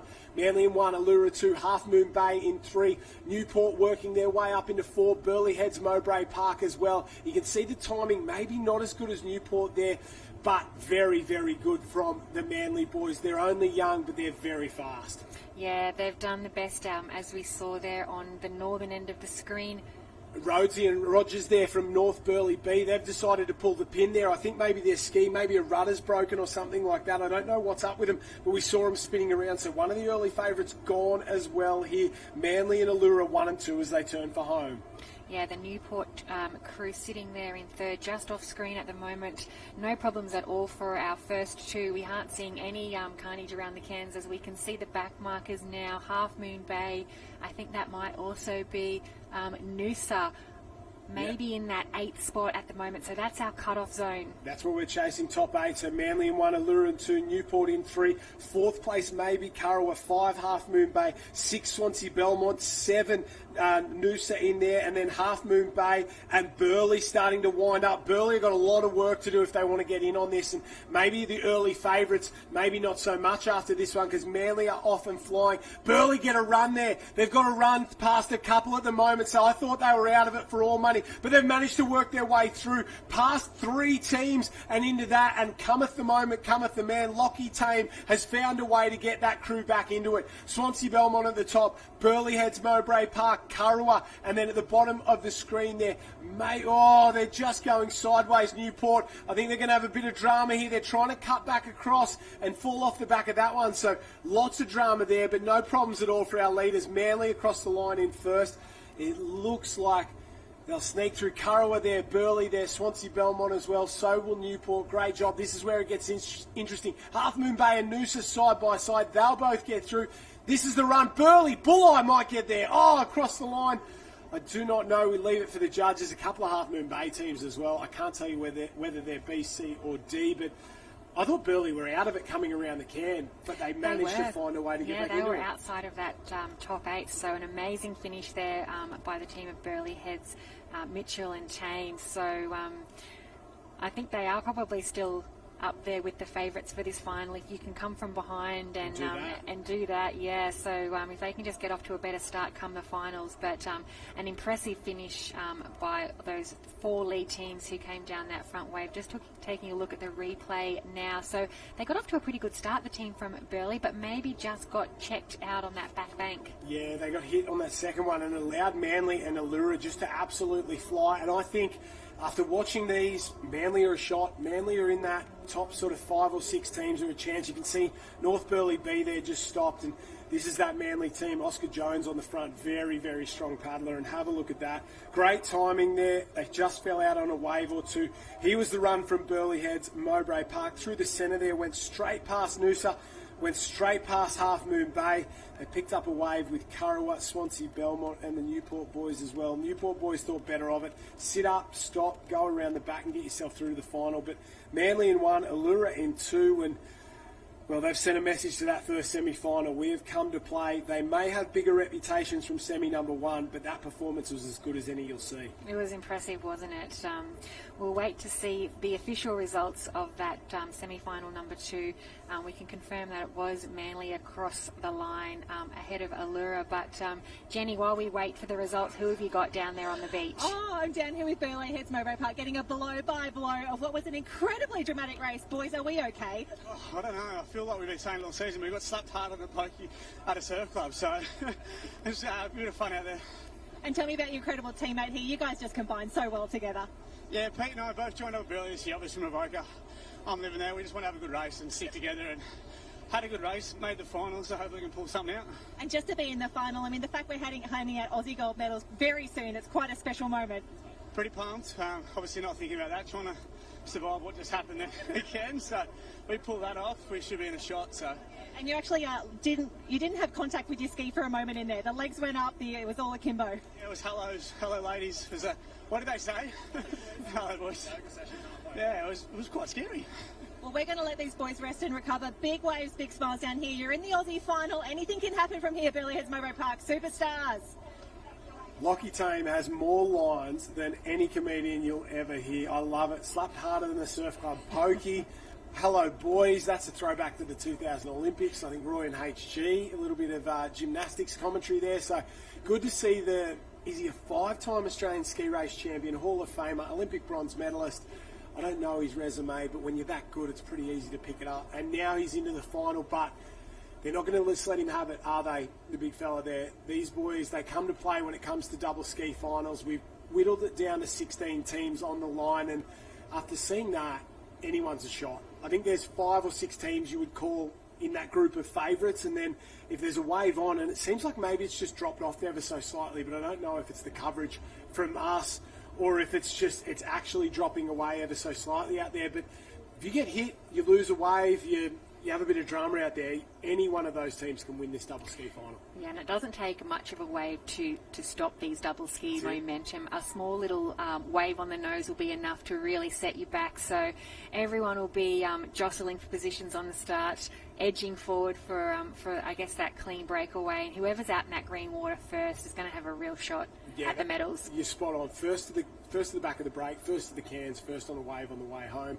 You'd think at this point they'd be able to hold them, but there's going to be some teams sending it. If you're in the back half and there's a set coming through, it's all bets are off. Let's do this. Probably for our leaders too. I think if there's a wave there, you can't really risk not taking it in a final. So I'm hoping we get some big wave action, and I'd love to see some of the skills of our double ski paddlers holding those waves down the face. The defending champions, North Cottesloe, Bird and Phillips, they're about to hand over the title because not too far away, the Open Men's Double Ski Final is coming up. Northcott, a big shout out to the boys, the Olympians from over there, the kayakers who came over and absolutely towed everybody up last year.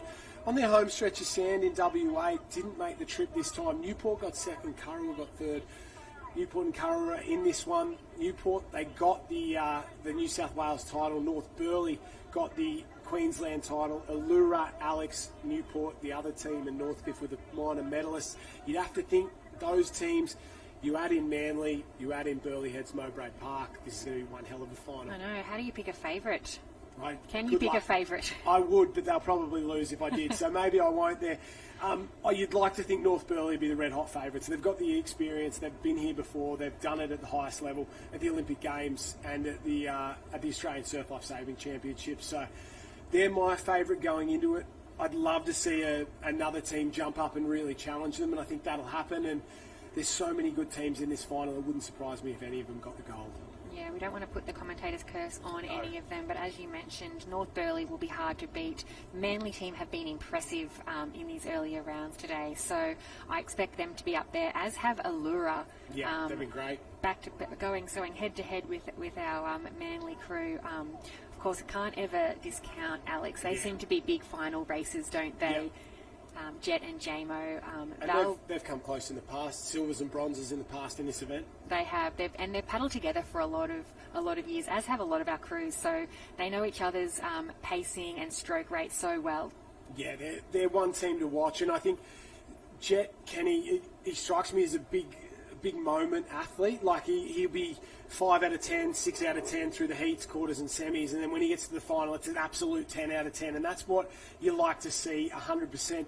Currently down in the other area, women's ski racing going on. We've had a bunch of those heats been run and won. Make sure you jump onto liveheats.com.au and go to the Australian Championships page. You can not only check out the live results from today, you can check out all the results from the weekend, the youth competition, the Masters over the last couple of days. You can see heat draws, everything you need to know. Live Heats has been an absolute game changer for us here in the surf sports world, and we love that they're a part of our Australian Championships this year.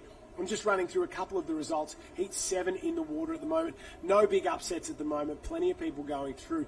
They will paddle themselves through to a final today. They will not run the final, so I'm sure we'll pick up plenty of that action later on.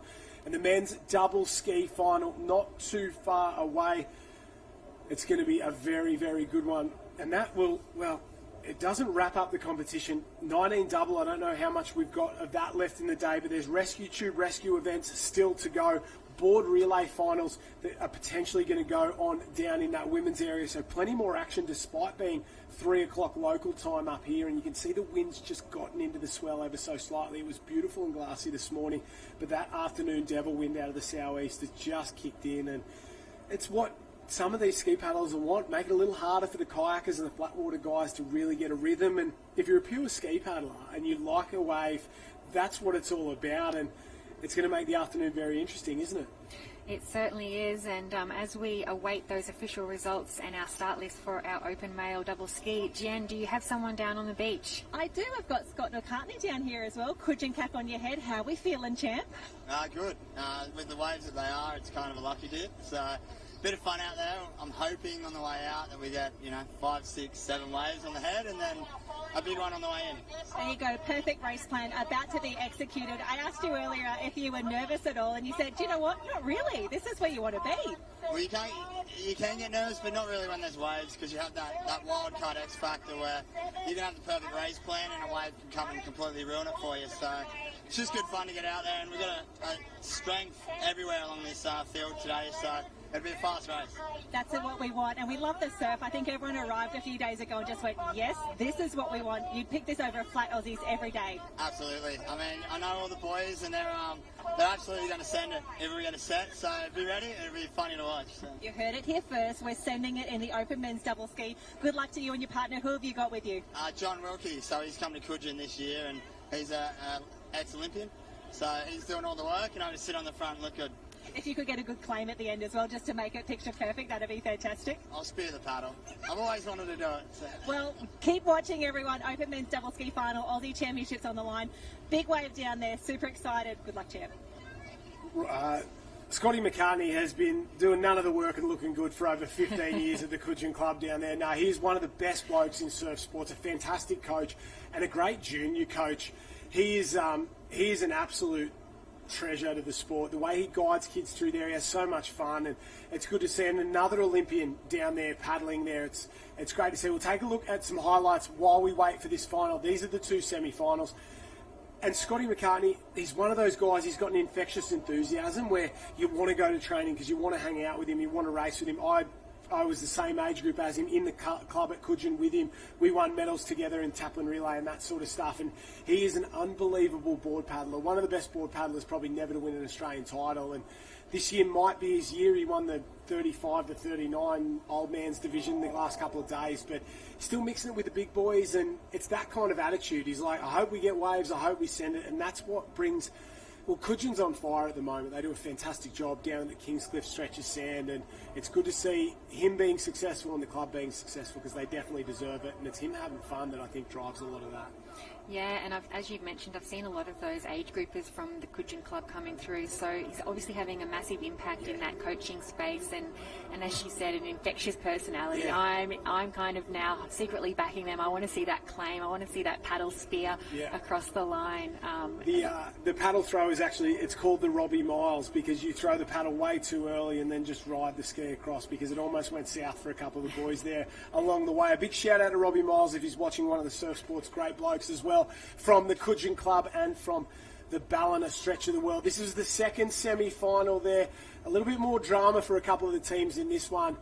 Burleigh had to work for it, but Manly looked very, very good. You can see North Burleigh beat, pulling the pin at that point, getting out of that one. Allura, they've just been flying under the radar. They haven't been unbelievable, but they've been close to every single winner of every single heat. So I think they've gone through the gamut and basically raced everyone and been half a ski length off every time. So if you keep that form into the final, they'll be in the hunt for a medal. That is without a shadow of a doubt. But like Scotty McCartney said, if there's a wave on, this could be anyone's. Yeah, they've been very consistent, the team from Allura, but as have the teams from Newport, and we can see now Burleigh Heads coming down. So much experience, as you mentioned, Olympians everywhere, Australian champs, world champs. So going to be an amazing final. Stick with us here on the live stream. We've got a gold medal race coming up very shortly, the open male double ski final. We can just see the closing stages of what was semi-final number 2. Just watching the replay unfold. No problems really for our 5 crews out in front of that semi-final. A little bit of drama on the way out, and it sounds as though the crews are expecting there to be a little bit more of an upset with the waves that are presenting us, or coming in on that back bank still here at Maroochydore Beach. It's thrown up plenty of challenges for our athletes right across this first day of the Aussies. Yeah, it has. It's been testing, but that's what we wanted up here at Maroochydore. I think the last time we were here, it's pretty flat, to be completely honest.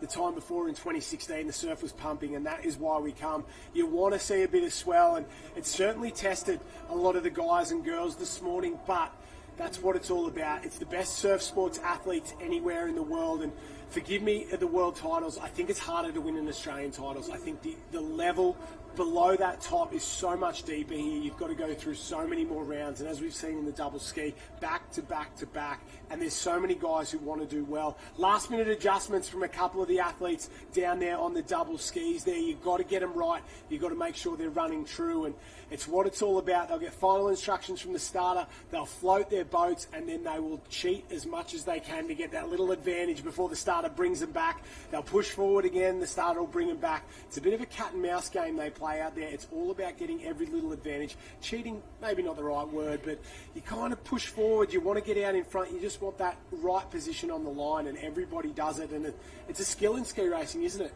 Getting far enough out there, you've got to jump, but not too much water. Yeah, that's right. There is a point where creeping too far out does become a bit of a disadvantage, and our officials there maybe also just giving our crews a little bit more rest. We've seen them go through heats, quarters, semis, and now finals, so a lot of really tough racing in a short amount of time for our double ski paddlers. Yeah, that's Nath Neal and Lockie Galea there. That's the Allura team we were talking about before. Been, well, flying under the radar, but they've gone back to back to back, and they look fired up, don't they? There's a few smiling faces and a few very, very nervous faces down there as they have a chat. But the boys from Allura, they could be a shot. Rich history down there. Grant Wilkinson, one of the great ski paddlers, great Ironman of all time down there, and a couple other absolutely fantastic competitors over the years. So that could add another page. Can they get the Half Moon Bay boys? Can they get it done as well? Noosa's not someone that I would have expected to be in this final, but they've done a fantastic job in there. The two boys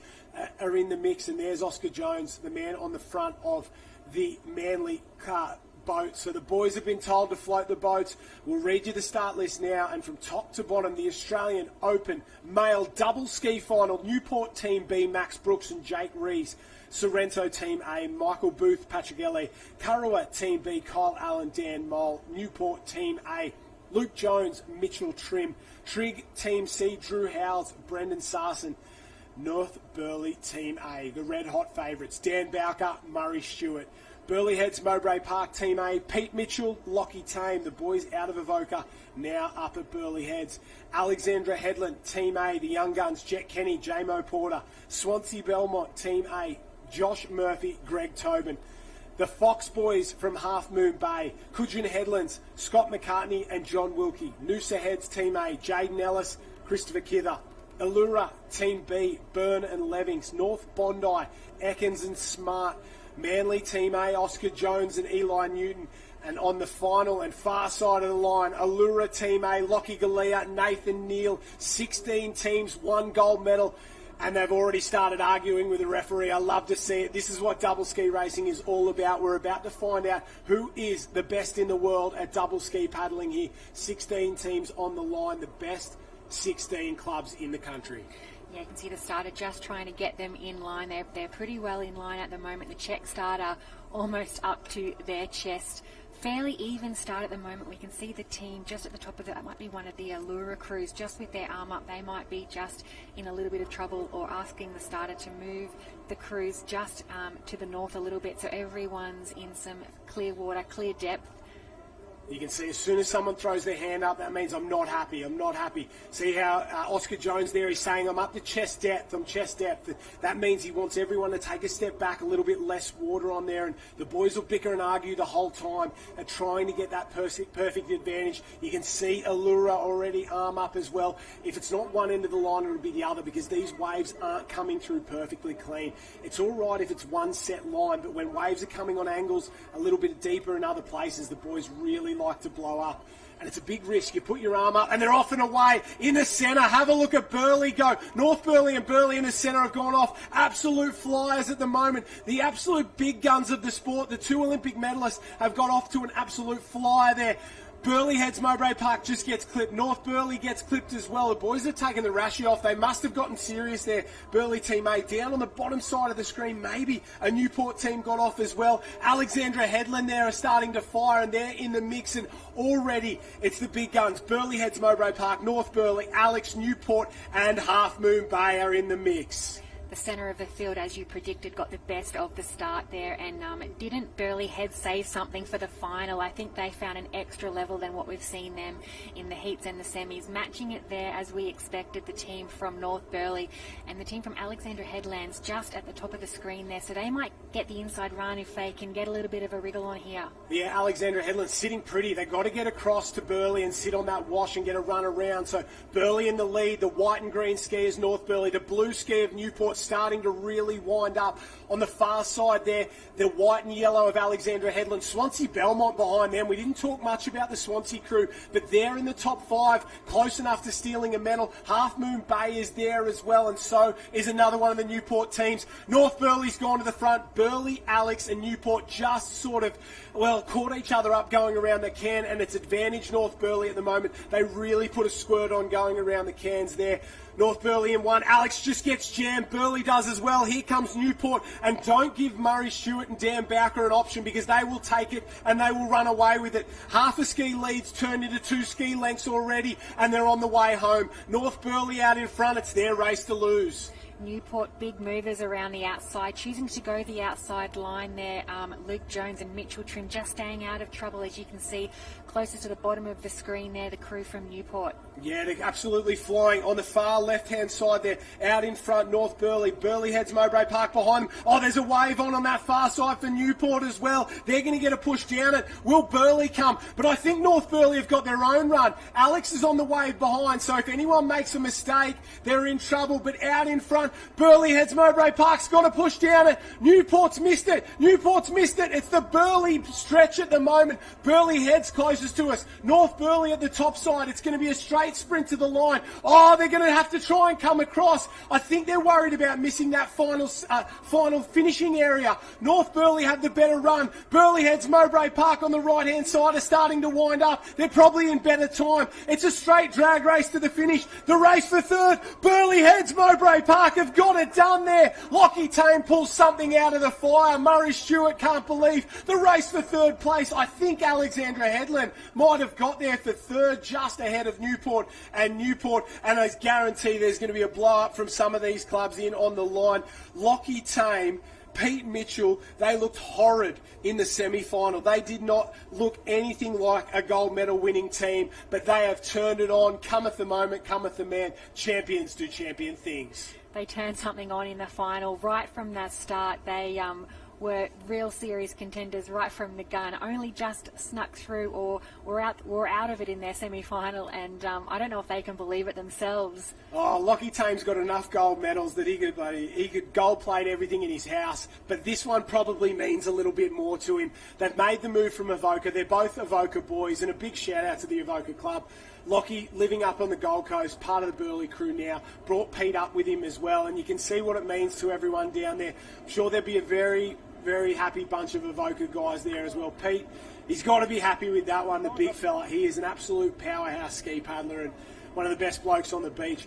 I have not heard more good things about Pete Mitchell from the Burleigh boys. The young Burleigh kids, they can't believe this guy's appeared at their club. They love him. They love training with him and having fun with him. And now he's an Australian champion. We've got to get in and have a chat with the two boys. And it looked like it hurt them there. They definitely worked very, very hard. Hurts a lot less when you've got the gold medal around your neck. But Jen, are you down there with our winners? I am. I tell you what, boys, Australian champions, how does that sound? How does this feel to share this special moment together? Very, very good. Very good. Now, what do you think your odds were coming into this race? Oh, it's hard to say. I think that's the second time we've sat on the boat together this season. Lucky living in Queensland and me still back down on the central coast of New South Wales. So we knew we were going to have the boat moving, but that was good. Now, Lockie, you've got a few Aussie gold medals, but every one of them feels a little bit different. Yeah, special. Oh, we're getting a bit emotional down here on the line, which you're allowed to. That is part of being an Australian champion. I feel like there's got to be some people that you want to say thank you to right now. Yeah. Thanks parents, thanks the old man especially, and Lockie's mum and my old man have been a bit crook, so it's good. It was nice to sort of jump on and give him something to watch and something to sort of get behind, so that was good. Now Lockie, we know it takes a village. Who have we got to say thanks to as well here? Oh look, we're from Avoca but we're in Burleigh, so they've looked after us this last season, and it's pretty cool to win the Burleigh, double Burleigh, last bit of Burleigh they say, so rock on Burleigh, rock on Avoca. So we'll take the gold for them. There you go, gold medals all around. Big times down here in the double ski, boys. Big waves down the camera. Everybody wants to celebrate with you right now. Congratulations, Burleigh Heads Mowbray Park. Oh, I love it when a big bloke gets emotional there. And Lockie Tame, it does mean a little bit more because he's coming to the end of his career. He doesn't know how many more he's got to win. And it's high fives and hugs all around. But to do it with someone that means so much to you, and that's what makes these teams events very, very special. And maybe for Lockie Tame, he thought his best days were behind him, but he is produced, and it just, when you think it's your last one and it's done, it must be such a surprise. Yeah, and I guess whether or not you think you've still got another gold medal in you, they're just so hard to come by, particularly in a field like the open male double ski. We saw how many rounds they had to go through to qualify to even have a shot in that final. So tough racing. We're taking a little bit of a look back at the final. We can see them just in the centre of the screen there. Look at their pace off the start. Yeah, the centre of the field there. You can see almost, I think, the entire podium there. North Burleigh closest to us, Newport down at the bottom there, Burleigh Heads Mowbray Park, Alexandra Headland. They were the top four going around the cans. This is when North Burleigh went to the front. You can see the acceleration into the can. They held back. They had to do plenty of work from here. This wasn't easy. It might seem simple, but they're cutting across the way the ski wants to go at the moment. You can see they start to head back away from us at the moment, cutting across, and then they'll turn and go for the line. And it was just a pure drag race to the line.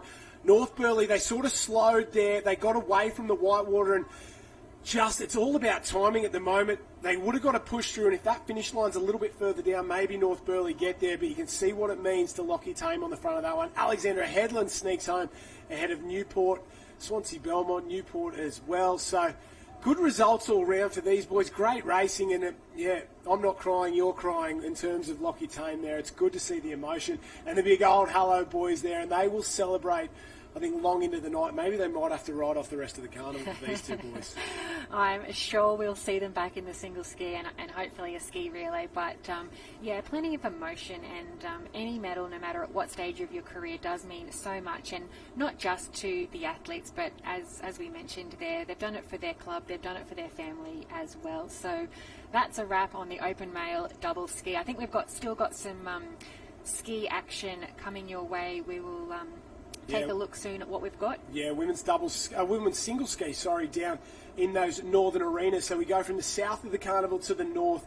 The single ski heats have been run and done. Very tough in that opening round. I think we had 175 paddlers start the day, 8 or 9 heats. We got a couple of big names that were right on the edge in those early ones. Very, very tough. And we saw what it means to win a double ski there. What would it mean to win an individual ski race? It would be something special for a lot of these girls. Heat number 1, not too far away, or quarter final number 1, not too far away. So these girls, they're going to do the quarters and the semis later this afternoon, and they're absolutely stacked. You looked at the list of names in this one, and it's quarter final number 2 we're going to check out here from the Pink Arena. So taking a look at the start list, well, in terms of what I think the red-hot favourite for this one, Gemma Smith, the best open water paddler in the country, in the world on her day, I would say, in the world, and definitely in surf sports. Jemima Asher from Alexandra Headland made the move up from Torquay. She's in this one as well. Sophie Boyd from Coogin Headland, Alicia Fay from Manly, Claudia Kelly from Northcliffe, Lily Finardi. The local girl, Phoebe Woodhouse, has had a good summer on the ski, so watch for her. Olive Pearce and Bella McCabe from Burleigh Heads, Mowbray Park. Emily Doyle from Northcliffe, Bonnie Palmer, the girl who paddled the entire way around Australia. I make this joke every time, but this must feel like a sprint for her compared to that. Freya Wilson from Sunshine Beach, we saw her in the Ironwoman. Phoebe Wills-Grace, another great ski paddler out of Maroochydore. And Carla Papak, the former Coolangatta Gold champion. Great ski leg from her. She is on the bright red ski at the far end of the field. Very, very tough for these girls to get through to a final, but they've got to get through this quarter final first. So you're looking for a spot in the semi coming up after this one, and with conditions the way they are and the quality of competition the way it is, there are no easy races at Aussies 2024. No, once you're down to that pointier end of quarterfinals, certainly a little bit more serious racing.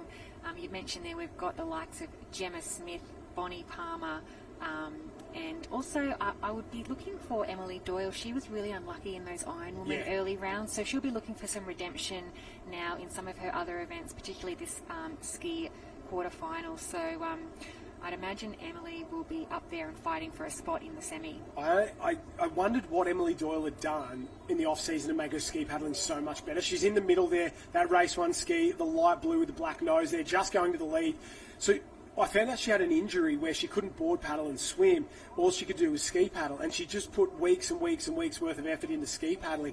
And then all of a sudden, she's leading Ironwoman races, her ski in the Taplin relay, and those ski relays has gone to another level. And it just shows for all of those kids there, if you've got, and it wasn't a weakness for her, but if you do have a weakness, it's just hard work. You just got to put it in. She got more ski paddling in than she normally would, and it's really come on in leaps and bounds. And she's proving here now, her and Bonnie Palmer, side by side out in front, absolutely flying. But she's one of the best ski paddlers in the sport now, let alone one of the best Ironwoman ski paddlers.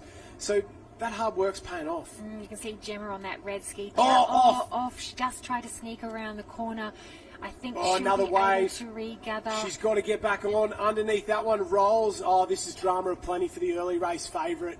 She rolled off. That's her on the left-hand side. She's just out of shot at the moment. Got clipped, went sideways, rolled off, got hit by another. Now she's going to have to fight to get back into it. Yeah, not the race that she would have been wanting, Gemma Smith. I wouldn't count her out yet. There she is at the top of the screen. So she's regathered, looks to be still probably middle of the field. So a bit of work to do there for Gemma. As you mentioned, our early leaders there, Emily Doyle and Bonnie Palmer, just out of shot. But drama aplenty for Gemma Smith. Yeah, that's exactly right. She doesn't... Well, she had that trouble at the New South Wales Championships as well. She missed the final. Surf was massive, and she's got great skills. She's actually a super skilled ski paddler there, but just the wrong place at the wrong time. I'm assuming we're chasing roughly a top 8 to go through to this next round, so she's really going to have to get a wriggle on. Carla Papak there, Freya Wilson doing a very, very good job.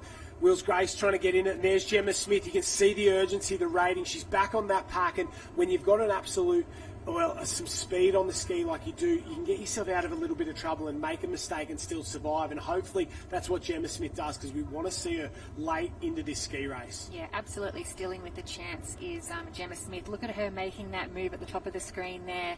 Coming back to our leaders, you can see Bonnie Palmer with the long sleeve white rashie just picking her way in here, trying to pick up just a comfortable ride through. We're only at quarterfinals, so not necessarily worried about a win, but wanting to comfortably qualify. So you can see Bonnie Palmer there and Emily Doyle both picking up small little runners, so they'll be happy with their positioning. Yeah, very, very happy. Great paddle from both these athletes. It was all in the start. We saw that in the men's double ski as well. You get off quick, you get yourself out of trouble, and it doesn't guarantee you a spot through the final. Oh, a little bit of drama there for one of the Maroochydore girls. She's going to have to go down this wave. It's going to be very, very late out the back. Our leaders, these two women, no stress at all. They'll go for home, and they'll qualify through to the semi-finals fairly convincingly out in front. But a ski start, it just gives you so much more breathing room when you do get to that back bank. If you're in the mix and you're battling it out, one mistake, your race is over. At least if you're in front and you get hit, you're just back with the group and it all starts again. Yeah, exactly. You need to give yourself a buffer. We can see Gemma looks like she's done enough to come across there. Carla Papak, Gemma Smith.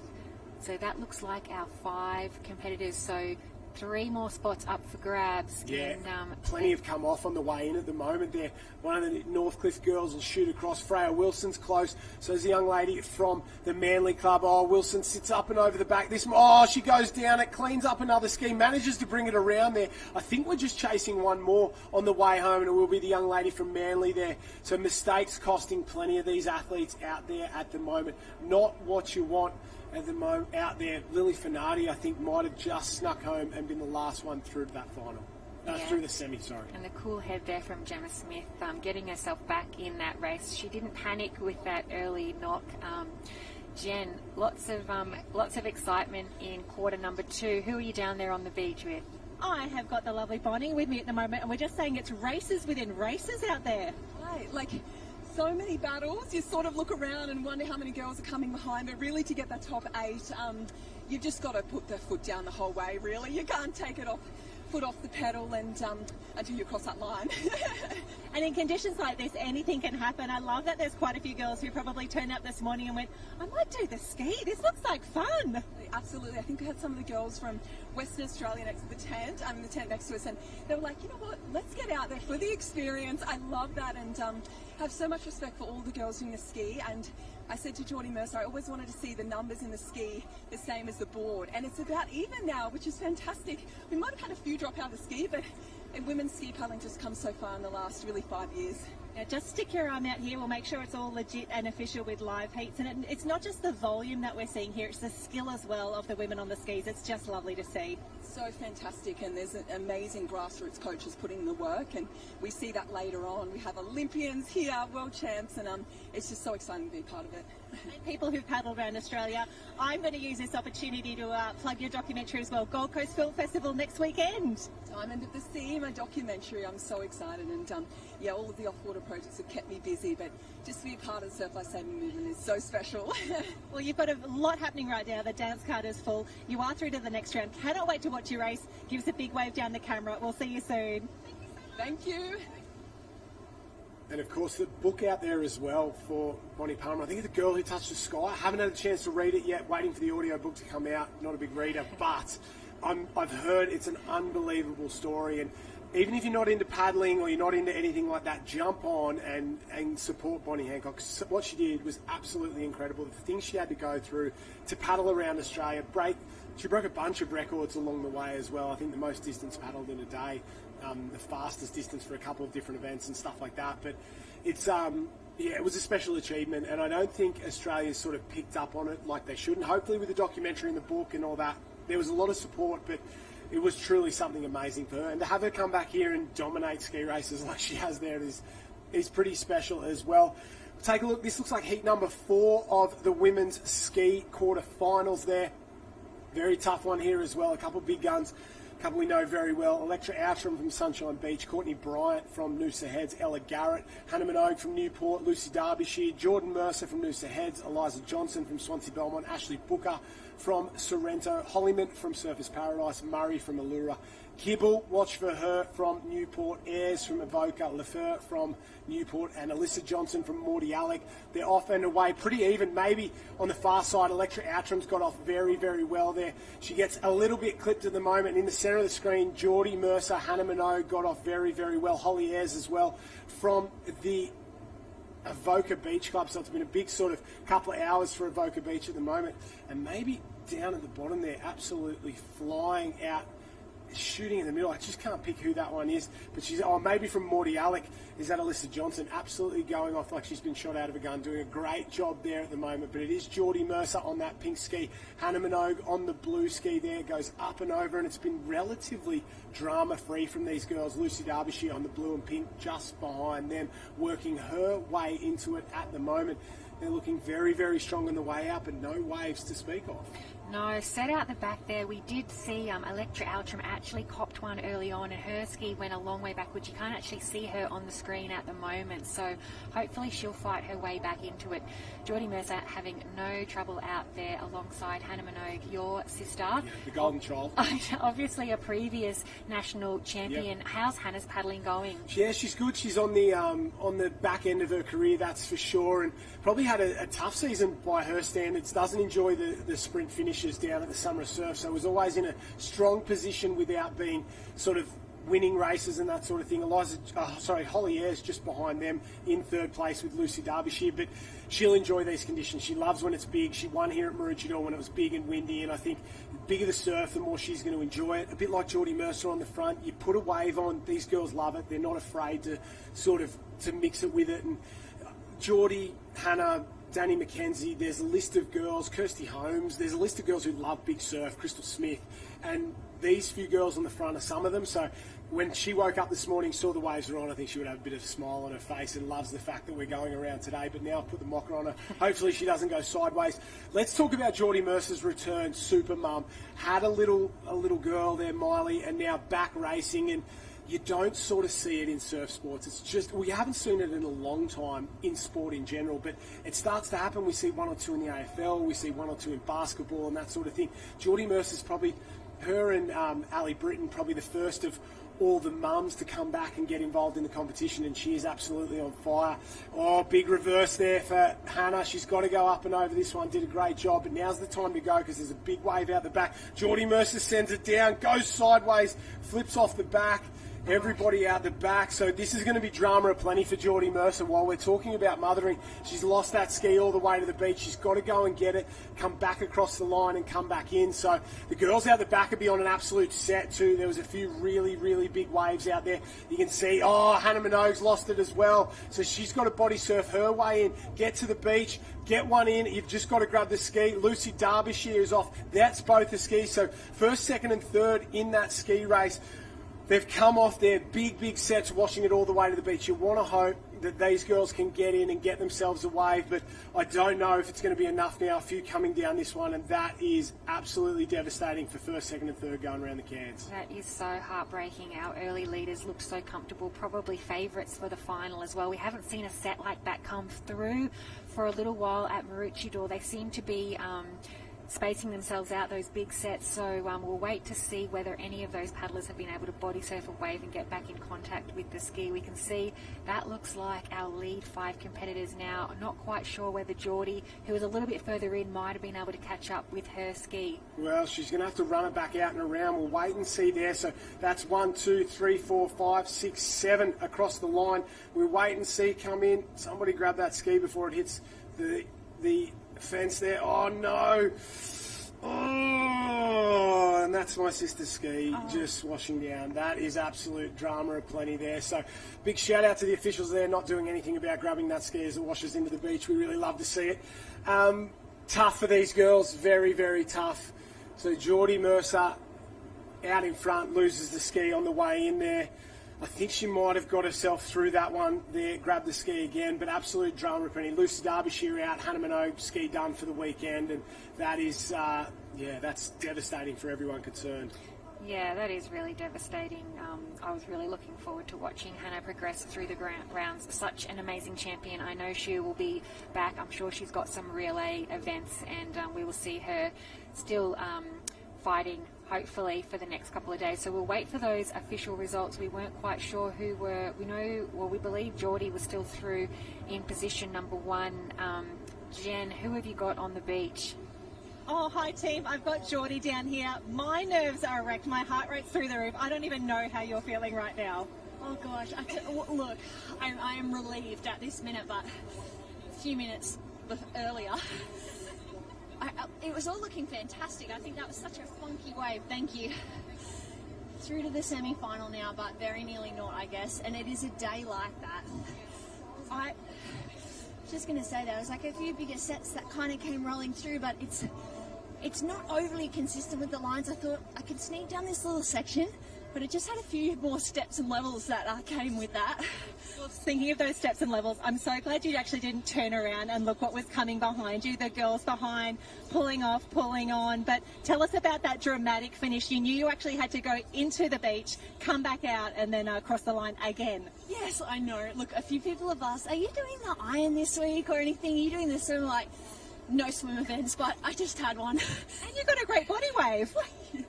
Yeah, that would be my only one for the weekend, I think, Jenny. But yes, obviously I had to go back past the line to then be in control of your craft to cross through and just get that safe tick and finish, which I thankfully did. But I did think a few other girls were kind of going to come down on that bigger wave behind. I thought, I just got to give it a chance, you know.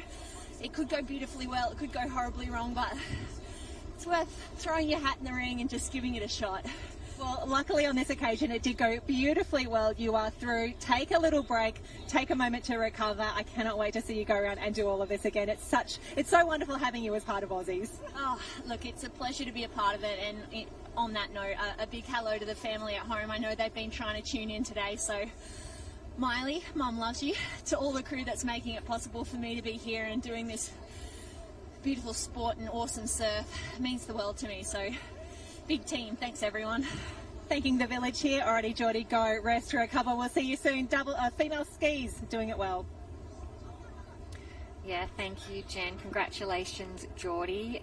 As you mentioned there, shout out to her little bub who may be watching us on the live stream. We hope so. Hello to you. You might be putting her to sleep in there, that's for sure.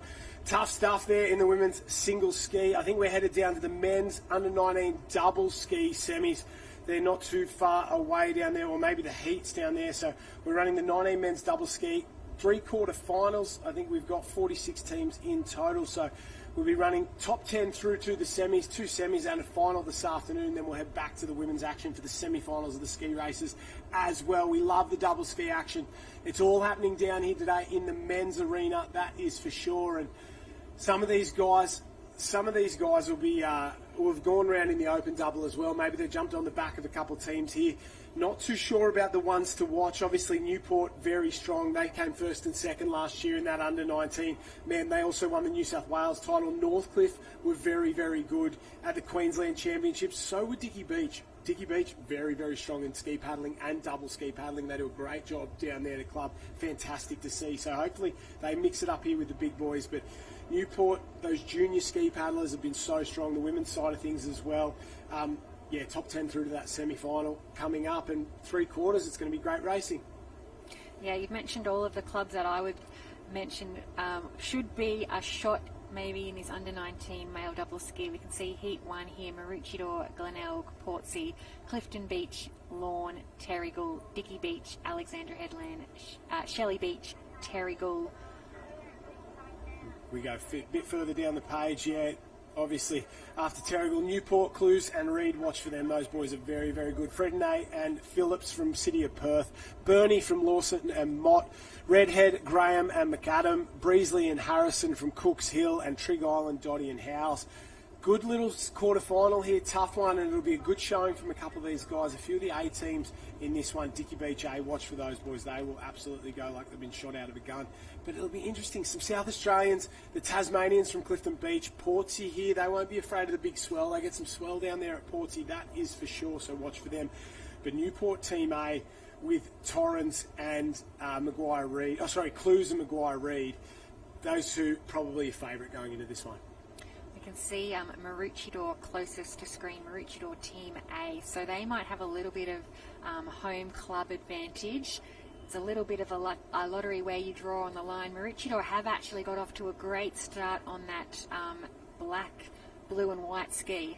Yeah, at the bottom there, they've gone really, really well off the gun at the moment. The centre of the field so far has been the best. That is Newport in the lead. Down at the bottom here, absolutely going for great guns there. Maybe the Glenelg team or one in. Sorry, Portsea. That's Portsea. A couple in from the side. Clifton Beach doing a good job there. They've just gone to the front, maybe of this race, but Newport up at the other end. Have a look at them start to wind up. They're going to have to hit this wave with a lot of speed if they want to get through. They go bang, crash through that one. The back paddler gets absolutely belted, allows a few more to get back into it, but they're still in the lead out in front. Still Newport in one, maybe Dicky Beach in two. A couple of teams are swimming on the back and got plenty of work to do if they want to get back into this one. Oh, and just like that, all gone. Have a look at these teams swimming in along side by side. Absolutely brutal for these paddlers.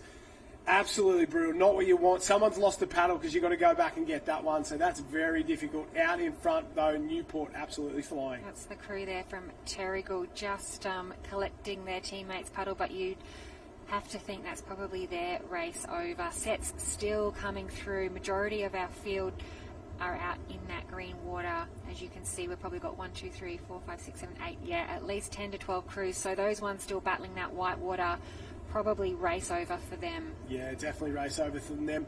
Some drama at plenty. Those boys from Clifton Beach looked very strong early on. They got clipped, went backwards, got themselves back into it. You just want to survive and get into this next round. Survival is key there. We saw in those women's ski races. You can be as fast as you want, but if you can't get across the line and get a ticket to the next round, it's all for nothing. That is for sure. Newport out in one, maybe Swansea Belmont. Dicky Beach, I think. Dicky Beach, sorry, similar cap there. You're spot on. Sorry, got that one wrong. Big shout out to the North Caloundra Dicky Beach crew as they go around. But it's Newport out in front. They look comfortable. They look strong. They're 2 boat lengths in front of the rest of this field. And if they can manage this one on the way home, I'm sure they're going to have a very, very good day. Dicky Beach there in second. Maroochydore, the crew that got a great start. They're sitting there in third place. They've cutting a long way back, heading to the north on the way back in. So maybe something that they know about the local beach.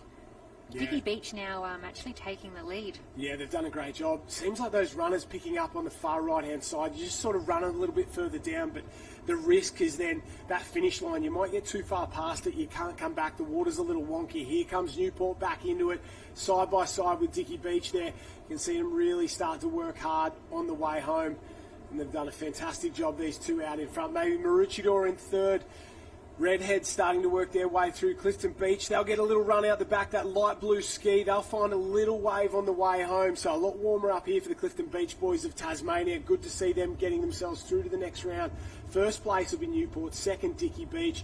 Oh, Dicky's gone sideways. Dicky's gone sideways. Bring it around, boys. Bring it around. Oh, no. See, this is where drama comes. They're going to have to really whip it around. Legs over, straighten it up, get back across the line. They've got to get inside that green flag. It's going to be tough for them. They just managed to get there.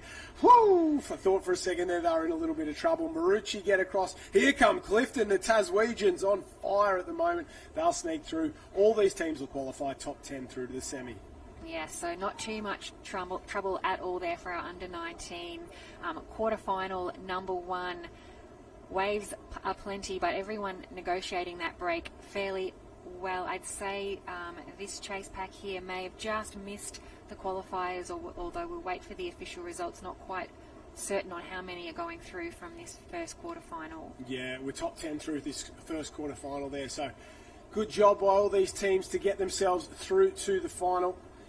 Or through to the semi-finals, sorry. So quarterfinals here for these men. 45 teams, I think, all up. So 3 heats of 15. Down heat number 3, we had Swansea Belmont B, Swansea Belmont A, Kurrawa, Mermaid Beach, Cooks Hill, Currumbin, Cronulla, Redhead, Warrnambool and Lorne get themselves through in that one. That was number 2. Jenny Parry is on the beach with a couple of boys from that double ski. Yeah, I've got Cooper and Bodie down here. Boys, the entire beach was nervous that you weren't going to get in on that final flag. How did you get there? Look, the boys from Newport were cutting us off a bit, so Bodie pulled his legs down, we just swung it in, but yeah, just got in at the end, yeah. Well, you're lucky you've got a partner with long legs here. I think this is a great strategic decision. Yeah, no, it's great. Like, when we start, he's always up a bit high and I'm down low, but it works out, obviously, in the end, so that's good. Now, we've had some incredible performances from Dicky Beach today. We saw the Iron Women in action. We've got you two flying the flag as well. It feels like something special is building for Dicky Beach at the moment. Yeah, like over the last probably year, it's really starting to form. So, like a few great younger kids coming through as well. So, yeah, starting to become a club, I guess. Yeah. Now, boys, we're through to the next round. What are we thinking? Does the strategy change at all? Or are we doing everything exactly the same? Oh, look, probably it's all up to Cooper, really. But Cooper, what do you think? A bit quicker. Yeah. Boys, I want some big waves down the camera to everyone from Dicky Beach who's waving. Congratulations on making it through and getting around that last flag. Big waves. Yoo-hoo! I don't think they're becoming a club. I think they're just becoming a powerhouse club in terms of surf sports. Like you hear their name read year after year after year. They've had a rich history down there and a lot of good coaches and a lot of great athletes over the year as well. But I think for a couple of years there, they were just junior club, nippers, that sort of thing, not too many open competitors. But now they're really mixing it up with those big powerhouse clubs. So I think that's what he meant by becoming a real club, the big fella. And if they can win a double ski today, that is as real as it gets here at the Aussie titles, that is for sure. Heat number 2 coming up. So we've run heats 1 and 3. Heat number 2 about to be put in the water. We'll run through the start list. Freshwater, Lehard and Parker, North Curl, Sidwell and Warner, Northcliffe Team A, Morris and Morris. I've been waiting to see these Morris boys all weekend. They are absolute surf sports superstars and they're lining up together in the double ski. Sorrento, Linehan and Quirk. Burleyheads of Mowbray Park, Andrews and Darby Meyer. Some famous names of surf sports in that boat. Evans and O'Grady from Clifton Beach B. Good to see the Clifton boys back again.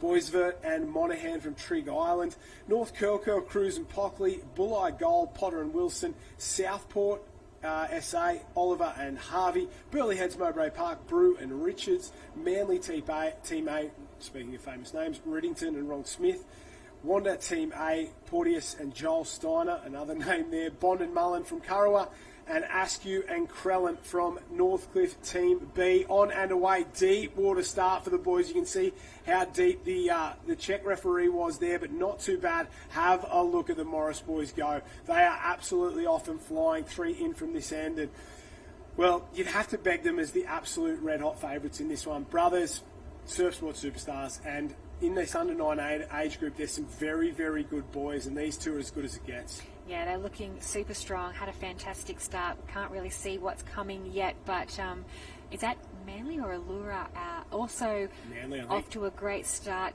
I think they'll get around, they've got the speed up, they'll get around just that last one. So Morris boys have actually just got hits, so I think they're still okay. They're still upright. A couple more probably to get through as we see one of the crews coming unstuck. Yeah, having a swim there. Southport, maybe South Australia there. So very, very tough from the Southport guys there. Look, they're going those sideways. They've got to keep that ski. Good job there. Safety first. Below off to a bit of a flyer on that yellow as well. Manly out in front. They are flying at the moment. Absolutely killing it with no dramas at all. And see the rest of these teams starting to come together, starting to wind up and really trying to get in on the act at the moment. One's off. So maybe Trigg Island have come off there. Trigg Island C have been rolled off that one. Not what you want at the moment, but that's how it works. Maybe it's Wander out in front starting to really give it some at the moment. No, they're in third there. So tough one for us to call, but have a look at the boys as they head towards that first can, as they try and get around. You can see how bumpy it's become out on the water at the moment, and they're really struggling to get themselves around those cans. So much wash and so much water movement on the way home as well. The Morris boys in 4th place there, Bulleye in 5th, and then maybe up the inside, Kurrawa in 6th place there, starting to wind up. Yeah, you'd normally be searching for a little bit of that flat water to get the boat speed going, but there's absolutely no flat water out and around the cans. So much chop and bump, and as we can see, the Morris brothers happy to take that a little bit wide, which is a smart decision, just not wanting to cut it too sharp and lose their boat speed. You can see a little bit of a runner underneath them now. They're comfortably there in 4th, and we'll be hoping to pick something up. These skis will pick up absolutely anything. The Manly crew still out in front. Haven't they done a wonderful job in this second quarterfinal? Yeah, they're absolutely flying at the moment. The young bloke, Riddington and Ron Smith there, done a really good job. Oh, up alongside there. Oh, the boys dump the legs over the side, and that's not the time and not the place. Both good options from all the guys. So as they start to come back into that break at the moment, Manly still M1 out in front. Kurrawa in second place. Here come Northcliffe on the far side working into it. There's 3 or 4 teams just out of shot on the right-hand side trying to get back into it at the moment. They all missed the back of this one. Oh, no. If they don't get down the little lump on the front, that back wave will clean them up. You've got to keep boat speed up. Northcliffe's come running down it. 4, 5, 6, 7 and 8 are all on a wave down there, and it's going to be very interesting to what happens to them. Well done, Manly. You've done the right thing. Manly, Kurrawa, Northcliffe, 1, 2, 3, all should have no dramas at all, getting themselves through to the final. It's the race for the next 7 spots that'll make things very, very interesting as they cross the line. We've got 3 through to the semi. We're chasing a top 10. Yeah, we can see our second 3 coming through there with one of our crews just absolutely getting a barrel out the back. That looks like 3rd, 4th. And 5th, yeah, and yeah. 5th coming across the line. I'm not quite sure what crew that was. They've come unstuck. They've come away from their ski. It might have even been the boys from Freshwater. Yeah, trying to get across there. Definitely. Bulleye got themselves through there. Sorrento are across as well. I think they get in. Maybe that's Redhead there trying to sneak in as well. We leave all those ones to the judges. When there's skis going left, right and centre, who's got in and who hasn't got in becomes very, very tough. Wanda, no dramas at all. Burleyheads, Mowbray Park looked comfortable. North Curl, I think I called them Newport before, but well done to the North Curl boys. Another one of those clubs that they've always been super strong with juniors. They've won the New South Wales State Championships in Nippers, but never really, they haven't had too many sort of work their way through. But in the last couple of months, in the last couple of years, the likes of Ash Winsham, some of these 19s, they're at that level and they're looking to make the jump. So it's good to see that club do so well. There's a couple of great guys and girls in there that are really making that one happen. Jenny Parry on the beach. Who have you got? Oh, I've got the crew from Kurrawa, Jackson and William. Boys, a little bit of nerves out the back, but you held it to come through for a solid finish. Yeah, I just saw that huge lump come underneath us, and I was like, nah, sit up, wait for the next one, and then look back, and there was a pretty big double up, so like, oh no, here we go. Just paddled hard and stayed in front of it, thankfully, so we're through, yeah. And through you on the wave as well. It just had to stay straight there. There's always a little bit of nerves. It's not over until you cross that line. Yeah, it's not over, especially till the final. Pretty stoked. Paddling, what are you, 16? Yeah, 16, first year 17s. And how are we feeling about being in the big boy racing now? It's a whole new game, right? Yeah, it's a bit of fun behind Jacko, just trying to keep up. And is he the one shouting the instructions? Are you just following everything he says, or are you in charge? Oh, I'd say mainly Jacko, but I might chime in sometimes. Well, especially if you're seeing something out the back, it's all about these strategic decisions here. You threw the legs over. We saw a few boys not make great decisions out there. It's just about survival, right? Yeah, 100%. It's just pick your waves. I mean, on these things, they're so long, anything can happen, especially in this surf. But yeah, pretty stoked we got through. Well, you're through. That's the wonderful thing that happened. Great to see you guys partner up so well for Kurrawa. Big waves down here. You're through to the next round. Hopefully we'll have another chat after the final. Good work, boys. Thank you, Jen. So that's our 3 quarterfinals complete for the under-19 male double ski. We will still have semi-finals to come and the final of that event later on, a little bit later on this afternoon. Yeah, we're running out of time a little bit this afternoon. We may not get to a couple of these events. They'll get knocked over till tomorrow, so make sure you check out all the social media stuff there with SLSA, and they'll put out a revised program for all the events that we missed throughout the day. Tough day with surf this big, that is for sure. Makes it very difficult to run through a lot of events like we want to, but there is a bit of a contingency built into that Friday with only sort of a half day there to allow us to get through. So 2 double ski semis, a double ski final is what you'll see next up on the live stream. The 19 guys, well, if that open racing was good, this 19 racing will be just as good as I think, because they're very fired up. A few of the boys, first time in a double or first competition in a double, they're excited. The surf's big, and I think they all think they're a shot at winning. Yeah, there's some great combinations, as we just saw with the guys on screen. Some teams mix with experience and a little bit of youth, but as long as you've got someone on the ski who can call the shots, make those tough decisions, what waves you go for, what waves you pull off, semi-final and final to go, won't be wanting to leave too much to chance. I imagine the 19 boys will just take on anything. Yeah, I think, and they, as I said earlier in the day, young boys don't make the smartest decisions, so they're going to just send it no matter what. And I think if 1 or 2 of them can get out in front and play it safe, that's for sure, that will go a lot further. a lot longer way in terms of getting yourself through safely to that final. We've seen the Tower claim a few today. Redhead, they lost their double ski earlier today. My sister lost her ski as well, so not exactly what we wanted for our household, but that's all right. That's life, that's racing. It's all swings and roundabouts. I'm sure she'll get some luck later in the weekend. And it's been a huge day so far. Obviously, the massive highlight for me, by a country mile, that men's double ski final, Lockie Tame, Pete Mitchell. That one I'll remember for a very, very long time, but we're already into the semi-finals of this double ski, the semi-final number 1. So we'll take a look. Maroochydore Team A, Terrigal Team B, Clifton A, Mermaid, Warrnambool, Redhead, Trig Island, Portsea, Swansea, Belmont, both A and B.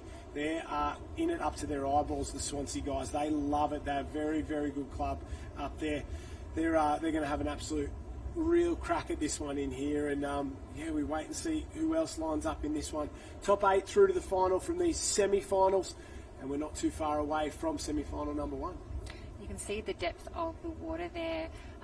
Perhaps our Czech starter going for a little bit of a wade, maybe looking for the best spot to line the skis up. Sometimes you can see that deep water will move into a little bit of a shallow bank, so we may see them push further out for a ski start. But yeah, we'll wait and see. I know they'll be looking to find the most even stretch of beach to line up our semi-finalist. You can see there he's just getting towards a little bit more as he gets pushed back.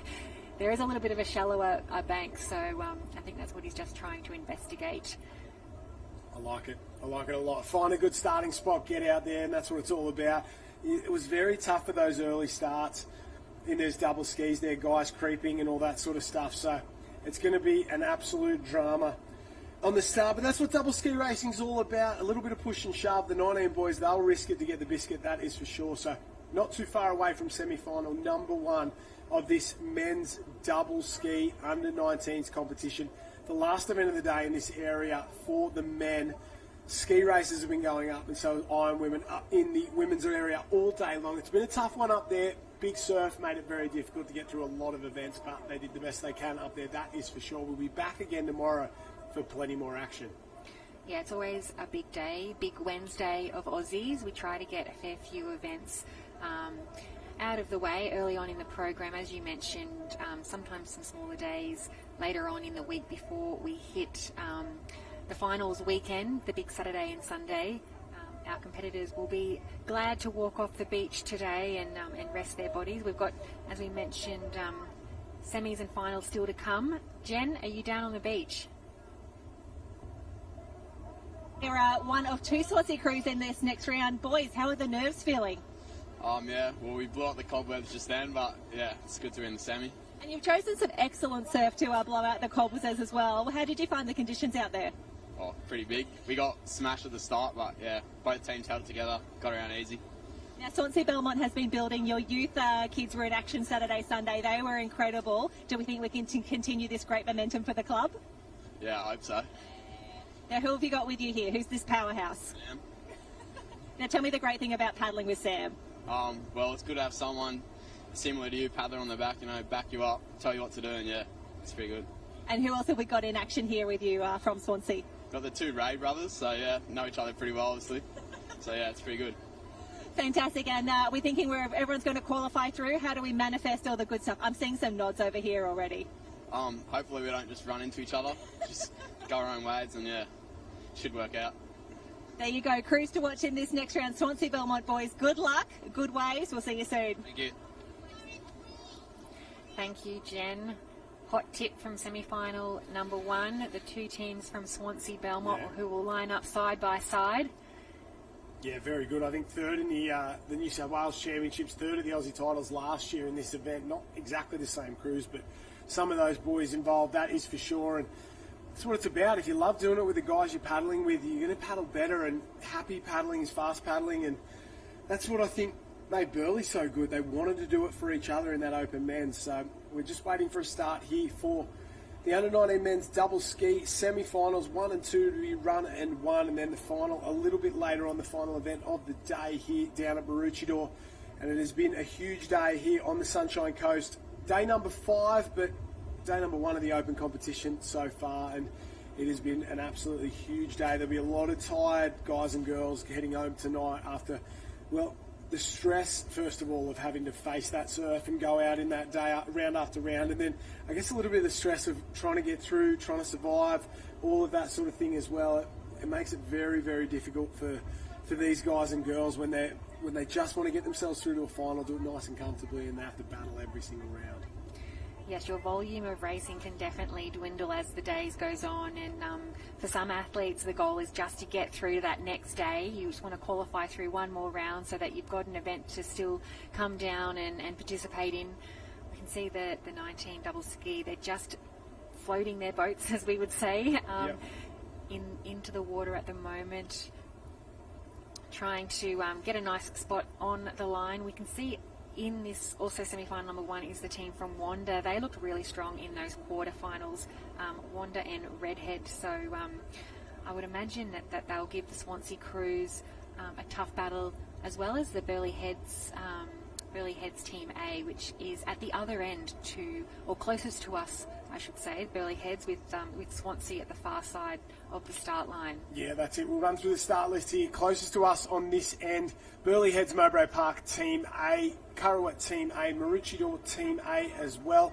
We'll go down North Curl Team B, Terrigal Team B, Clifton Beach Team A, 5 or 6 in from the side there, Mermaid Beach Team A, Sorrento Team A, Warrnambool Team A, Redhead, Wanda, Trig Island, Portsea, Swansea Belmont off and away. This side seemed to get the jump a little bit earlier than the rest of the field. Very, very tight from Burleigh, Currawa and Maroochydore here. Watch the Maroochydore boys go. They're just going to get a little ramp through here, up and over as well. Burleigh Heads Mowbray Park on this far side are absolutely flying, and so is Currawa. Burleigh Heads, didn't they get a fantastic start? They look like they're quite tall too, the team from Burleigh, so they might have had a little bit more of an advantage in terms of not being in such deep water. Burleigh Heads and Currawa certainly have got the early jump in semi-final number 1. Hopefully Jen hasn't put the mocker on Swansea. We can't quite see them. They're a little bit out of screen, or just to the top of the screen you can see now. So not too much coming in terms of the waves for our crews to break up the field. Yeah, that's exactly right. When it goes flat, it's pretty even across the start. Still Currawa in 1 on this edge, going hard. Burleigh Heads Mowbray Park on the edge. Maroochydore doing well. Burnie on the inside. Sorry, Clifton Beach maybe on the inside there. And on the far side, one of those crews starting to really wind up and get in on the act. If it's flat here, it's pretty even and pretty comfortable. But at the moment, still Currawa out in front. These guys getting absolutely pumped, and they have got a lot of work to get back into it. You can see the distance between last place and our leaders. Just getting hit by those 1 or 2 waves that do come through. And that's it. You get cleaned up by 1 and it can be very, very brutal. Currawa out in front. Burleigh Heads Mowbray Park in 2. Maroochydore in 3 as they surround that can. And we can see it all weekend long. A couple of teams that have gone wide around the cans have got a cleaner run. And interestingly from Burleigh, they just cut on the inside there, really come hard against Maroochydore. I think that's inexperience. When you're on the front of a double ski race or any ski race and you've got a bit of space, just keep running it around, give yourself that space, allow the guys around you to keep moving, because once you start fighting, it's going to jam up behind you and they'll get waves. Yeah, you don't want a sharp turn, and you definitely don't want to lose all of that boat speed. You can see our lead crew there from Currawa heading back towards the beach. I think the crew from Clifton Beach are also just rounding that 3rd apex.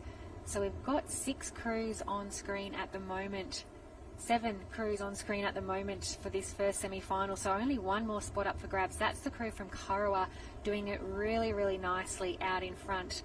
Burleigh also still up there. Redhead making a little bit of a move off to the right-hand side of the screen there. Yeah, Sorrento working their way through as well. So 2, 4, 5, 6 in shot at the moment. We're chasing 8 through to the final. Semi-final number 1 of the men's double ski. Outside, there's a wave on at the moment. A lot of teams sitting up. Redhead deciding to go think better of it. Maroochydore go, nah, we're all in on this. Currawa out in front, trying to get away. No problems at all. These are all the teams that sat off that one, decided I don't want to go. Here comes Clifton Beach, down 1, maybe Burnie as well, that are really getting in on the act out the back, and 2 out in front, then 5 on the next one, and then it'll probably be a sprint up the beach from all those teams on the next wave.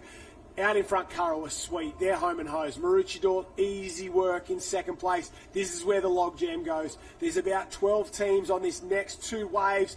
Sorrento trying to go over the top. Have a look at them push down it. They're going to get a run on the line. In the centre will get through. Here comes maybe, no, it's too hard to call. Someone goes over. The boys just go over the top from Mermaid. Oh, that is absolute panic stations for a lot of them. I can't pick who got through that one. Good luck. The team from Portsea, they're just coming off their skis, and the other crew's having not much choice but to go right over the top of them. So we'll leave those minor placings to the judges. It looks like Wanda, Redhead, a few of those crews that we called early on, Sorrento possibly safe. The crew from Mermaid were also in the mix. That risk paying off for Maroochydore taking on that bigger wave out the back. Here's just a replay of that. You can see Portsea just slipping off there, and the crew from Mermaid going right Here over. goes the rubber, gone. There we go. There's some damage to the ski. So we've seen plenty of damage all day long. It's laughs, but it's drama aplenty for these guys down.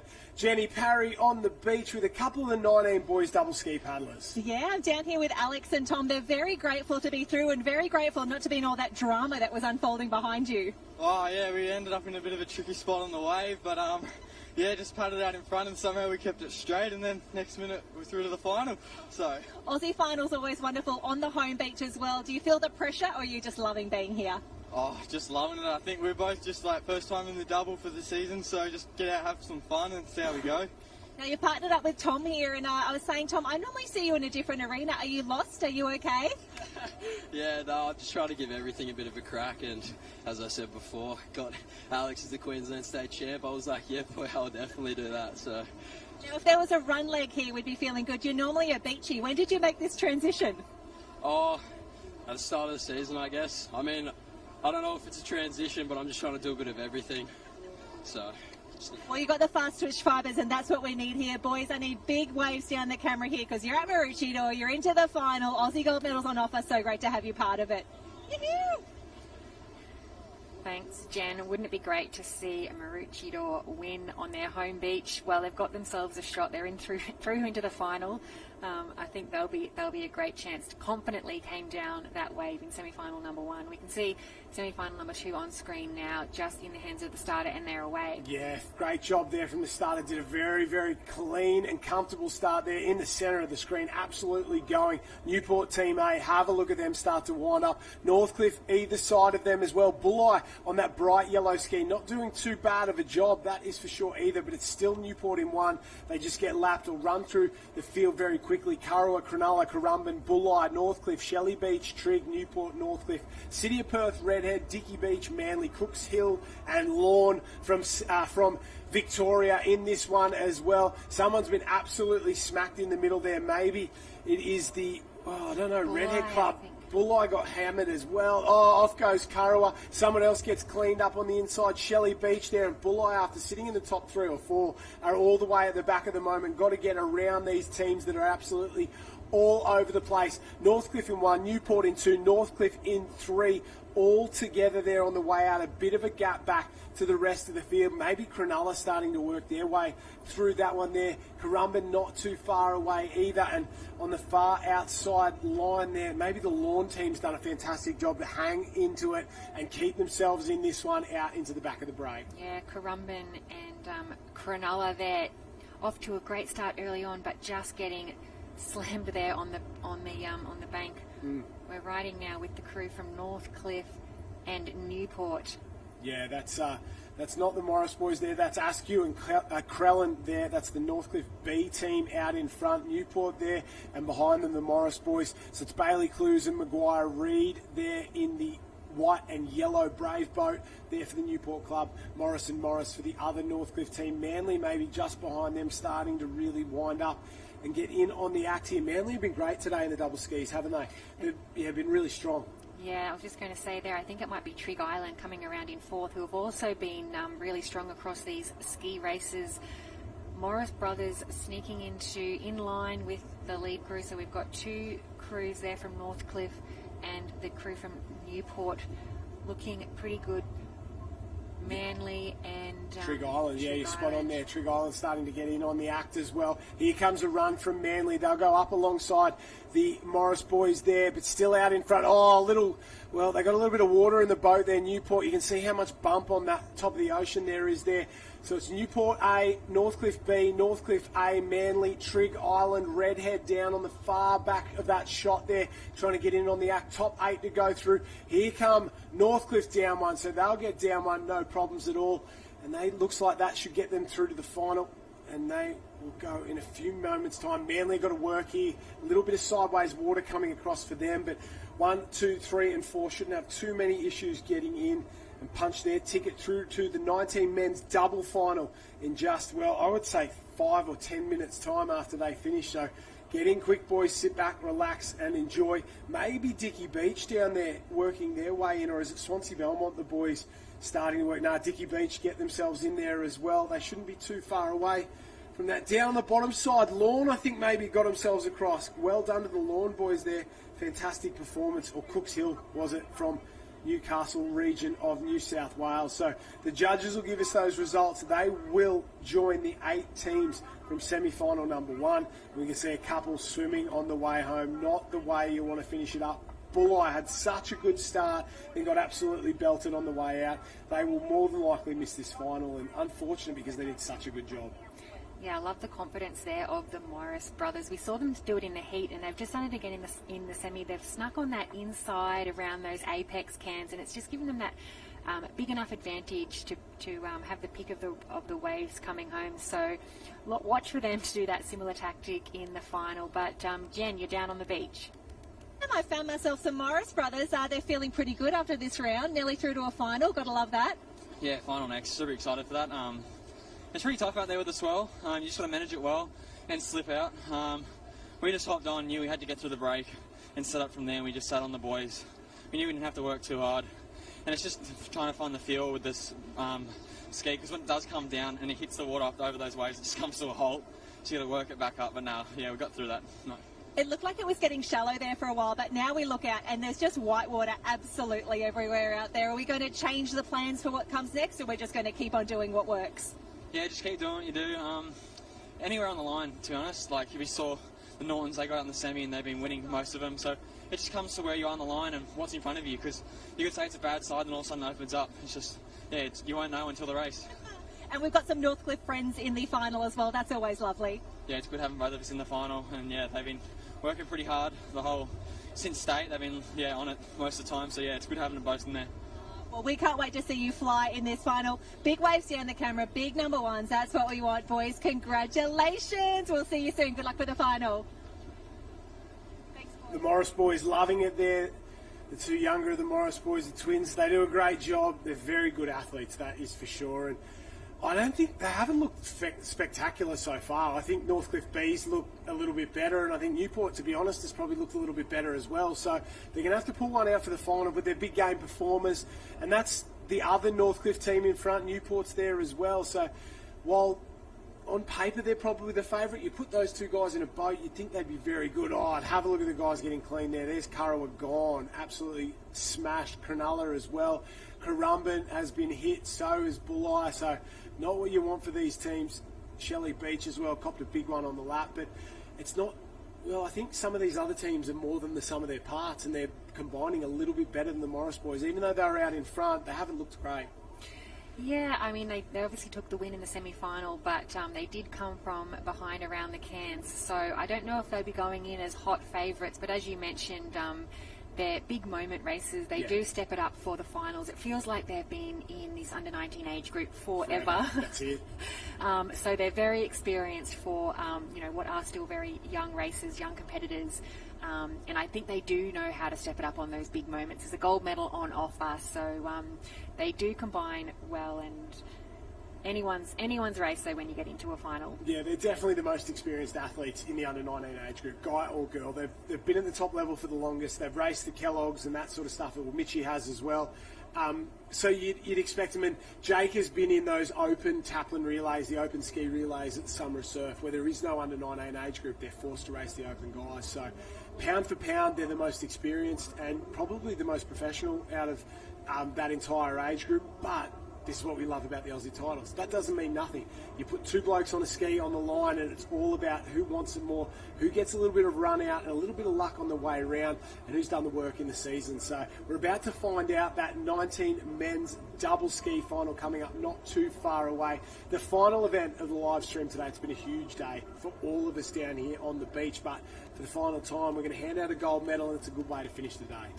Yeah, and I loved their chat with Jen on the beach there, just sort of saying, you know, you can say you've got a bad alley all you want, but you never really know till you're out to that sort of back bank. Anything can open up or close up depending on where you are. So it sounds as though they're just going to take it as it comes and race every moment of this final that we'll bringing to you very, very shortly. Yeah, we're not too far away. We're just going to say a big thank you to all the people who were a part of this live coverage today. Obviously our sponsors, Sunshine Coast Council and Tourism Sunshine Coast. If you want to be part of the Australian Championships, part of the conversation, use the hashtag Aussies2024 on all the socials. You'll get a daily conditions report, you get a referees report in there as well, and a bunch of live clips and stuff. There were some great clips done over the weekend. Love the TikToks and all that sort of stuff as well. If you get up here, make sure you visit the Sunshine Coast. It is a beautiful part of the world, and we love coming here for the Australian Championships. We don't get here often enough. It is my home, it's your home, and it's one of the most beautiful places I've ever been in my entire life. You've travelled all around the world, and it's funny, you go to these places and they say to you, oh, this is the most beautiful national park, this is the most beautiful beach, and you think, oh, well, I've seen this before on the Sunshine Coast. Like, I know what it's like, and we keep coming back year after year, and I keep banging on about it because it is such a beautiful place, and it's such an important place to both you and I. Yeah, we have the beautiful beaches, the beautiful waterways. We're lucky enough to train and play in all of them all year round. We're pretty fortunate with the weather here on the Sunshine Coast. A beautiful winter. The water doesn't really ever drop below sort of that 22 or so degrees. So we're very, very spoiled, and we get out and enjoy the outdoors as much as we can on the sunny coast. It's a real outdoor lifestyle. It is, and if I have to put a pair of pants on, I am blowing up because it's obviously way too cold. But we're a bit spoiled up here, like you said, and it is a beautiful part of the world. And I'm sure the athletes will be enjoying their time here on the Sunshine Coast as well, the beautiful Mooloolah River. And the rest of the coast as well. Get out to some of the parts that you may not, because you come to a surf carnival, it's normally go to the beach, Maroochydore, Alex, Noosa, Coolum, whatever it is, you sort of spend your time there. But get out and check out some of the parts that you don't go to, because there are some real hidden gems up there. The points at Noosa, go surfing up there. Maybe head out into the hinterland as well. Sunshine Beach for me is the absolute one. It's a hidden gem at the northern end of the coast, so make sure you get involved up there. It is. It's a really special spot. But as you mentioned, obviously we can talk all day about our beautiful beaches, but we've got some amazing waterfalls, mountains, bushwalks. It's really got it all. So we're getting very close now to a final of the under-19 male double ski. Yeah, we're not too far away at all. The boys are on the line, set and ready to go. I'll run you through the start list. Clues and Reed from Newport, Team A. Terrigal, Team B. Montgomery and Walters. Trigg Island, Team C. Boisvert and Monaghan. Maroochydore, Team A. Basford and Woodhouse. Dickey Beach, Bessel and Emery. Kurrawa, Bond and Mullen, Northcliffe, Askew and Crellin. Watch for them. They're the dark horse in this one. Swansea, Belmont B, Ray and Ray. Northcliffe, Team A, Morris and Morris. Manly, Team A, Riddington and Wrong Smith. Another one of the red-hot favourites in this one. Cooks Hill, Karkari and Walker. Graham and McAdam from Redhead, Porteous and Steiner, Jolie Steiner there from Wanda, Taj Andrews, Darby Meyer from Burleigh Heads, Mowbray Park, another team that's in the mix in this one. Tommy Hall, Sam Murphy, they'll be a show. Redhead, Blake Cook and William Watts, that is the 16 teams of the Australian Under-19 men's double ski final. The boys are on the line. All the heats and semis have been run and won. There is one thing left to do, and that's to decide who the best 19 doubles pair is in the world. Maroochidore's the location, the gold medal is the prize, and we're about to find out who has the best double ski pairing in the business. This one is going to be very, very good. We have been blessed with some quality racing all day, and we're going to end with a real high. We've got some crews contesting this final from right across the country. We've got some crews from the west, south, and obviously plenty of Queensland clubs in the mix as well. I'm not too willing to pick a favourite, but we've seen some strong performers from the Burleigh Heads. We've got a couple of the Swansea crew, the Dickey Beach that we've talked about, the strength of Dickey Beach. We've got Manly in there as well, and of course the two crews from Northcliffe. The starters ordered the boys to float their boats. I like your thinking, Christy Munro. You know best, that is for sure. And I think the winner will come from one of those sets of teams there for sure. But we are about to find out. It takes a sprinkling of luck and a hell of a lot of hard work just to get here. And then to win it takes something very, very special. Will we see Maroochydore win on their home beach for the first time at this Australian Championships in the Open competition? Or will it be Newport, Burleigh Heads, Mowbray Park, Redhead, Northcliffe, Manly, you name it, Cooks Hills in the mix as well. Wanda, I wouldn't count them out. And of course, Swansea, Belmont in the mix. Kurrawa not too far away from the mark in that last one as well. And here we go. Trig Island, the West Australian boys, Terrigal there as well. And Newport closest to us, a little deep on this edge. You can see this start might take a little bit longer than the semis and the quarters like we saw in the Open men as well. Hands in the air every now and again. And the referee, I just thought he was going to send them then.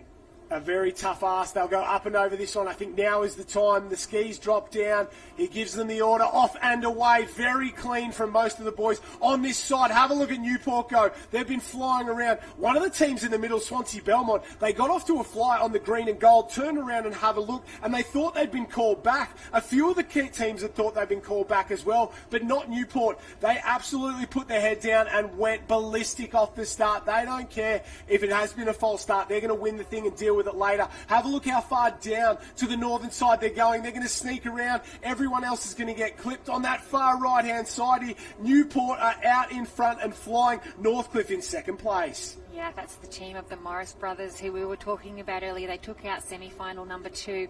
They are matching it in the lead with the early leaders, Newport. We can't see them on screen at the moment. It looks like the crew from Dickey Beach, also middle of the screen, maybe up there in third. A little bit hard to tell from this angle. Yeah, I thought it was Swansea, but maybe you're right, Dickey Beach there. They were the ones that turned around, had a look back at the start. Maybe they heard another noise, but have a look at the lead from the Newport boys out in front at the moment. That's a 2 boat lengths lead on Northcliffe, and then, well, throw a blanket over the race for third place. There's 6, maybe 7 crews that are a shot at the moment as they head into that first can. Great line. They went so much further north than I'd seen any other double ski team go all day long. The Morris boys of Northcliffe are going to have to cut very, very hard, and that lead will open up even more for Newport out in front. They'll turn this final can and get a run towards the back of the break, and this is their race to lose on the way home. Here we go. Dickey Beach in there in third place. Manly there as well. Burleigh Heads, Mowbray Park, Northcliffe, Kurrawa, Maroochydore, and maybe on that far side, Trig Island as well, trying to get in on the act. These boys are all chasing. One's gone sideways and almost come off around the can. A little hard there, but these boys all chasing the bronze at the moment because out in front it's Newport. Northcliffe, they're sitting comfortably in second. Here comes Dickey Beach. They're starting to wind up. The boys from the Sunshine Coast want to get it done, but maybe it's too little too late. Second crew also from Northcliffe making a big move around the cans, but here are our lead 3 at the moment. It's Northcliffe, Manly, Dickey Beach. Manly trying to get down. Newport out in front. They're out of shot at the moment, absolutely flying. So look at Newport. They've got down a wave while we were watching second, third and fourth. Newport says, you boys fight it out for the silver. We're going for gold. They've just got to keep this one straight all the way home. The race for silver is going to be unbelievable. We've got 4 down this, plus the Northcliffe boys will make it 5. 5 doesn't go into 2 medals. My math's not that good. But Newport out in front. Ladies and gentlemen, they have done it in a canter. The easiest win you will see all day. They flew off the beach. They'll claim the win. Throw the paddle, son. That's what we like to see. Well done all round. He does the Robbie Miles. Here we go. The sprint for the line. Northcliffe's out of it. I think it's the far end at the moment. Dickies might get third. I don't know who that is that's going to jump in there in second place, but don't they love it as they cross the line. Hugs all round for Newport. Hugs all round for the rest of the field there, and that is what you like to see. Claim of the week so far. Big shout out to the Newport boys. They are the 19 men's double ski champion. They were too good. They led it right from the start. Very, very deserved winners, the crew there from Newport. Great to see those shots celebrating with their club mates. They've waited a long time today for that final to come around, and they were never in doubt, the team from Newport. Yeah, and I guess while a lot of those teams were sort of bouncing around and all over the place, those boys just put the pedal to the metal and absolutely went ballistic off the start. They flew on the way home, and while those Morris boys, they were valiant there. It was that wave for, second through about 6th on the way home, and they just had the wrong end of the line. Jenny Parry is on the beach. I'm hoping you're with our champions. Just tell the boys I love the claim at the end. That's what it's all about. Alrighty, team, you've got an Australian gold medal, and more importantly, I think you've got claim of the day. That's the way to win an Aussie title. Oh, it's been unreal for us Newport boys. We love our ski paddling, and it's pretty awesome to come down here for the first day of Aussies and take the dub in the double ski. And we've done it. Newport's gone first at Aussies now in the 19 3 years in a row, so it's pretty special. What a wonderful tradition for you to carry on, and tell me about your amazing partner here as well. Oh, he's good. He's just the powerhouse V8 behind me. He tells me what to do, gives me some good calls, and I can feel him in the back for sure. He's good. I like him. Now, it's not just that proud history in the under-19s. Maroochydore, a very happy hunting ground for your Newport Open men as well. We went 1, 2, 3 a few years back here at Maroochydore. You boys are just setting it on fire. This is what we want to see. Yeah, we look up to them boys. Them boys are really good. They get us to where we are right now, so big shout out to them boys, and big shout out to the Kinghorn at Newport. Thank you. And this is a strong start for Newport across the board. What else can we look for over the next 4 big days of competition? Oh, I can look for a lot. There's still another 4 days to go, and this is only the first. Bloody hell! So we've got a lot to look forward to, and got to save a bit of energy for some other times, some of the rest of the day. So here we go. Yeah. Last question. This takes a village. Who else do we need to say thank you to right now? Oh, all the coach, parents, family, friends, everyone who supports us, and especially coaches pushing us over the line. Kinghorn for supplying us with everything we need, and yeah. That is all I need. Boys, you're Australian champions. I think you should go and celebrate, but first we need a big wave down the camera here. This is all Newport, #1 Australian champions. Bailey Clues and Maguire Reid, they're getting it done. The South Australian and, well, the Newport local in there. The boys in that Newport cap, don't they love it? They can find a way to get it done. I love to see that from the young blokes. Yeah, a lot of excitement and a lot of gratitude for their club and their team, and everyone getting them here. That race had a little bit of everything. We saw our clear winners start to finish. The Morris brothers, who were second around the Cairns, got a little bit unstuck on that wave. We might have a little bit of a look at some highlights now, and I think they weren't able to pull down that wave and place in the medals, but yeah, that's it. This is the Open Men's Double Ski. So we'll take a look at some of the highlights from today. Burleigh Heads Mowbray Park. It was an emotional win, and they earned every single second of it. North Burleigh were out in front, and they say life's better in Burleigh, but it isn't a double ski, that's for sure. Have a look at them. Murray Stewart, Dan Bowker, side by side with Pete Mitchell and Lockie Tane. A couple of real big guns and Olympians, Olympic champions, Olympic medalists in this one, and that's what it takes to win a double ski at the top level. These boys side by side. It was an emotional victory for Lockie especially, wasn't it? Oh, it really was, and we hope that he's around for a lot longer to come. Love watching the style of his racing and the skill level too. Really making that look a lot easier than it was coming down that wave, and taking the claim of the win. That'll be one to remember, one for the highlight reel for the weekend for sure. Yeah, I don't think Burleigh will have ever celebrated like those two boys will celebrate over the next week, that is for sure. And have a look at the finish there. They all go flying in. Have a look at it. Legs up for the boys. We love it there.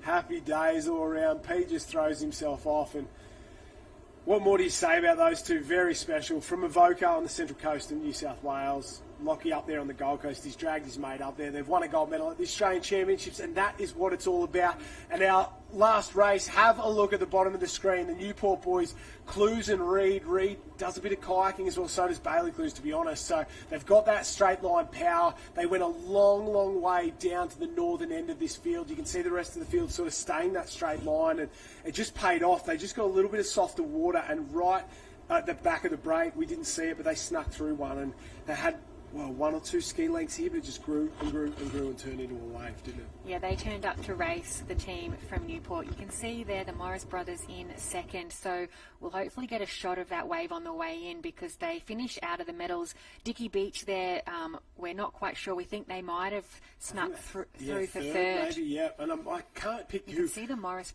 just at the top of the screen there, just falling off that wave. Yeah, they really struggled there. You can see the massive run through the centre there. I don't know who it is, whether that was Cooks Hill or Swansea Belmont maybe getting across there. We'll wait to see what the judges give us in terms of the results. But they're our winners there. The boys absolutely loving it at the moment, and they will be riding high for the next 5 days, that's for sure. That's what a gold medal on day one does, and I guess it takes off all of the pressure.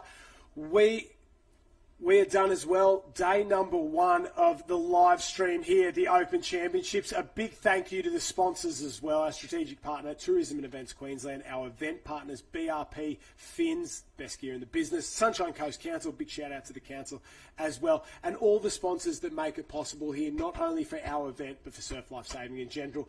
A really big thank you on behalf of myself, Christy Munro, and the entire team here today. Thank you for watching the live stream today. We'll be back again at 8 a.m. tomorrow for day 2 of open competition here at the Australian Surf Life Saving Championships on the Sunshine Coast for 2024.